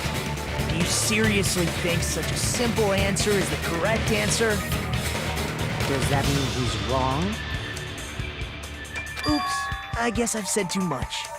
If the floor didn't rotate, then that means we need to think about the structure of the building again. Bow down! Then how about this? Somebody moved Nekomaru's body. While we were moving from Grape Tower to Strawberry Tower? But we should have all been together during that time. Even if they tried to move the body inside the tower. Then Monokuma did it. While we were moving, Monokuma quickly moved things around. But Nekomaru's body wasn't the only thing moved. Are you saying the broken pillar was moved too? If it is too heavy to carry, let them roll it. Just like if there is no bread, let them eat cake.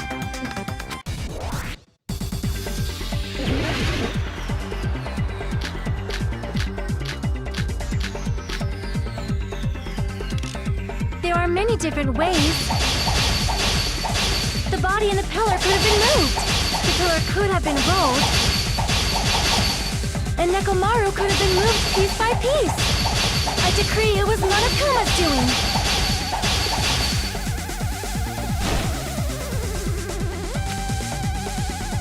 There are many different ways.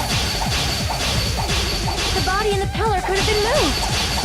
The pillar could have been rolled.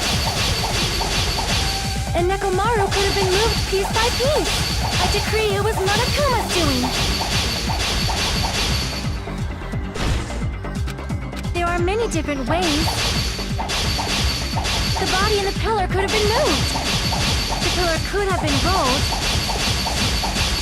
And Nekomaru could have been moved piece by piece. I decree it was Monokuma's doing. Moving the body and the pillar in such a short time. That might be hard even for Monokuma, don't you think? It seems you have forgotten. Monokuma is surprisingly strong, wielding the power of the pillar, the body. He could have moved it all easy as pie. It seems you have forgotten. Monokuma is surprisingly wielding the power of the pillar, the body, everything at the crime scene. Allow me to cut through those words! Moving the body and pillar is possible, but it would have been impossible to move the oil on the floor. When the position of Nekomaru's body and the pillar changed, the oil surrounding his body moved too. Physically moving all of the oil like that is simply not possible, no matter how you look at it. Then it's impossible to think it was moved. I am terribly sorry. I cannot believe I got so fired up. It's all right. A fired up Miss Sonia is awesome to watch. So what really happened? Does that mean the two towers aren't the same building? We can't be certain of that either. Not when the experiment involving the handbook I left on the tower floor was a complete success. Yeah, the e-handbook was still there. That's why we thought the two towers were the same building. If they're not the same building or two different buildings, then what are they?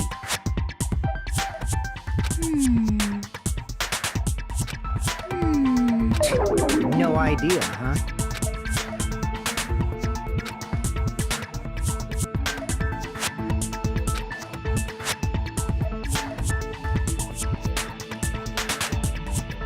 Hey, Nagito.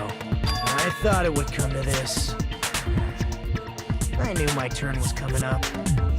Fine. I'll tell you guys a big hint that can help you solve the secret of the funhouse.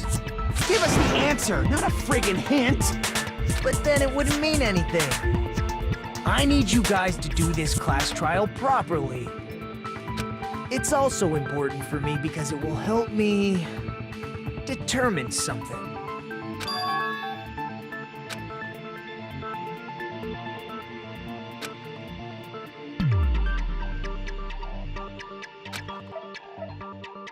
But how do we know your hint is any good? It's suspicious that you're the only one who knows it. I have a good reason for that. The reason I'm the only one who knows it is because I was the only one who performed the appropriate action.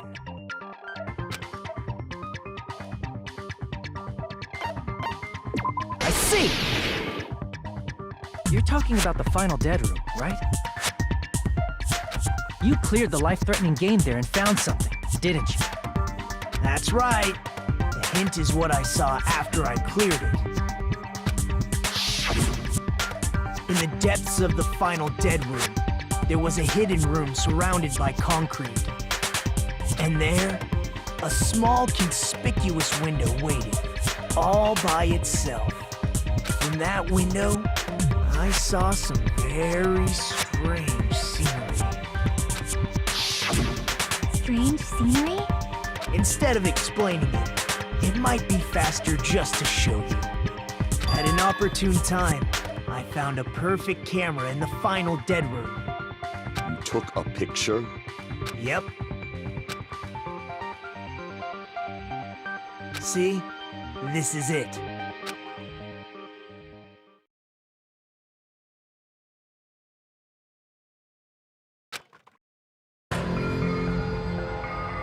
Let me explain it to you again. I took this picture on the first floor of Strawberry House, from the secret room within the final dead room. But don't you think it's weird? If the funhouse's structure is what you guys have been thinking, then there's lots of things that don't make sense in this picture, right?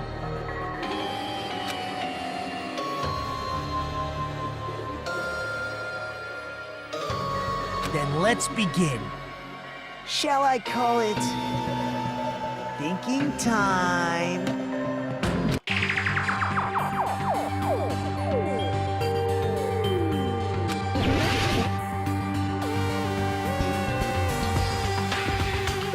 Here! If the structure of the funhouse is what we thought it was, Grape House and Strawberry House should link to the tower in the middle. Which means, if you're viewing the tower from Strawberry House, you should see Grape House behind it. But in this photo, I don't see anything behind the tower. No shadow, no shape, no Grape House at all.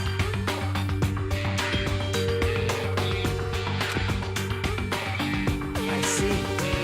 Is that it?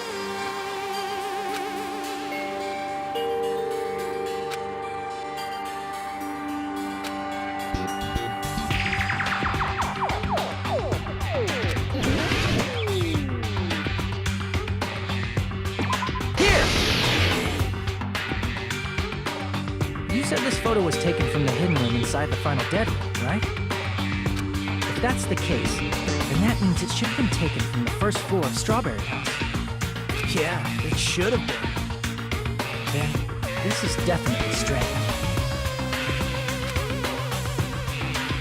This photo doesn't look like it was taken from the first floor. The angles suggest it was taken from higher up. That's right. Good call.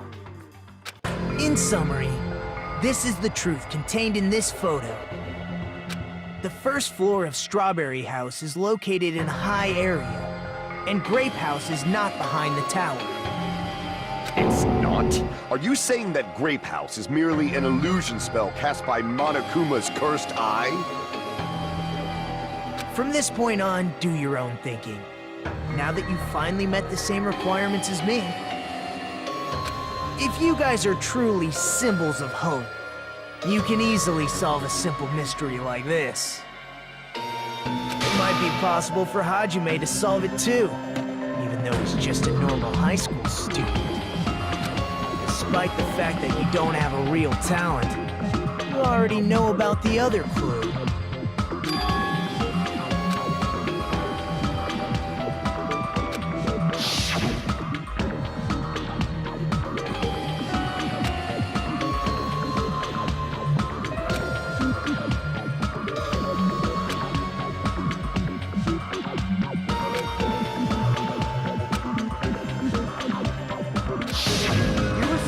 Suddenly appeared on the second floor of Grape House, right? I'm asking you just to be safe. At the time, where do you think I came from? The top floor, right? Such sharp eyes. So you realized it already? Top floor. So the third floor? But the Monokuma archive should be the only room on the third floor of Grape House. What does it mean?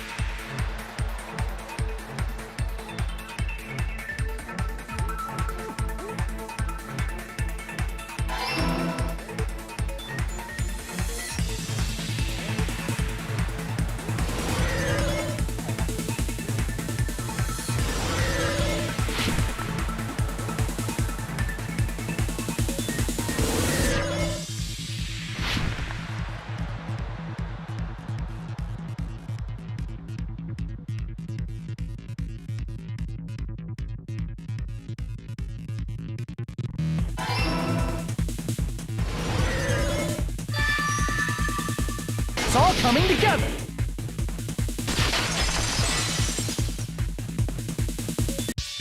Got it. I know the secret of the funhouse. Then let me hear it. What kind of answer will you give, I wonder? In the picture Nagito took from Strawberry House, I didn't see Grape House at all. So where did Grape House go? There was only one possibility. It was in a position where it couldn't be seen from Strawberry House. Which means Strawberry House and Grape House are in the same building, but on different floors. Same building, different floors? Then the two houses aren't two different 3-story buildings. They're actually one 6-story building? If you think about it like that, based on Nagito's picture, it's clear where Strawberry House is located.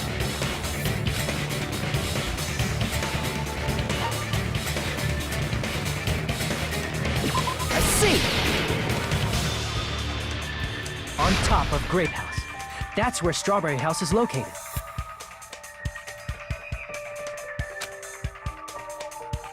Because of that, the photo taken from the first floor of Strawberry House was at a high angle. Altogether, this means the first floor of Strawberry House is also the 4th floor above Grape House. Oh, snap! I never expected that the two houses were connected vertically. But what about the shape of the building? The two houses were completely different shapes.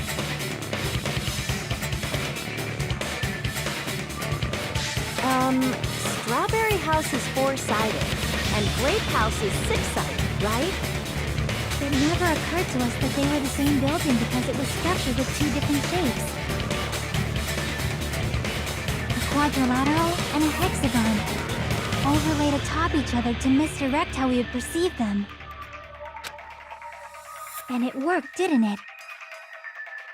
Disregarding the tower, we fully believed the two houses were two separate, distinct buildings. In order to conceal the unique design of the funhouse, Monokuma put us to sleep so we couldn't look at the outside of the building when he brought us to it. You've just been Kuma'd! Don't you think a building full of so many surprises totally deserves to be called a fun house? Then it's true? The building was really like that? That's right! Those two houses exist on different floors in the same building! Constructing a building like that on your own without my knowledge? How horrible! Then what about the towers? Are they arranged vertically just like the houses? Yeah, Strawberry Tower and Grape Tower should have also been different floors inside the same building. Just like Strawberry House was on top of Grape House, Strawberry Tower was also on top of Grape Tower.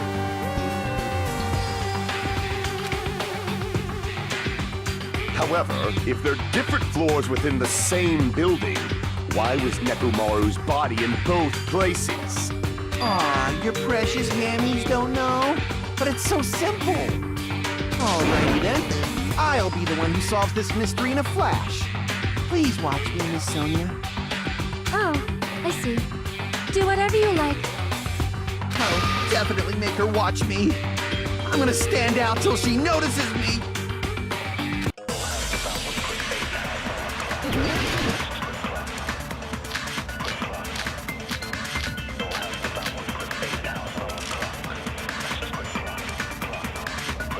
I'm gonna solve this mystery in a flash. Then hurry up, dumbass! One of the bodies in what was actually a dummy. No, that's wrong!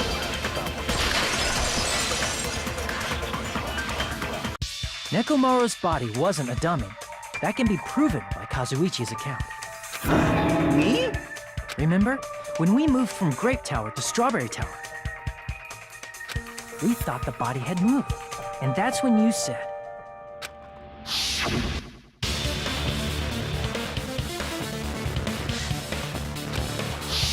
right up until that moment, you were disassembling Nekomaru's body at Grape Tower, right? The killer couldn't have known how you'd take apart his body, so they couldn't have built a dummy. Unless Kazuichi was the one who built the dummy, then it would be a different story. Miss Sonia, that's a pretty harsh joke. You are joking, right? It's alright. Kazuichi is not the killer. If he was, he wouldn't have fixed the elevator or the button in Strawberry Hall. It'd be much more convenient for the killer if it stayed broken. I see. That is disappointing. I'm even more disappointed. However, even if Nekomaru's body wasn't a dummy, it's meaningless if we don't have the important answer. The reason Nekomaru's body was in both towers, even though it was supposed to be on different floors. Maybe it was simply moved? The body moved to a different floor? You can't think of a device like that? A device that moves things to different floors in the same building?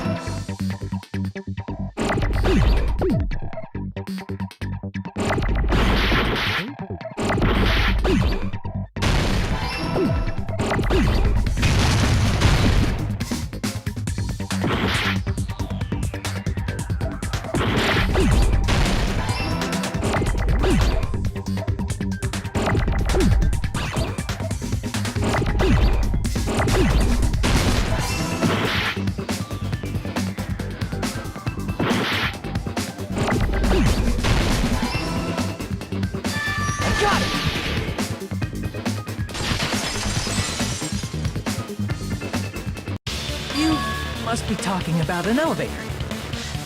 What? Are you saying Nekomaru's body was transported using an elevator? Where the hell is this elevator anyway? It's the tower itself. The inside of the tower is one big elevator.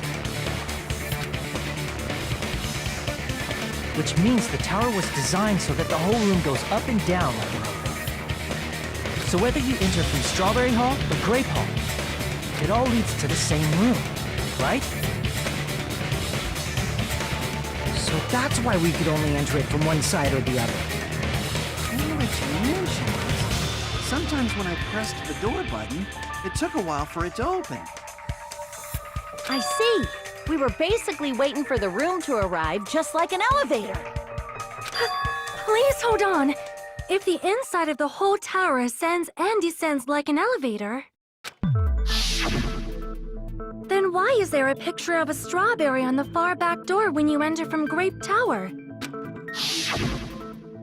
And a picture of a grape on the far back door when you enter from Strawberry Tower?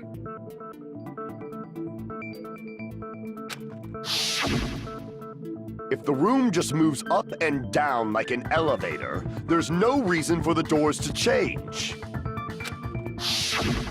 Plus, after the incident, the far back door in Grape Tower had chains wrapped around it, right? But when we entered Strawberry Tower, those chains were gone.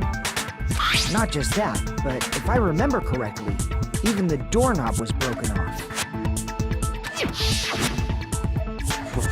There are too many strange things. Was that tower really an elevator?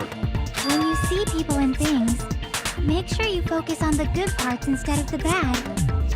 What did you say? So, let's put aside what's changed and focus our attention on what hasn't. Why do we have to do that? It's fine. Come on. What does everything that hasn't changed have in common?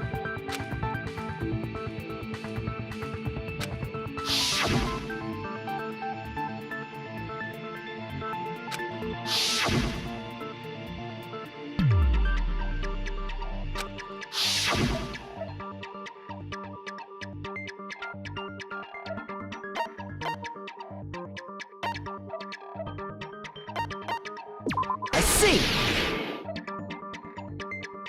Is it safe to say that all the items on the floor didn't change? And? And? Why did the picture on the far back door change? If you can figure that out, you'll have the answer. The reason is because that elevator has something unique about it.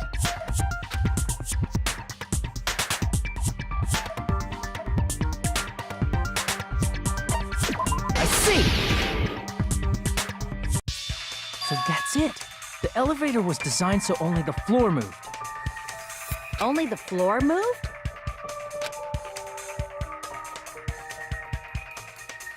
Which means the whole room wasn't an elevator, only the floor was. That's why we saw different doors in each tower.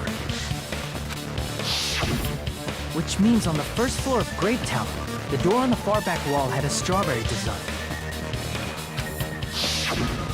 And on the fourth floor, which was Strawberry Tower, a different door on the far back wall had a grape design. Then, where do the different floors lead?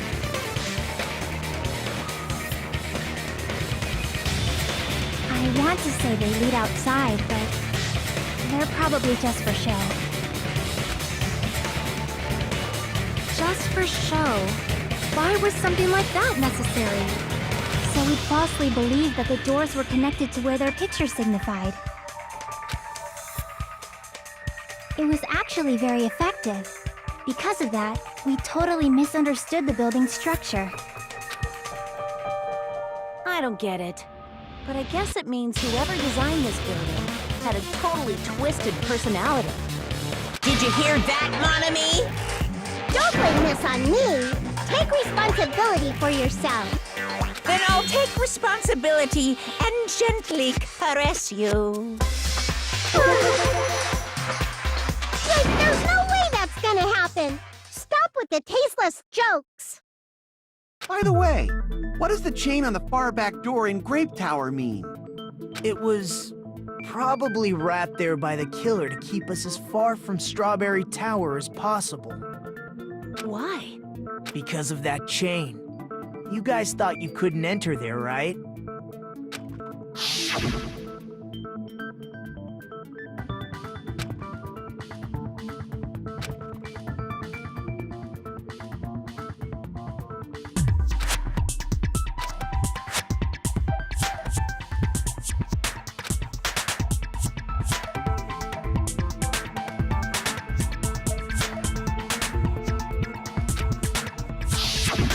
The killer destroyed the Strawberry Hall button, so we'd stay away from Strawberry Tower.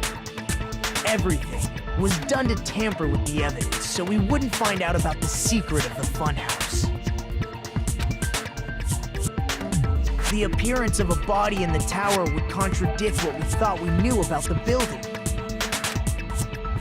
In that situation, if we'd gone to Strawberry Tower, we'd have seen that contradiction firsthand. And using that as a clue, we might have discovered the truth.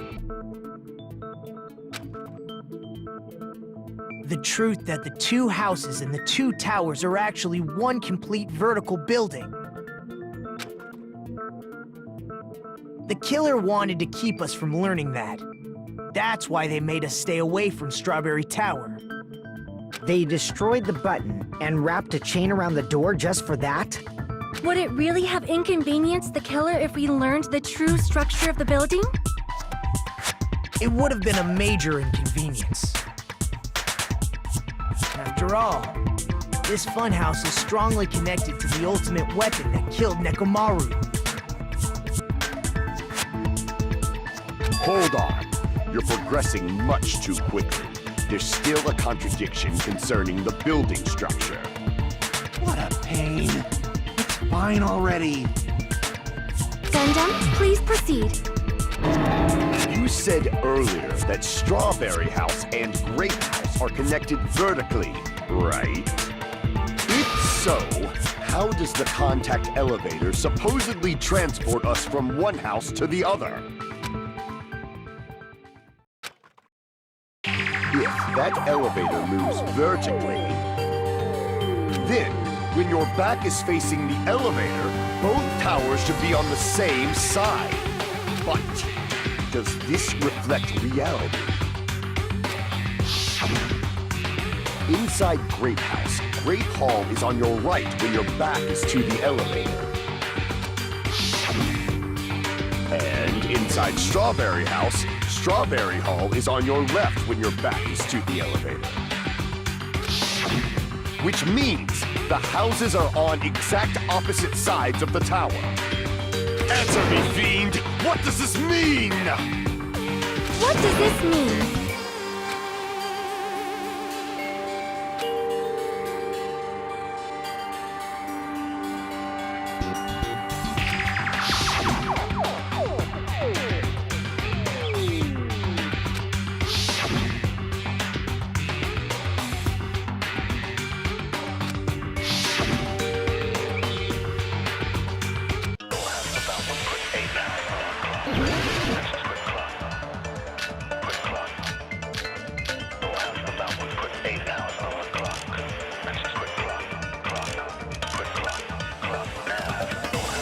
The two houses are connected vertically. The elevator should move. Vertically, not horizontally. No, that's wrong!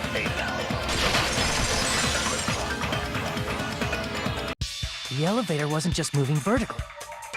Isn't that right, Kazuichi? Huh? Me? Come on. You used the elevator while you were holding that compass Nagito gave you, right? Oh, that. Yeah, that's pretty strange. From start to finish, somehow the compass needle rotated 180 degrees. Rotated 180 degrees? Meaning, as the elevator moved between the two houses, it also rotated 180 degrees.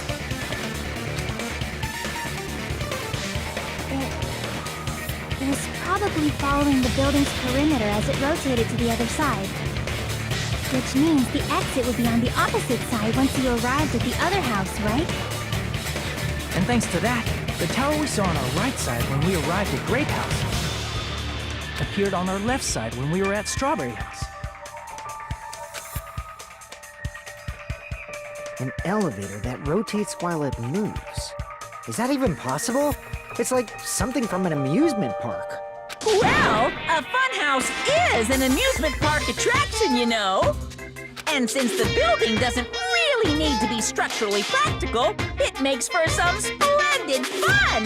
That's not splendid at all! You're inhuman! You say I'm inhuman, but I'm just a bear. So I was never human to begin with. I'm different from these lowly humans. So we're done with the secret of the funhouse, right? Then let's start talking about the important stuff. What's the ultimate weapon that killed Nekomaru? And how'd they combine it with the pillar? Huh? You still don't know what the ultimate weapon is yet? It's what I found at the Octagon, you know. What is the Octagon? I haven't heard about that yet. Oh my... I can't believe I have to explain that now. As long as you know what an octagon means, you can solve this simple mystery easily.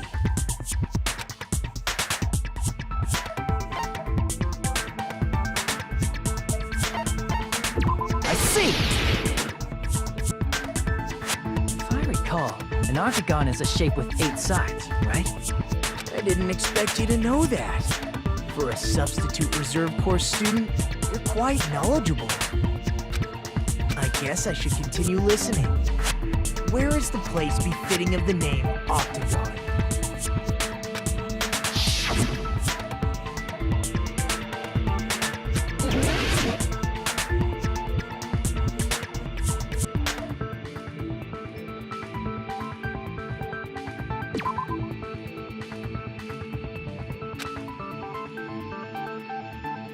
Crap!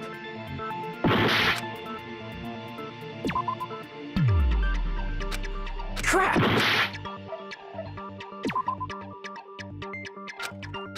Crap!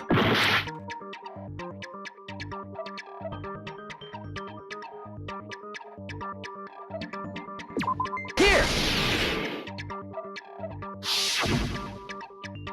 You're talking about the secret room surrounded by concrete in the depths of the final dead room.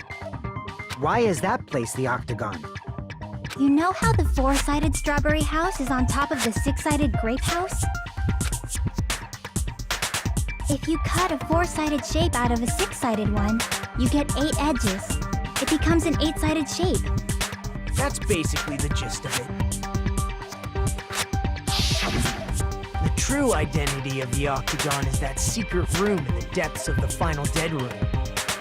In actuality, that place contained various weapons. Then the ultimate weapon was there too? That's a little different. I learned the true identity of the ultimate weapon at the octagon. Learned? The true identity of the ultimate weapon is the funhouse. Which means the killer used the building structure as their weapon and killed Nekomaru.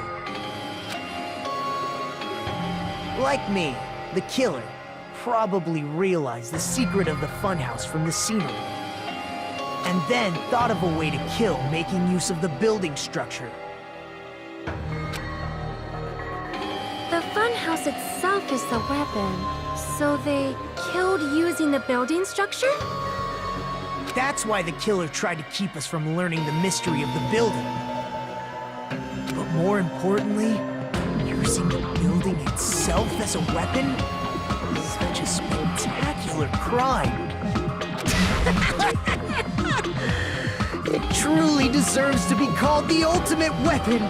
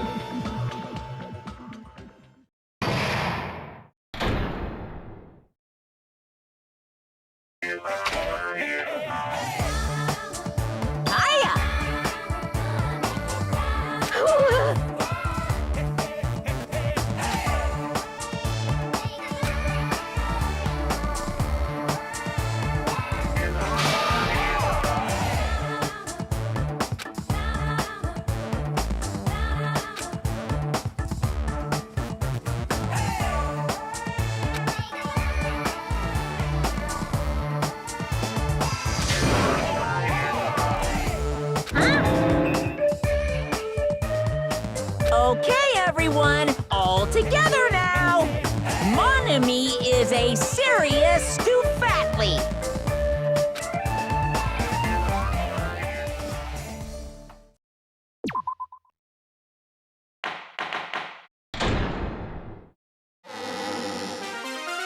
Hello! I hope your day is well. I'm trying to force myself to be more energetic, or else my mental state won't be able to keep up. My heart's thumping like crazy. I might as well have a laid-back, so what attitude and go ahead with high energy. Yeehaw!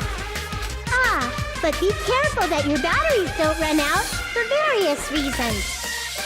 And just like I say each time, don't forget to save frequently.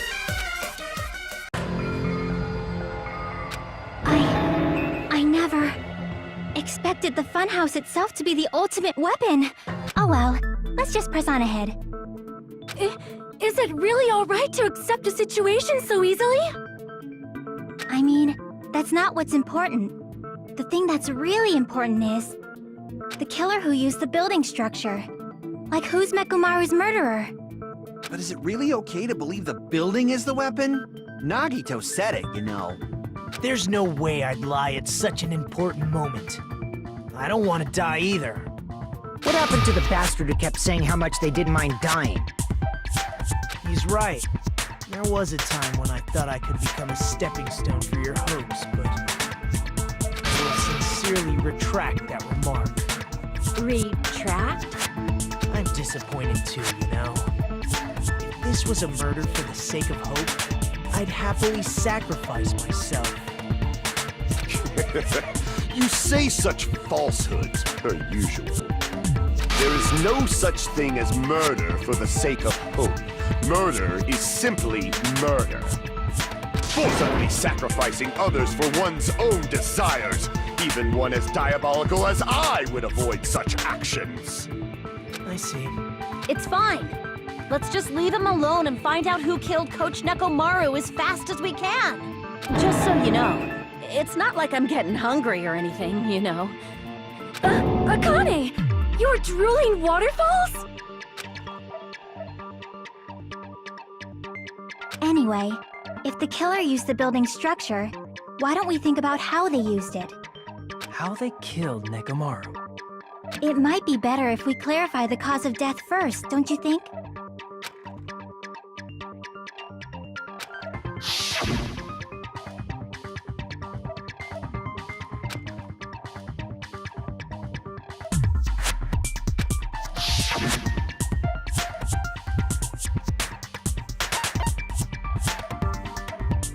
I see! That's it. I think he might have died from falling. Died from falling? If the funhouse's secret is that it's a structure where both towers and houses are vertically connected, then the killer made use of its height and caused Nekomaru to die from falling. Are you saying they pushed him off? Where'd they push him off from? That, I don't know yet. Don't just make things up when you don't know the method. Where in that building would you even be able to push someone off in the first place? It might be possible in the tower. You could push him off the 4th floor when the elevator is on the 1st floor. Did you forget how the elevator functions? When it's on the 1st floor, the door on the 4th floor won't open. Saying he died from falling is truly incorrect. You should burn in the flames of hell. But my gut is going crazy right now.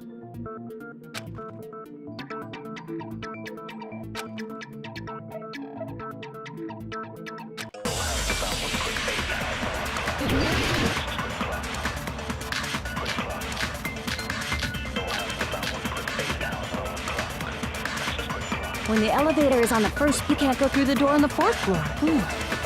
It'd be impossible to shove off the victim from up there. Then, how about this? After locking Nekomaru inside the elevator, they moved the elevator from the 4th floor to the 1st floor and made use of the drop. Hold on! Did you forget the elevator has a sensor? As long as there's a moving object inside. No, that's wrong!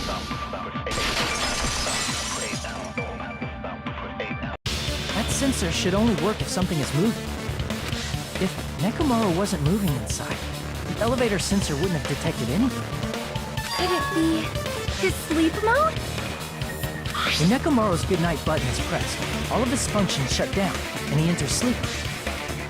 If he's in sleep mode, the elevator sensor wouldn't have noticed him, right? I see. So that's how... However, even if they moved the elevator in that manner, Nekomaru would have just moved along with it. There would have been no drop for him to fall and die from. Yes? That's what I was about to explain before Kazuichi interrupted me. Silence, pest! Now you're calling me a pest?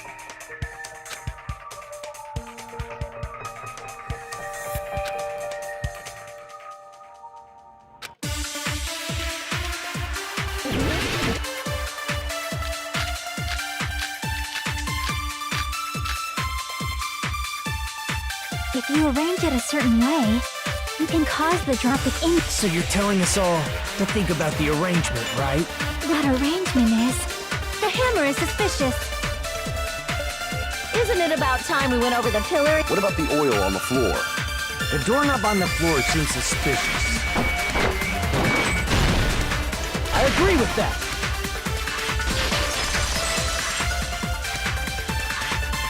Didn't the doorknob have scrape marks on it?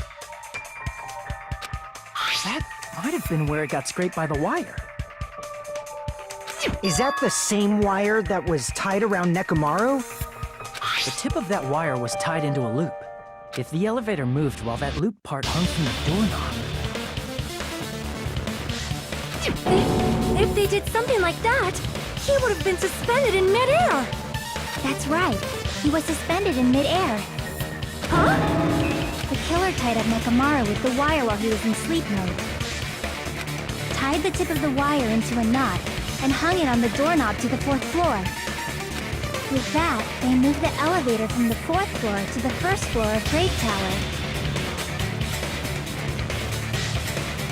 And suspended Nekomaru in midair. That's right! He was so well hung! Kinda like... You better not finish that sentence! The killer took advantage of the elevator's unique feature. Only the floor moves. By doing that, they created a drop so Nekomaru could fall to his death. Too easy. So what if they created a drop? There's no way you can make him fall and die with just that. Why? If Nekomaru is suspended in midair like that, then how do you get him to fall? Because if he's suspended in midair, he won't die if he doesn't actually fall.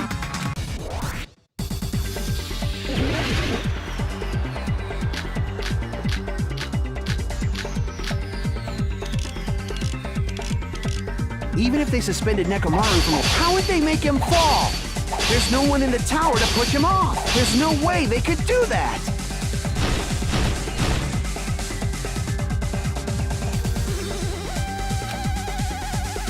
Even if they suspended Nekomaru from how would they make him fall? There's no one in the tower to push him off. There's no way they could do that. It doesn't mean someone had to push him off.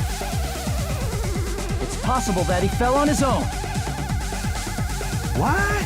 Nekomaru fell on his own? Nekomaru should have still been in sleep mode, right? Allow me to cut through those words.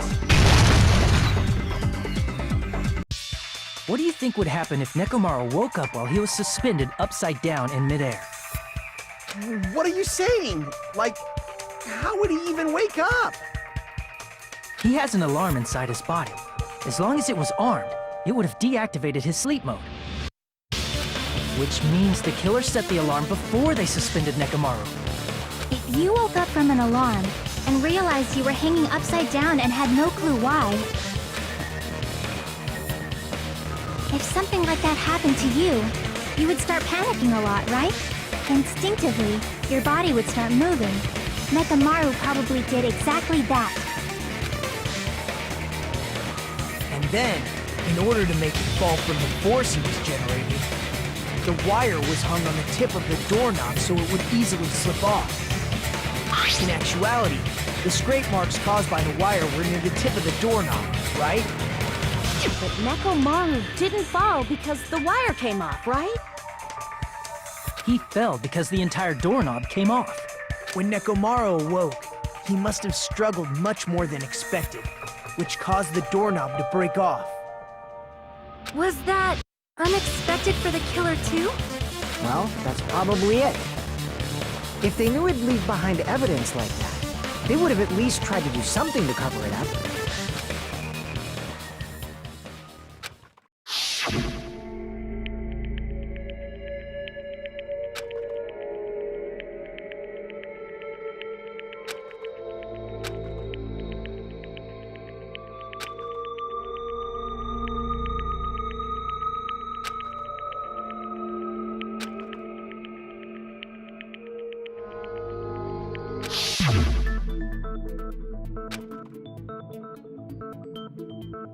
I see.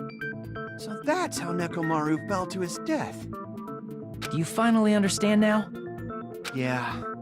It appears it's just as Miss Sonia said. I'm just a pest. No, I'm not just a pest. I'm a total fucking pig. Isn't that right, Miss Sonia? If I'm a fucking pig, you can say so! No, I believe you gave your all. Hey! Why aren't you teasing me anymore? This guy, he gets off on this! So thanks to that alarm, Nekomaru ended up falling while he was still hanging upside down. That doesn't mean he just crashed straight into the floor. Of course, you know that too, right?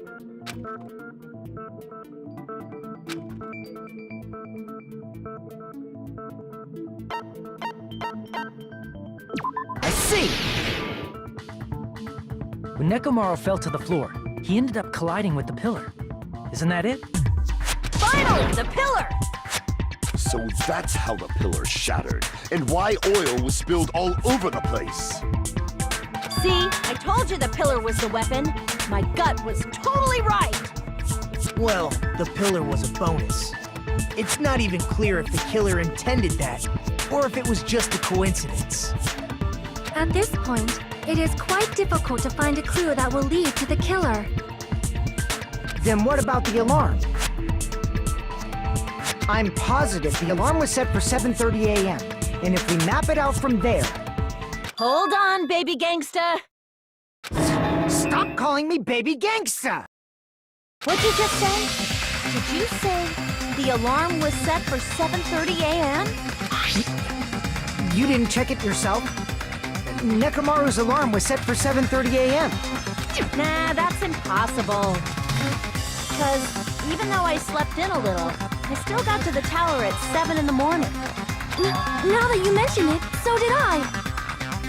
There was no way I could be late for Monokuma Tai Chi, so I left for Grape Tower before 7 a.m.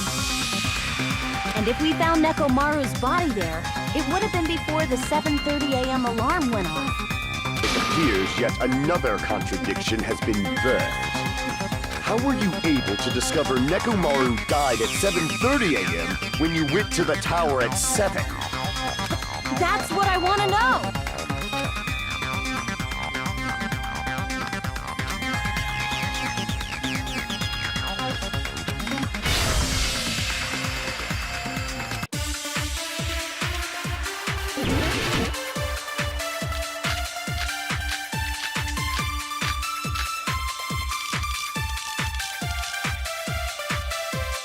We headed for Grape Tower before 7 a.m. I am certain. But the alarm inside Nekomaru's chest was set for 7:30 a.m. Nekomaru died because of that alarm, right? His time of death and the time the body was discovered. One of those must be an illusion. Killer probably did some tampering.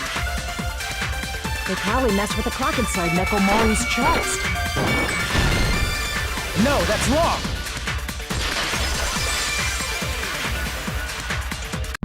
No, the clock inside his chest was a radio clock, so it would have been impossible to mess with. So you're saying there's no way the killer could have tampered with the clock?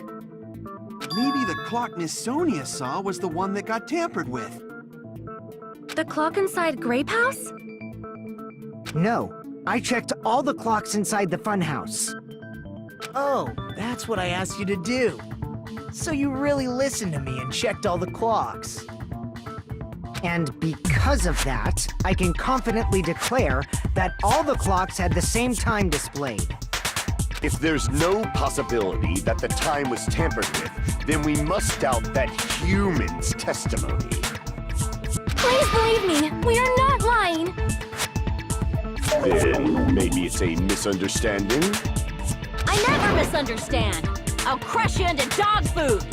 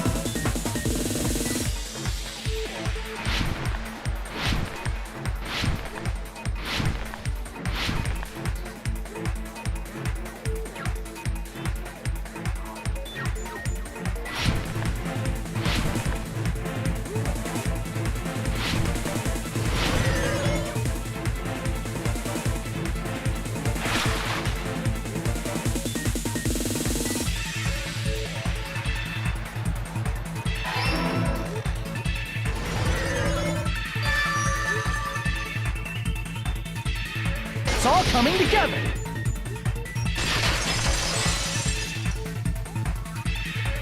You said you checked all the clocks inside the building. Isn't that right, Fuyuhiko? Yeah, none of the clocks had the wrong time. But what if all those clocks have been messed with? What? All the clocks? So even if you checked all the clocks inside the building, there's... I see. So the killer messed with the time inside the whole building by changing all the clocks. So that's what it is. There's no way I would have noticed that. This is truly fantastic! Now's not the time to be pleased. More importantly, how much was the time off?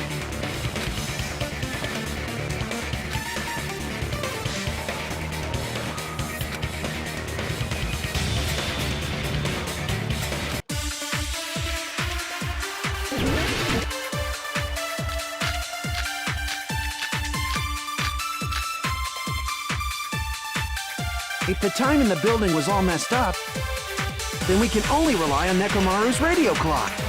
The time of death was clearly 7:30 a.m. The problem is, what time would set in our time? Are there any clues that can be used to narrow that down? If only I heard the sound when you fell. I agree with that!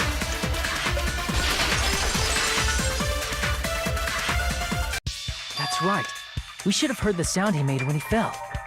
Wasn't it that rumbling noise? Rumbling? I thought it was just an earthquake, so I went back to sleep. Was that the sound from when Nekomaru fell? Well, a huge body fell from the 4th floor to the 1st, and the pillar fell with it. It's obvious we'd hear the impact sound. We heard that noise too. It was when we were gathered at the Strawberry House Lounge. What is it, Sonia? Oh, well. That sound everyone heard? I did not hear it at all. Huh? You probably didn't hear it because you were sleeping. I could not sleep at all. I was awake the whole night with hunger pangs. There's nothing to worry about. What's important is that rumbling noise anyway. If we use that rumbling sound as a reference, we might be able to figure out how much our time was off. I heard that sound probably around 5:30 in the morning. Huh? You can tell? I instantly woke up and left my room. And that's when I saw the clock in the lounge. Excellent work, Akane!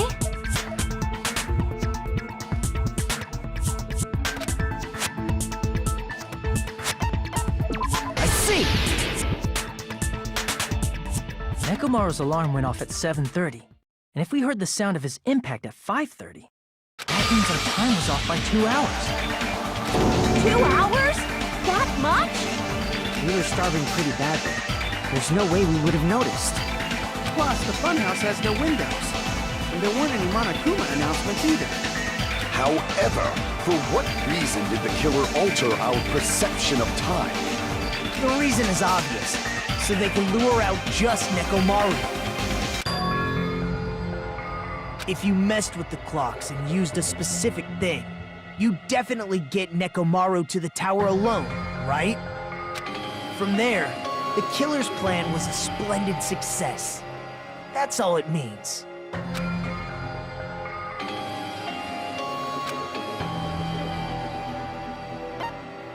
I see! That's it. The killer made use of the Monokuma Tai Chi activity in the morning. How did they use it? We were required to go to Grape Tower every morning at 7 a.m. for that activity, right?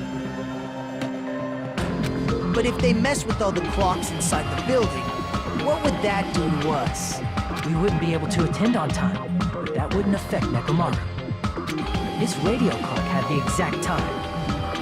That's right.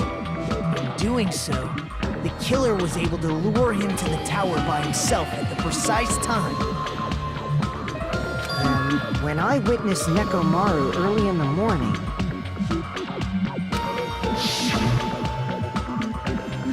if I recall, you witnessed Nekomaru around 5 a.m. And if that time was also 2 hours off, it should have been 7 a.m. Yeah, that's pretty much it. At that time, he was heading over to Monokuma Tai Chi, right on schedule. I see. Now that I think about it, I realize what Monokuma meant when he said those words. Too early! He didn't even ask you yet!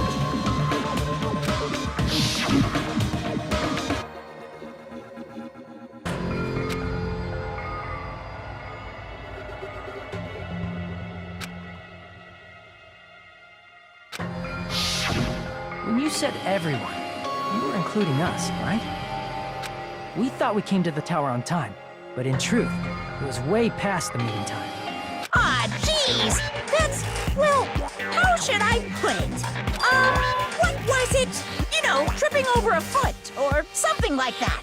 Are you talking about tripping over someone else's fall? Wrong! Too bad! Liar! I'm right! That's not it! It's incorrect! That's definitely the correct answer. You always get so stubborn like this. Let's just ignore the peanut gallery. Now that we've found out how the killer lured Nekomaru, the number of suspects has drastically decreased. Hey, how did that decrease the number of suspects? Don't be a friggin' liar! You'll know I'm not lying when you listen to what Ryuhiko's going to say next. Huh? What the hell do you mean? You witnessed Nekomaru going toward the tower. Did something else happen after that? Are you talking about that alarm? Alarm? A little while after I witnessed Nekomaru, the clock in the Strawberry House lounge started going off. Plus, it was just before that rumbling sound occurred. That's it. So that's what it is. If Nekomaru died when the rumble happened, then whoever doesn't have an alibi at the time is the prime suspect. Really? Was there anyone who didn't have an alibi at that time? I remember. The sound was so loud I couldn't help bolting from my room. But there was one guy who never left the lounge. We were both on the same floor. It's pretty weird that bastard never came out of his guest room. Which means that person does not have an alibi for when Nekomaru fell? Who is it? Who's the bastard?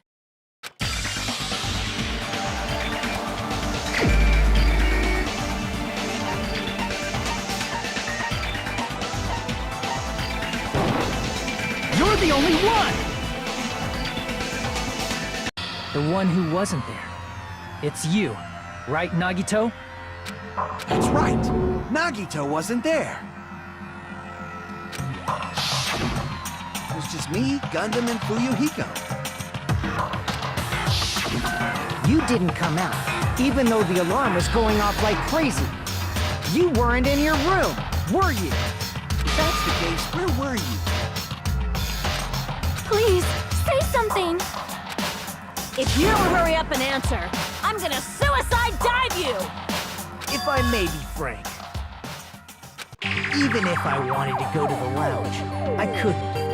You couldn't? What do you mean? It's merely the foolish talk of the weak. Not only did I not hear the alarm, I never even heard that rumbling sound. You're definitely fucking lying. However, that is also true for me. It is obvious that I did not hear the alarm in Strawberry House. But I did not hear the rumbling sound either. Is that not strange? I mean, everyone else heard it. To be honest, it's not just them. The same goes for me too. I was in a pretty deep sleep, so I thought that's why I couldn't hear it, but it wasn't that. I probably couldn't hear it at all. Couldn't hear it? What does that mean? You still don't know.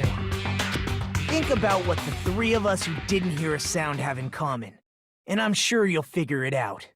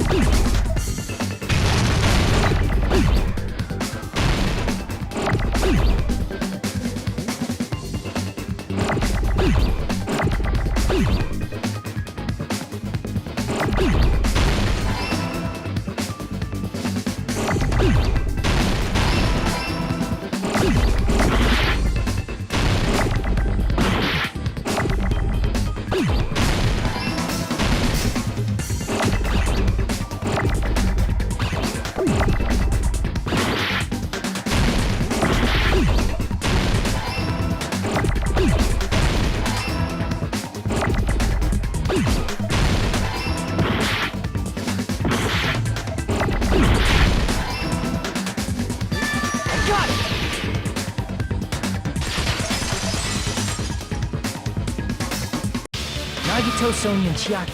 The three of you were staying in deluxe rooms, right? If I recall, the deluxe rooms are...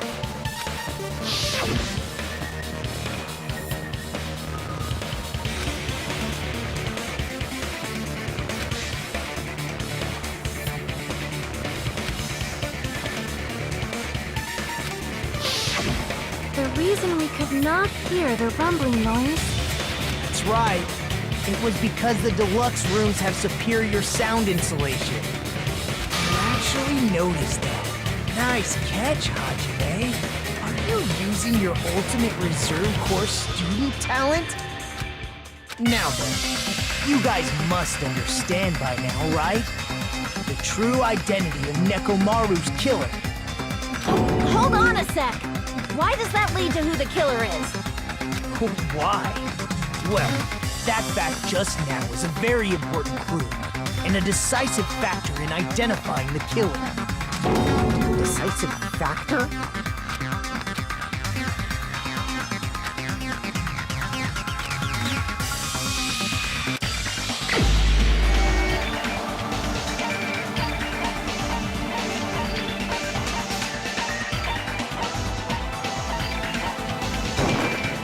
You're the only one!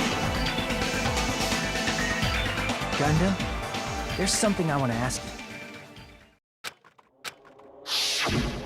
When the alarm rang at the Strawberry House Lounge, you rushed over there too, right? What's wrong with that? If the bell of catastrophe rings throughout the night, it is the universe's providence to stop it.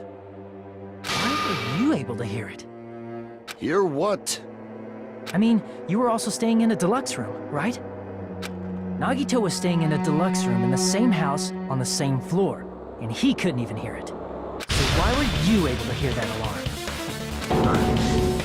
Now that you mention it... Gundam? There is only one possibility. You weren't in your room at the time. That's why, even though you were staying in a deluxe room, you still went to the lounge. Am I right? Gundam, you have some sort of explanation, right? Gundam probably couldn't return to his room because of Fuyuhiko. Me? After you saw Nekomaru heading to the tower, you stayed at the lounge for a while. Am I correct? Until the moment that alarm started ringing, right? If you were in the lounge for that long, the killer who had left earlier obviously wouldn't be able to go back. Even though Nekomaru's murder was a death trap that utilized the alarm in his chest, the killer still needed to prepare the murder in advance. Like putting Nekomaru in sleep mode and tying him up with a wire.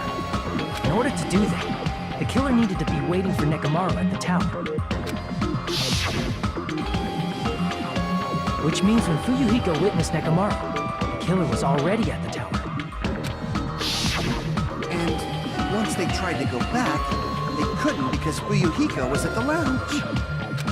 In their original plan, the killer should have returned to their room before the alarm in the lounge went off. And they were supposed to stay in their room. They weren't planning to come out and go to the lounge. Which means they wouldn't have heard the alarm or the rumbling sound, thus proving they were in the room, just like us. The best case scenario would have been if those two in the lounge had gone to check the deluxe rooms.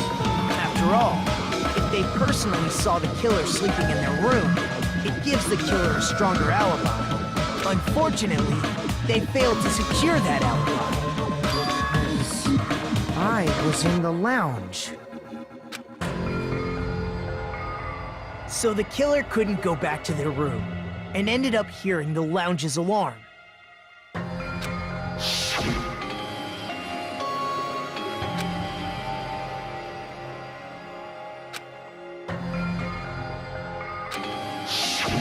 But why'd you come out?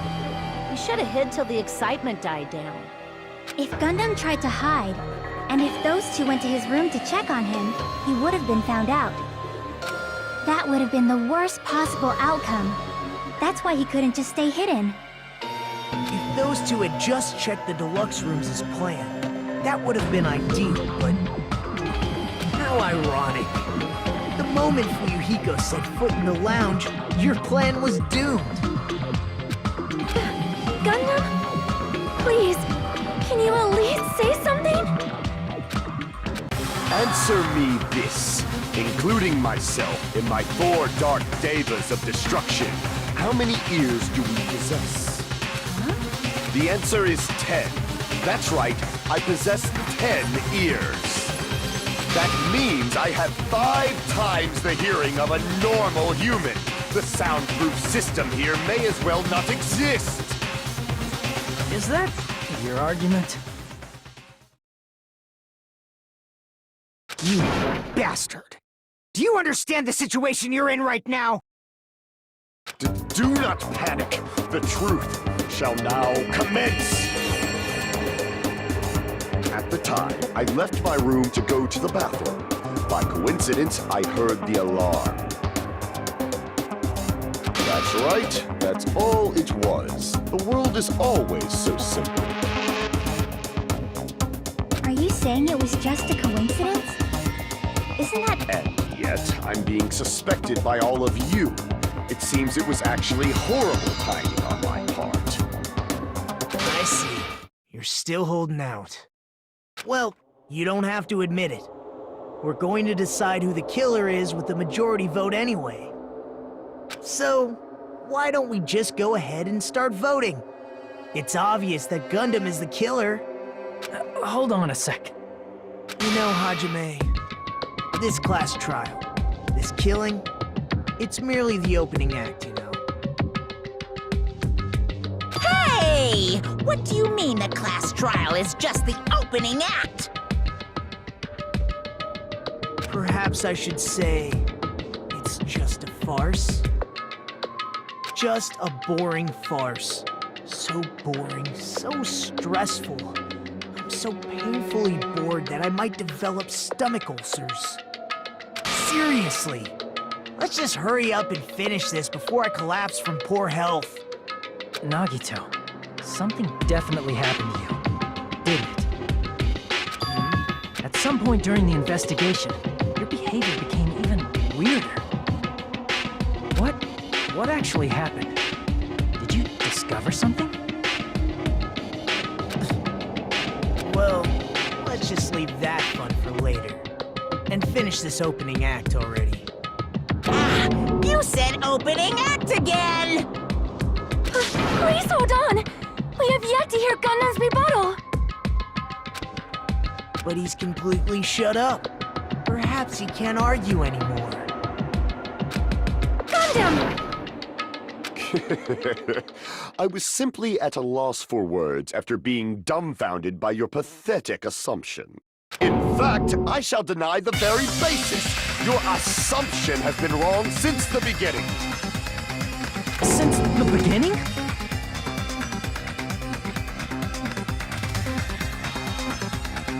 Based on your assumption, I hung Nekomaru from the 4th floor of the tower and made the floor descend to the 1st floor. From there, after returning to Strawberry House, I was present when the alarm at the lounge went off, correct? Although going to and fro is busy enough as it is, how would I be able to travel between both houses anyway? I see. The contact elevator was broken. As I recall, the killer tampered with the Grape House control panel, which shut down the elevator. Plus, the stopped elevator should have been facing the Grape House side. If so, the human who used the elevator would have left it at Grape House. For these reasons, it's an indisputable fact that the killer destroyed the elevator at Grape House. And what's wrong with that? If the elevator was broken at Grape House, he wouldn't be able to return to Strawberry House. However, I was already at Strawberry House. I was present when the alarm in the lounge started ringing. Which means your assumption is clearly wrong. Are you serious? And here I thought it's already been decided. Have you learned your lesson, pitiful humans? You cannot overcome this contradiction.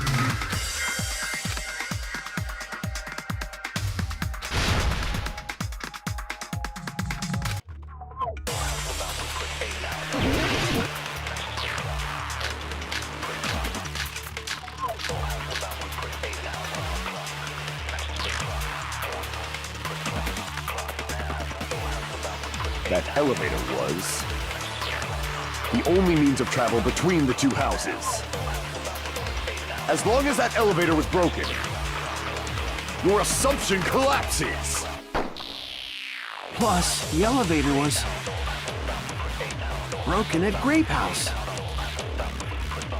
If the killer cannot return to Strawberry... Since I was at Strawberry House, there's no question that the following crime... It would have been different if they had an accomplice. Or if there was a secret passageway. How much longer do you plan to lecture me? Why don't we stop this already?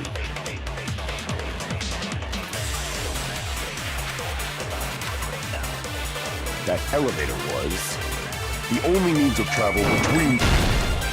No, that's wrong!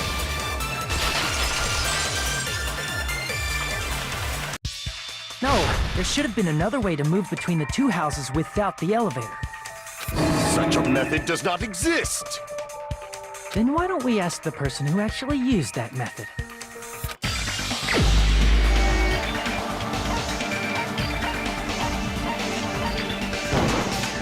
You're the only one! Nagito, you should know. What are you talking about? Don't play dumb. You appeared so suddenly that one time because you used that method, right?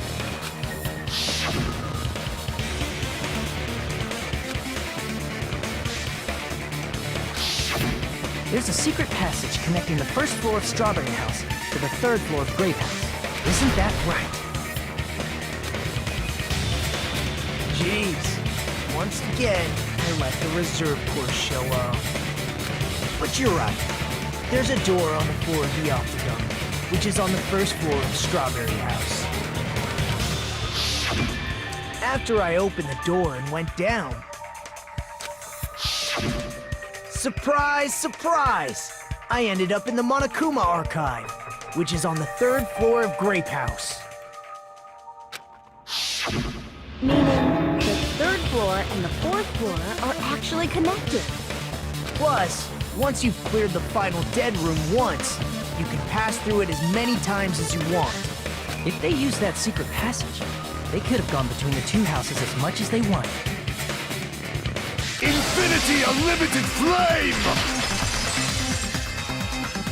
However, what if the killer was unaware of the existence of the final dead room? There's no way they didn't know. That is merely an illusion you have fabricated from your own suspicion.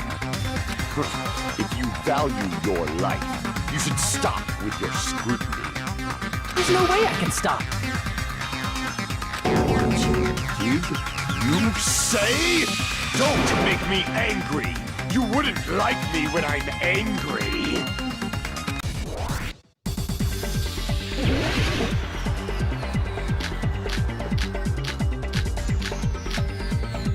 Even if the turbid box doesn't exist, you could travel through multiple planes, provided you use a spacious wormhole. However, how frail I say! Your decayed illusion.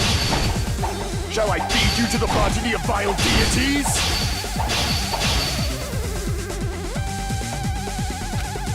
Even if the turbid box doesn't exist, you could travel through multiple planes, provided you use a spacious wormhole. However, how frail I say! Your decayed illusion. Shall I feed you to the progeny of vile deities?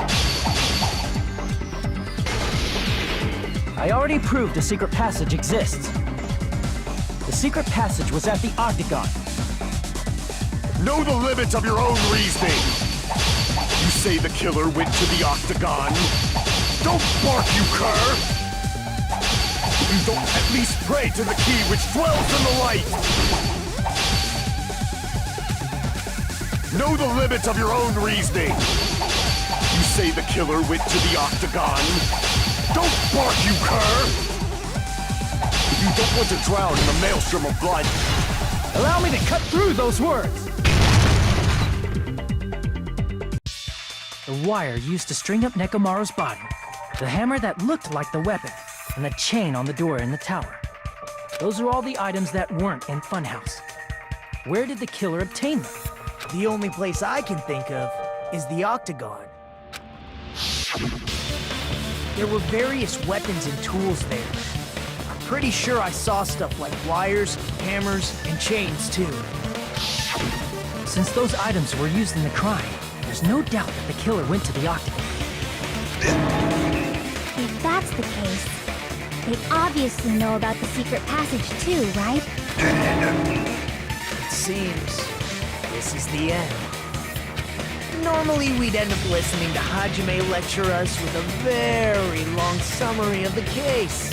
But there's no reason to waste any more time on this opening act. So I'm going to end this right now. Hey, what are you... First of all, by messing with all the clocks in the building, Gundam tried to lure only Nekomaru. The elevator was probably broken by that point. Thanks to that, Nekomaru wasn't able to go to Grape Tower, which was supposed to be the meetup point. So he tried going over to Strawberry Tower, just like we did when we found out the elevator was broken. Well, it's obvious he'd attempt that. At that time, we didn't know the two towers were the exact same place. Also, the button in Strawberry Hall wasn't broken, so he was easily able to enter Strawberry Tower. But surprise! Gundam was waiting for Nekomaru's arrival. Hold on. If Nekomaru didn't go to Strawberry Tower, what would the killer have done then? Their plan was a balancing act of uncertainties. But even if they failed, they probably wouldn't have minded.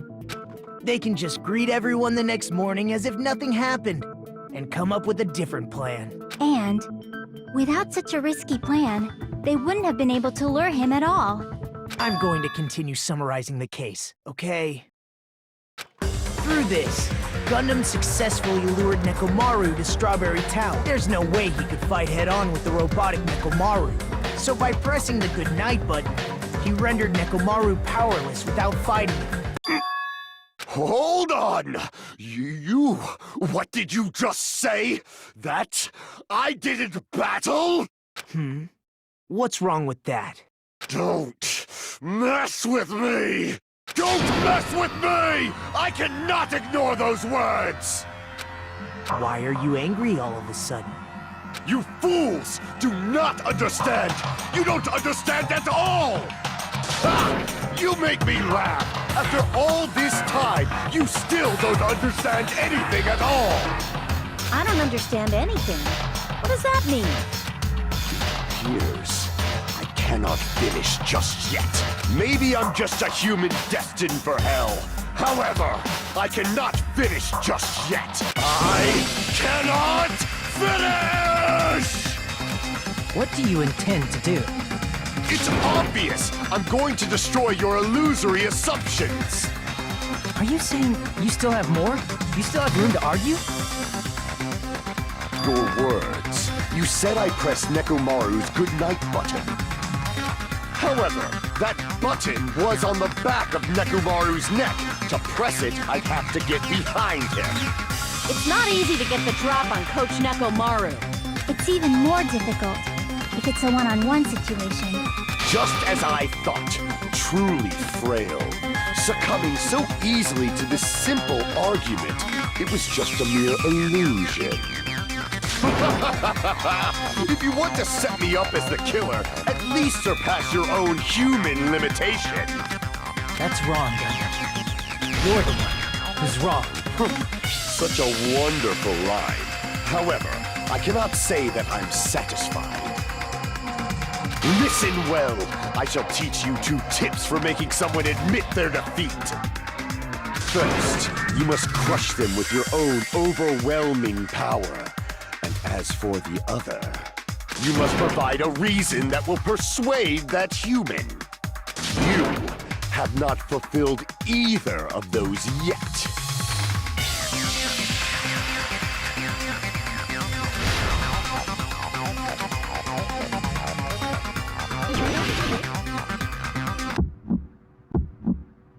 I won't let you! For the Tanaka Empire! Wither! Crushed as David prophesied! I won't let you! For the Tanaka Empire! Wither! Crushed as David prophesied! Show me the cadaver! I won't let you! For the Tanaka Empire! Wither! Crushed as David prophesies! I won't let you! For the Tanaka Empire! Wither! Crushed as David prophesies! For the Tanaka Empire! I won't let you! For the Tanaka Empire! Wither! It's Nekomaru's back! Do you really think I can get behind him so easily? Crushed as David prophesies! I won't let you! For the Tanaka Empire! Wither! Crushed as David prophesies! It's Nekomaru's back! Do you really think I can get behind him so easily?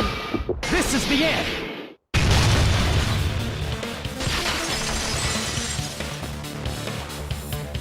Even if you didn't get behind Nekomaru, you should have been able to press the button on the back of his neck. As long as you have the power of the hamsters you keep with you. Oh? Are you seriously saying he used his hamsters to press the button on the back of Nekomaru's neck? Of course it'd be impossible for a normal hamster, but it would have been possible for Gundams. In fact, we saw that with our very own eyes, right?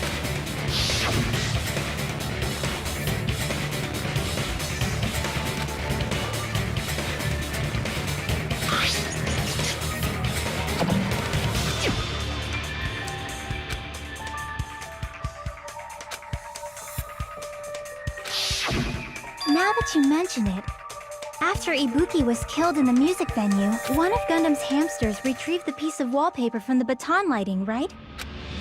Hey, with your friends and their exceptionally smart brains, it must have been possible to secretly get one of them behind Nekomaru and press the button on the back of his neck. How about it, Gundam?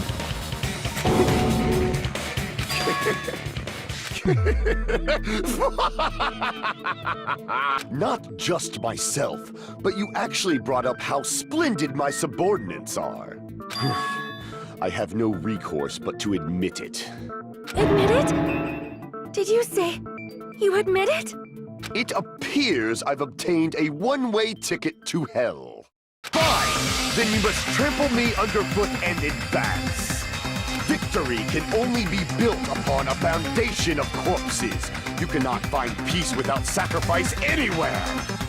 Now, trample this life. Trample it as though it were mere trash on the side of the road. Pull the curtain strings of this worthless performance with your own two hands.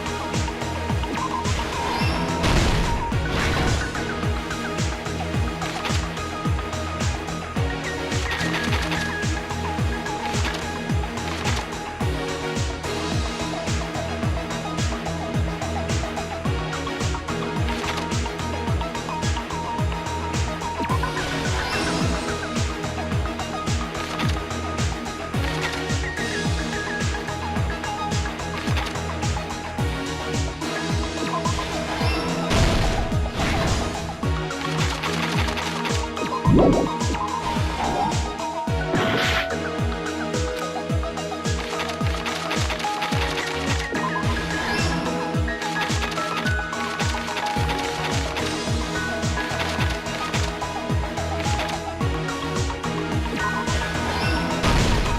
everything that happened in this case. Let's first go over the many tricks the killer prepared before they committed the crime. First, they destroyed the contact elevator. This separated Nagito and the others in Strawberry House from our group in Grape House. Next, they lured Nekomaru out by himself by turning back all the clocks in the funhouse by 2 hours. Additionally, in order to secure an alibi, the killer went to the Strawberry House lounge and set the wall clock's alarm to 5:30 a.m. After finishing their preparations, the killer went to Strawberry Tower with the necessary tools in hand. They obtained these tools from the Octagon, which you can enter once you clear the final depth. This means the killer discovered the secret of the funhouse faster than anybody else. That secret being, Strawberry House and Grape House are actually the same building. On the morning of the incident, Nekomaru woke up and headed over to Grape Tower for a specific reason.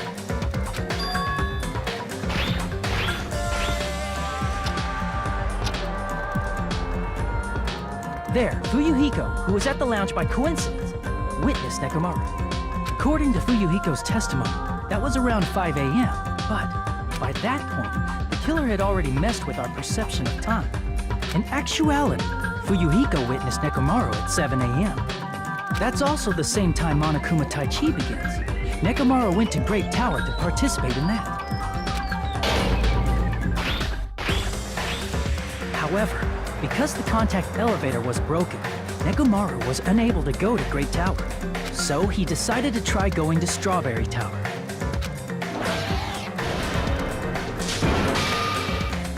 But the killer was waiting for him there.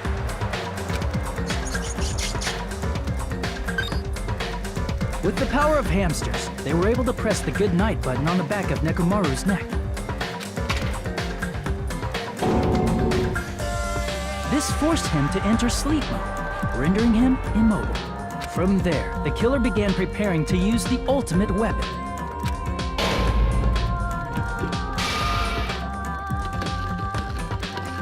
First, they set the alarm in Nekomaru's chest to 7:30 a.m. so he'd wake up.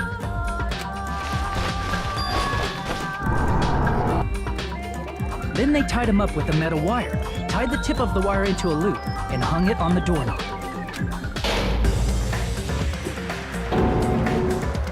After leaving Strawberry Tower, the killer then destroyed the door button to Strawberry Hall.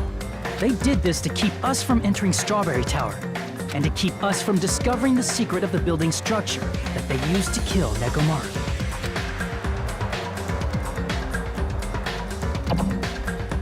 Then, they used the secret octagon passageway to travel to Grape House. After arriving at Grape Hall, they pressed the button to open the door to the tower.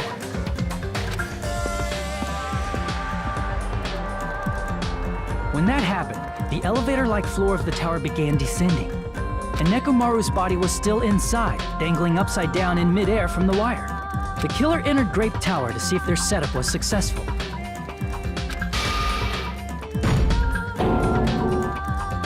And placed a hammer on the floor to look like the weapon, then wrapped a chain around the back door. This was done to make us falsely believe we couldn't enter the tower from Strawberry Hall.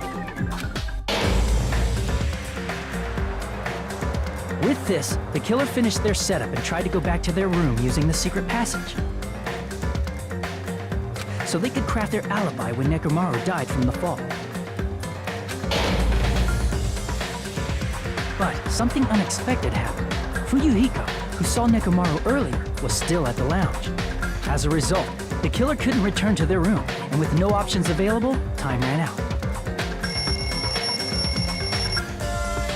The lounge's wall clock alarm started ringing at 5:30. Well, actually 7:30. To avoid a worst-case scenario, the killer was forced to appear in front of Fuyuhiko with the others. When the wall clock's alarm rang, that was also the same time Nekomaru was waking up.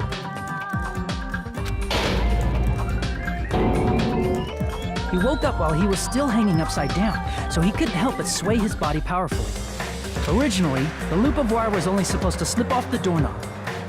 But because there was a heavier load than expected, the doorknob ended up breaking. Nekomaru fell from the 4th floor all the way to the 1st floor. He crashed into the pillar, which decapitated him on impact, and died. The sound of Nekomaru's impact echoed throughout the funhouse. However, by this point, the killer's plan was about to fail, thanks to the broken doorknob and Fuyuhiko. Meaning, the killer is someone who wouldn't have heard the alarm if they were in the deluxe room. They also wouldn't have been able to return to their guest room, because Fuyuhiko was at the lounge.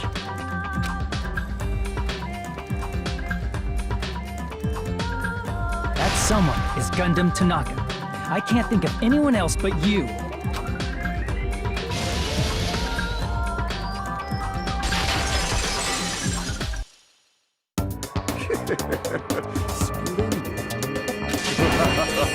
That was splendid! For a mere human, you did quite well.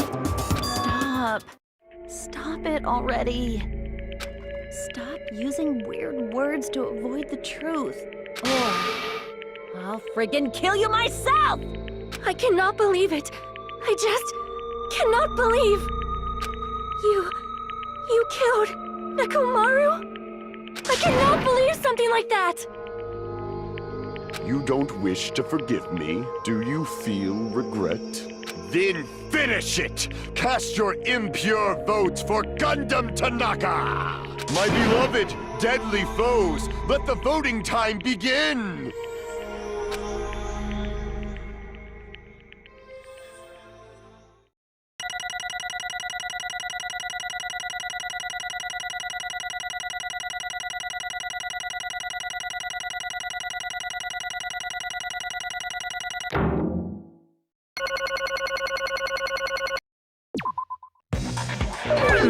This result isn't all that exciting. Now then, please pull the lever in front of you and cast your vote. Who will be chosen as the blackened? Will you make the right choice or the dreadfully wrong one? Please pull the lever! Crap! I bit my tongue at the most important part!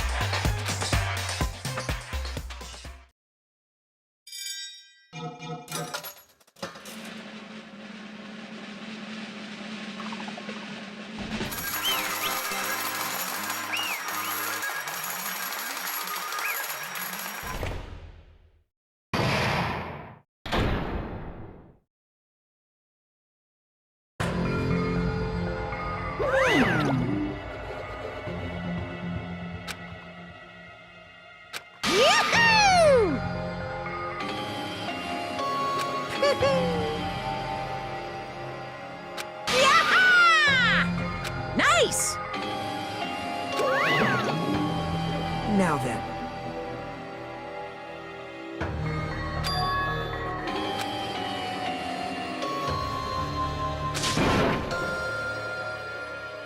Jeez.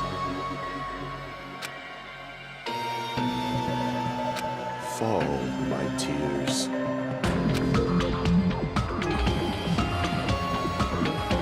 Listen well! How pitiful.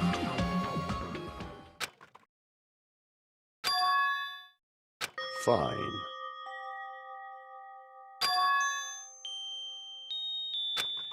Damn it!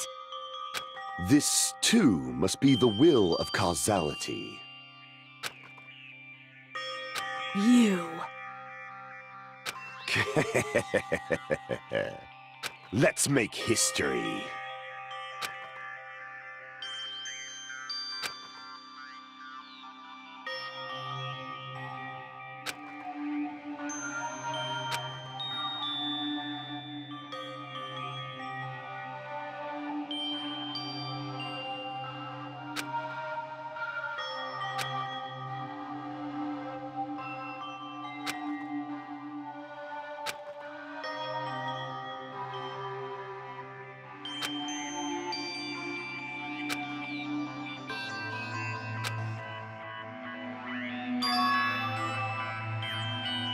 That is...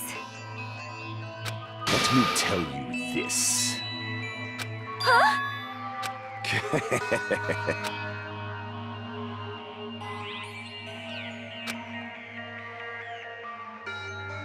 I can see it! Could it be?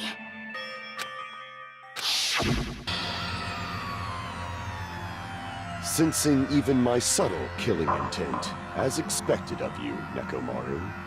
This scorching, stinging, tense atmosphere. I've been a team manager for so long, I've nearly forgotten this. This is great! What a comforting atmosphere! That's a great one. And what is your reason? Do you intend to resolve this situation by killing me? I am the Warlock, Gundam Tanaka. Heroes, Lords of Darkness, and even the gods themselves flee from me. I do not cling to any trivial reason. I'm simply going to kill you because your very existence is an annoyance. You'll drench your soul with evil until the bitter end, huh? Splendid! In response to your spirit, I shall kill you with all of my might! I won't go easy on you! Don't even think about holding back! Don't waste your breath on cowardly tactics! Give me everything you got! Nekomaru Nidai, your blood will drench the foundation of my empire! That is...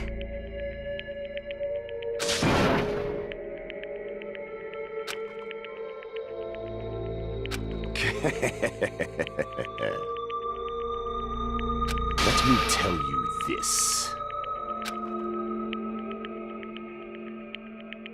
You weakling!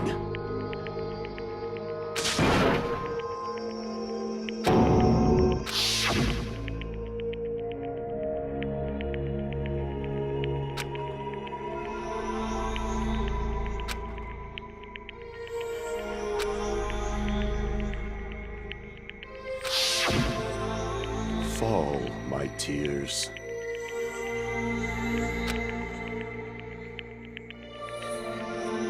If you flinch, you will die! Let me ask. Fine. Listen well!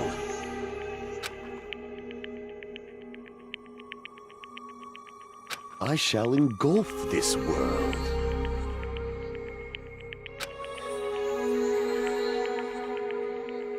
I renounce you! You. But... Damn it! Fine.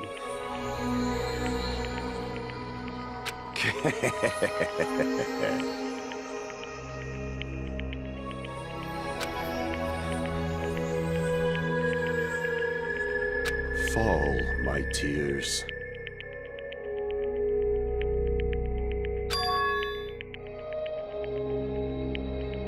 Oh.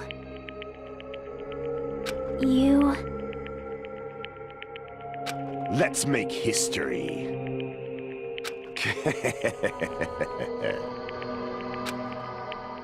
Well?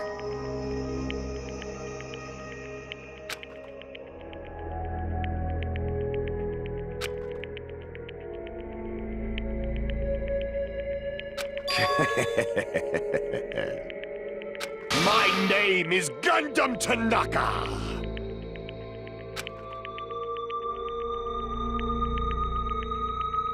Fade like dust in the wind.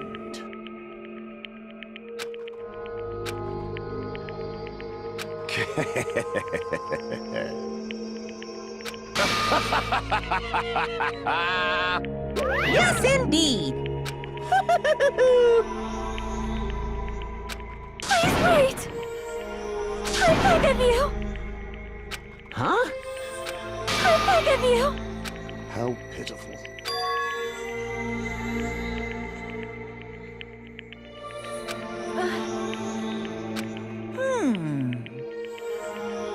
Fine.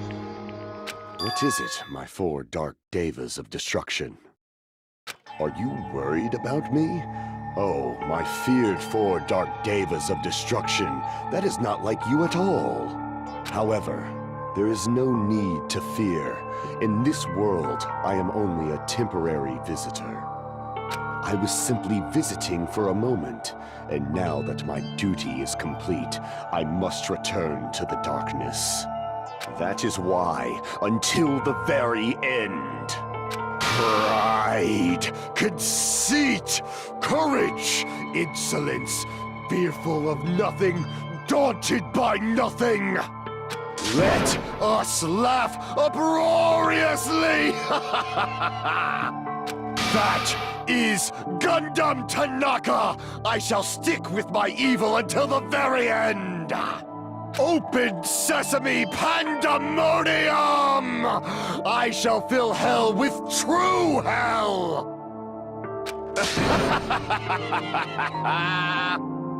Let's give it everything we've got! It's punishment time!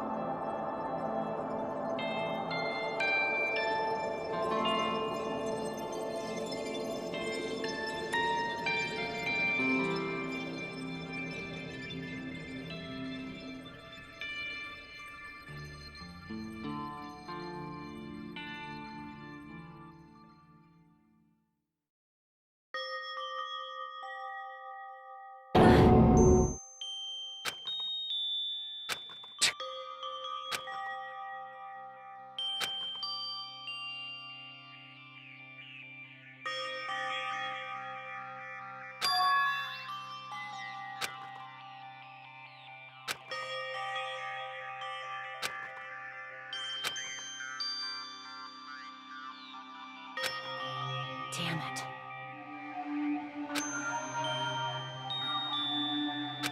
Damn it!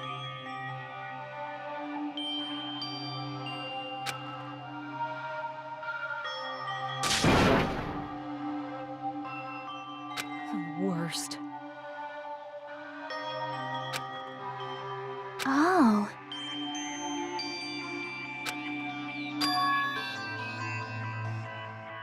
You are right.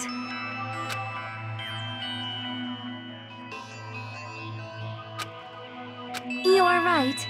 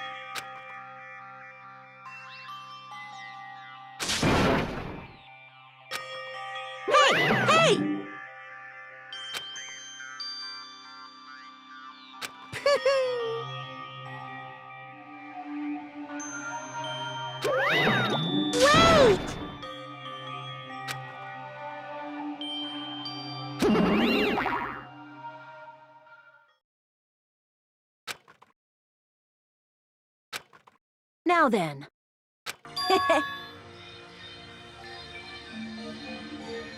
Hey! It's not like that.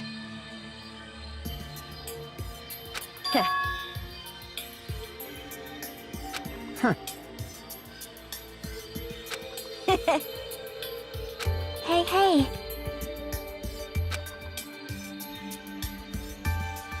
Right?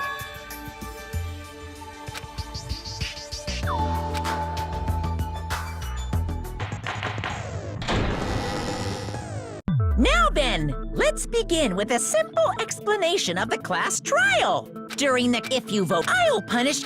Oh my! Monami? My cute little sister? You're awfully quiet. What's happened to you? You've ascended the ladder of adulthood and reached the moon? Because you're a rabbit? Chesto!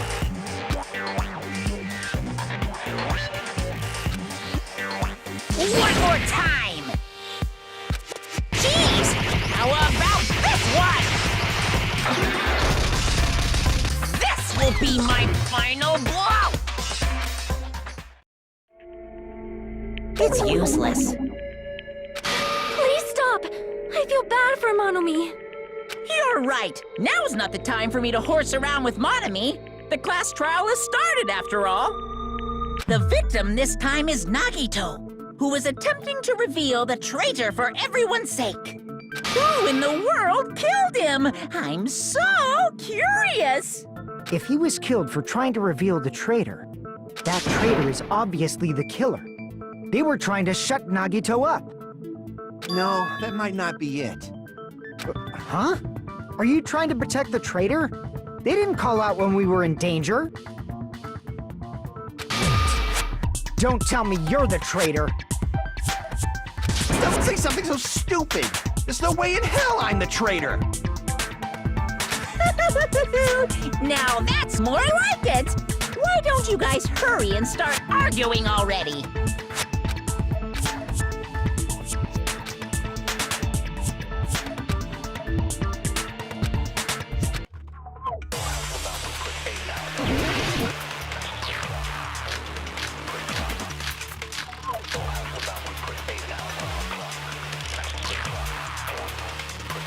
The killer didn't take Nagito's mouth to shut him up. I'm telling you, they were torturing. The reason Nagito's body was... It's because the killer tortured Nagito. No, that's wrong.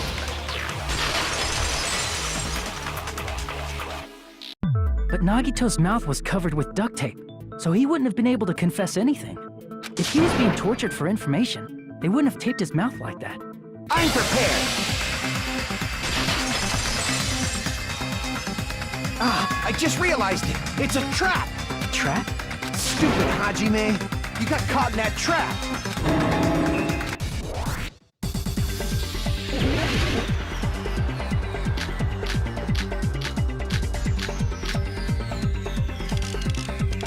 Like you said, if Nagito's mouth was taped shut, you obviously assumed he couldn't talk, right? But that was the trap. He wanted to hide the fact that he got interrogated. But if you tape his mouth shut, how is he supposed to answer anything?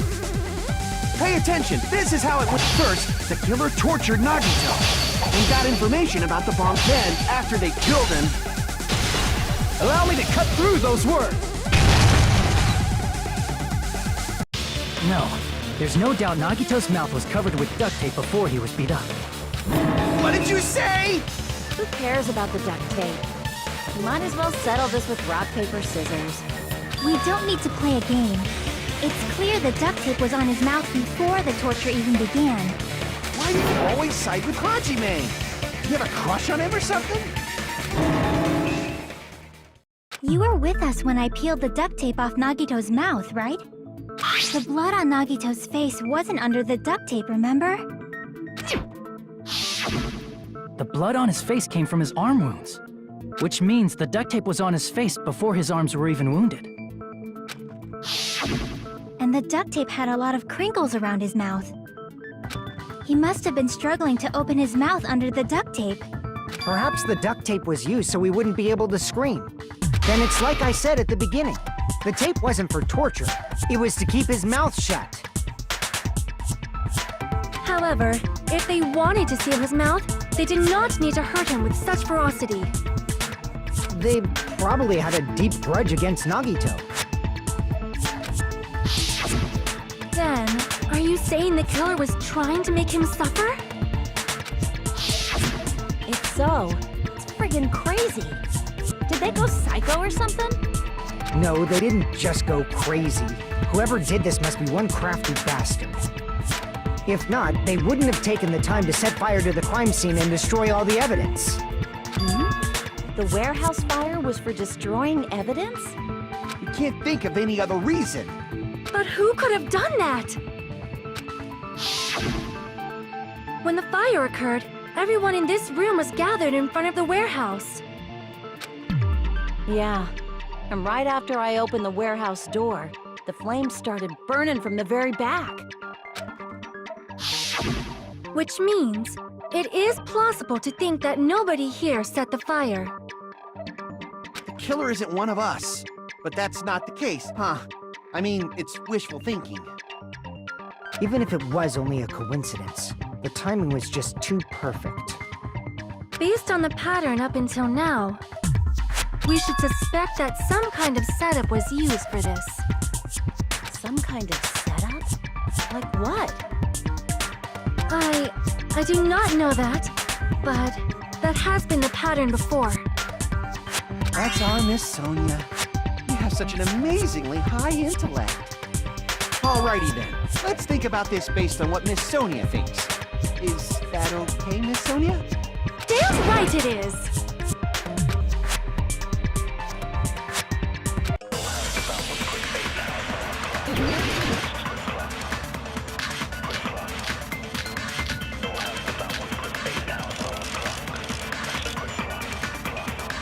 The direct cause of the fire was the oil lighter found at the crime. The killer used some kind of... He lit the curtain on fire with the lighter. Some kind of setup? Did they use the oil as an They probably just threw the light. Based on the shape of that oil, it can stand upright while the... If they tipped over the lighter in some way, it could have ignited the curtain. Some way? Maybe they used invisible thread. There should have been a way to tip it over with sound waves. Or perhaps opening the door caused... I agree with that.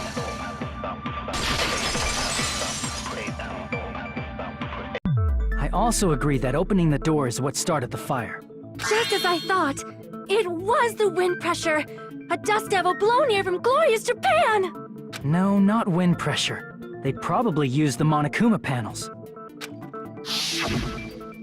A huge number of tipped-over Monokuma panels were found at the crime scene, right? It looked like they were scattered everywhere, but some were laying on top of each other in a single line.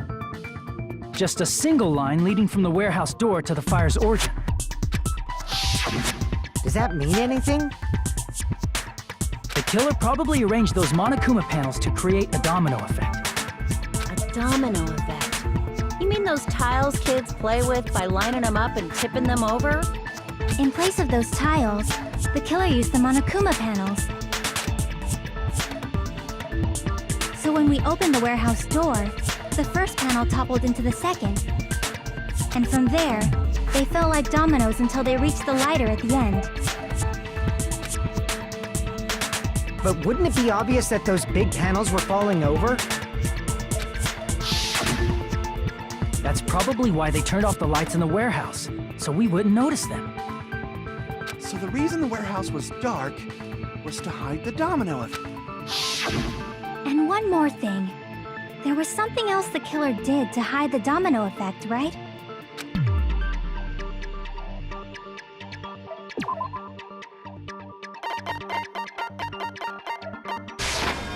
I see! You're talking about the MP3 player, right? That hymn blaring throughout the warehouse masked the sound of the falling panels.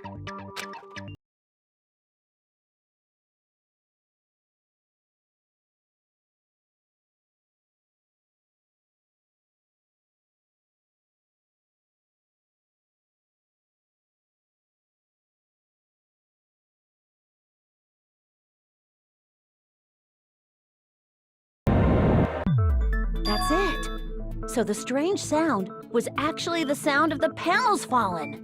But those sounds weren't the only strange thing, right? Looking back on it, it was also strange when we opened the door to the warehouse.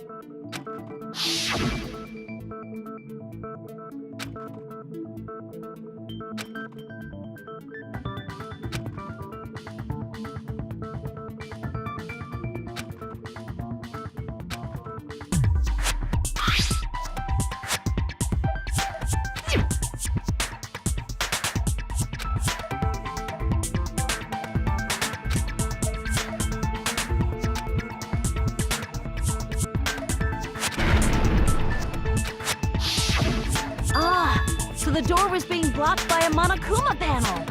And when we opened the door, the domino effect started, and the falling panels eventually reached the lighter. Yeah, and that's how the warehouse caught on fire. At least, that's how it looks. You don't look so sure. At the time, Akane mentioned that she could barely open the door. Because the panel was blocking it, right? With the blocked doorway, there wasn't enough space for a person to fit through, right? Is that a problem? It's a major problem. I mean, that door was the only entrance to the warehouse.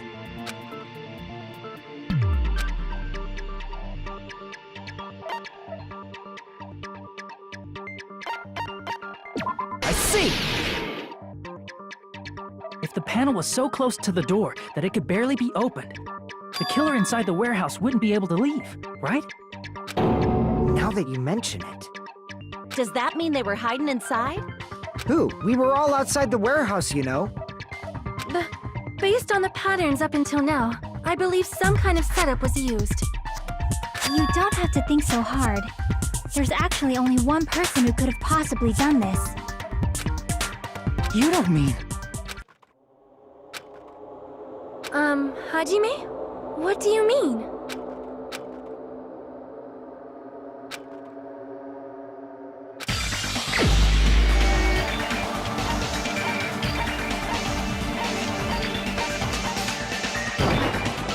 This is my answer! What if it was Nagito? Why'd you bring him up? He's the victim, you know. He wasn't just the victim. Maybe. Huh? Not just the victim? What does that mean? He was the victim, and he was the perpetrator too. Maybe. Are you saying this was a suicide? Don't be stupid. His body was covered in torture wounds. Or did you already forget? Are you saying those were all self-inflicted? But Nagito might do something like that, don't you think? That's not the issue. He was tied up, remember?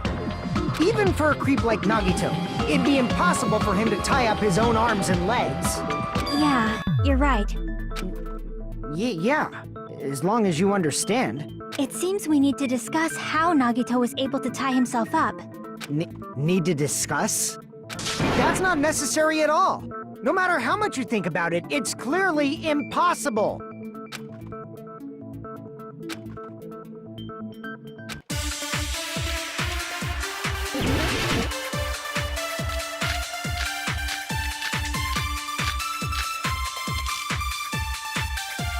To actually tie up your own arms and legs.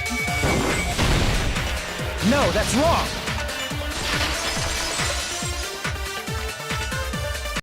Hold on a sec. Isn't that premise flawed? What? I mean, it's no mistake that his arms and legs were... No, it shouldn't have been both of his arms.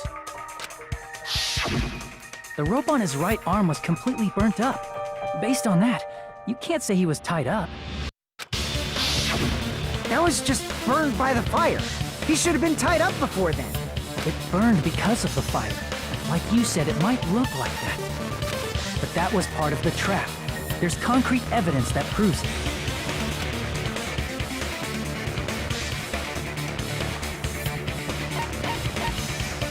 I see! Take a close look at his right sleeve. Even though the rope was burnt up, the sleeve wasn't burned at all. Wouldn't you agree? A burn like this, no matter how you think about it, is unnatural. That rope was burned in advance so it would look like it was burned in the fire. Then Nagito's right arm wasn't tied up, right? He was able to move it freely, right? Yeah, that should be the case. Hajime, that's awesome! I'll let you cop a feel if you want. Akane, you should not give it away for free. Make sure they pay you first. That's definitely wrong. Fine. I just gotta get a Benjamin from him before I let him touch me, right? That's not what I meant. I'm talking about Nagito. I mean, even if his right hand wasn't tied up, the knife was still stabbed into it, you know? It's impossible to stab a knife into your right hand with your right hand. Ah, that much is obvious. Hajime, you tricked me! Give me back that Benjamin!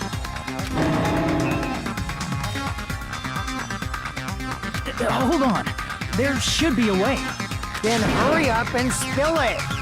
If it's something lame, I'll make you give back the Benjamin with 10,000% interest.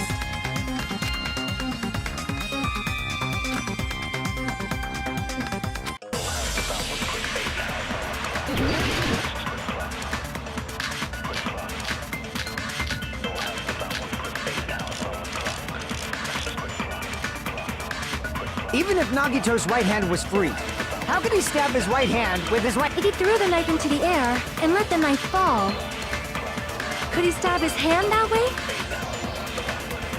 Is he a throwing knife expert? Maybe he propped the knife somehow? I agree with that.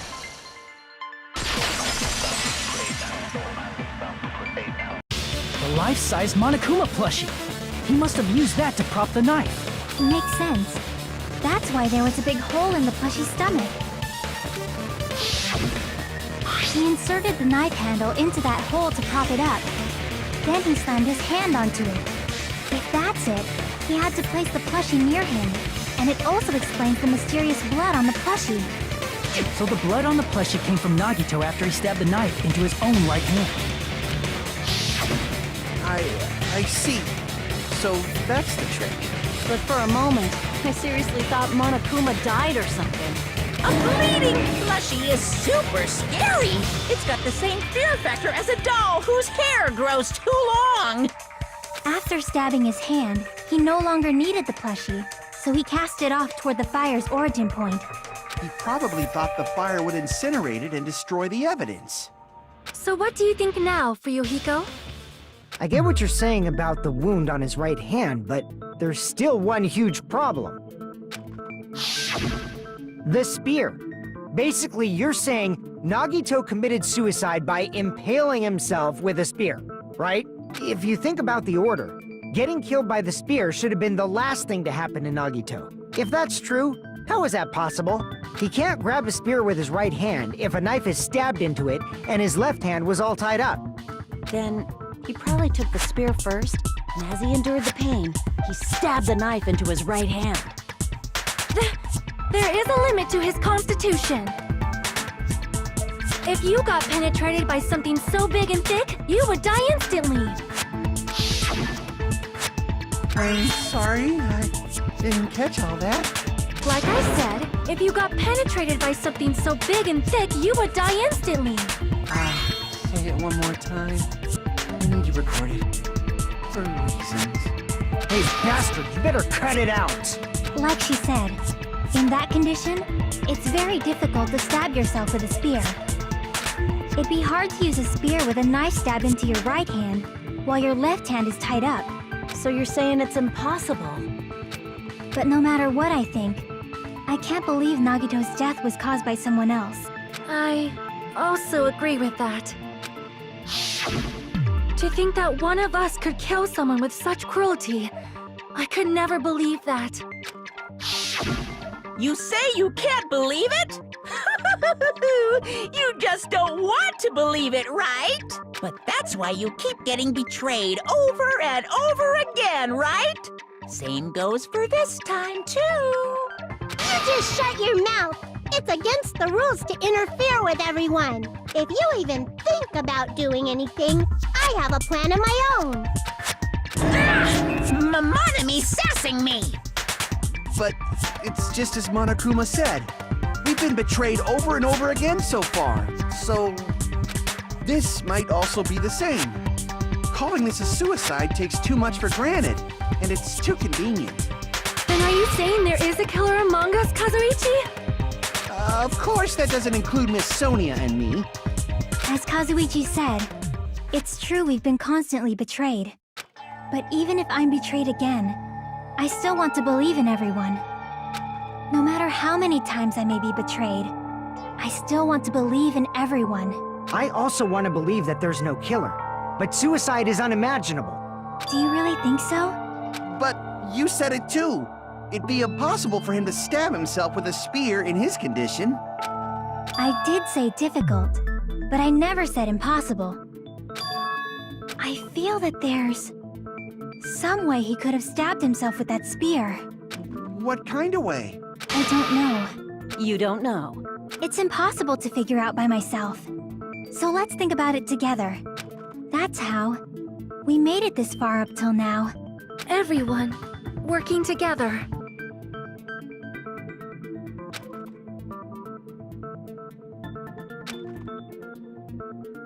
All right, let's do this.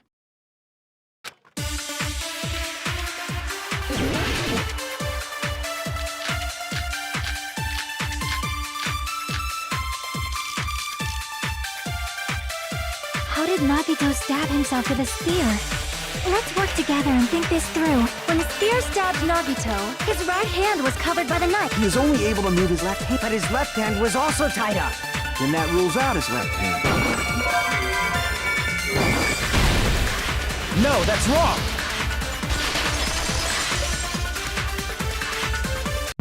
Hold on. It's still too early to dismiss the possibility that he used his left hand. Why? I mean, his left hand was tied up, you know?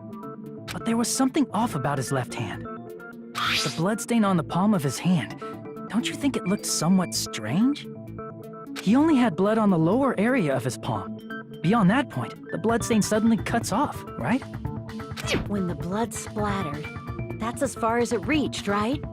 That settles the description of that bloodstain, but it's not the only unnatural bloodstain. Look, there's blood on the back of his hand, around the middle joints of his fingers. Like you said, it looks like an unnatural bloodstain, but what's wrong with that? We might need to think and use our imaginations for a bit. If there's blood on his palm and the back of his hand, what was his left hand doing as the blood splattered?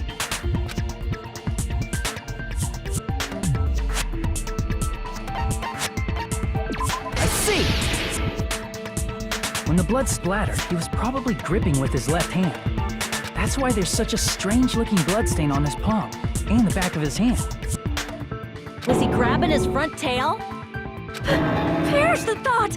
He was obviously grabbing the spear! Now that you mention it, compared to the rest of his body, the wounds on his left arm are pretty mild. He probably made his wounds mild on purpose, so he could keep his strength while he gripped the spear.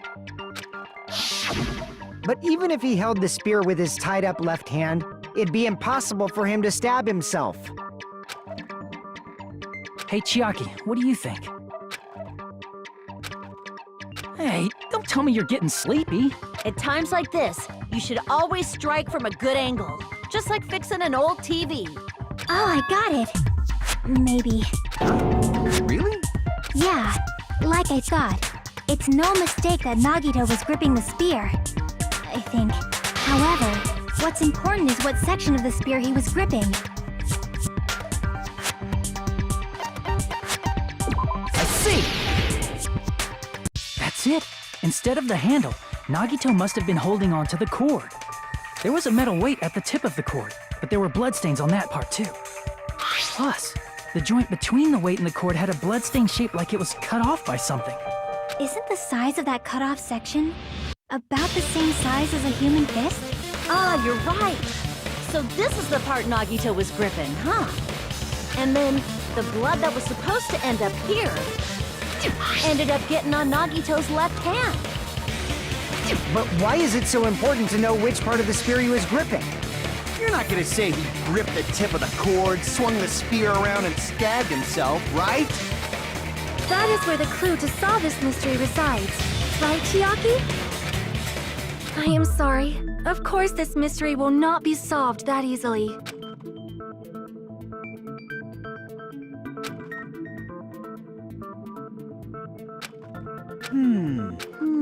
It seems we are stuck.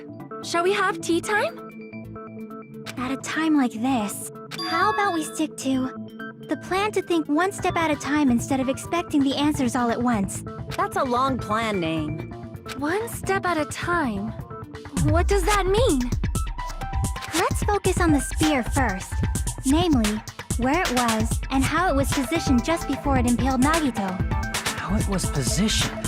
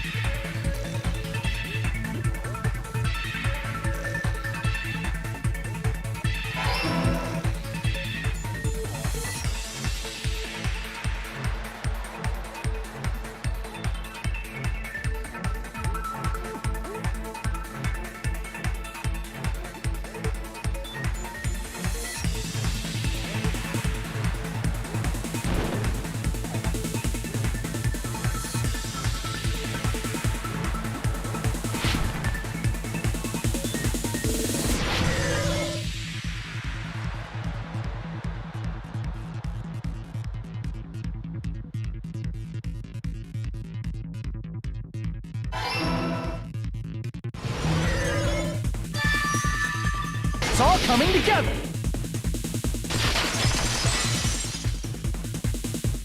The spear impaled Nagito as he was laying face up. It must have been perpendicular to him just before that. Perpendicular? In the middle of the air? If Nagito did that all by himself, did he have some sort of ESP? That'd be awesome, but he probably used the ceiling girder directly above him. Nagito probably slung the cord over the ceiling girder, and using that as a support, he hoisted the spear directly above him. And if Nagito let go of the cord, the spear would have fallen and impaled him while he was laying face up. I noticed a slight red streak on the ceiling girdle. It probably got smeared there during the setup. The blood on the cord probably rubbed off on the ceiling girder as the spear was falling. So, how about it? Using this method, Nagito could have impaled himself with the spear. Are you serious? He really committed suicide? Like that? He probably chose that spear so he could commit suicide like that. If someone else did this, there's no reason they'd go to all this trouble just to kill someone with a spear. I agree. When I was investigating this case, I kept thinking over and over how strange it was. Why did the killer use the knife and the spear so differently? So you're saying he needed to use that spear to pull off his trick? Then, this is for real? He really committed suicide? Every single wound on his body. That was all him? Not not just that, he did all that while he was gripping the spear? That spear should not have stabbed Nagito until the very end. Which means Nagito wounded himself while he was gripping that spear, right? Did he put the duct tape on his mouth, too? He probably covered his own mouth so we wouldn't hear him screaming in pain. Did he need to go that far? That's beyond crazy. Why would he do that to himself? He was probably trying to get us to make a mistake. By committing a suicide that looked like a murder, he was trying to steer us toward the wrong answer. His goal was to get us all executed. And that's why he stabbed himself over and over again? Did he want us to die that bad? That's messed up. That's seriously so messed up. Yeah, that's our Nagito.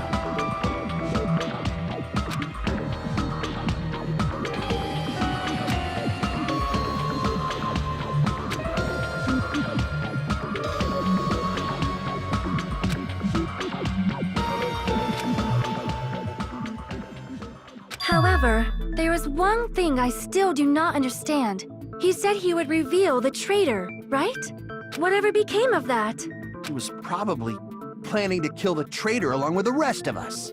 So why did he not just do that in the first place? If he had no qualms with killing everyone, he did not have to cause a bomb scare to reveal the traitor.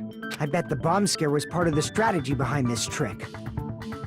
He made us split up and search for a bomb so none of us would have an alibi. He created a scenario where any of us could have killed him. He tried to make us doubt each other and tried to hide the truth behind his suicide. Did he cause a bomb scare for that reason alone? He's a fucking bastard who killed himself for his delusions of grandeur. It's not that unthinkable. You are right, I suppose. Yeah, it appears we've come to a conclusion. Bastard Nagito committed suicide. It was all done by him so we'd be executed. That should be okay, right? What? You're not satisfied yet? No, I agree that Nagito killed himself, but I feel like there's something that doesn't make sense. It's probably just my imagination.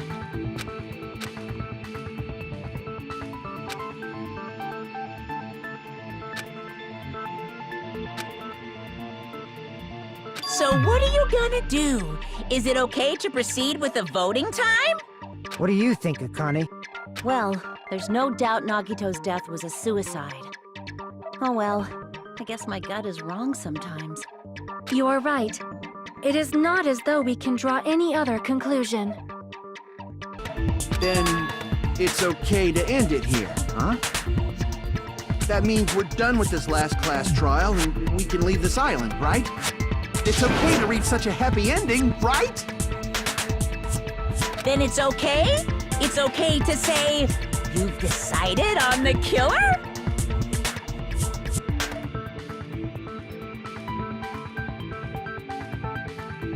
Understood. Then voting time. No, hold on a sec. Hold on. Why? Sorry, just a little more. I want you guys to wait just a little more. I can't help but feel like there's still something we overlooked. Like who the traitor is? But the issue here is who killed Nagito, right? Even if we identify the traitor, the conclusion won't change. That's true, but... The mystery isn't just about who the traitor is. No matter how you look at it, Nagito's death is a suicide.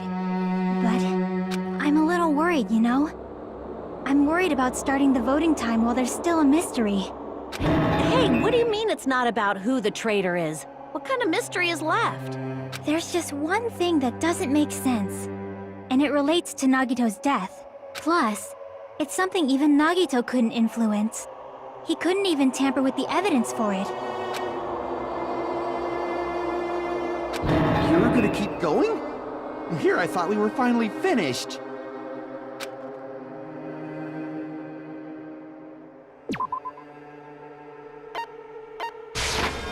I see! Is it about the Monokuma file? Yeah, that's it. Huh? There was something suspicious in the Monokuma file?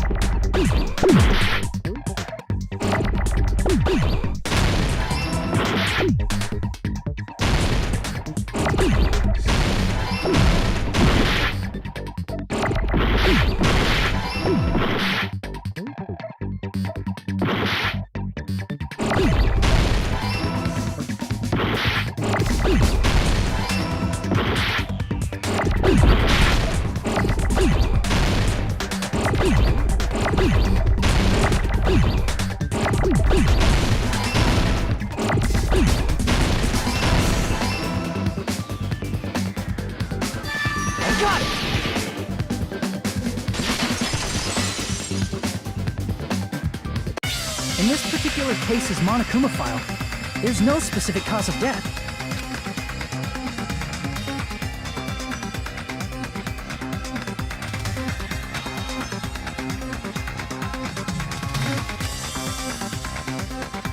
Isn't that weird? Until now, the files always specified the cause of death. But the cause of death is obvious, is it not? The spear in Nagito's stomach. It is obvious just by looking at it that it was a cause of death. Maybe it's not included if it's not important enough to write about. Well, Monokuma, I plead the fifth! There he goes again! I'm so appalled that I have nothing to say. But even during Gundam's case, and before during Mikan's case, the thing he purposely omitted from the Monokuma file was always the most important mystery in the case. Are you saying that applies this time too? Hold on a sec. Then, are you saying there's more to Nagito's death? Are you suggesting, again, that his death wasn't a suicide? You guys were the ones who said it was a suicide in the first place! No, I don't think it's a mistake to call Nagito's death a suicide, but it's not just a suicide. Come to think of it, did Nagito really commit suicide just to get us all killed? are you sticking up for him? That's not what I meant. I mean it in a bad sense. Bad sense? I just remembered that his malice always defied our expectations, and that concerns me. For example, would that malice just end here? Huh? Did Nagito's malice drive him to risk his life for a truth we'd reach this easily? I mean, this is Nagito we're talking about, you know? How interesting! You sure do believe in Nagito, huh? Because you believe in his malice, you continue to suspect his malice. I see. I guess that's what passes for friendship these days. What friendship? What should we do, you guys? Should we proceed with the vote? I think we should keep going until everyone is satisfied, even if it's just to be safe. You're right. We only get one chance to vote after all. Just to be safe, huh? Guess I have no choice. If that's the case, I'll do my best to go along with it. This is friggin' annoying. But if you guys say you're doing it, there's no way I'm gonna back out. Hey, Monokuma, you heard us. The voting's gonna have to wait! We've come this far. Let's work hard till the very end. If we work together, everything should be all right. That's what I believe. Oh, splendid. You guys are so splendid right now. That's right. If all your hopes are united, no despair can shake you.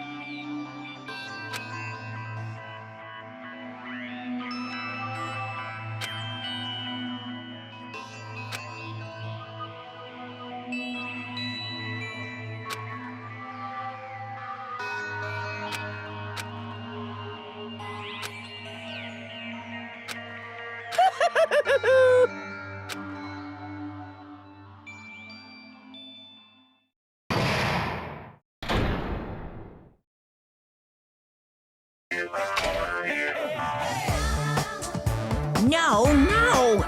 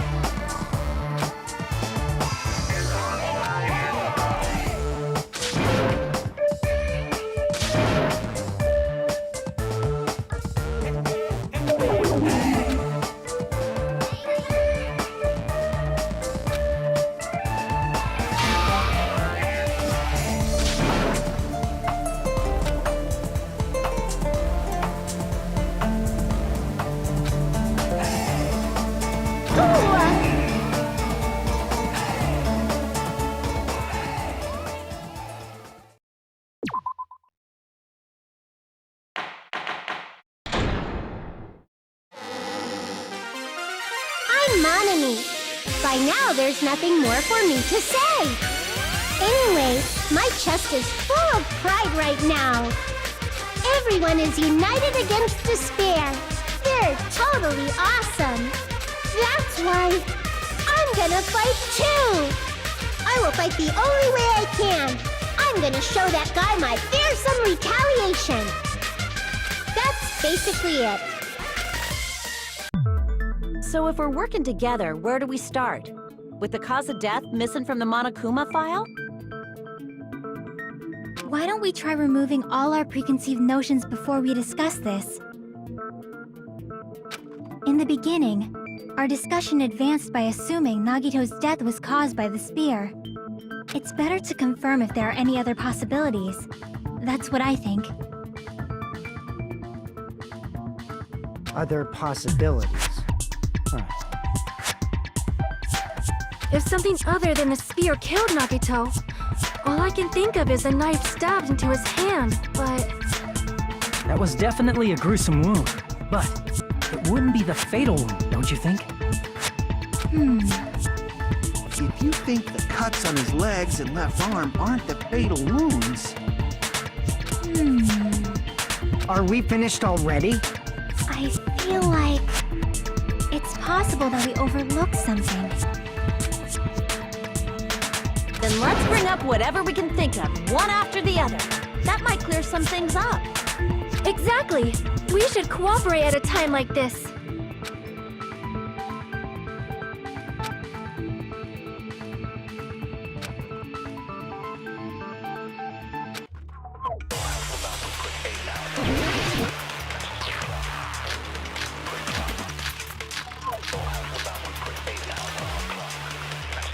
Let us consider a different fatal wound. It's not the knife in his right hand, right? It's not the other wounds, right? With all those wounds, maybe he simply bled to death. There's no way he burnt to... Was the cause of death something that cannot be seen? If it's something that can't be seen, maybe he choked himself or liquefied his gut. Just thinking about it, That's already a horrible death. Let us consider a it's not the knife in his... It's not the other wound. With all those wounds, maybe he simply... There's no way... Was the cause of death something that... I agree with that.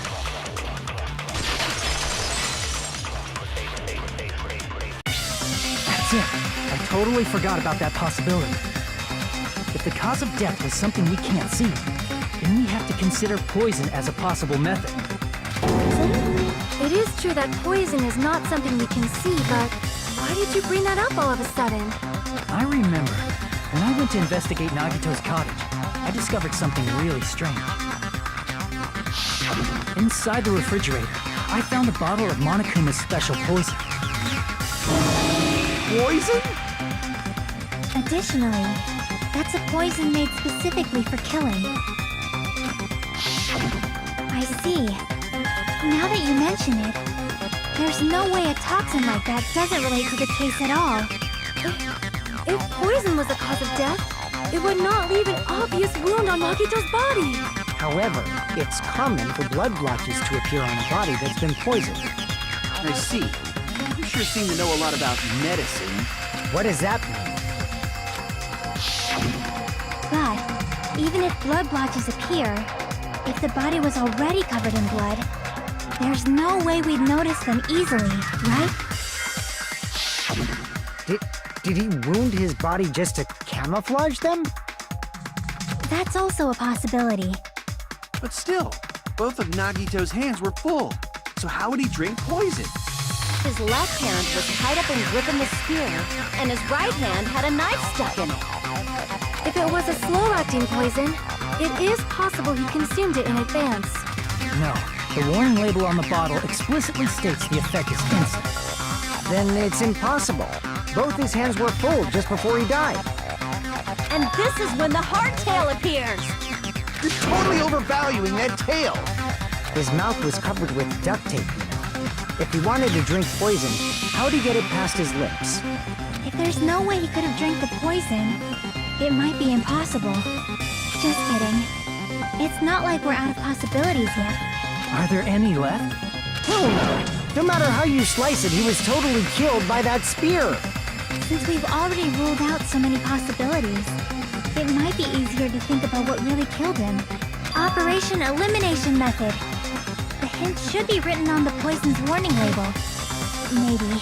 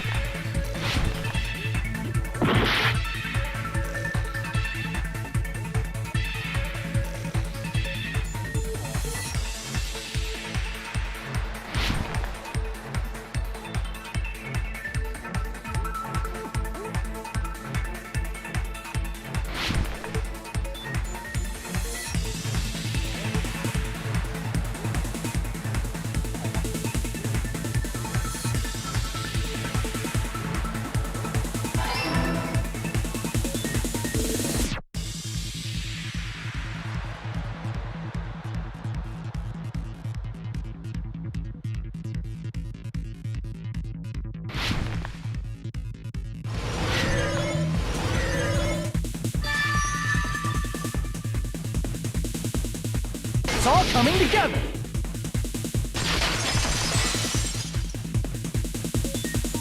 What if instead of drinking the poison, we assume he inhaled it? Inhaled? It's written on the poison's warning label.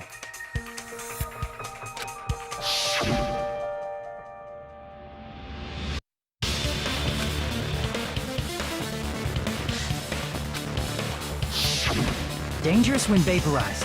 In other words, Breathing in the gas is fatal. Poison gas! Then all he had to do was breathe it in through his nose! He breathed that poisonous gas inside the warehouse? But if the poisonous gas had spread throughout the warehouse, why didn't it kill us?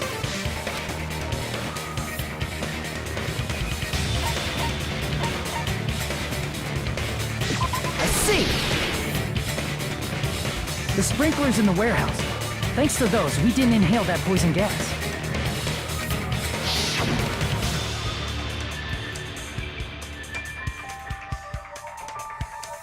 The poison gas disappeared because of the sprinklers? It wasn't the fire? Well, this was also written on the poison's warning label.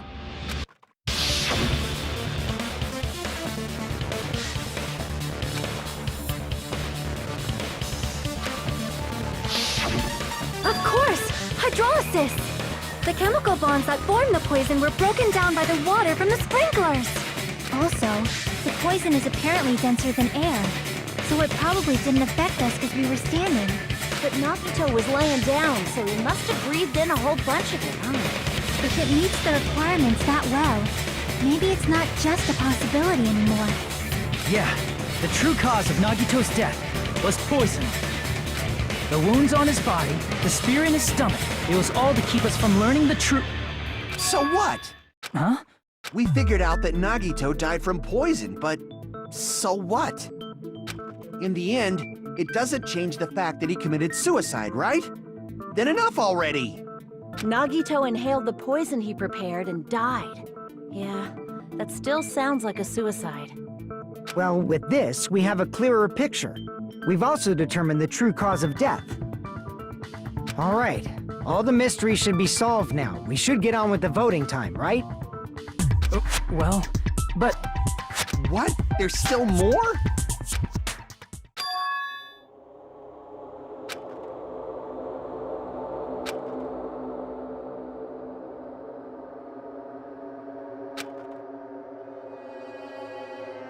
Hey, what happened? There's no reason to wonder about that stuff anymore, you know.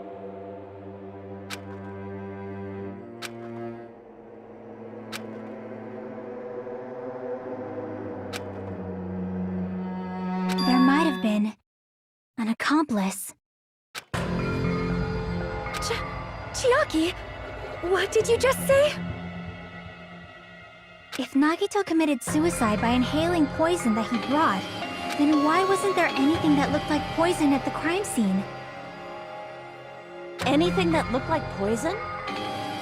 If Nagito brought poison to the warehouse, it's strange that we couldn't find it there.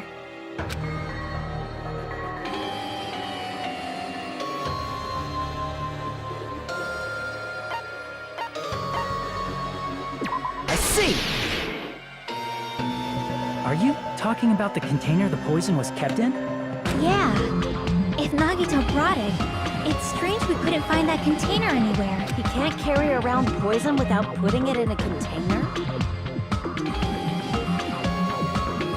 Yeah, that was written on the warning label.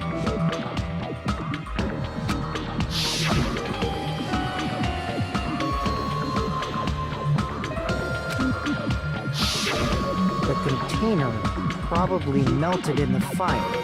It's probably plastic or glass, right? There's no way it'd completely incinerate. Even the plastic fragments of the fire grenades we used to put out the fire didn't completely burn up, you know? Then, does that mean someone got rid of the container? So that's why you mentioned an accomplice. That is impossible! I mean, an accomplice? It is just too... Like, does that really matter all that much? I mean, even if he had an accomplice, it doesn't change the fact that Nagito still committed suicide. You're right. Someone might have accidentally took it away from the crime scene. Ah, you're right! You're totally right! That's totally it! Right? Isn't it okay to close this case yet? I'm not in the mood for unexpected twists.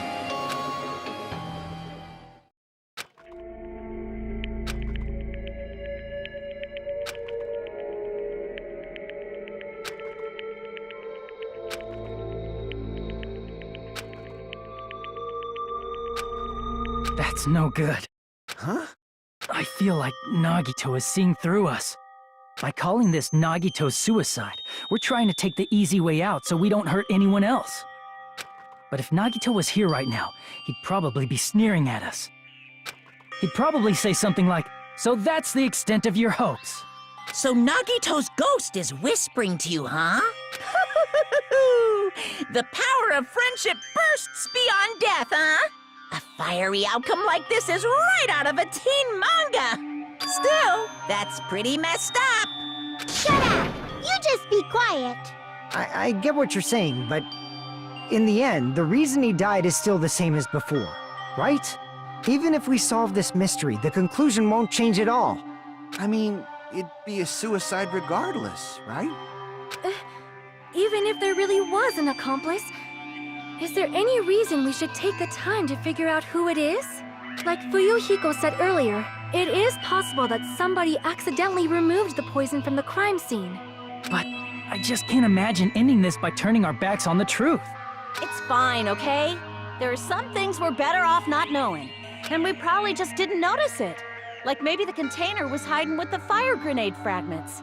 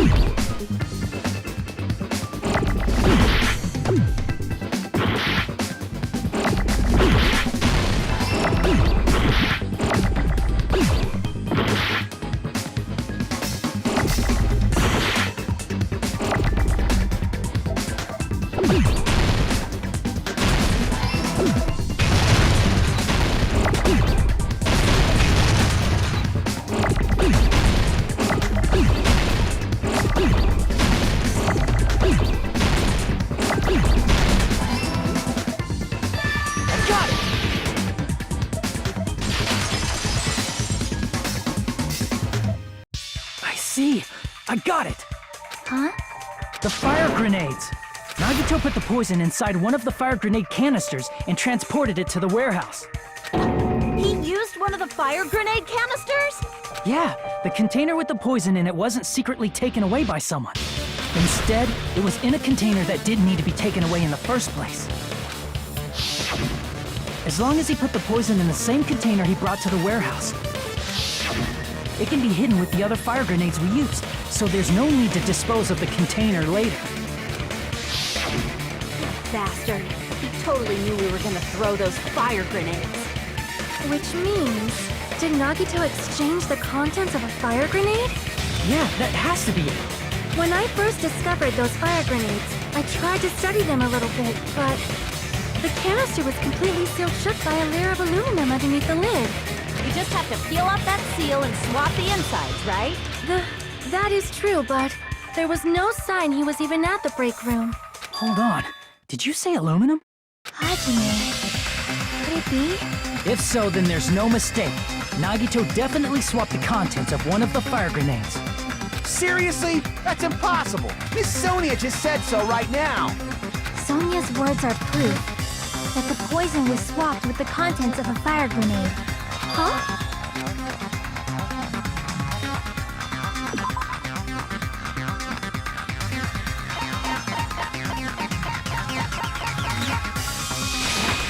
I can prove it with this.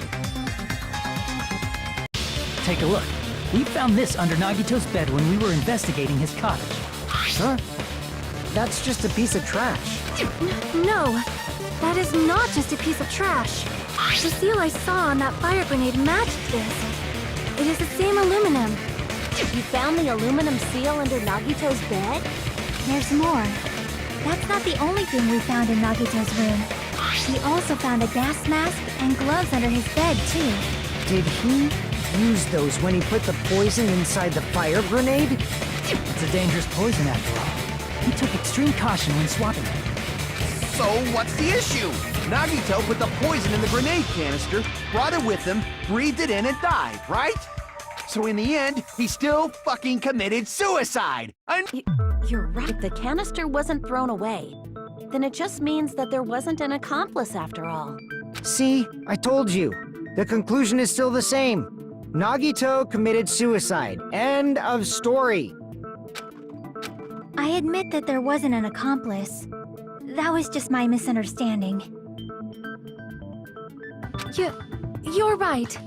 In actuality, the truth is even more horrifying. What did you say? Hey, what are you planning to say now? What the hell? Do you still want to keep going? Is this not settled? There is no denying that Nagito's death was a suicide. No, it's not. Chiaki? I'm sorry, but I just realized it. Realized what? We know Nagito used the grenade canister to store the poison. So when was it deployed in the warehouse? When did Nagito breathe in the poison? When I thought along those lines, that's when I realized it. The horrifying truth? It probably happened at the same time.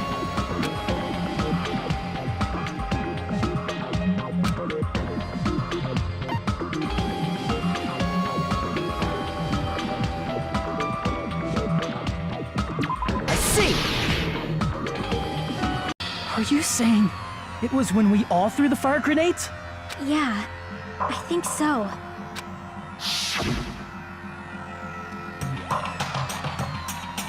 When we all threw the grenades to put out the fire in the warehouse, the poison was deployed, and it converted to poison gas and killed Nagito.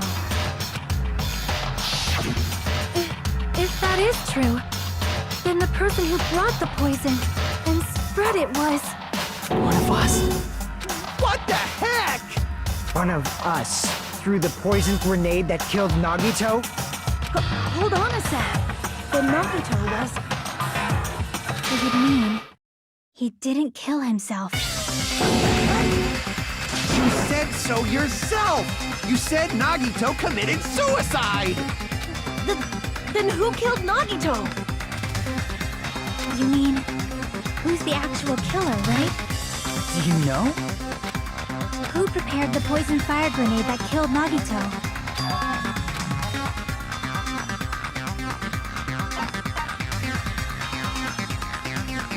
I see!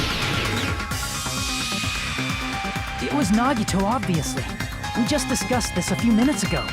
Then who set the warehouse fire that caused one of us to throw the poison grenade?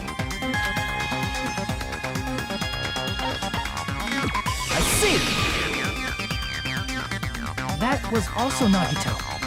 Hey, how many times are you gonna ask the same damn question?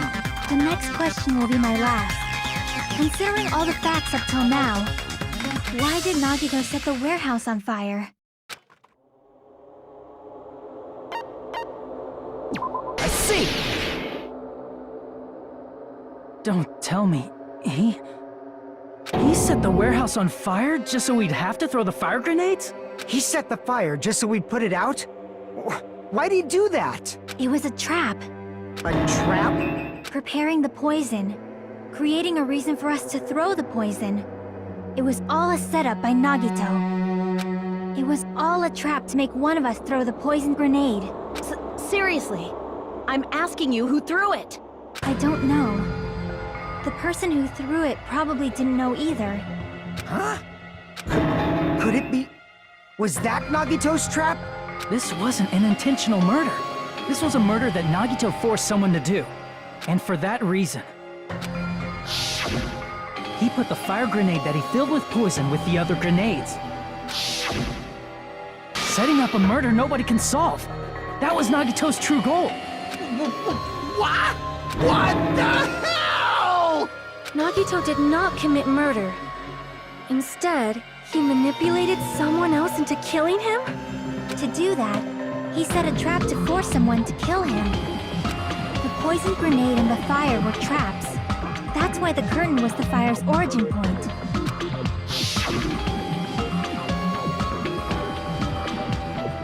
All the fire grenades we threw at the curtain shattered once they fell to the floor. Because of that, Nagito, who was laying face up on the floor, was able to breathe in the dense poison. And then...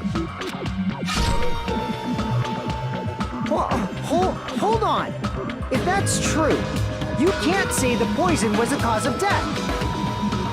It might be the poison's fault he let go of the spear, but the actual cause of death could be either one. Even so, the poison is what caused him to let go of the spear. That's right! Nagito's killer is the one who made him breathe the poison! Are you fucking serious? That was his trap all along. Even the wounds all over his body, it was all to mess with the evidence for what actually happened. His true goal was creating a murder that nobody can solve. He wanted to prove to us there are mysteries that just can't be solved with educated guesses. He probably expected that his fake suicide would be found out. After all, a mystery that can be solved is destined to be solved.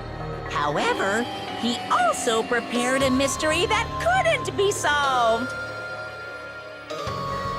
As you solve mysteries and bolster your hope, a huge mystery. For those of you who believe there are no unsolvable mysteries, that is when you finally taste despair. Meaning, he used all of the prior class trial verdicts to prepare this trick.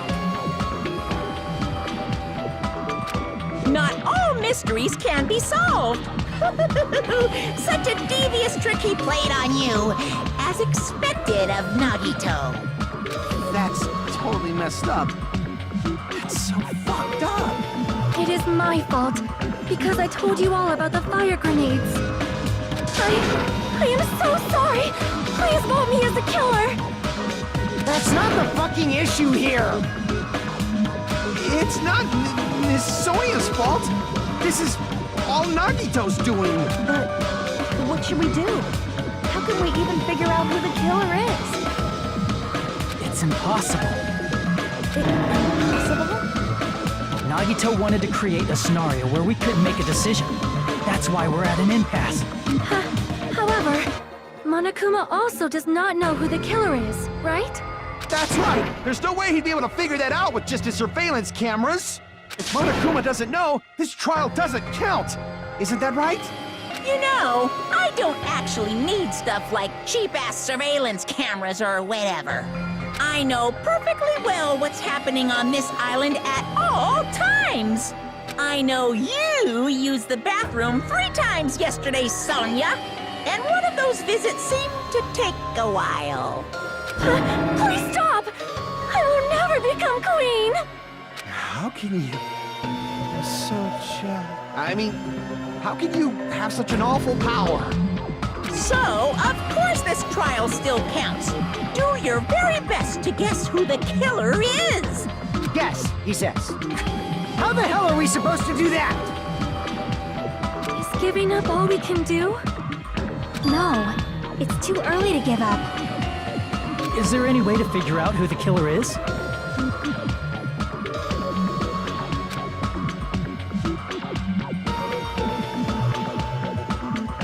Even though it's just a hunch, it's possible that it's probably... There's one way, I think. Really? Hey, Is it alright if we look at Nagito's crime one more time from the beginning? I want to make sure my hunch is correct. Hajime, please.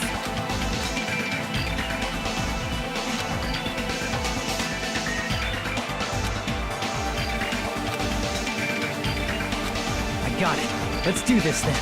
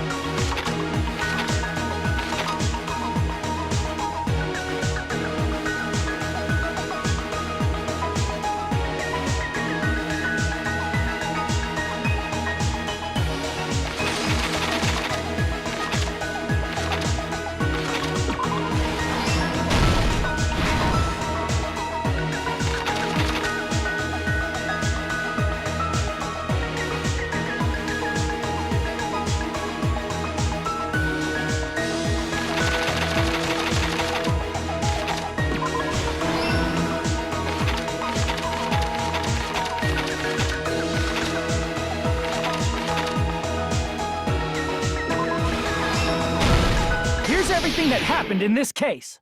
The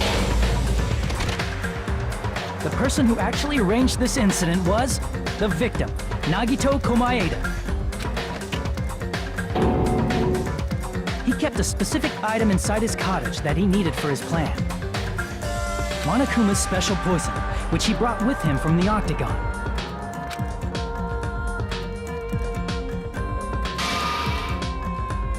Using the gloves and gas mask that he got from the military base.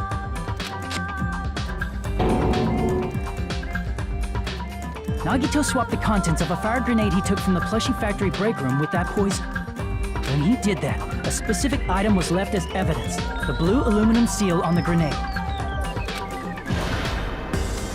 With that, Nagito finished making the poisoned fire grenade, took it with him to the factory,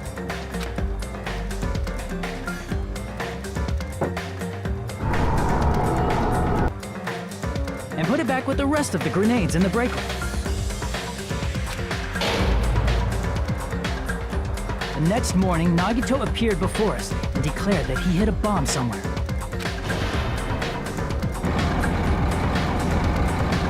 While we were looking for the bomb, that's when Nagito headed over to the goods warehouse.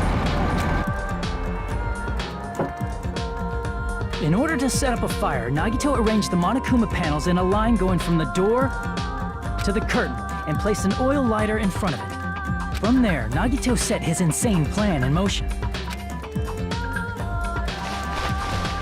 First, he hung the spear that he took from Nezumi Castle from the ceiling girder by its cord.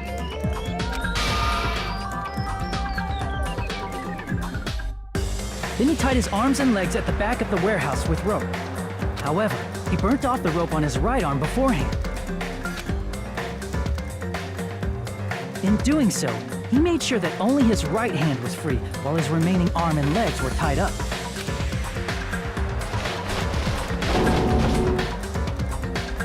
As he gripped the tip of the rope hanging over the ceiling girder with his left hand, he lay down face up, just beneath the dangling spear. But this was just the beginning of Nagito's plan. And then, he did something no one could have predicted. First, he covered his mouth with duct tape, and after making sure he was unable to scream,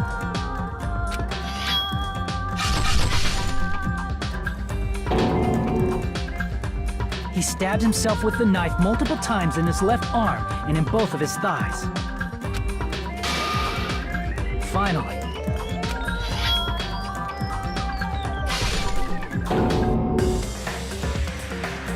he propped the knife on the plush sheet and slammed his right hand onto the blade. He didn't just want us to think he was tied up. He also wanted us to think he'd been tortured. Through all this, Nagito never let go of the spear. His plan still wasn't over. In fact, it was just about to begin.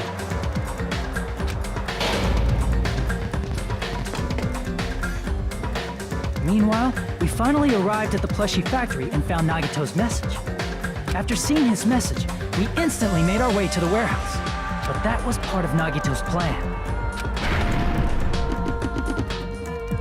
We opened the door to the warehouse, which inadvertently started the Monokuma panel domino effect. The panels fell one after another until they reached the lighter, tipped it over, and ignited the curtain. Shocked by the sudden fire, we rushed to the factory's break room to obtain some fire-extinguishing grenades. We then aimed for the fire's origin point, which was the curtain, and unloaded the entire supply. It never occurred to us that one of those grenades was the poison grenade that Nagito had prepared.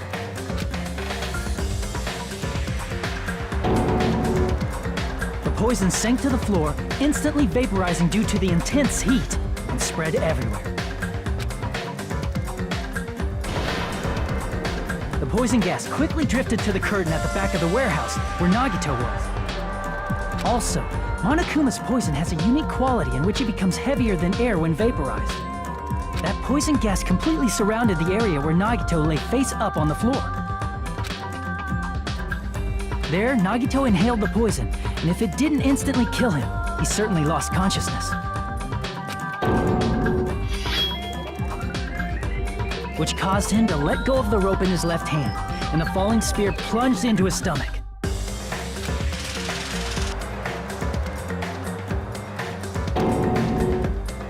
This is all the information related to Nagito's plan. His true intention was to set one of us up as the killer. At this time, we still don't know who the killer is, because the killer wasn't aware they killed someone. Try as we might, we cannot reach that truth. That was Nagito's trap. In conclusion, the fact that we can't determine the killer's identity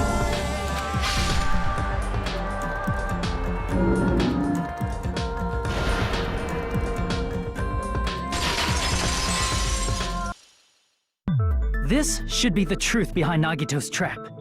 How about it, Chiaki? Will that help you figure out who the killer is? Chiaki? Just as I thought. It's impossible, isn't it? You say we just have to vote for someone? What Hajime said is, probably true. That's part of the reason why I thought it was a little strange.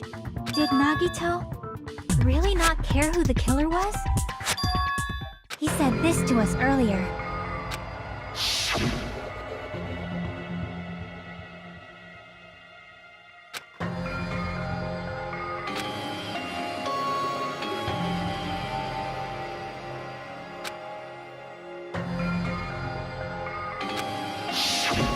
That feeling of belief is at the heart of his trick.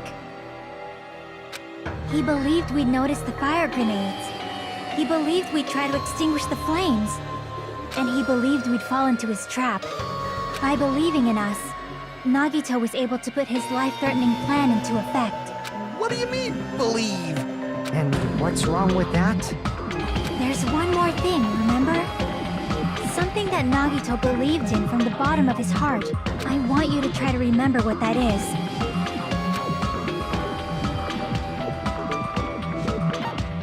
I see! Nagito believed in his talent as the ultimate lucky student.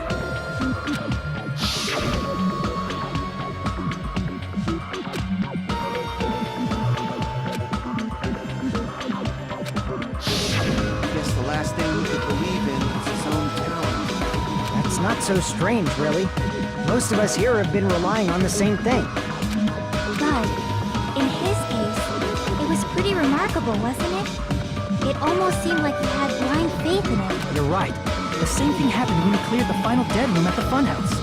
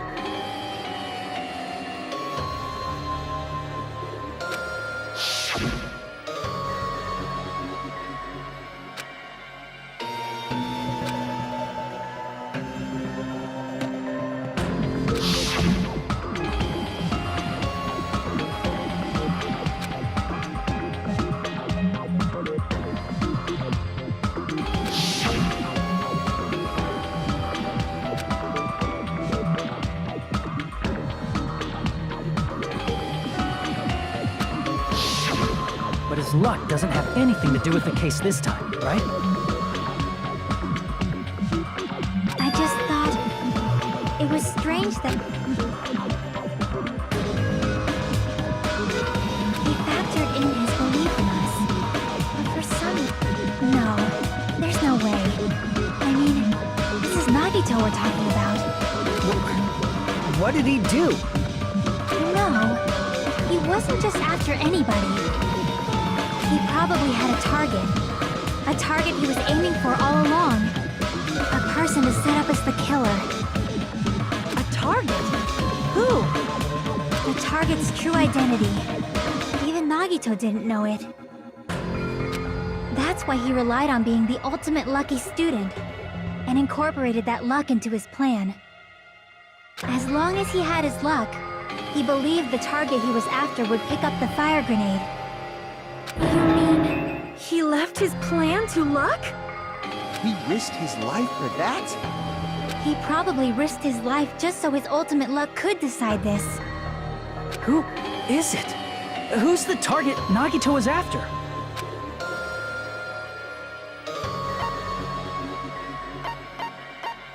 I see! That's it. The traitor.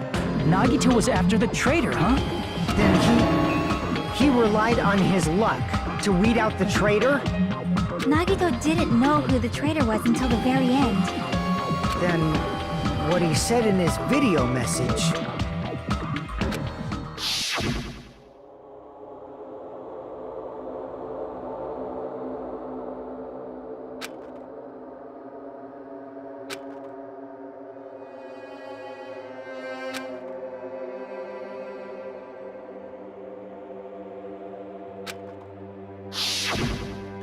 was just bluffing. That's probably true. By that point, his plan should have already been in motion.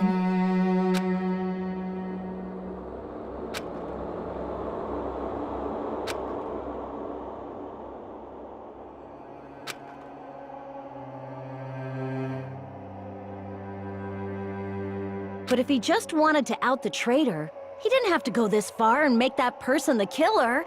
Damn it! We're all in a huge bind because of that! It means he wants us to beat the traitor. By finding out who the traitor is, our hopes will shine even brighter by overcoming that despair. That's something he'd say. Mon ami, it looks like you've got something you want to say. But you better just keep your mouth shut. And that concludes my argument. Nagito's plan was to make the traitor kill him. What are you gonna do? Are you guys gonna believe me?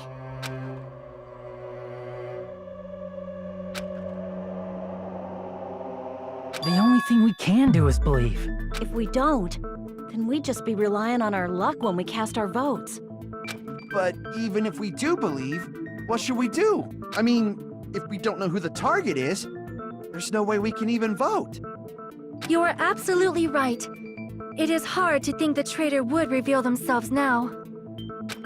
If, by chance, the traitor revealed themselves during that bomb scare, what would have happened? Would it have stopped Nagito from acting so reckless? Huh?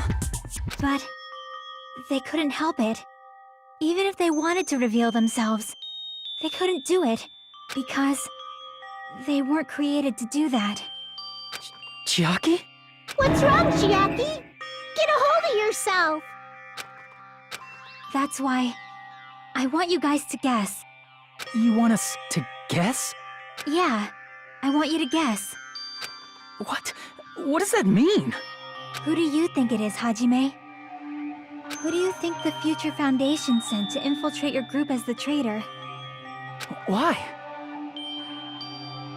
A traitor who's not allowed to think that they're different from everyone else. Why? A traitor who can only interact with everyone as a traitor. Why? Because that's the nature of their existence. They can only exist as a traitor. Seriously, why? Who do you think is the traitor? Hajime.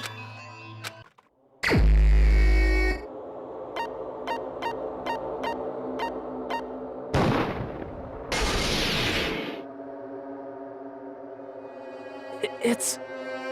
you? Chiaki, you're the traitor? Please! Hold on! Aw, you totally guessed right. Just as expected. Yep, you're correct. I'm the traitor. The agent sent by the Future Foundation to hide among you all is me.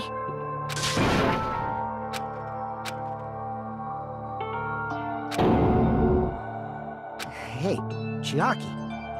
Are you being serious right now? Chiaki is the traitor? That is a lie, right? Surely you must be joking. I'm sorry. It's the truth. Hey, what are you saying sorry for? What does this mean? You... up till now... What? We were not tricked! After all, we have been working together all this time. We have been helping each other all this time. Chiaki, being a traitor, being a member of that horrifying Future Foundation, that is obviously a lie. Please, wait! The Future Foundation isn't what you think it is! Shut the fuck up! We're talking to Chiaki! No, I have nothing more to say. Why? Because we already know the killer's true identity. So the only thing left to do is vote. Hold on! We're not satisfied yet! If you say you are the traitor, please provide an explanation that will help us understand. We cannot vote until we are satisfied. That is what you said earlier, Chiaki. Hey, if you're really the traitor, why'd you wait till now to reveal yourself? It's weird, isn't it? waiting until right now to out yourself. It's definitely strange, right? Or rather, why was I able to do that? Maybe... I wanted to protect everyone, no matter the cost. Hey, Hajime. Can you do me a small favor? Favor? Me? I want you to prove to them that I'm the traitor. What? What are you saying? Why do I have to do that? I want to explain everything to you guys, but... as I expected, that's rather difficult. That's why... the only thing I can do is plead with you. I want you to do it. I believe you can prove it. Whether I can prove it or not, that's not the problem. Don't you understand? You may as well be asking me to kill you. There's no way I can do that. I'm very sorry, but this is the only way. So please. Looks like we gotta do what we can. It's not like I believe she's the traitor. There's just no way we can ignore this without confirming it. If she was just disguised or something, this would have been a heck of a lot easier for us to understand, but... She's not disguised at all! 'Cause Chiaki isn't the traitor. Monami? Too bad. I'm not part of the same group as that girl. I don't know anything about that girl at all. Hey, are you trying to cover for her like that? You suck! I've always been alone. I have no friends anywhere. That's why I have no relation to Chiaki whatsoever. Hajime, you're going to listen to my request, right? Chiaki isn't my friend. I hate Chiaki so much.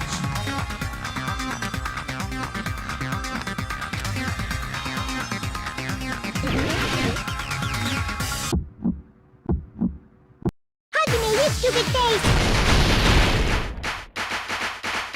Let's all get along! I won't let you! Let's all get along! First open and mix! I can't lose! Hajime, you stupid face! I won't let you! First open and mix! I'll lower your grade! Disappear! Hajime, you stupid face! Let's all get along! I'll lower your grade! Hajime, you stupid face! Let's all get along! Chiaki and I aren't best friends!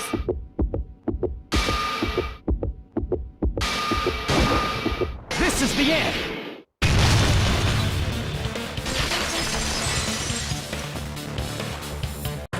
When we investigated Nagito's cottage, I discovered a notebook with the new Sami logo on it. That's your notebook, right? The one Nagito stole from you. I don't know. Don't tell me. Is that where the traitor's true identity is written?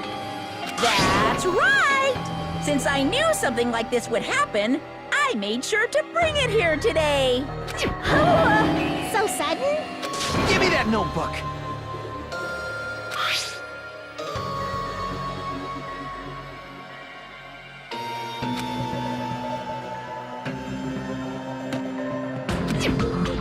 What is this?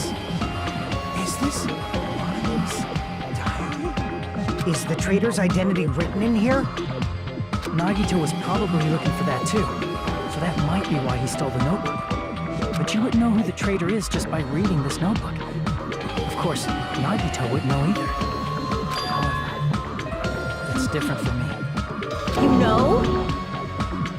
It took me this long, but I finally understand.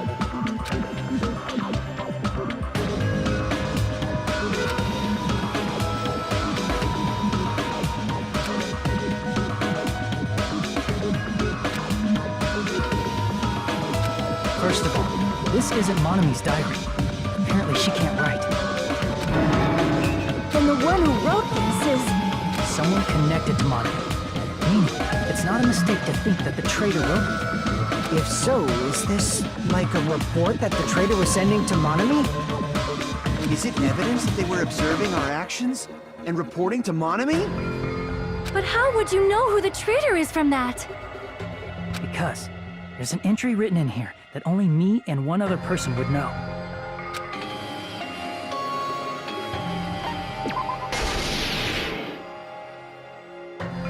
In the notebook, there was a specific entry.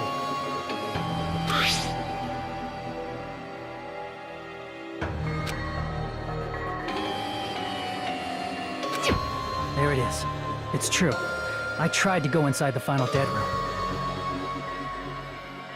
But the only one who knew that...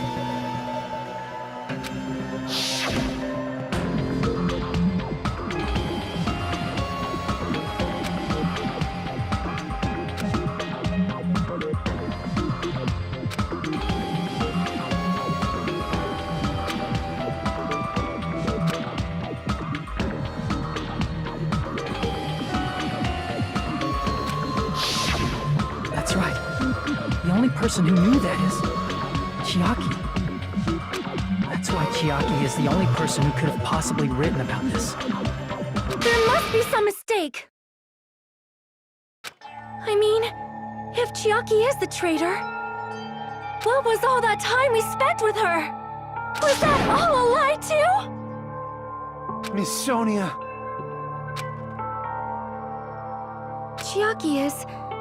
She is being controlled by Monokuma. That is why we should help her. I'm not satisfied either. I mean, if you were the traitor, there's no way you'd do something so stupid when we found the bomb.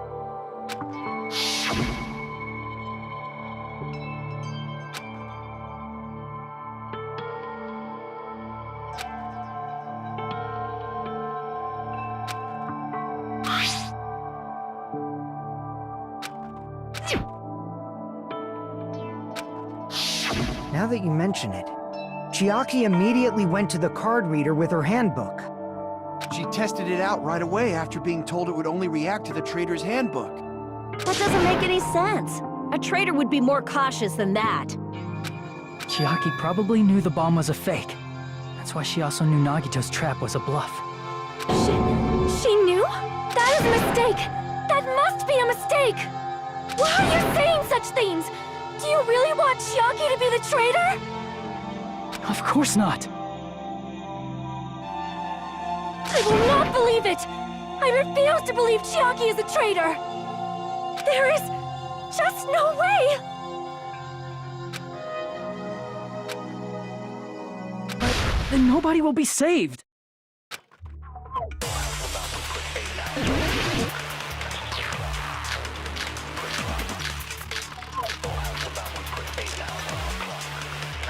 Chiaki is not the traitor!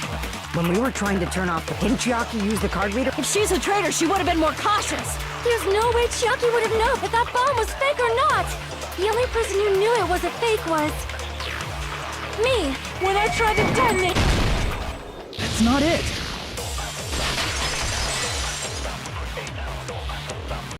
That's not it.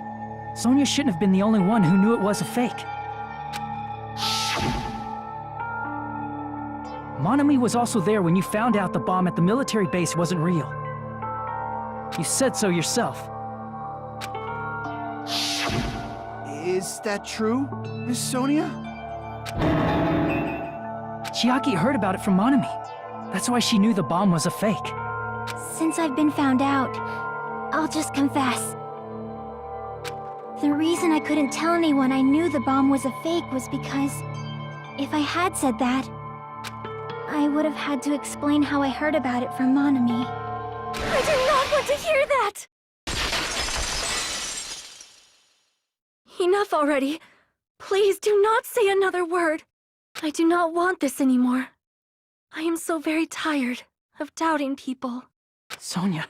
And just because she knew the bomb was a fake does not mean we should decide she is the traitor!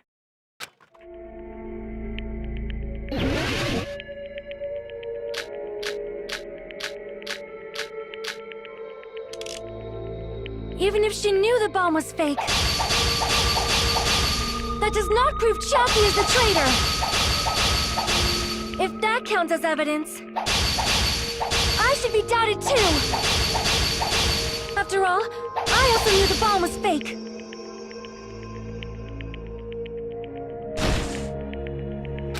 Even if she knew the bomb was fake,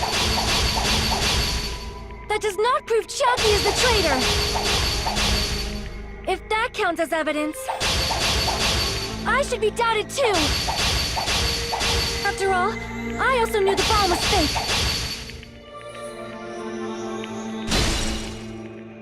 Even if she knew the bomb was fake, that does not prove Chiaki is the traitor!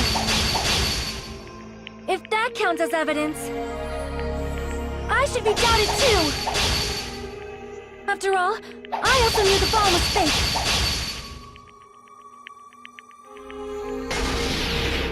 Knowing it was a fake isn't the problem. What matters is who told her. What matters is that she heard about it from Monami.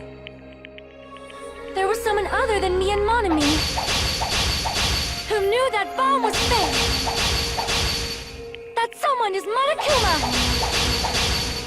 Monokuma said so earlier, correct? He knows everything about this island. Monokuma probably told Chiaki that it was fake beforehand!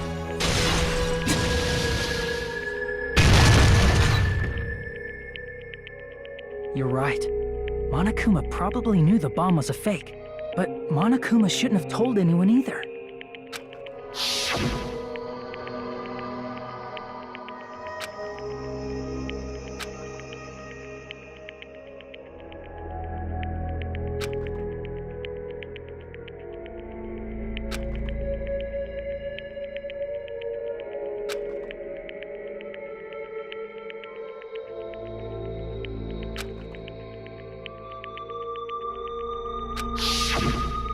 That...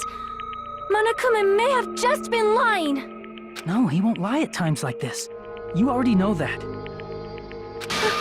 Hajime, are you going to believe Monokuma over Chiaki? That's not it. It's just, even if Chiaki is the traitor, is it really okay to vote for her? That basically just means we have to believe in Nagito's luck, right? That's not it. Are you telling us to trust his luck? Are you telling us to entrust our lives to that bastard? There's no way I can believe in Nagito. I'm telling you that's not it! We shouldn't believe in Monokuma or Nagito. We have to believe in Chiaki. Huh? It doesn't matter who the traitor is. Even if Chiaki is the traitor, that's not the Chiaki I know. I believe in the Chiaki who's been with us this whole time. That Chiaki is saying she wants to protect us with her life. So the only thing we can do is believe her. If we don't, nobody's going to be saved. Damn it. Hey, can you listen to me a little? There's nothing to be sad about, you know? 'Cause this is different from what happened before. Unlike before, you guys don't have to stay alive by doubting someone. You guys can stay alive by believing in me. Are you telling us to believe in you and sacrifice you? That is just too cruel! I'm sorry. Chiaki! Monami, I'm sorry too. You're probably gonna get scolded by a lot of different people for this. But still, I want to protect everyone by any means. And I'm happy that I'm able to do that. It's not up to me to decide whether that's right or wrong. However, I believe it's truly amazing that you were able to think like that. We could even call this a miracle. Hey, what have you two been talking about? Everyone's jaws are dropping, you know? I know. It's voting time, right? Hey, Chiaki. You don't have to worry. Believe in me, and cast your vote. God damn it! Why did it end up like this?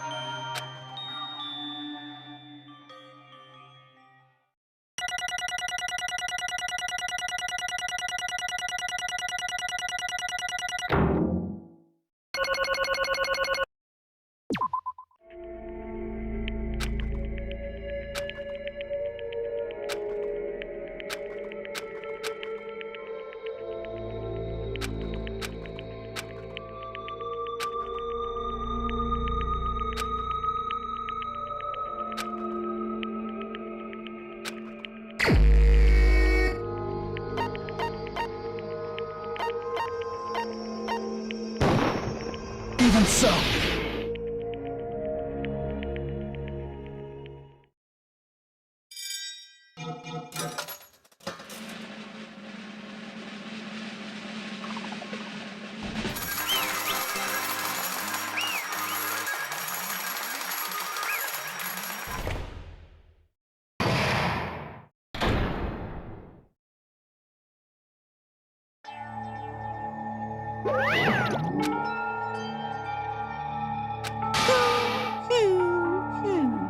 Yahoo!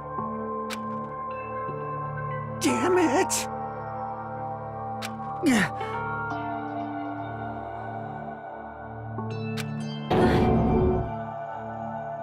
Damn it. Congratulations, everyone. Damn it. Damn it!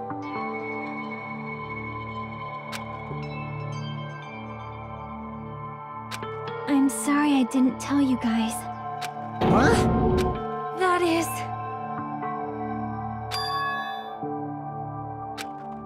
I'm sorry. 'Cause... Well...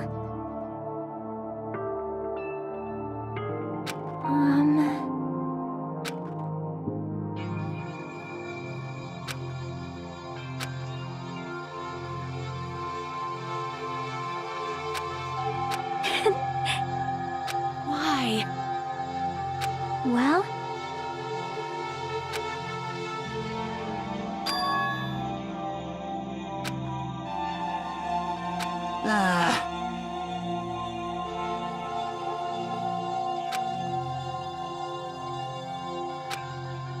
I'm sorry. That is...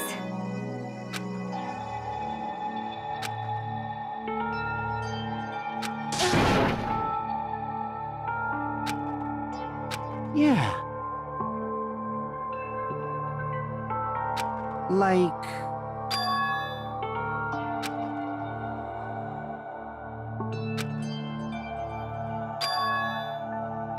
So...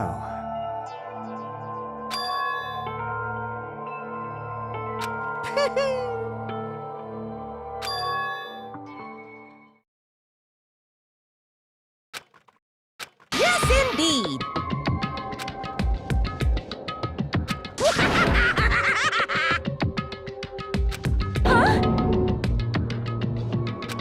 Are you serious?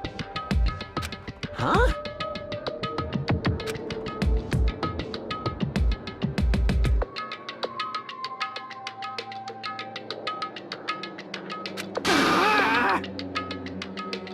Nope.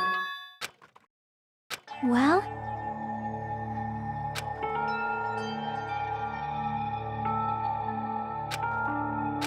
Chucky!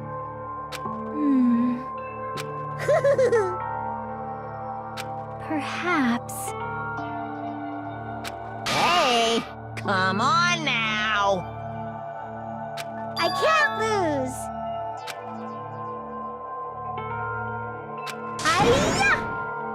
Huh? I will no longer let you do as you please! Stupid! Stop! What are you doing? As they say, we shall die together!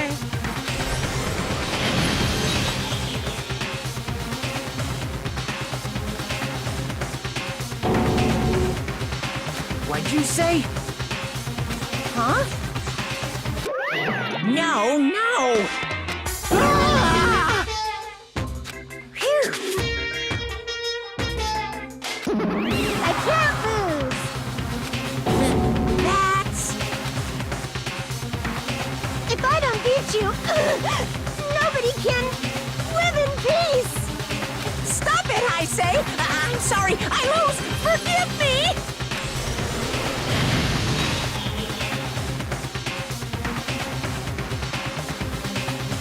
Hey, hey!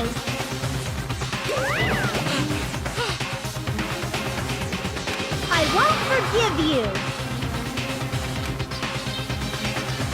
I won't let you! Hey, hey!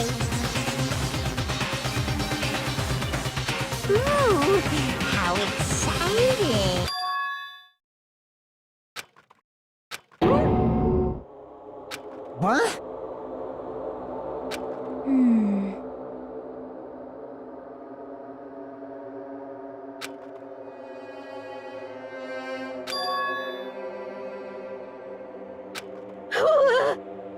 Hey! Too bad.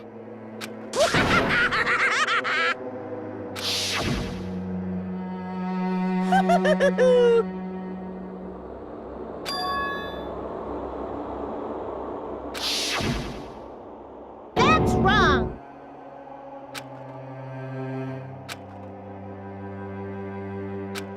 Damn it! Hey,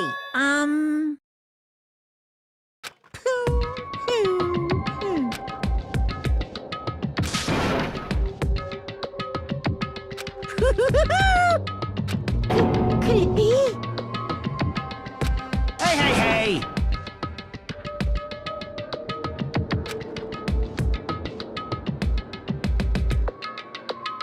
Hey! Hey!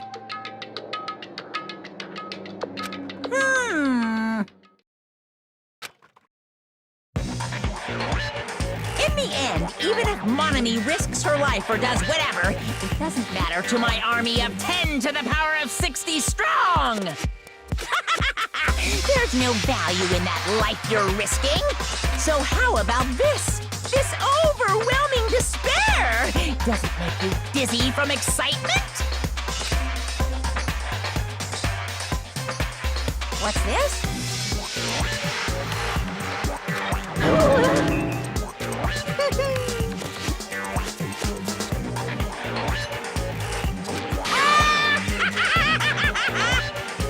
I can't lose! It's okay, Monami. Well, let's believe in them. Right? Damn it. Please listen! Like... This is bad. Damn it!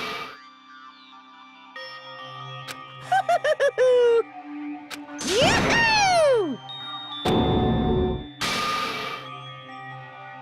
Shing!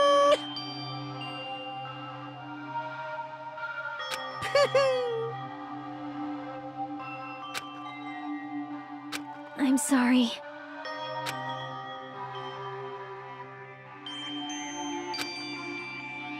Now then, I've prepared a very special punishment! Special bleeding service! Huh?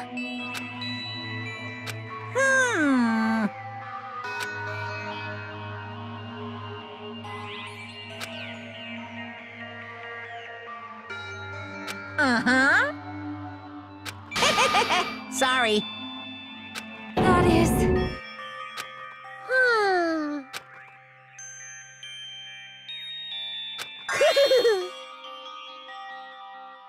You guys, I'm sorry about so many things. I'm sorry for lying to you. I'm sorry I couldn't protect you to the very end. Just one last time, let me say something that makes me sound like a teacher. There's no need to be a hero.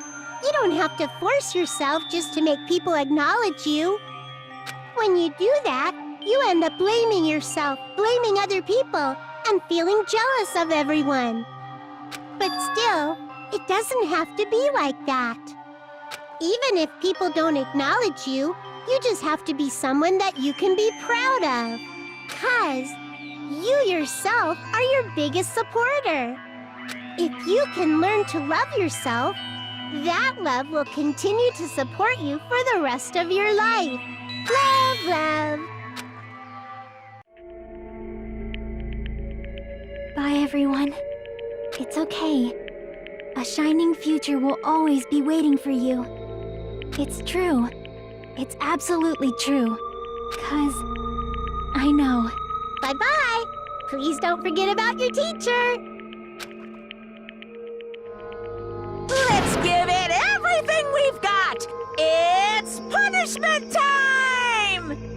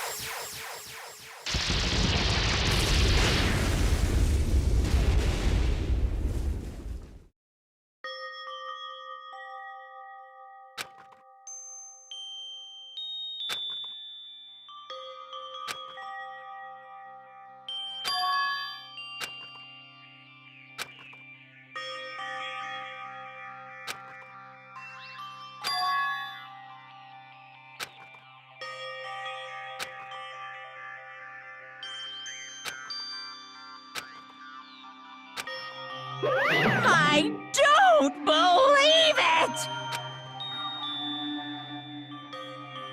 What? Phew! Huh?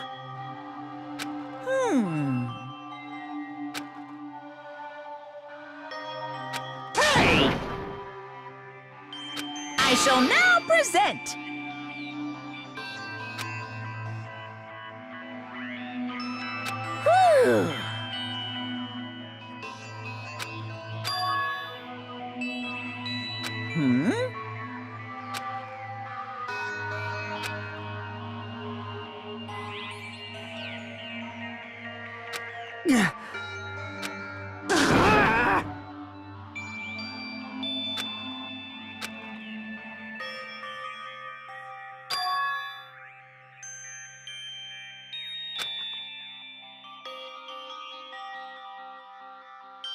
Huh?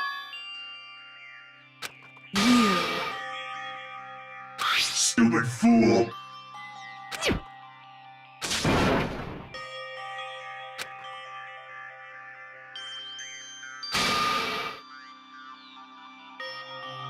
Hey,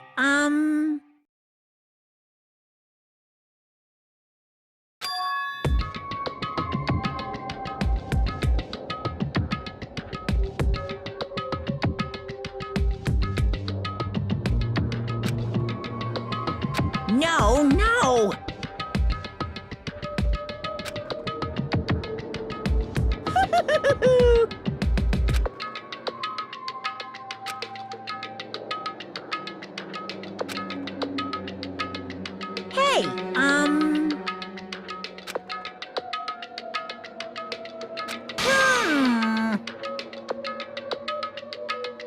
Hey, Hey.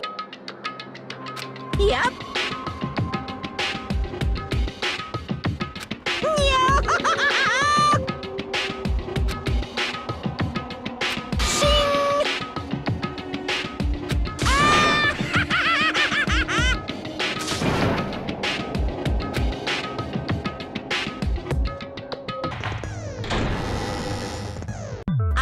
did say I wanted you guys to know the outside world, but this is still a questionable starting topic. Let me ask you this. What is this world's true identity? Huh? This world's true identity? What kind of question is that?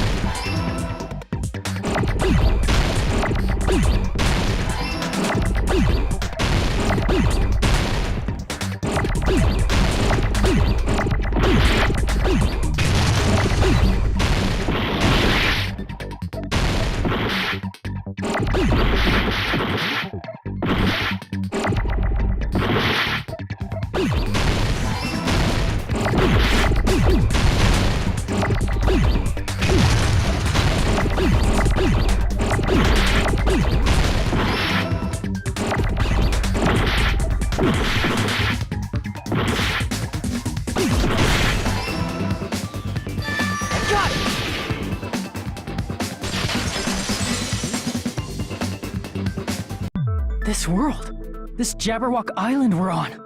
It's a virtual world that was inspired by the actual Jabberwock Island. Hey! So, this isn't the real world, but if you want, you can call it the game world. You get it? It's all just one big game. Are you friggin' serious? Don't fucking mess with me, you bastard! Did you have us all come here just to tell us bullshit? If this is a game, are my words being displayed in a text window right now? That's stupid. There's no way that's even possible. I know. The all-in-your-minds trope makes you feel such cruel despair. But who cares? I revived all the suspense and mystery with just one line. 'Cause it's a game. Then we were forced to kill each other. 'Cause it's a game. A lot of crazy shit happened. 'Cause it's a game. We're the only people here. 'Cause it's a game. Monokuma's nonsensical abilities. 'Cause it's a game. Don't fuck with me! That's not even possible! I know you guys are pissed, but you were having fun too, right? A world where anything goes only exists in games. So just force yourself to accept it. This closed space, this game world, was the true stage of this killing school trip. Just stop. There's no way. There's no way I'm gonna believe that. Back in the day, people must have reacted the same way when they first saw the airplane take flight. But like wearing contact lenses, it'll stop feeling strange once you just get used to it. Please do not compare reality to contact lenses! I mean, if this really is a virtual world, what does that make us? You better not say we're fictional characters. The Future Foundation created this world using a program called the Neo World Program. It's programmed to place the user in a virtual world by synchronizing directly with the user's brain. Which means your body still exists in the real world. But right now, you're completely submerged in the game world, as if you're dreaming or something. Simply put, you're, not aviators, but... You mean Avatar, right? An existence created in the game is a copy of the user's real body. But we're not just regular avatars, right? Your avatars were constructed by removing a specific thing from your bodies in the real world. What did you remove?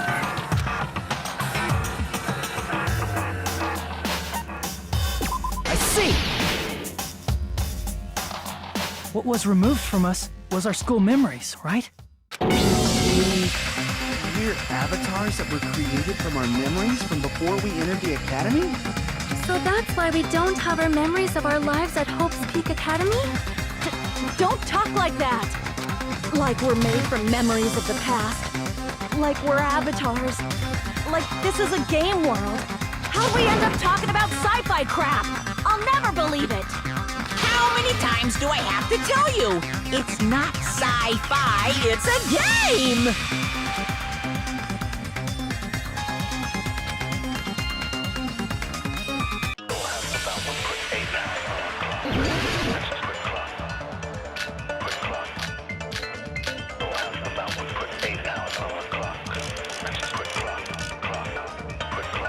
Is there any evidence that this is really— You are the What does that mean? Your avatar's made of memory, but your actual body's in the real. Though you have no memories of your time living your school, your real bodies actually lived that life. That must be it!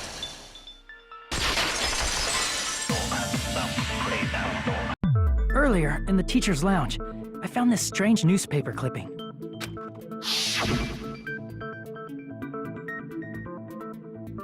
There was a picture of Hyoko, but she looked more like an adult than the Hyoko we knew.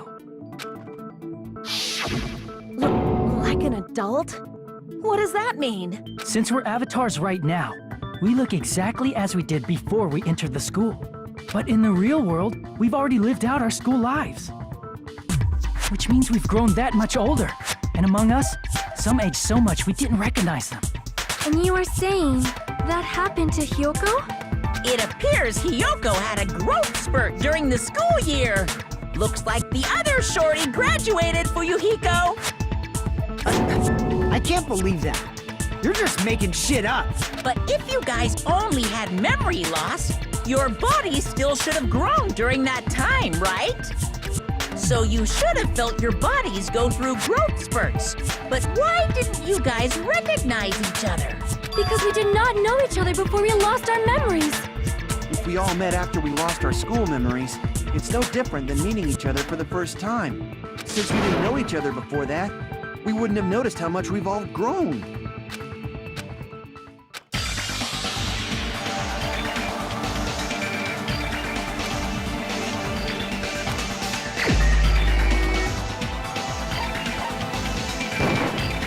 You're the only one! Hey, Fuyuhiko, you knew Pekko for a long time, right? Yeah, now that you mention it. Seems weird. No, now that I think about it, it's definitely strange. Strange? What is? Our school memories. About how many days' worth were taken away. As the creators of the Neo World program, only the Future Foundation would know the details, but around 2 or 3 years worth, I assume. That long? Pekko and I have seen each other almost every single day of our lives. If we lost 2 years worth of memories, we would have noticed that we were older than we remembered. So, does that mean our memory loss is another one of Monokuma's lies? Your refusal to accept your mutual memory loss is why you can't notice all the important parts. You've lost your memories, end of story. You guys are avatars who had their memories taken from them. This is a virtual world. We're virtual avatars. Are you saying we just have to accept that? I can feel my heartbeat, and I know what I smell like. So what do you call these things I'm feeling? Are you saying these are all lies? Just because it's a game doesn't mean everything was a lie. Have you heard that when you're hypnotized to believe you've been burned, a burn mark will really appear? So if our brains believe something is real, it's no different than if it actually happened? Now that you mention it, I did hear about a phenomenon quite similar to that. In a distant country, there was a certain experiment carried out on one of their prisoners. The prisoner was blindfolded, strapped to a bed, and had small wounds applied to his toes to drain his blood. That prisoner was left alone in the experiment room as the sound of dripping blood echoed throughout the room. But in fact, his blood was not being drained. He was just forced to listen to the sound of dripping water but he believed he was bleeding to death. However, in spite of that, the prisoner still died. As expected of Miss Sonia. Your knowledge of state-sanctioned torture is amazing. If a lie is a believable lie, you're saying it might become the truth? We're really just connected to machines and stuff. And our consciousness was uploaded into here. So we genuinely believe that this game world was real. Then, the Jabberwock Island we've been living on. Of course, that's also a virtual world.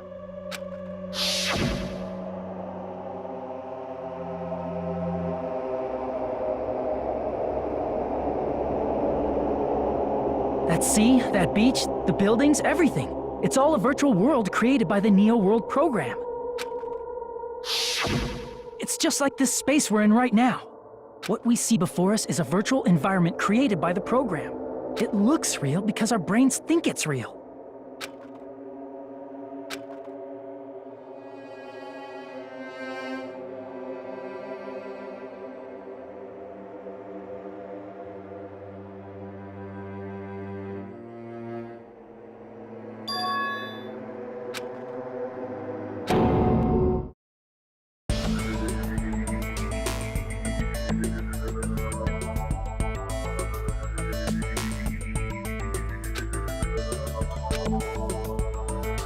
If everything's a lie, then what should we believe?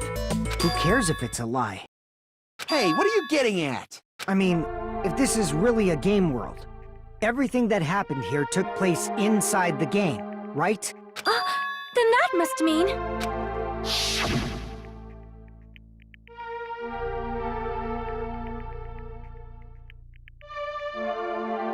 That's right. The killings we were forced to commit were part of some silly game. Everyone who was killed should still be alive in the real world. Oh yeah, just because they died in the virtual world doesn't mean they died in real life. So... You are saying everyone is still alive? Yeah, that's it. Isn't that right, Monokuma? What's so funny? If a lie is a believable lie, it might become the truth. That's what you said earlier, Fuyuhiko. Don't tell me. You mean... The Neo World program isn't just any game. It's next-gen software containing the ultimate reality.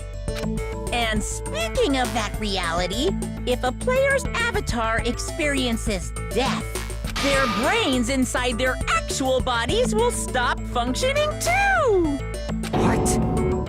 Then... everyone who died... It's not like their bodies are completely dead, so I can't say it's a true death, but... that's why it's actually crueler instead. All that's left of them are empty husks. Are you saying they will never awaken again? What the fuck? What the fuck? Well, nobody's gonna appreciate a game where you don't die when you're supposed to, right? What game? That's not what we risked our lives for. If you want to be mad, please be mad at the Future Foundation. They're forcing you to play this game. Future Foundation? The people from the Future Foundation made us play this sick game? Everything was their doing? Then... Monomi and Chiaki were... They betrayed the Future Foundation to protect us. And then... they were taken out. I see. So our real enemy is the Future Foundation!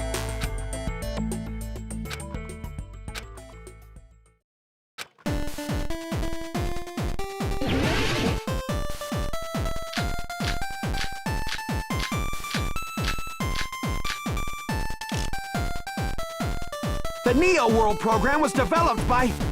the Future Foundation! The ones who trapped us in here. It's all the Future Foundation's doing. And the enemy is the Future Foundation! I mean, A group that would make... No, that's wrong!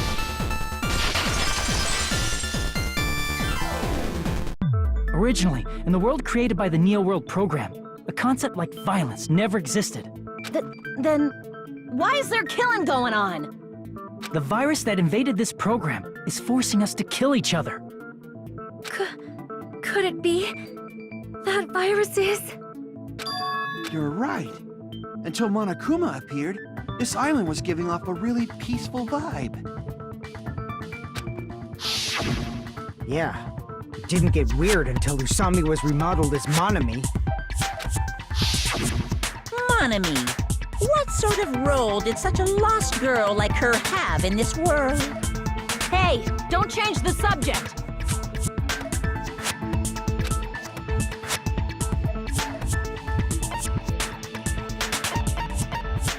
I see! She was the observer of the Neo World program, isn't that right? That's right! She was an NPC that was assigned the role of observer. NPC?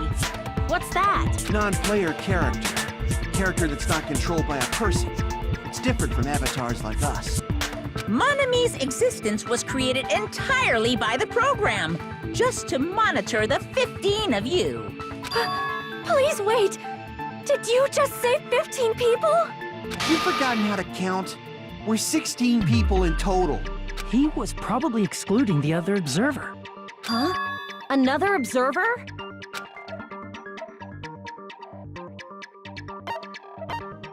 I see! Aside from the 15 participants, there were 2 observers in the Neo World program. One of them was Monami, and the other one was... Could it have been Chiaki? Yeah, you're right. You're saying Chiaki was an NPC? So you're saying she was just a program? And she didn't actually exist in real life? Then she wasn't human?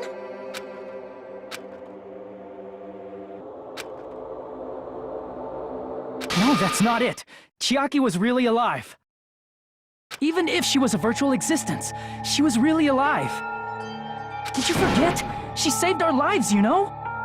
Don't get all mushy towards a game character! Shut up! Plus, she wasn't just a little game character, she was a lackey for the detestable World Ender! Now that you mention it, you referred to the Future Foundation by that name before. That just means it was all a bluff, right? So we think that the Future Foundation was our enemy. Do not joke about the world ending! No, there's no doubt that the Future Foundation is also World Ender. At least for those of us here. Hey, what do you mean, those of us here? Why are you lumping us with you? It's just a bluff. Monokuma, what exactly are you? Don't you just show us your true self already? What, you can't talk? It is cowardly of you to just ignore us! Before I reveal my true identity to you guys, it appears the main cast has finally arrived! Main cast? Speaking of which, this guy is a member of World Ender! What? World?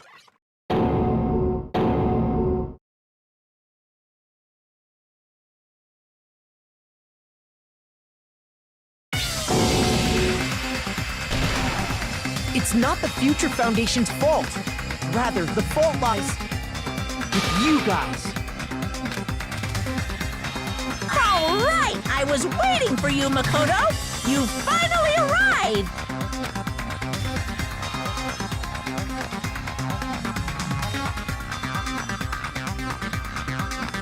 My name is Makoto Naegi. Like you, I'm also a former student of Hope's Peak Academy. And right now, I'm a member of the Future Foundation. You are from the Future Foundation? Why did someone like you suddenly show up? I got it. You came to save us, right? Then hurry up and save us! Hey, what happened?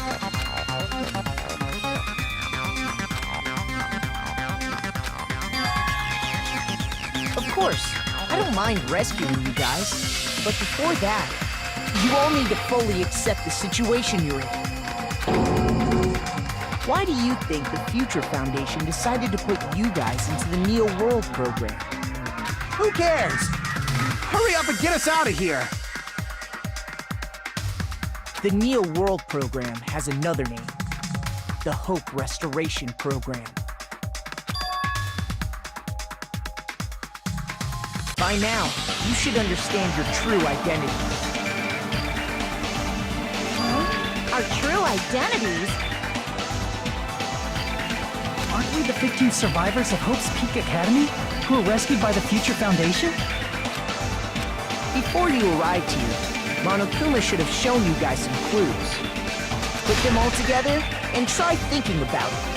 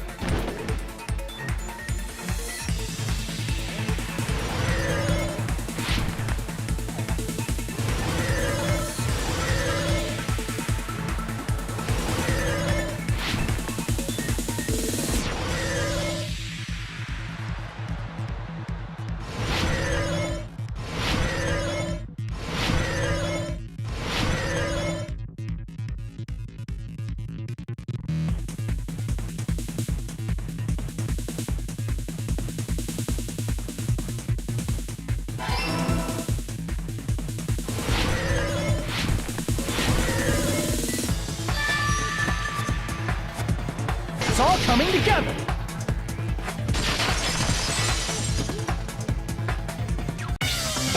Could it be the survivors of Hope's Peak Academy and the remnants of Ultimate Despair are... Yes, both of those phrases refer to you guys. That's right. Not only are you guys the survivors of Hope's Peak Academy, You're also survivors of Ultimate Despair! We're all Ultimate Despair? Don't be stupid!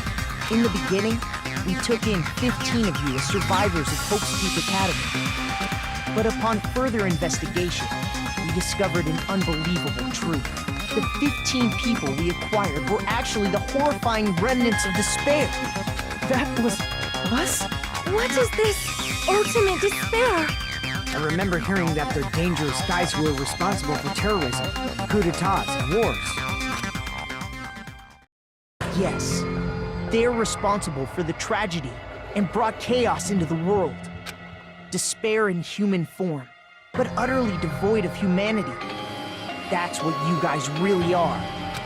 The Ultimate Despairs don't care about principles or morals. They just spread despair everywhere they go. They live solely to torment everything, to burn everything, to kill everything. We're part of a dangerous group like that? That's gotta be a lie! That's right. There's no way. There's no way we're all Ultimate Despair. Nagito probably did what he did because he managed to learn the unbelievable truth. Nagito? Why are you bringing him up all of a sudden? He's the only one who knew this truth before you guys. It was a special prize for clearing the final dead room! Was it that file that contained all our student profiles? But...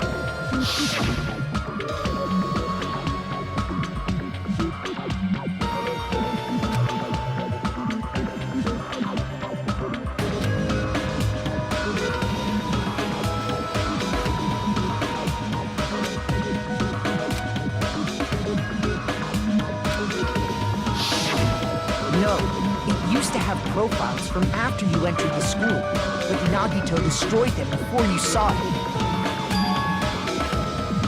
why? Anyway, it's the absolute truth that the file had profiles about you guys after you entered the school. And after Nagito obtained the file and learned the truth, what did he try to do to you?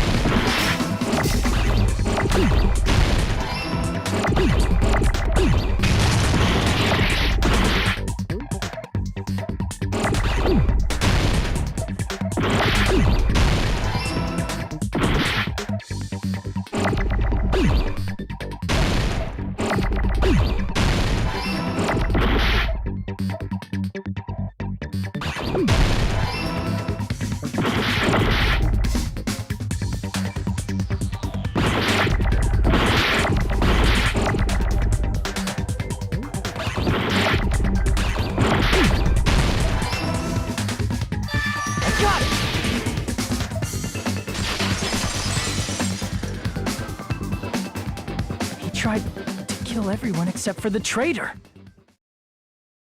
That's right. After seeing the file, he learned that everyone, including him, was ultimate despair. And he tried to kill everyone except the traitor. Did Nagito try to kill us because we were ultimate despair? Yes, because of his love for hope and his hatred for despair. I sort of understand that. Don't mess with us. Why do we have to be treated like the bad guys? There must be some kind of mistake. There's no way we're ultimate despair. I don't need a twist like that. It might seem unbelievable because you guys only have memories from before you entered the school. But it all happened at Hope's Peak Academy. You were tainted by ultimate despair because at Hope's Peak Academy, you were in contact with her. Her? The true ultimate despair. Junko Enoshima. She strongly influenced you all during your time at the school. And that's why you became ultimate despair. In order to remove that influence, you've been placed into the Hope Restoration Program. Is that why you took away our school memories? The reason you're able to act like your normal selves is because you're within the Neo World program. But your true bodies in the real world are different. In the real world, you're part of a group that cruelly destroyed your family, friends, and even your own body. Family, friends, and our own bodies? Aren't you exaggerating a bit? He's right. There's no way we do something like that. Don't turn away from the truth.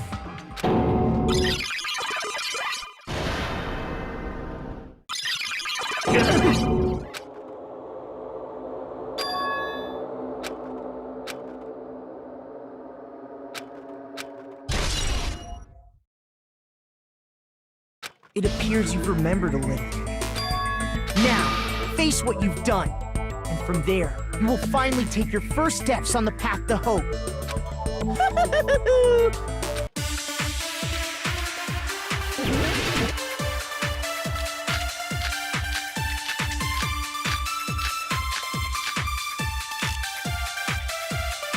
There's obviously some kind of mistake. There's no way we're ultimate despair. Because you're all ultimate despair, you killed your friends and family, and you even destroyed your own bodies. That must be it.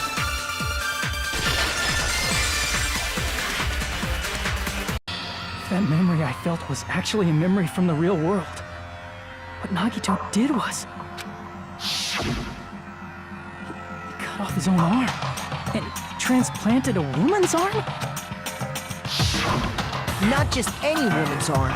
It was the late Junko Enoshima's arm. What did you say? He probably thought that by becoming one with Junko Enoshima, he could make her survive within it. I don't get this at all. The ultimate despairs defy understanding. They have no problem severing their own limbs. I am terribly sorry. I do not feel so well. Where's the bathroom? It's just a game anyway, so why don't you just let it out? I'm pretty sure a select few would demand that. It's too soon to feel sick. It's not even the worst thing the ultimate despairs have done. Some wasted away to skin and bones through continuous fasting in order to reach the despair of starvation.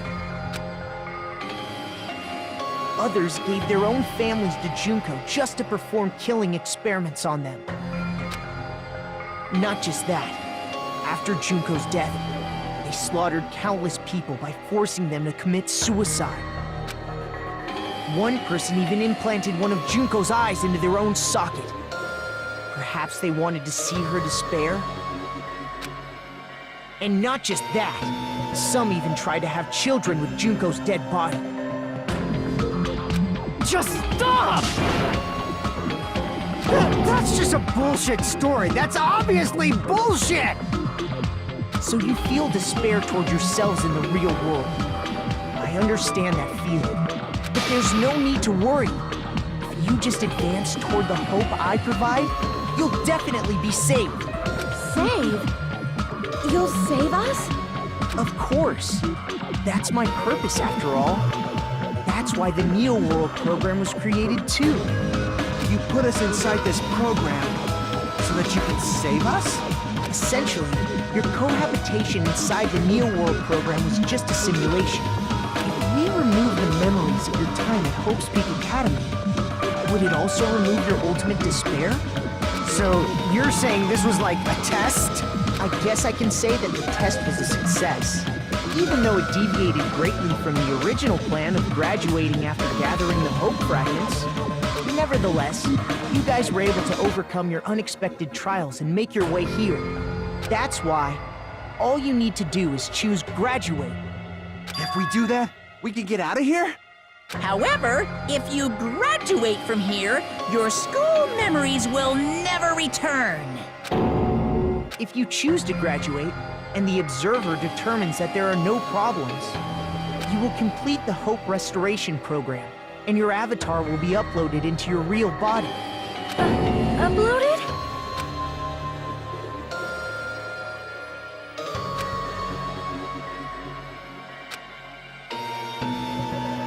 Hey, what happens to the people whose avatars died? If an avatar that needs to be uploaded has been deleted, there's nothing we can do. So you're saying they'll never wake up? God damn it!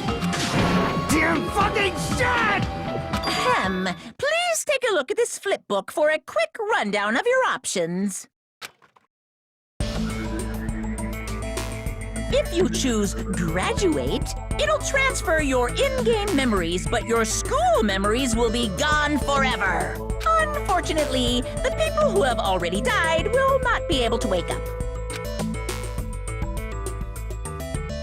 Just a thought. What will happen if we do not choose to graduate? You'll just have to continue living your tropical life. Hey, why you gotta ask something like that? Well, even if we wake up in the real world, we are all rather messed up, right? If that is the case, then maybe staying on this island is... What are you saying? Haven't we been working this hard just to escape from here? You don't have to force yourself to return to a painful reality. Let's just play this game forever and ever! Don't be ridiculous. If I stay in this screwed up world any longer, I'm seriously gonna snap. But still, Is it really okay to sacrifice the others just to save ourselves? You're asking that now? If we don't get out of here now, then what was everything we've done up till now even for?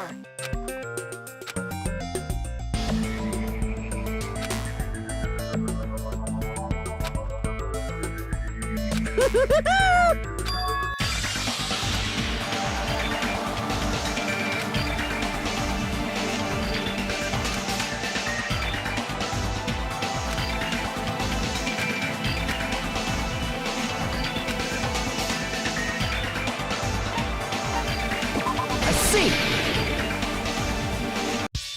Wait, we have some time to decide? Did you get scared like Sonia? No, it's not that. Don't you think this is a little strange? Strange? You still don't understand? Normally, ultimate despairs like you guys would just be abandoned. But I'm telling you, I'm here to help. You should be thankful for how open-minded the Future Foundation is. Makoto, what has happened to you? Just listen to the Future Foundation. The Future Foundation is the world's hope, you know? I knew it. As I thought. There's something wrong with you.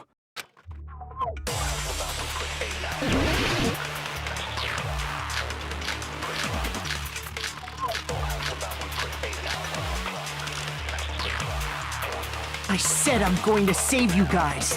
Why aren't you listening to me? Let's do what he says and get out of here. I mean, the Future Foundation's the good guys, right? And apparently, we are actually the bad guys. It's fine to trust him, right? The Future Foundation is the world's hope. No one can defy the Future Foundation. No, that's wrong!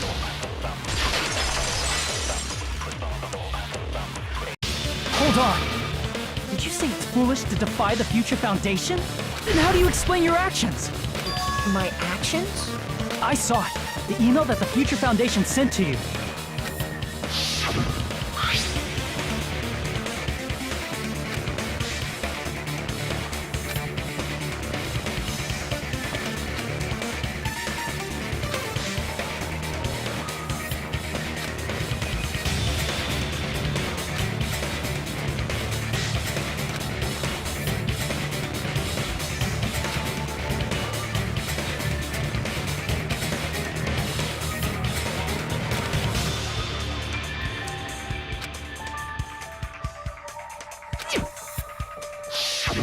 In that email, Makoto Naegi defied the Future Foundation to protect the remnants of despair, which clearly contradicts what this person is saying. Huh? Is that email for real? The Future Foundation tried to kill us? Hold on! We'll deal with that later. Hey, Monokuma, those clues we found were all real, right? Yes!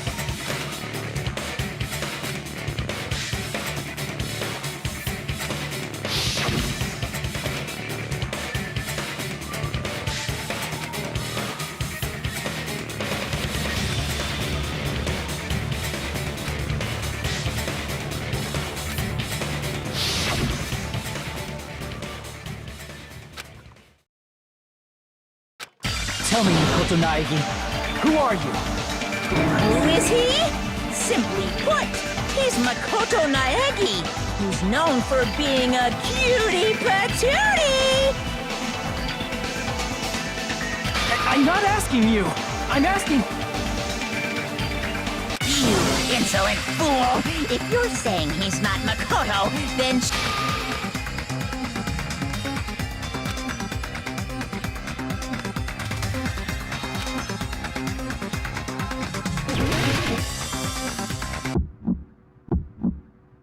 I can't hear you!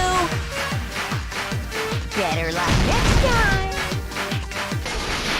What? What do you want? Punishment is waiting for you!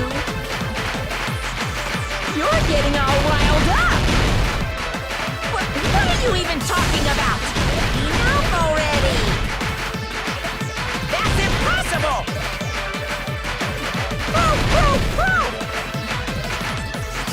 Are you sure about this? I'm not listening! Ah! Are you sure about this? What are you even talking about? Better luck next time. What do you want? Punishment is waiting for you. You're getting all riled up. You insolent fool! If you're saying he's not Makoto, then show me some proof! What are you even talking about? Enough already! That's impossible!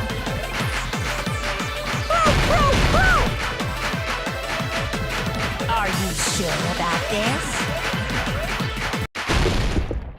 You insolent fool! If you're saying he's not Makoto, then This is the end!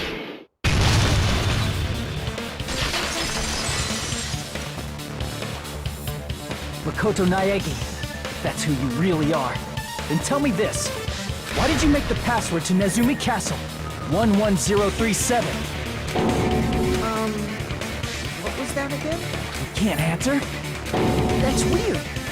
Wait, where'd you find that out? Who cares? So how about it? Can you even answer? Oh man, I've been found out. Found out? Then you're... how disappointing! And I thought I was on the right track! He disappeared? Hey! That guy disappeared! Why are you surprised?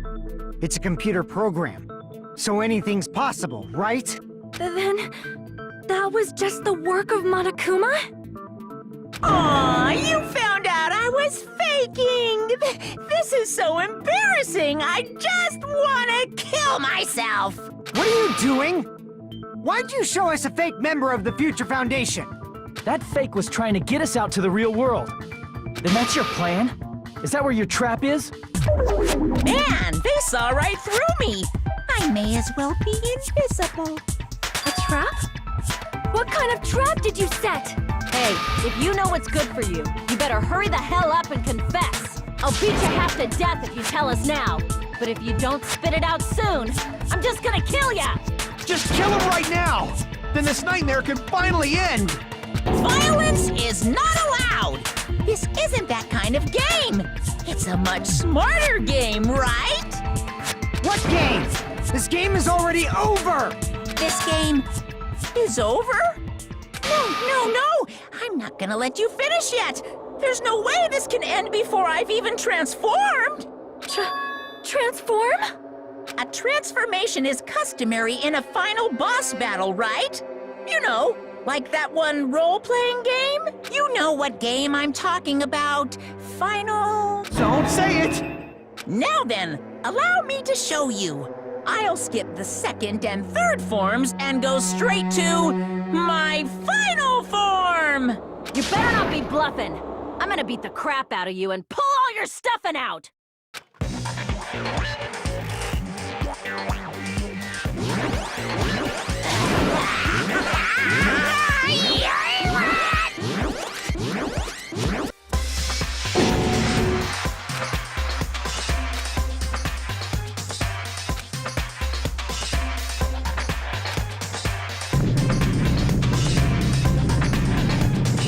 Now then, make sure you burn this ginormous despair you're about to see into your memories!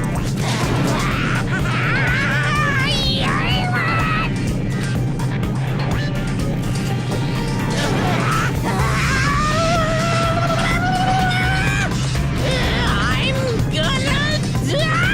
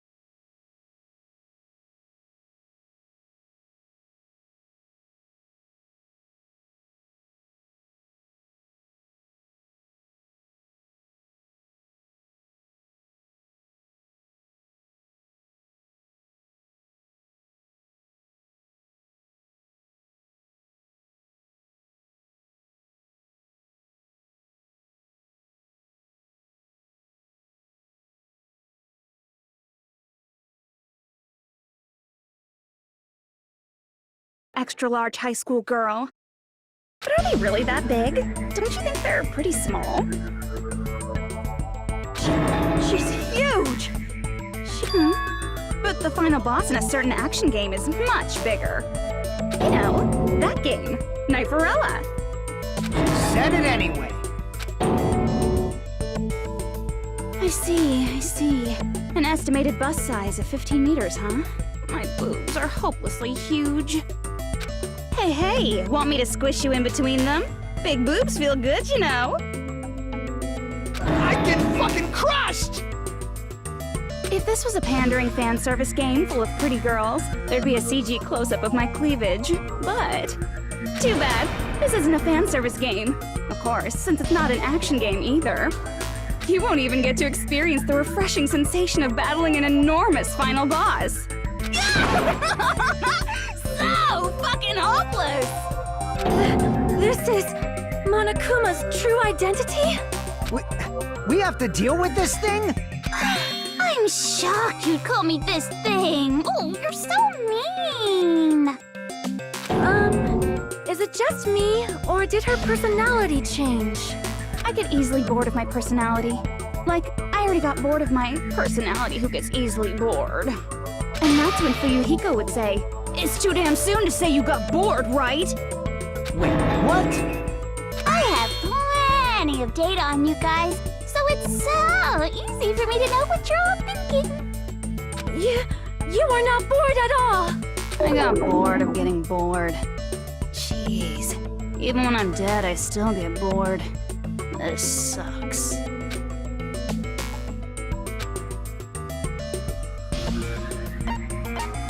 I see! Are you Junko Enoshima? Did you say Junko Enoshima? Isn't she dead? It's true. I did end up dying the last time. I'm sorry, okay? I didn't mean to go so fast. I couldn't help it, you know? It was my first time. Jeez, stupid. You're the one who made me go. And why is someone who died here right now? Do you guys know about an artificial intelligence called alter ego?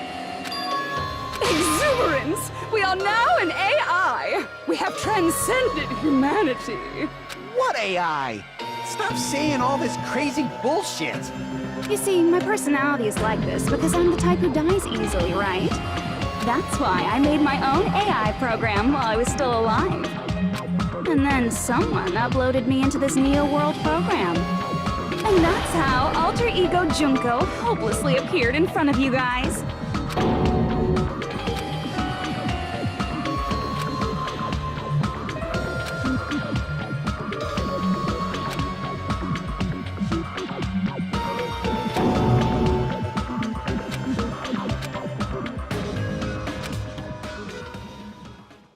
Don't get cautious and think stuff like, what can we do? I mean, we're all ultimate despair here. Each and every one of our classmates looked at us like we're a bunch of loogies on the side of the road. So, let's all be friends! Hell no! Man, they hate me. And I was thinking of you guys when I tampered with the graduation program. But they still hate me. Tampered with the graduation program? Remember what that fake Makoto said earlier? About what happens to you when you graduate, right? I feel like you guys weren't getting a big enough reward for graduating. So, I decided to modify what happens so it's something exciting and unique, just like a game.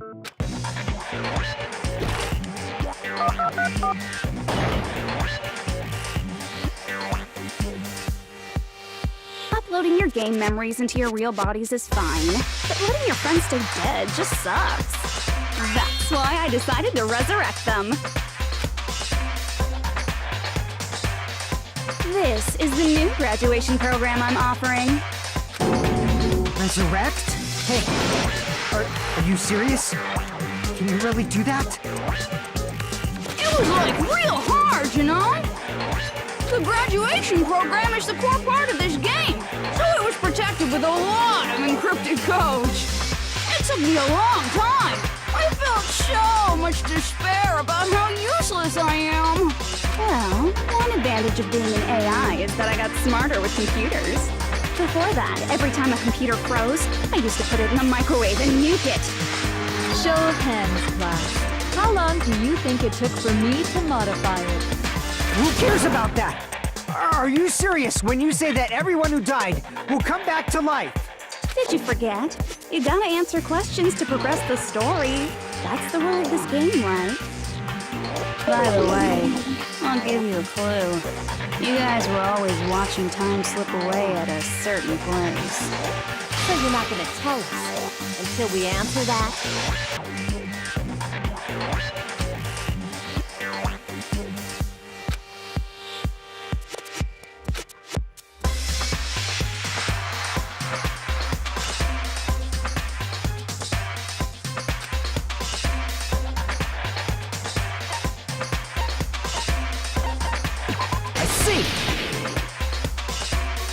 The countdown at Jabberwock Park. That's the only place we can think of. That's the only place we consistently watch that has anything to do with time. Then that countdown represented the time that was needed to modify the program. How brilliantly wrong! You're totally wrong about that tricky timer. I'm wrong? Then what was it? How should I put this? I was just goofing around. I mean, isn't stuff you don't understand exciting even though you don't get it? It's kind of like superhero cosplayers or someone else's designs of alien life and stuff, right? It was just for show? In the end, it was meaningless. Does that fill you with despair? Like getting booted from a game server? You know those murder mysteries where the culprit is really the detective who's investigating the murder? Well, I'm so over predictable crap like that. Just what did you expect at this stage of the game? She's seriously messed up. Well, in a way, the countdown implied I was on a mission. Did you ever make up your own silly rules, like don't step off the white line when you cross the road? I was testing myself to see if I could get you guys into the graduation program before the timer reached 0.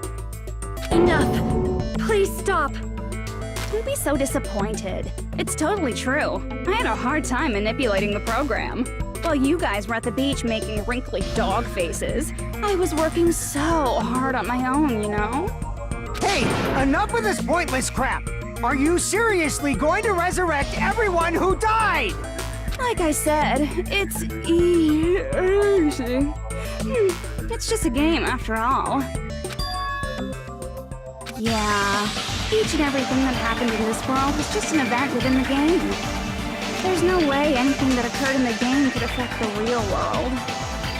What you're saying now is completely different from what you said before. You said whether or not it's a lie, the moment you feel something is real, it becomes real. The game where you throw my words back at me is over, so you don't really have to worry about it. Fine, I won't worry about it. Hey! Who fucking cares about logic? As long as everyone who died comes back to life, that's good enough. But if we do not understand the principles behind it, then we do not even know if it is really possible. Anything goes in this world. You've seen that happen so many times already, right? Well, if a high school girl can get huge, then it's not crazy if the dead can come back to life, right? If she's saying that's how she tampered with a computer program, how are we supposed to respond to that? That's right. That's why you should finish this game and go back to living a normal life in the real world.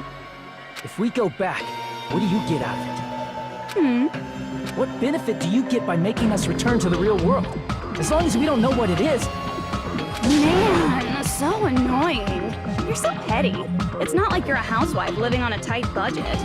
All I want is to put on this graduation performance in a more dramatic way. Well, if you doubt me, you don't have to go back. Is that what you want? Not to go back? Oh, hold on a sec.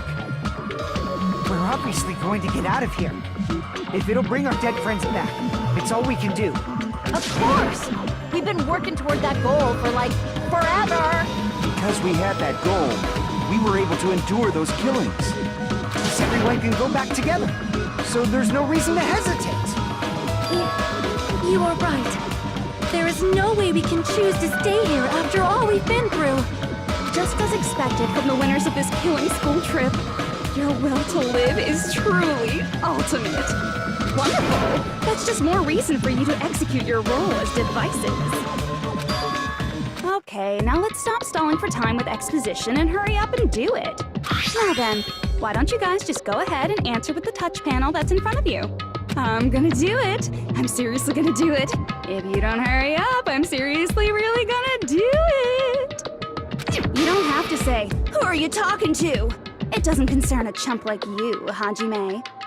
Chump? Don't worry about it. Everything's gonna be over once we press this. So we just have to press graduate, right? If we do that, we can go home, right?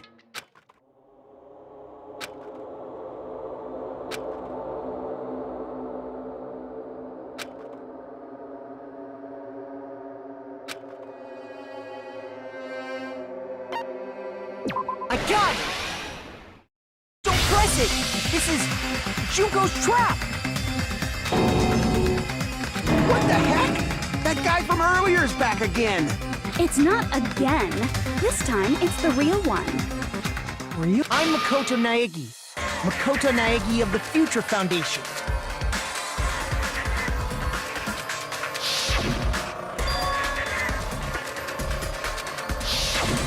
I'm sorry I'm late. I actually wanted to come rescue you sooner, but thanks to the virus infecting the Neo World program, I wasn't able to enter. Just when the chumps are in a pinch, he's suddenly able to enter for reasons unknown. And thus, the main character gallantly appears. So cool! I'm drooling so much! Did you also time my arrival? No, it doesn't matter. I'm going to save everyone, and then I'm going to settle this between us once and for all. I'm drooling! I can't stop my How were you able to get here, Makoto? Since I used my tricks to hack into the program, he must have hacked in with his tricks too, right? That's also how you kept your memories, right? Even though you haven't aged a day, just like these guys. If I hadn't, then I wouldn't have been able to save everyone. Don't you understand? It doesn't matter how you got here. As long as you're here, you'll be treated like one of my students. Which means you must respect my authority. I already know the risks of being here. You always had such reckless hope. I love you so much that you disgust me. Just what do you mean by trap? What is Junko's trap? It doesn't matter. We can finally end this, you know? If we get out of here, it'll all resolve itself peacefully. After all this, I can't let you get in the way. The fact that you guys are even thinking like that is Junko's trap. Huh? She's lying to you about your dead friends coming back to life. Hey, little old me! Who do we trust? If you knew Junko's true goal, you'd know she's lying. You know her goal? Yeah. Junko's goal is to convert the Hope Restoration Program to the Despair Restoration Program. Despair Restoration Program? As part of the graduation program, your avatar's memory and consciousness is uploaded into your real body. However, none of us expected that any of the avatars would get deleted. Junko has taken advantage of that opportunity. She intends to use her version of Alter Ego, the AI she stole my friend's skill to create, and upload herself into the bodies of everyone whose avatar was deleted. What? Then everyone who died isn't gonna come back to life. They're gonna be taken over by Junko? What the fuck? Like the real world, once an avatar is deleted from this virtual world, it can't be recovered. It's actually impossible to revive them. That doesn't mean I was lying, you know? I just didn't make some things clear. And even if they're overwritten by my alter ego, it doesn't mean they'll be a completely different person. The data of everyone who died is stored within me, so I'm sure I can convincingly act out their personalities.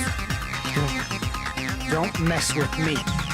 In fact, I have a lot of data on Fuyuhiko, so I know some things that'll make you happy. I can play a version of Keiko that's more to your liking than she ever was.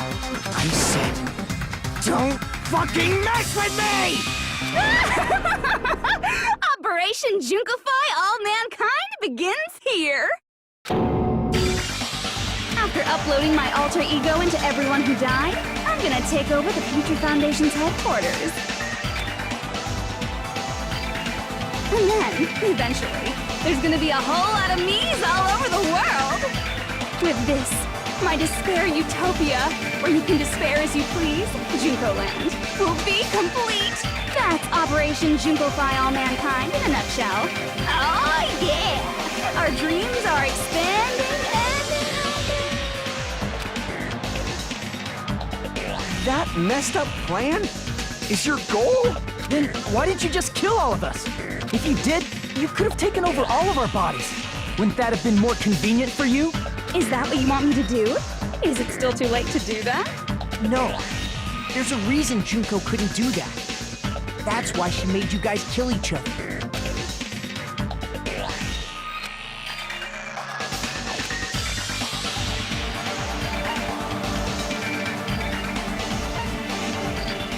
I see!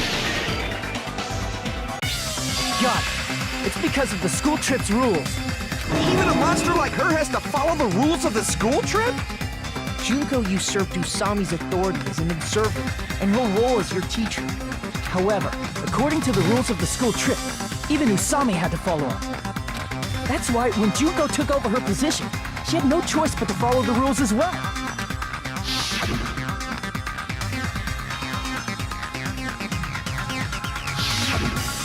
So, the rules were protecting us? Man, I was so annoyed.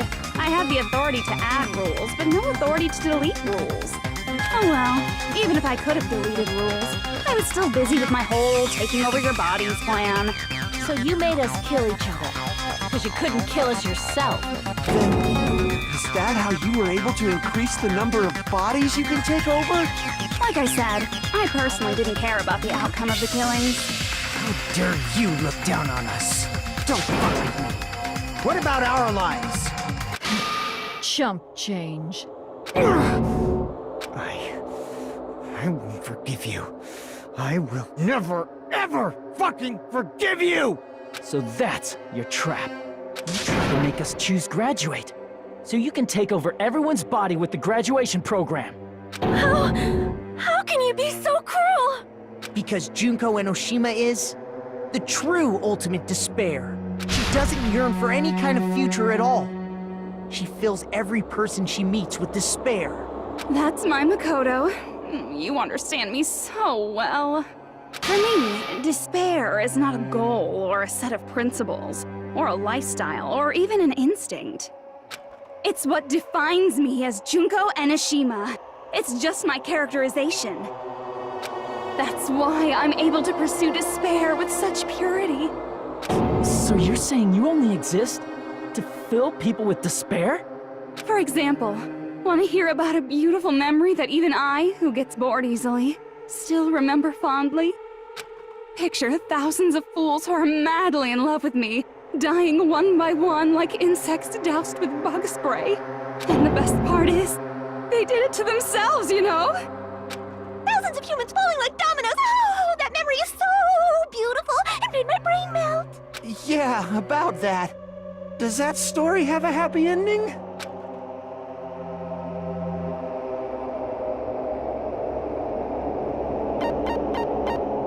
I see! Are you talking about the reserve course's mass suicide? Oh yeah, I totally forgot you're a survivor of the reserve course. By the way, I'm so sorry for your loss. Mass suicide? What's she talking about? An incident where 2,357 people from the reserve course all killed themselves. Junko probably made them do it. 2,357 people? That's an outrageous number. You don't have to be that surprised. You all look like your parents, friends, and lovers all died at once.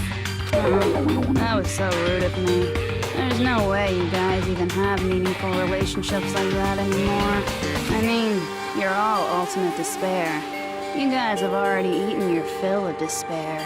I do not really know what you are trying to say. Junko robs the futures of everyone she interacts with. You ultimate despairs are among her many victims.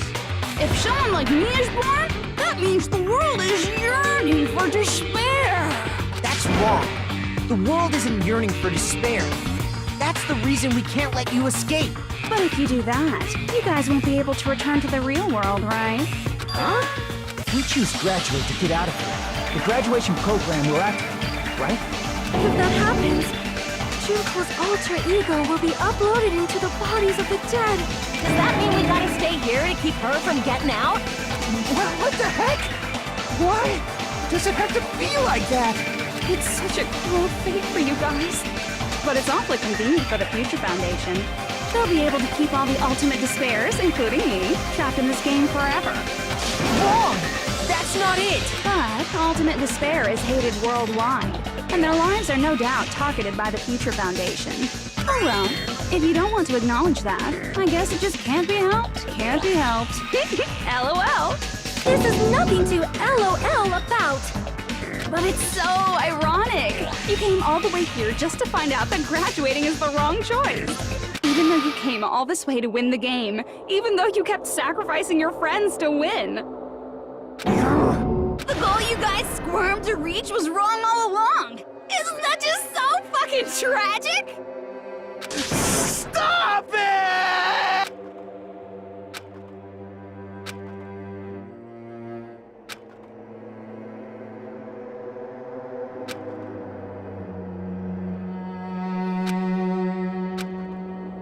Don't give up yet! There is a way you guys can get out of here without letting Junko out.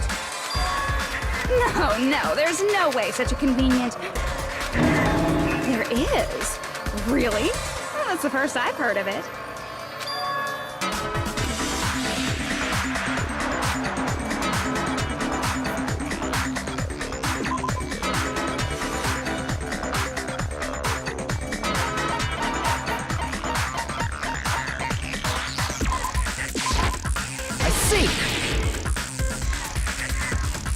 Talking about the shutdown sequence?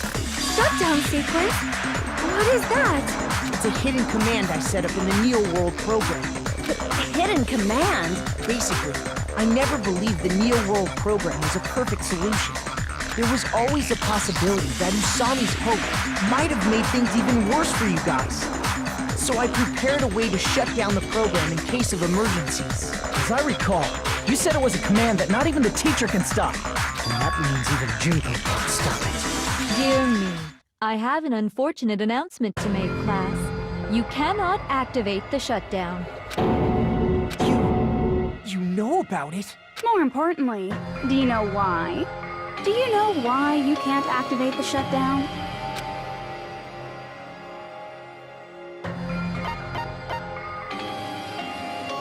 I see! Because there's not enough people? Pay attention, class. According to my information, in order to initiate the shutdown, out of 15 people, more than half of them must press graduate and repeat at the same time. Am I correct? However, out of 15 people, including Makoto, there are only 6 people here. Even if you want to cheat, I won't let ya. The shutdown sequence won't activate unless it knows that different people initiated it. So it's totally impossible.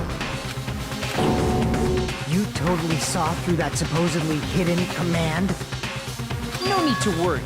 Even I knew we couldn't activate the shutdown. You still came here when you knew we had no chance of winning? It's not that we have no chance of winning.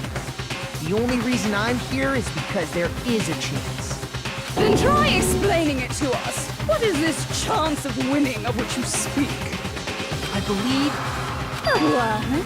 I can't hear you. You gotta speak up since you're so puny. I believe in them. I believe they will definitely come.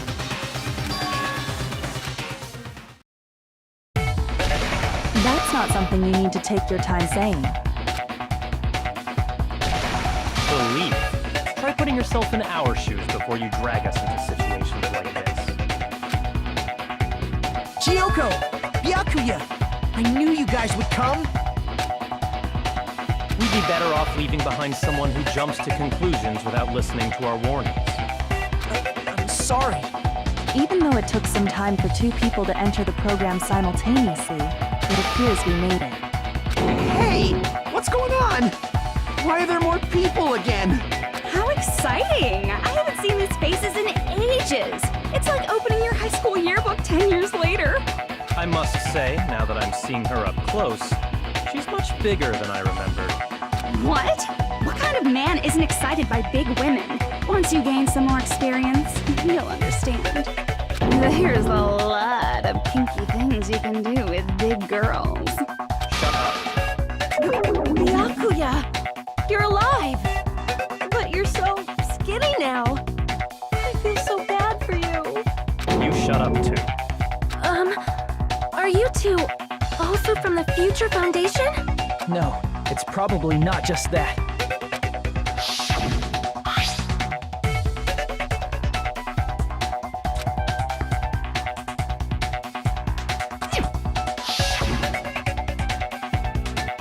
You guys are the survivors of the killing school life who previously defeated Junko. Yeah, that's right. There's 3 of them here now? The former heroes plunging themselves into the game world, ignoring all danger. Jeez, stupids! Making such a suicidal move! Did you really want to see me that badly? It can't be helped. In order to stop you, that suicidal move was our only choice. So how about it? There are 8 people now. We have enough to activate the shutdown sequence. Why are you crying? You guys showed up looking all cool and stuff, and now all the ultimate despairs. They'll be treated like even bigger chumps. Chump, you said it again! Just ignore her. As long as we activate the shutdown sequence, it'll be the end of her in this messed up world. Hey, can I ask you something? If we do shut down the program, what will happen to us? No need to worry. We won't let you get hurt. It's not just that. We want a more detailed explanation. If you shut down the Neil World program, everything within the program will be deleted.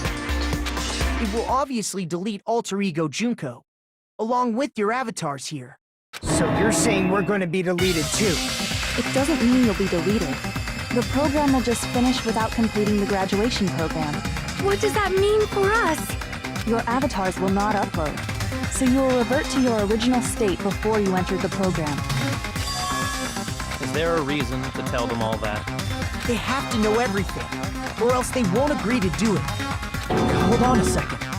If we go back to our original selves before we entered the program,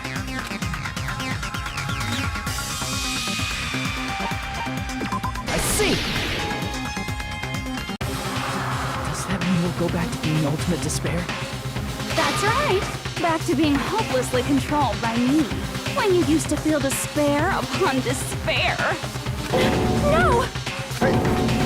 Are you fucking serious? Can't you do anything about it? I understand your concern, but this is the only way to stop Junko. It might be a painful decision, but I know you guys will be able to overcome it. That's why, in order to defeat despair, I want you guys to fight alongside us. We still have to fight? I thought we finally reached the end. Don't worry. Once you get out, we will do our best to support you. But I thought the Future Foundation wanted to kill every last ultimate despair.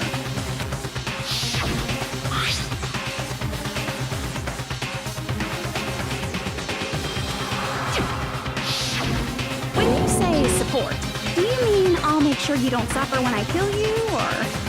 Of course not. We would never allow that to happen. It's gonna be alright. Your real bodies have just been brainwashed. That's why I'm pretty sure you'll quickly revert back to the state you're in right now. Will you stop saying cheesy stuff like brainwashed? Washing your brain is like a mistake. But still, even if our brainwashing is undone, the memories we've made up till now will be erased, right? Does that mean we'll completely forget everything we did on this island? I don't want that! It doesn't matter what you want. That's the reality. Every meaningless thing that happened here will vanish from your minds.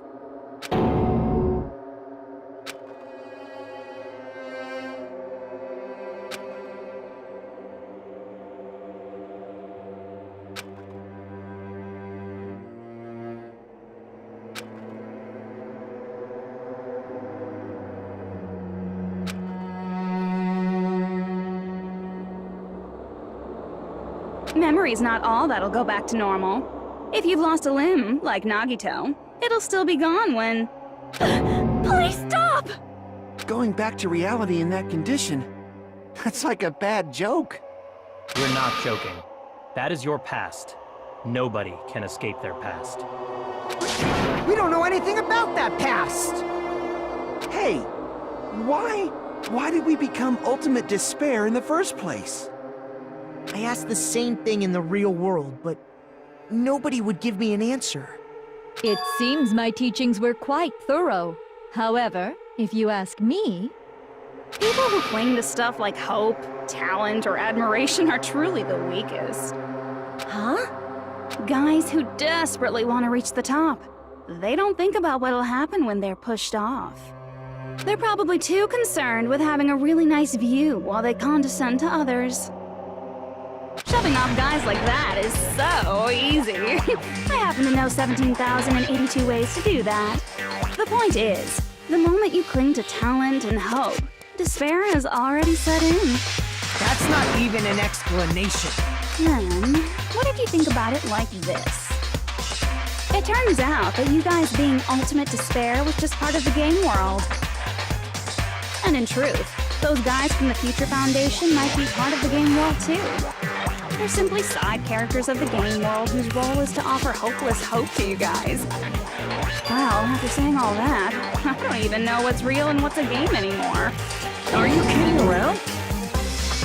Enough! My patience is wearing thin. Let's hurry and start the shutdown sequence already.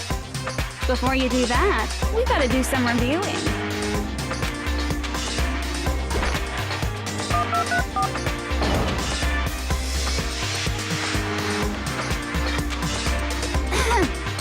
When you guys activate the shutdown, you'll revert back to when you were known as Ultimate Despair. And your dead friends will never be revived. And the embodiment of despair, aka me, will be erased, thereby preserving hope in the real world. Now then, will the hope of the Future Foundation win, or will my despair win? All right! Things are starting to heat up! This isn't a game, you know. Au contraire, this is a game. The game of hope and despair that started with your killing school life. That explains why these chumps who weren't around last time have been reduced to mere side characters. You called us chumps again! Because it's true! Most importantly, the killing school trip wasn't just for your sake. There was a more important goal there. The goal of luring a specific group of people. Since now's a great time, why don't we make that the question? Question? As long as we're in the game world, the rules say I gotta ask questions every now and then. So, question. Who did I lure and how did I do it? The hint is, I get bored easily, so the same outcome as the killing school life would be a pain in the ass. Okie dokie, let's all think about it together.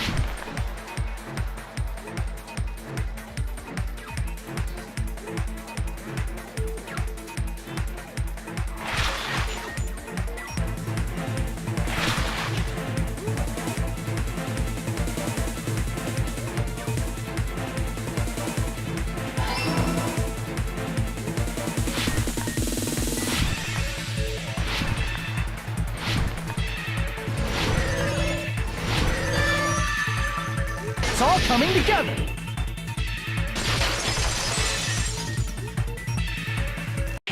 Got it! You used the surveillance cameras! You were trying to lure the Future Foundation by showing them the footage you were recording, weren't you? Surveillance cameras? That's what they were being used for? In the previous Killing School life, the surveillance camera footage was broadcast outside of the school.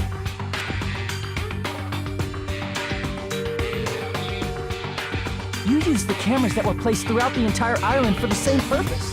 Ding, ding, ding! I was broadcasting the Killing School trip live to every member of the Future Foundation. The footage you recorded with the surveillance cameras was shown to the Future Foundation? What shall I do? I did a lot of disgraceful things in front of those cameras. You sure did. I will never be queen now. Please forget what you saw. So you guys were watching us? Then why didn't you come rescue us earlier? We tried to hack in many times, but the virus within the program blocked us at every turn. Not only that, the Neo World program stopped accepting shutdown commands from the outside. As a last resort, we considered cutting power to the program, but... We didn't know what would happen to the subjects if we cut the power while the program was still running. There's no way we'd jeopardize your safety by taking such a gamble. Even so, we kept trying over and over again, until it was finally possible for us to enter the program just a short time ago. And you came all the way here when you knew it was a trap. I get it. You couldn't just leave them alone. If you saw people dying one by one with your own eyes by the same killing game you guys played, hope dictates that you act all high and mighty and say, "Oh, I'm definitely gonna stop it this time, right?" Hey, don't tell me that's the reason you made us go through all this. Of course we made you do it for that reason. We orchestrated this game instead of killing you outright, solely to show it off to the Future Foundation. We were forced to solve puzzles and riddles just so you could show it off to the Future Foundation? That's why you guys are chumps. You're just the bait I used to catch a big fish called the Future Foundation. But it's not my fault, you know. This game is a fight between the Future Foundation and me. You guys were just instigators in the background. But you guys already knew that when you chose to play this game, right? Just 1 second, please. That sounds as though we... As though we wanted to come to this world of our own free will. But that's precisely the truth. You guys chose to be instigators, and you were willingly taken into the Neo World program. To provide the opportunity I needed to push this battle between hope and despair into overtime. That's right. The reason the ultimate despairs began killing each other was set up by the group itself. That's just your imagination.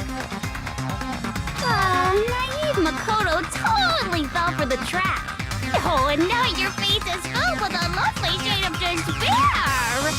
Whoa, that despair is fucking obvious. You're here to rescue the assholes who set this up in the first place. Don't go blaming us for this. Thank you. It's all thanks to you guys. This time around, I might be able to fill these guys with despair. We do not feel despair. Even if this was all a trap, we will never regret coming here. And this is the only thing we could do to stop you. But nevertheless, it's all over. We will shut you down and end all of this. You're pretty fucking desperate. Huh, that's pretty fucking obvious.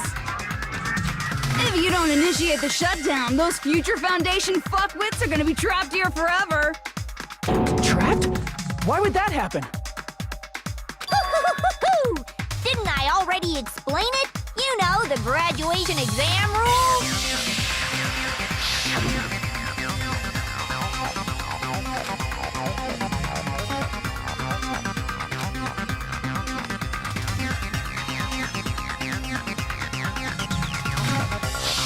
But that's not all, right? In order to pass the graduation exam...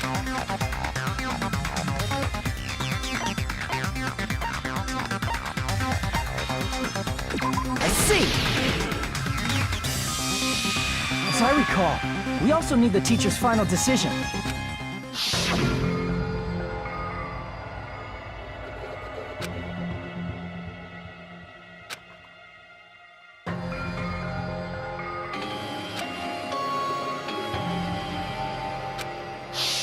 Obviously, there's no way I'd let the members of the Future Foundation graduate. So if you can't activate the shutdown, the Foundation will enter the endless life of repeating the grade. That's only if the shutdown sequence doesn't activate, right? But that's impossible. Everyone here understands how dangerous it is to release you into the real world. We know that all too well. I mean, she's been bad-mouthing us this whole time. Looks like you shouldn't have talked so much. Out of the mouth comes evil, so they say. It's true that we fell for this trap, and that we run the risk of not being able to go back. But what's wrong with that? Thinking we'd back down because of something like that is a huge mistake. That's my line. Thinking your little shutdown plan will succeed is a huge mistake. Huh? You're totally overestimating those chumps over there. There's no way they'll start the shutdown sequence. Why not? Look upon their faces. They look like piglets who were forced to watch their mom roasting on a spit. There's no fucking way they'll initiate the shutdown just to go back to being ultimate despair. That is... well... Junko, I don't care what you say. I've decided to believe in everyone. It's true that they walked the wrong path before, but that's all in the past now. What I believe in is not their past, but their futures. I was totally waiting for a protagonist to fly like that. When I crush you with despair, that's ecstasy. No matter what you do to me, I will never fall into despair. Wrong. I'm not the one who's gonna make you fall into despair. That's the Mastermind's job, and they'll be appearing very soon. Mastermind? Mastermind? Someone else is coming? That can't be. It's just a bluff. You should never make the last character who appears in a detective story turn out to be the Mastermind. I always fall into that pattern, so I was kind of worried about that. Enough already. What are you talking about? Oh well, let's bring him out with lots of energy. It's Mr. Izuru Kamakura! Izuru... Kamakura?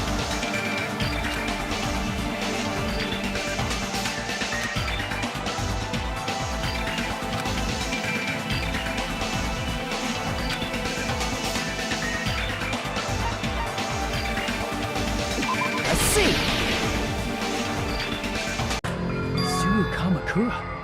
Isn't that the name of the founder of Hope's Peak Academy? It was written on the placard beneath the portrait of the Academy's founder. That name. It was definitely Izuru Kamakura, right? However, based on the information I know, the man known as Izuru Kamakura... If I recall, he's a super genius who acquired many talents. He was even called the Ultimate Hope, right? Does the founder have the same name as that Ultimate Hope guy? Is that kind of coincidence even possible? The Future Foundation might know something, right? How about it, Kyoko?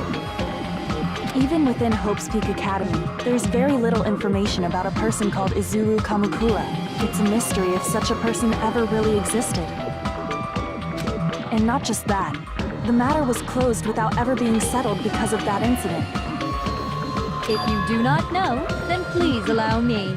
Providing hopelessly skilled explanations is a quirk of mine.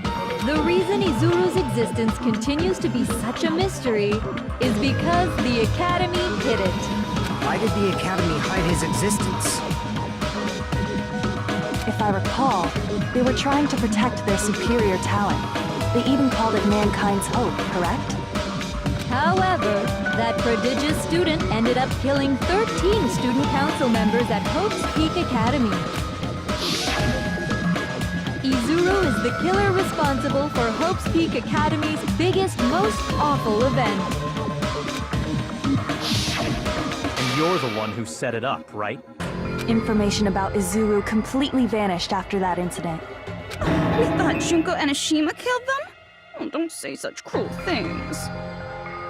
Izuru Kamakura is very much alive. Isn't that right, Hajime? What? I am... what? Like I said, you're Izuru Kamakura. Huh? Alrighty? If you don't understand, I'll explain it to you till you do understand. You're Izuru Kamakura, you're Izuru Kamakura, you're Izuru Kamakura, you're Izuru Kamakura, you're... Hold on! Seriously, what are you talking about? Liar! There's no way! There's no way Hajime is Izuru Kamakura! Izuru is that ultimate hope, right? But That's right. Hajime is one of those reserve course dropouts and has no talent whatsoever. But the fact that he's really Izuru Kamakura makes all this much more hopeless.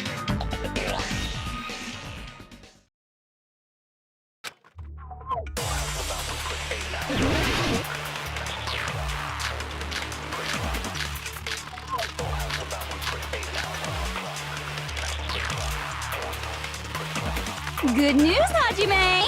Even though you were mocked for being a reserve course student, he had a talent all along! Ultimate hope! How can someone from the reserve have such an amazing talent like that? in order to hide Izuru's identity, was he hidden in the reserve course? And Hajime's name is fake? There's no doubt I'm Hajime Hinata.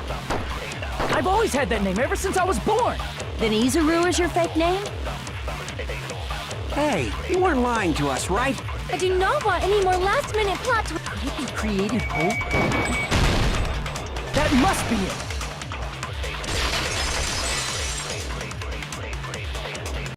Created hope. Are you talking about the Hope Cultivation Plan? Hope Cultivation Plan. What is that? A while back, I saw a file kept by the Future Foundation. For many years, Hope's Peak Academy was researching a breakthrough plan to cultivate personal talent. It's true, it was a breakthrough plan. After all, it was a plan to create the perfect genius. Create? For the longest time, the Hope Cultivation Plan was the earnest wish of Hope's Peak Academy.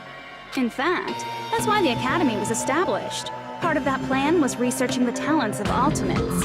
Because the plan was so important, they adopted the name of the Academy's founder. And called it the Izuru Kamakura. Izuru Kamakura Project? Just a little while ago, they were finally able to reach the experimental stage of that plan. From there, they set their sights on the reserve course dropouts to use them as lab rats. Why did they use the reserve course as lab rats?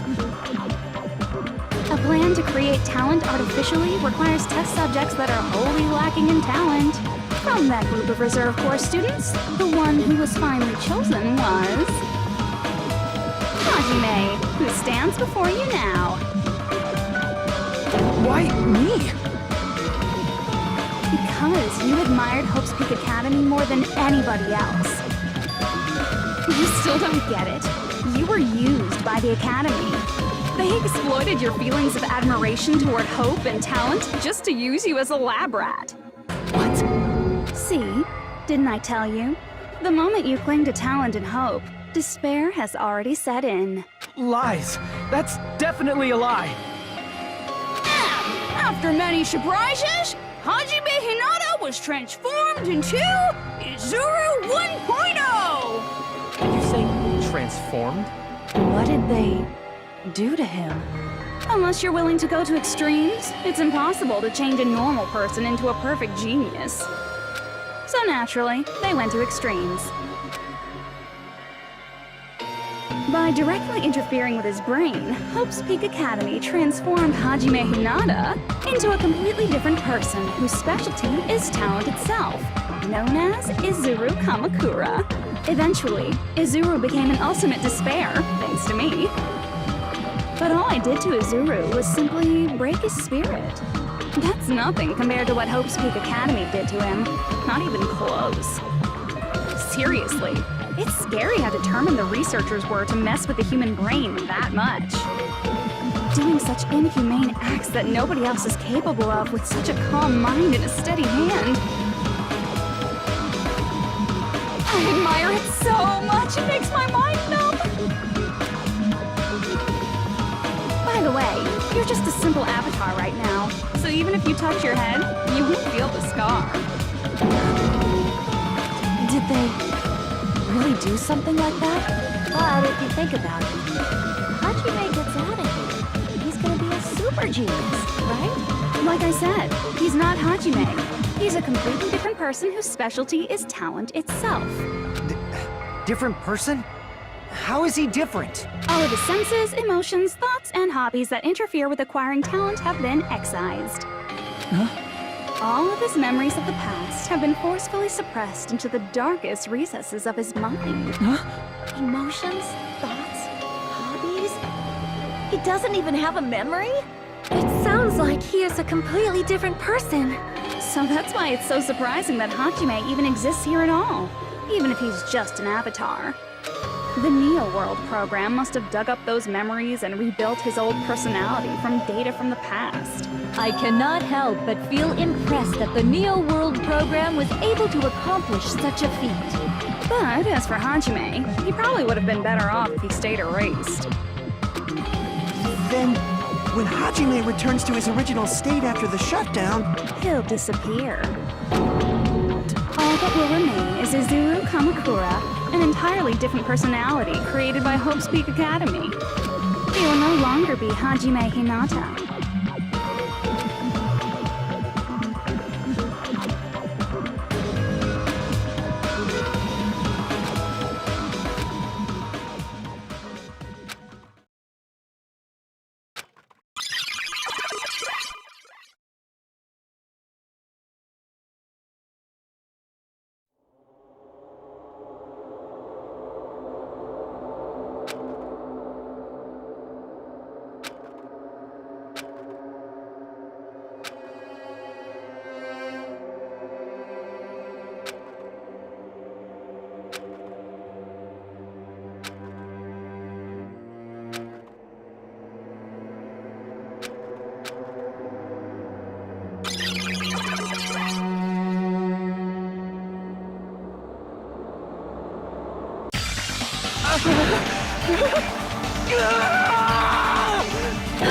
Hajime? was that me? No, that's not me! That's what you are. That's who Izuru Kamakura is. You're the one who brought me into this world. You're Izuru Kamakura, the mastermind behind all of this. Huh? Could it be? The one who uploaded you into the Neo World program was... It's not me! Just so you know, as long as your brain has been messed with, you can't undo it no matter how hard you try. Have no way to be saved, you say? But you already know what you must do.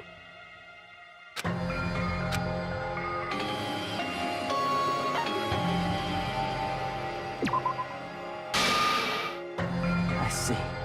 I just need to choose graduate.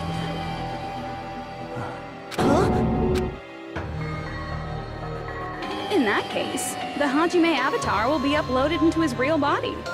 So, Hajime will be safely reborn. Truly a royal road to a hopeless, happy ending.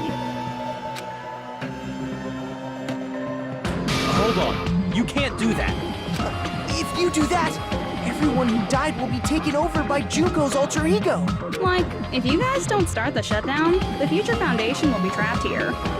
I can't allow the Future Foundation to sacrifice themselves for the ultimate despairs. Jeez, you should have said so before.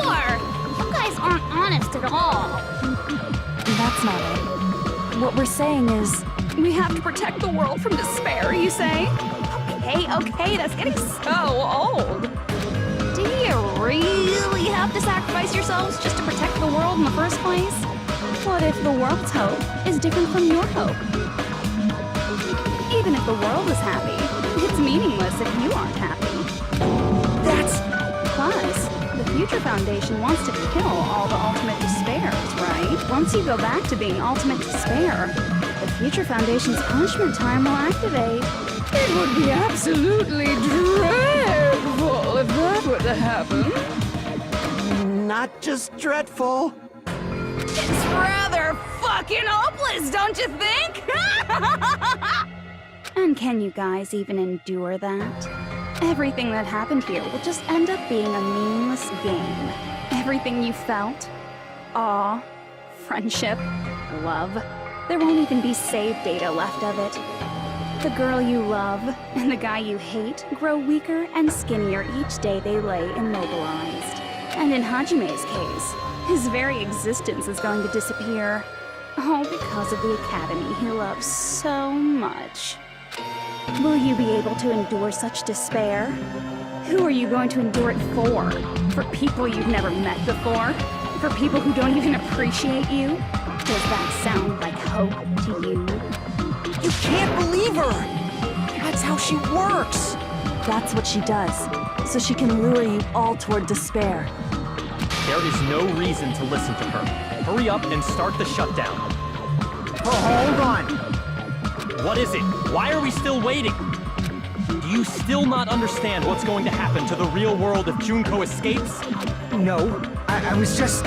How many victims do you think the biggest, most awful, most tragic event in human history has claimed?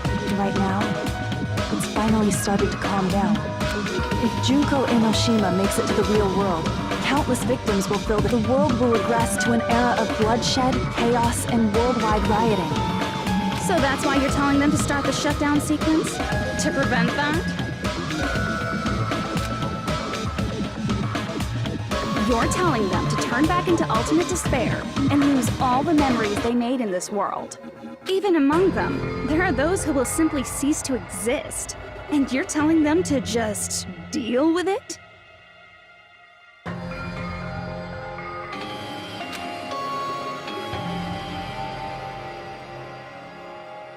At this point, this is the only way. No. There is another way. As long as they choose to graduate, they can pass along their avatar's memories, and everyone here will be able to hold hands and keep on living. Well, everyone who died will be taken over by me, but don't you think that's a better fate than being a vegetable for the rest of their life? You guys, you can't buy into this. Think carefully about which is true hope. And which is true despair. What shall we do? You're asking us? You're telling us to decide? Damn it! Why'd it turn out like this? If everyone can overcome despair, you guys should be able to grasp true hope. If our memories up until now disappear, I will not even remember the reason everybody died. Are you really going to let her take over your friends' bodies? You might think I'm a fool, but I want to see Pekka one more time. If we turn back into ultimate despair, the Future Foundation might kill us, right? We won't let them do that. This is all the Future Foundation's fault. They're the ones who stuck us in this messed up world! For your protection. If Junko escapes to the real world, there will be countless victims again. I know, but... Everyone's hope is in conflict. Such despair!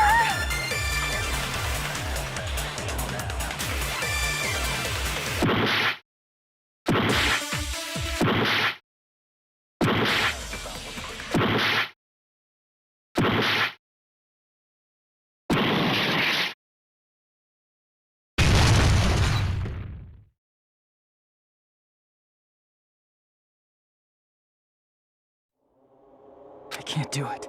Huh? Can't do it? I can't choose.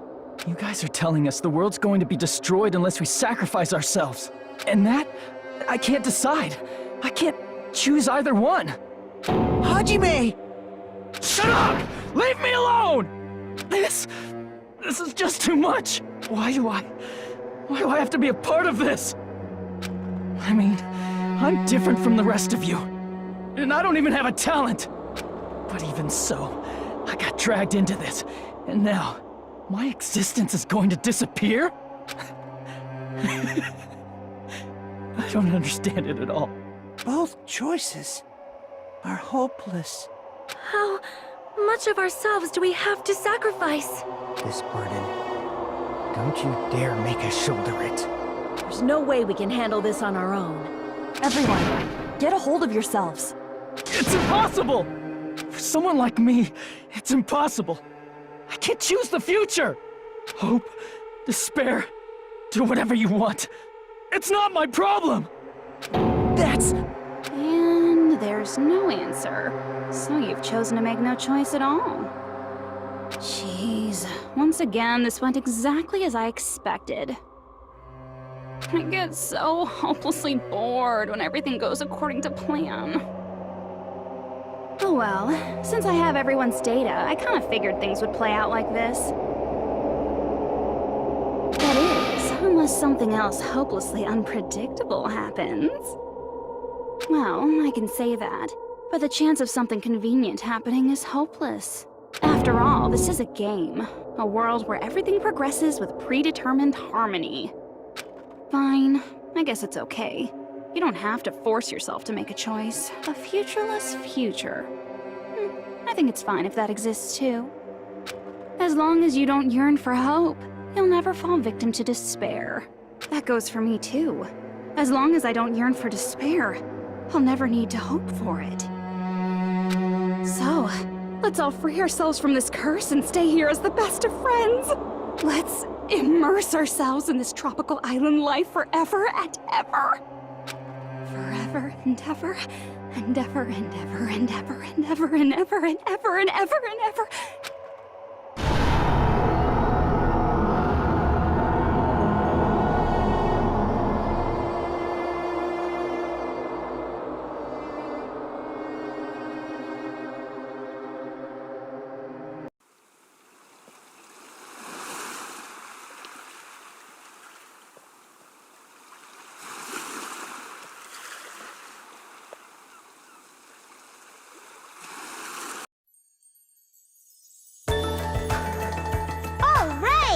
A game reset!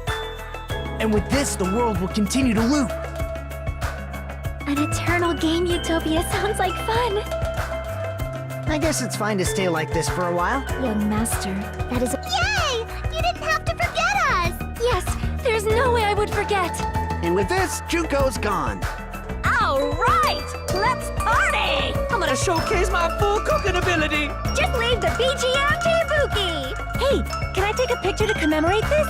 Want to be awed by the sight of my prowess? I've prepared you a training regiment. If you get hurt, let me know. Should I begin with a brief introduction of myself? After all this time?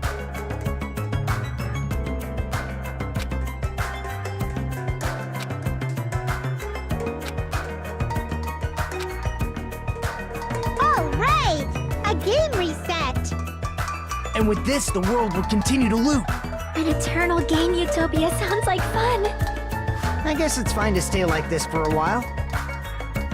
Young master, that is a wise call. Yay! You didn't have to... Yes, there's no way I would... And with this, Juko's gone. All right, let's party! I'm gonna showcase my full cooking ability. Just leave the BGM to... Hey, can I take a picture to commemorate this? Want to be awed by the sight of my prowess? I've prepared you a training regiment. If you get hurt, let me know. Should I begin with a brief introduction of my... That's not it. You guys aren't part of the game, right?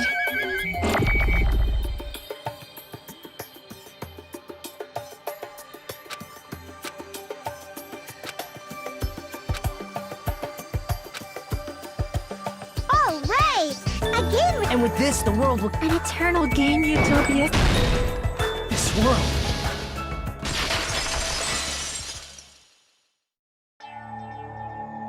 Who are you?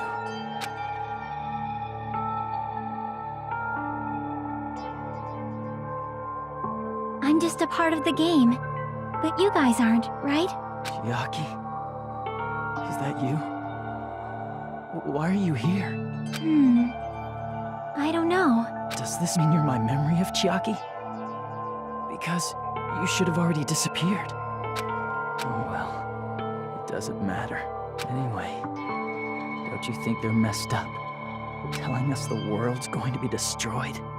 And to sacrifice ourselves? There's no way I can choose. For someone like me, I'm just not able to choose. Seriously, I've had enough. I'm tired of being mixed up in all this stuff I don't understand. Not only was I told that I have no talent at all, but if I get out, I'll go back to being ultimate despair. And on top of that, I was told I'm going to disappear too. Isn't that messed up? Hey, you don't want that either, right? I mean, if we lose our memories, there won't be a single trace of your existence left. You're going to completely disappear, and none of us will ever remember you. No, I won't. Huh? Even if I cease to exist, even if you guys never remember me again, that doesn't mean I will completely disappear. As long as everyone continues to move forward toward the future we created together, I will never disappear.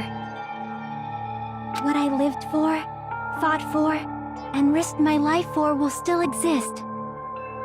You're right, but... You're probably just scared, right? Not just of disappearing. You're scared of moving toward the future with such a heavy burden, right? Yeah. I'm scared. I'm obviously terrified of that.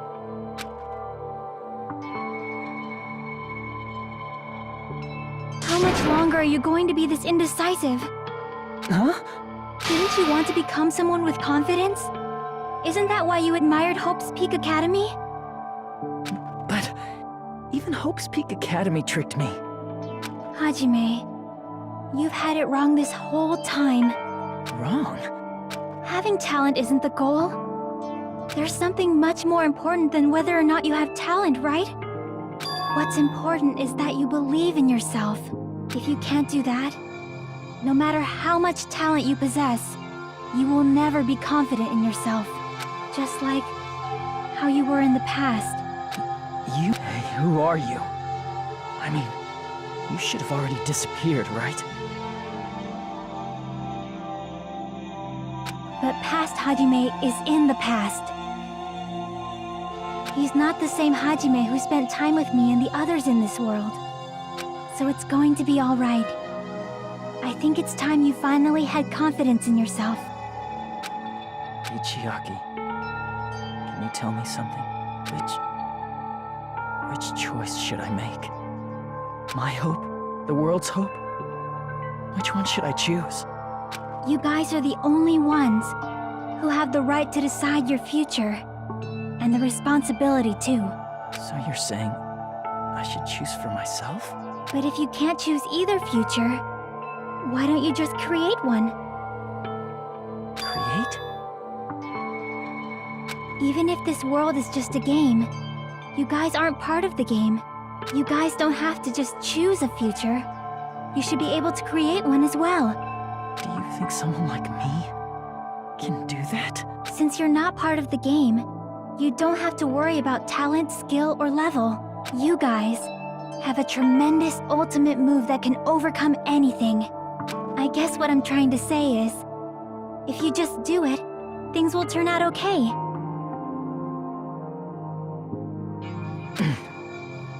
If I do it, things will turn out okay. Of course, games aren't very fun when they're easy to clear. But this isn't a game, right? Hey, Hajime. This isn't for the sake of anyone else. You have to do this for yourself. Now then, it's about time you show me your cool side, Hajime. Come on, I'll help out too. Help?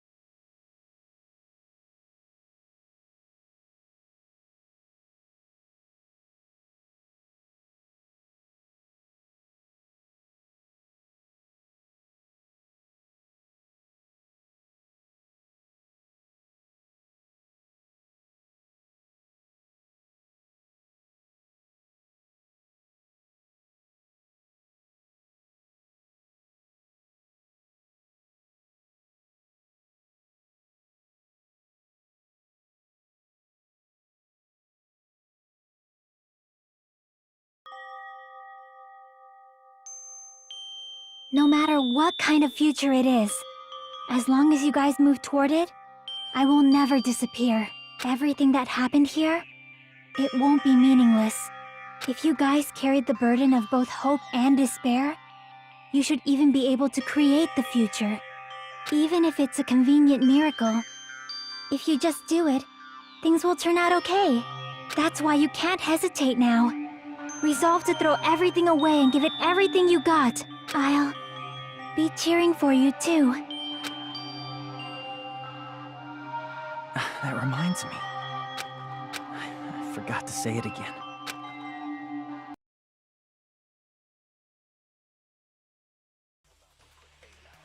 If the memories we made here disappear, I will not even remember why everyone died. If we don't rid the world of despair, the tragedy will start once again. I want to see Pekka one more time. If we turn back into ultimate despair, we might be killed by the Future Foundation, right? This is your responsibility, since you're the ones who fell to despair. It's not my responsibility. It's the Future Foundation's. They're both hope and they're both despair. A conclusion will never be fucking reached. You can't lose hope! If the memories we made here disappear, I will not even remember why everyone died. If we don't rid the world of despair, you can't lose hope! If the memories we made here disappear, I will not even remember why everyone died. If we don't rid the world of the tragedy will start when We turn back into we might be killed by the This is your responsibility. It's not my responsibility. It's the Future Foundation. They're both hope and they're both a conclusion will never No, that's wrong!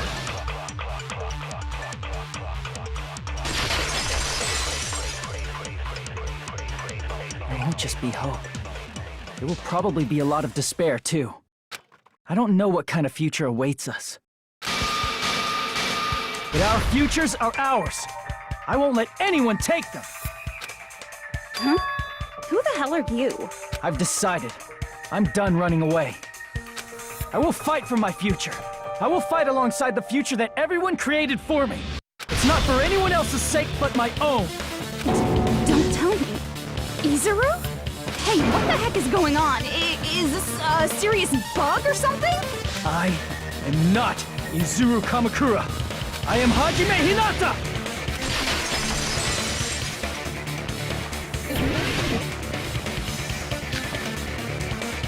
You despair because you yearn for hope.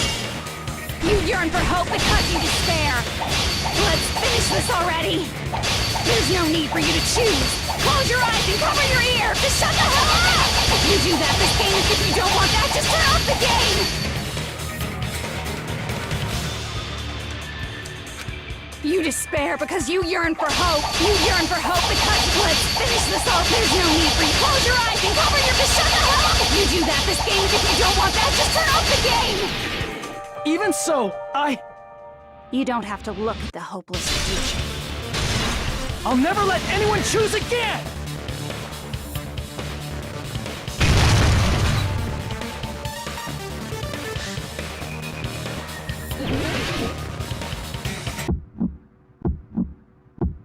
I don't want anything. You have no argument.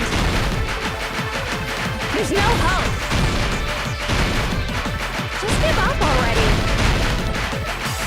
A miracle won't happen. This crappy feeling. I don't want anything. Izuru! You have no argument. The future will make you suffer. Just give up already. You're not hope. I don't want to lose anything. Any choice is despair. You're not hope. You have no argument. I don't want anything. You have no argument. There's no hope. You won't be able to do it. You won't be able to do anything.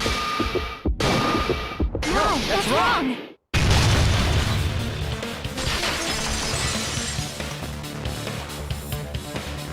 What the heck is wrong with you? Why is there a bug like this, all of a sudden? Everyone, let's shut this game down! But don't you get it? If we start the shutdown sequence, we'll... There's never only one choice to make. There's no way I'll allow things to end this way. The future everyone has created for us should have more possibilities than that. Let's leave this place with confidence, and from there we can just create it on our own. The future that we want. What are you saying? There's no way something that convenient is going to happen. It wouldn't be strange if a miracle happened. This isn't a game. We can change the future as much as we want. Even if you talk big, if you leave here, you're just gonna forget everything. That goes for everyone else! We just have to press these two buttons at the same time, correct? I wonder. I do not really understand it myself, but... I just saw it. When my body felt so heavy that I could not move. When I felt as though I was sinking into a deep black sea. It was at that moment I somehow heard Hajime's voice. And though it was just a flash, I saw it. Like a lighthouse beacon shining across an ocean of darkness. A warm, yet resolute light. The one who shined that light. It was probably... You saw it too, right, Hajime? The future we are going to create from this moment on. It is also the future that everyone has created, right? Then, there is no way we can stop now. Seriously, that's a suicidal decision. I'm well aware it might be an act of suicide. There's no telling how this will play out, but...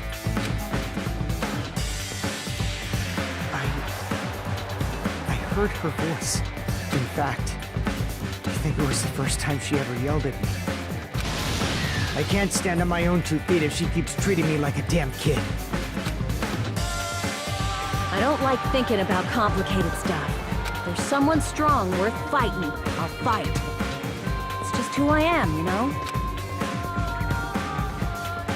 That's what it means to be confident, right? Then, I'm gonna choose this! Man, this sure is getting annoying again. But if you're saying you're gonna do it, There's no way I can back out now. If I don't have any place to go back to, I should at least protect this place no matter what. You all... Why? Why? How can you guys throw yourselves back into the depths of despair? Because we believe. Huh? We believe in our future. That's what makes us different from you. We believe that if we try new things, even difficult things, that everything will turn out okay. We believe we can even create our own futures. That's impossible! That can't be hope! It's not even despair! What is this?! Hajime, everyone, thank you. I'm not the one you should be thanking.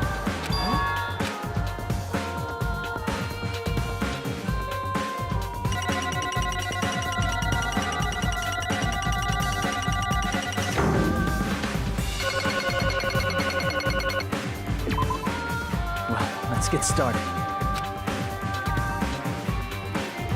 I didn't think it would end this easily. Huh? It's not the end, right? This is just the beginning, right? First, we need to let this game world end. And from that point on, we're the ones who are going to create.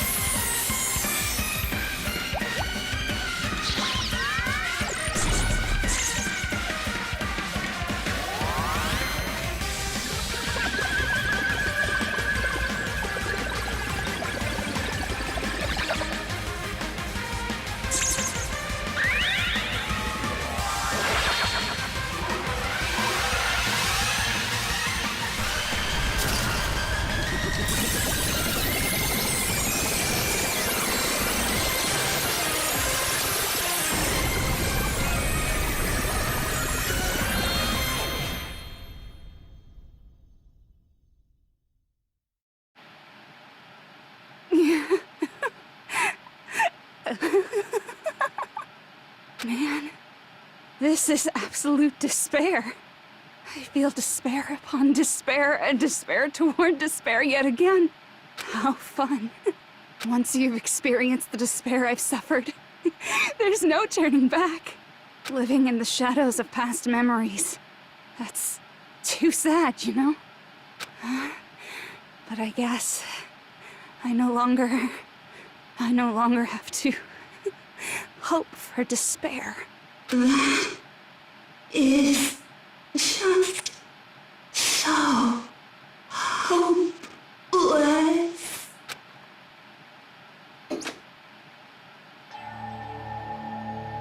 What was that just now?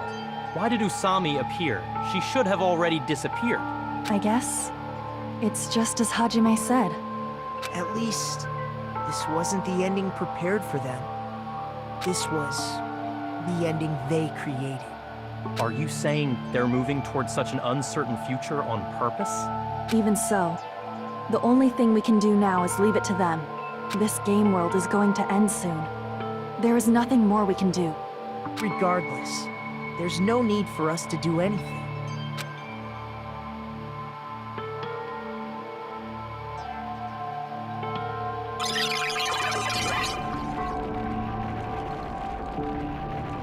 Man, it's collapsing. You're right. I am sorry to trouble everyone, but even if we awaken in the real world and forget about what transpired here, it will still have meaning, right? Of course, Miss Sonia. I don't know the proper way to say this, but I kind of feel the same way too. You're so bad at explaining things. Now that it's the end, you should at least try a little harder. People can't change that easily, you know. Well, whether it has meaning or not, It all depends on us now. Time's almost up. I'm pretty scared. I am scared too. But it's okay, right? It makes sense to feel scared, right? That's the future. Hey, I'll never forget you guys. Or the others. You guys better remember me too. My name is Kazuichi Soda. With your colorful personalities, there's no way I'd forget you guys that easily. Even if I forget, I will use all my might and remember. If you start talking weird later, Hajime, I'll beat you up till you turn back to normal. That's a relief. But make sure you hold back as much as you can.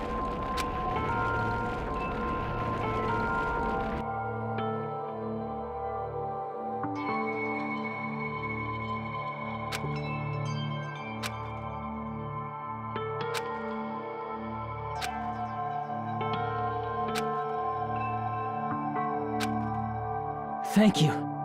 Thank you, Chiaki. Phew. I finally said it.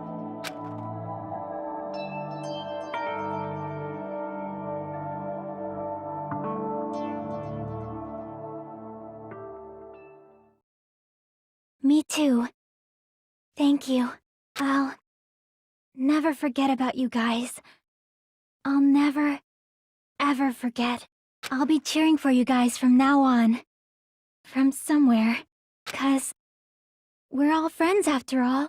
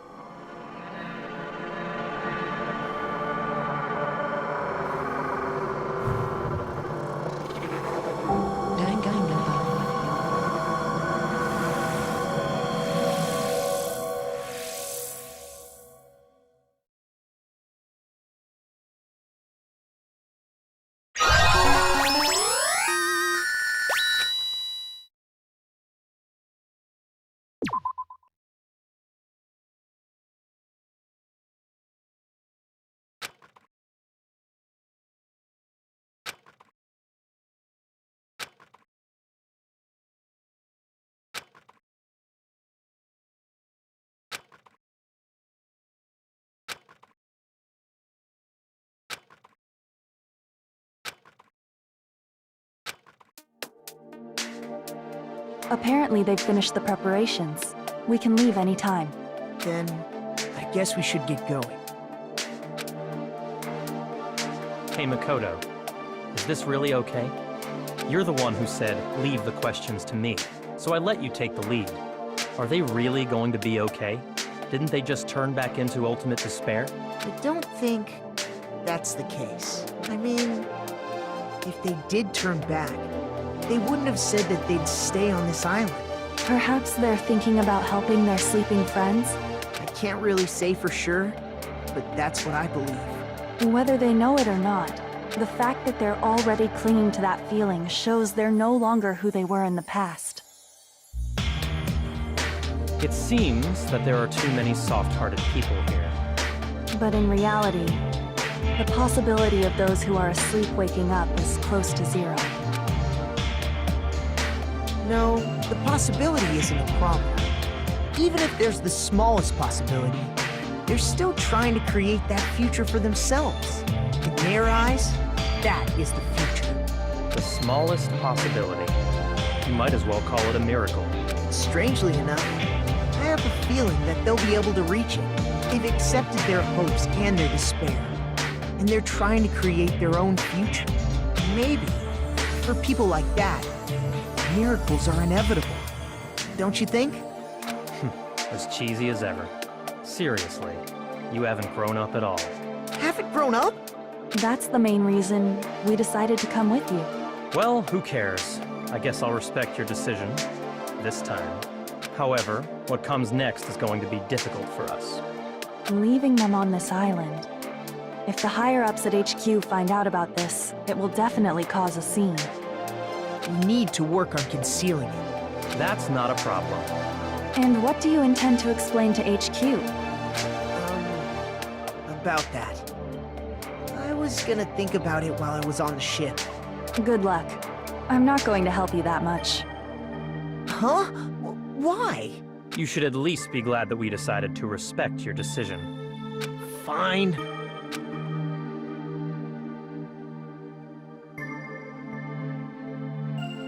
Then let's go back as well. We're not even close to finished yet. There's still a lot we must do.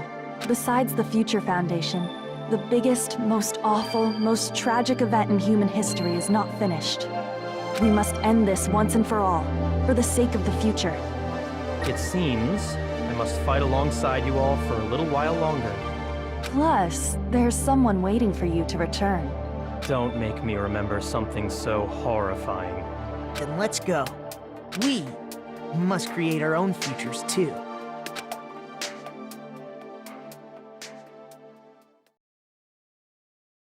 And so, the ordeal has ended. And from here, our daily lives have started. Lives that are much more absurd, nonsensical, and irrational than before. Things are probably going to be a lot more difficult now. There's no such thing as an answered mystery. It's doubtful whether or not things will even end well. The future isn't a path. It's like an endless sea. You can try to go anywhere, but it doesn't mean you'll get there. Even so, I will keep on living. I will keep on living as Hajime Hinata.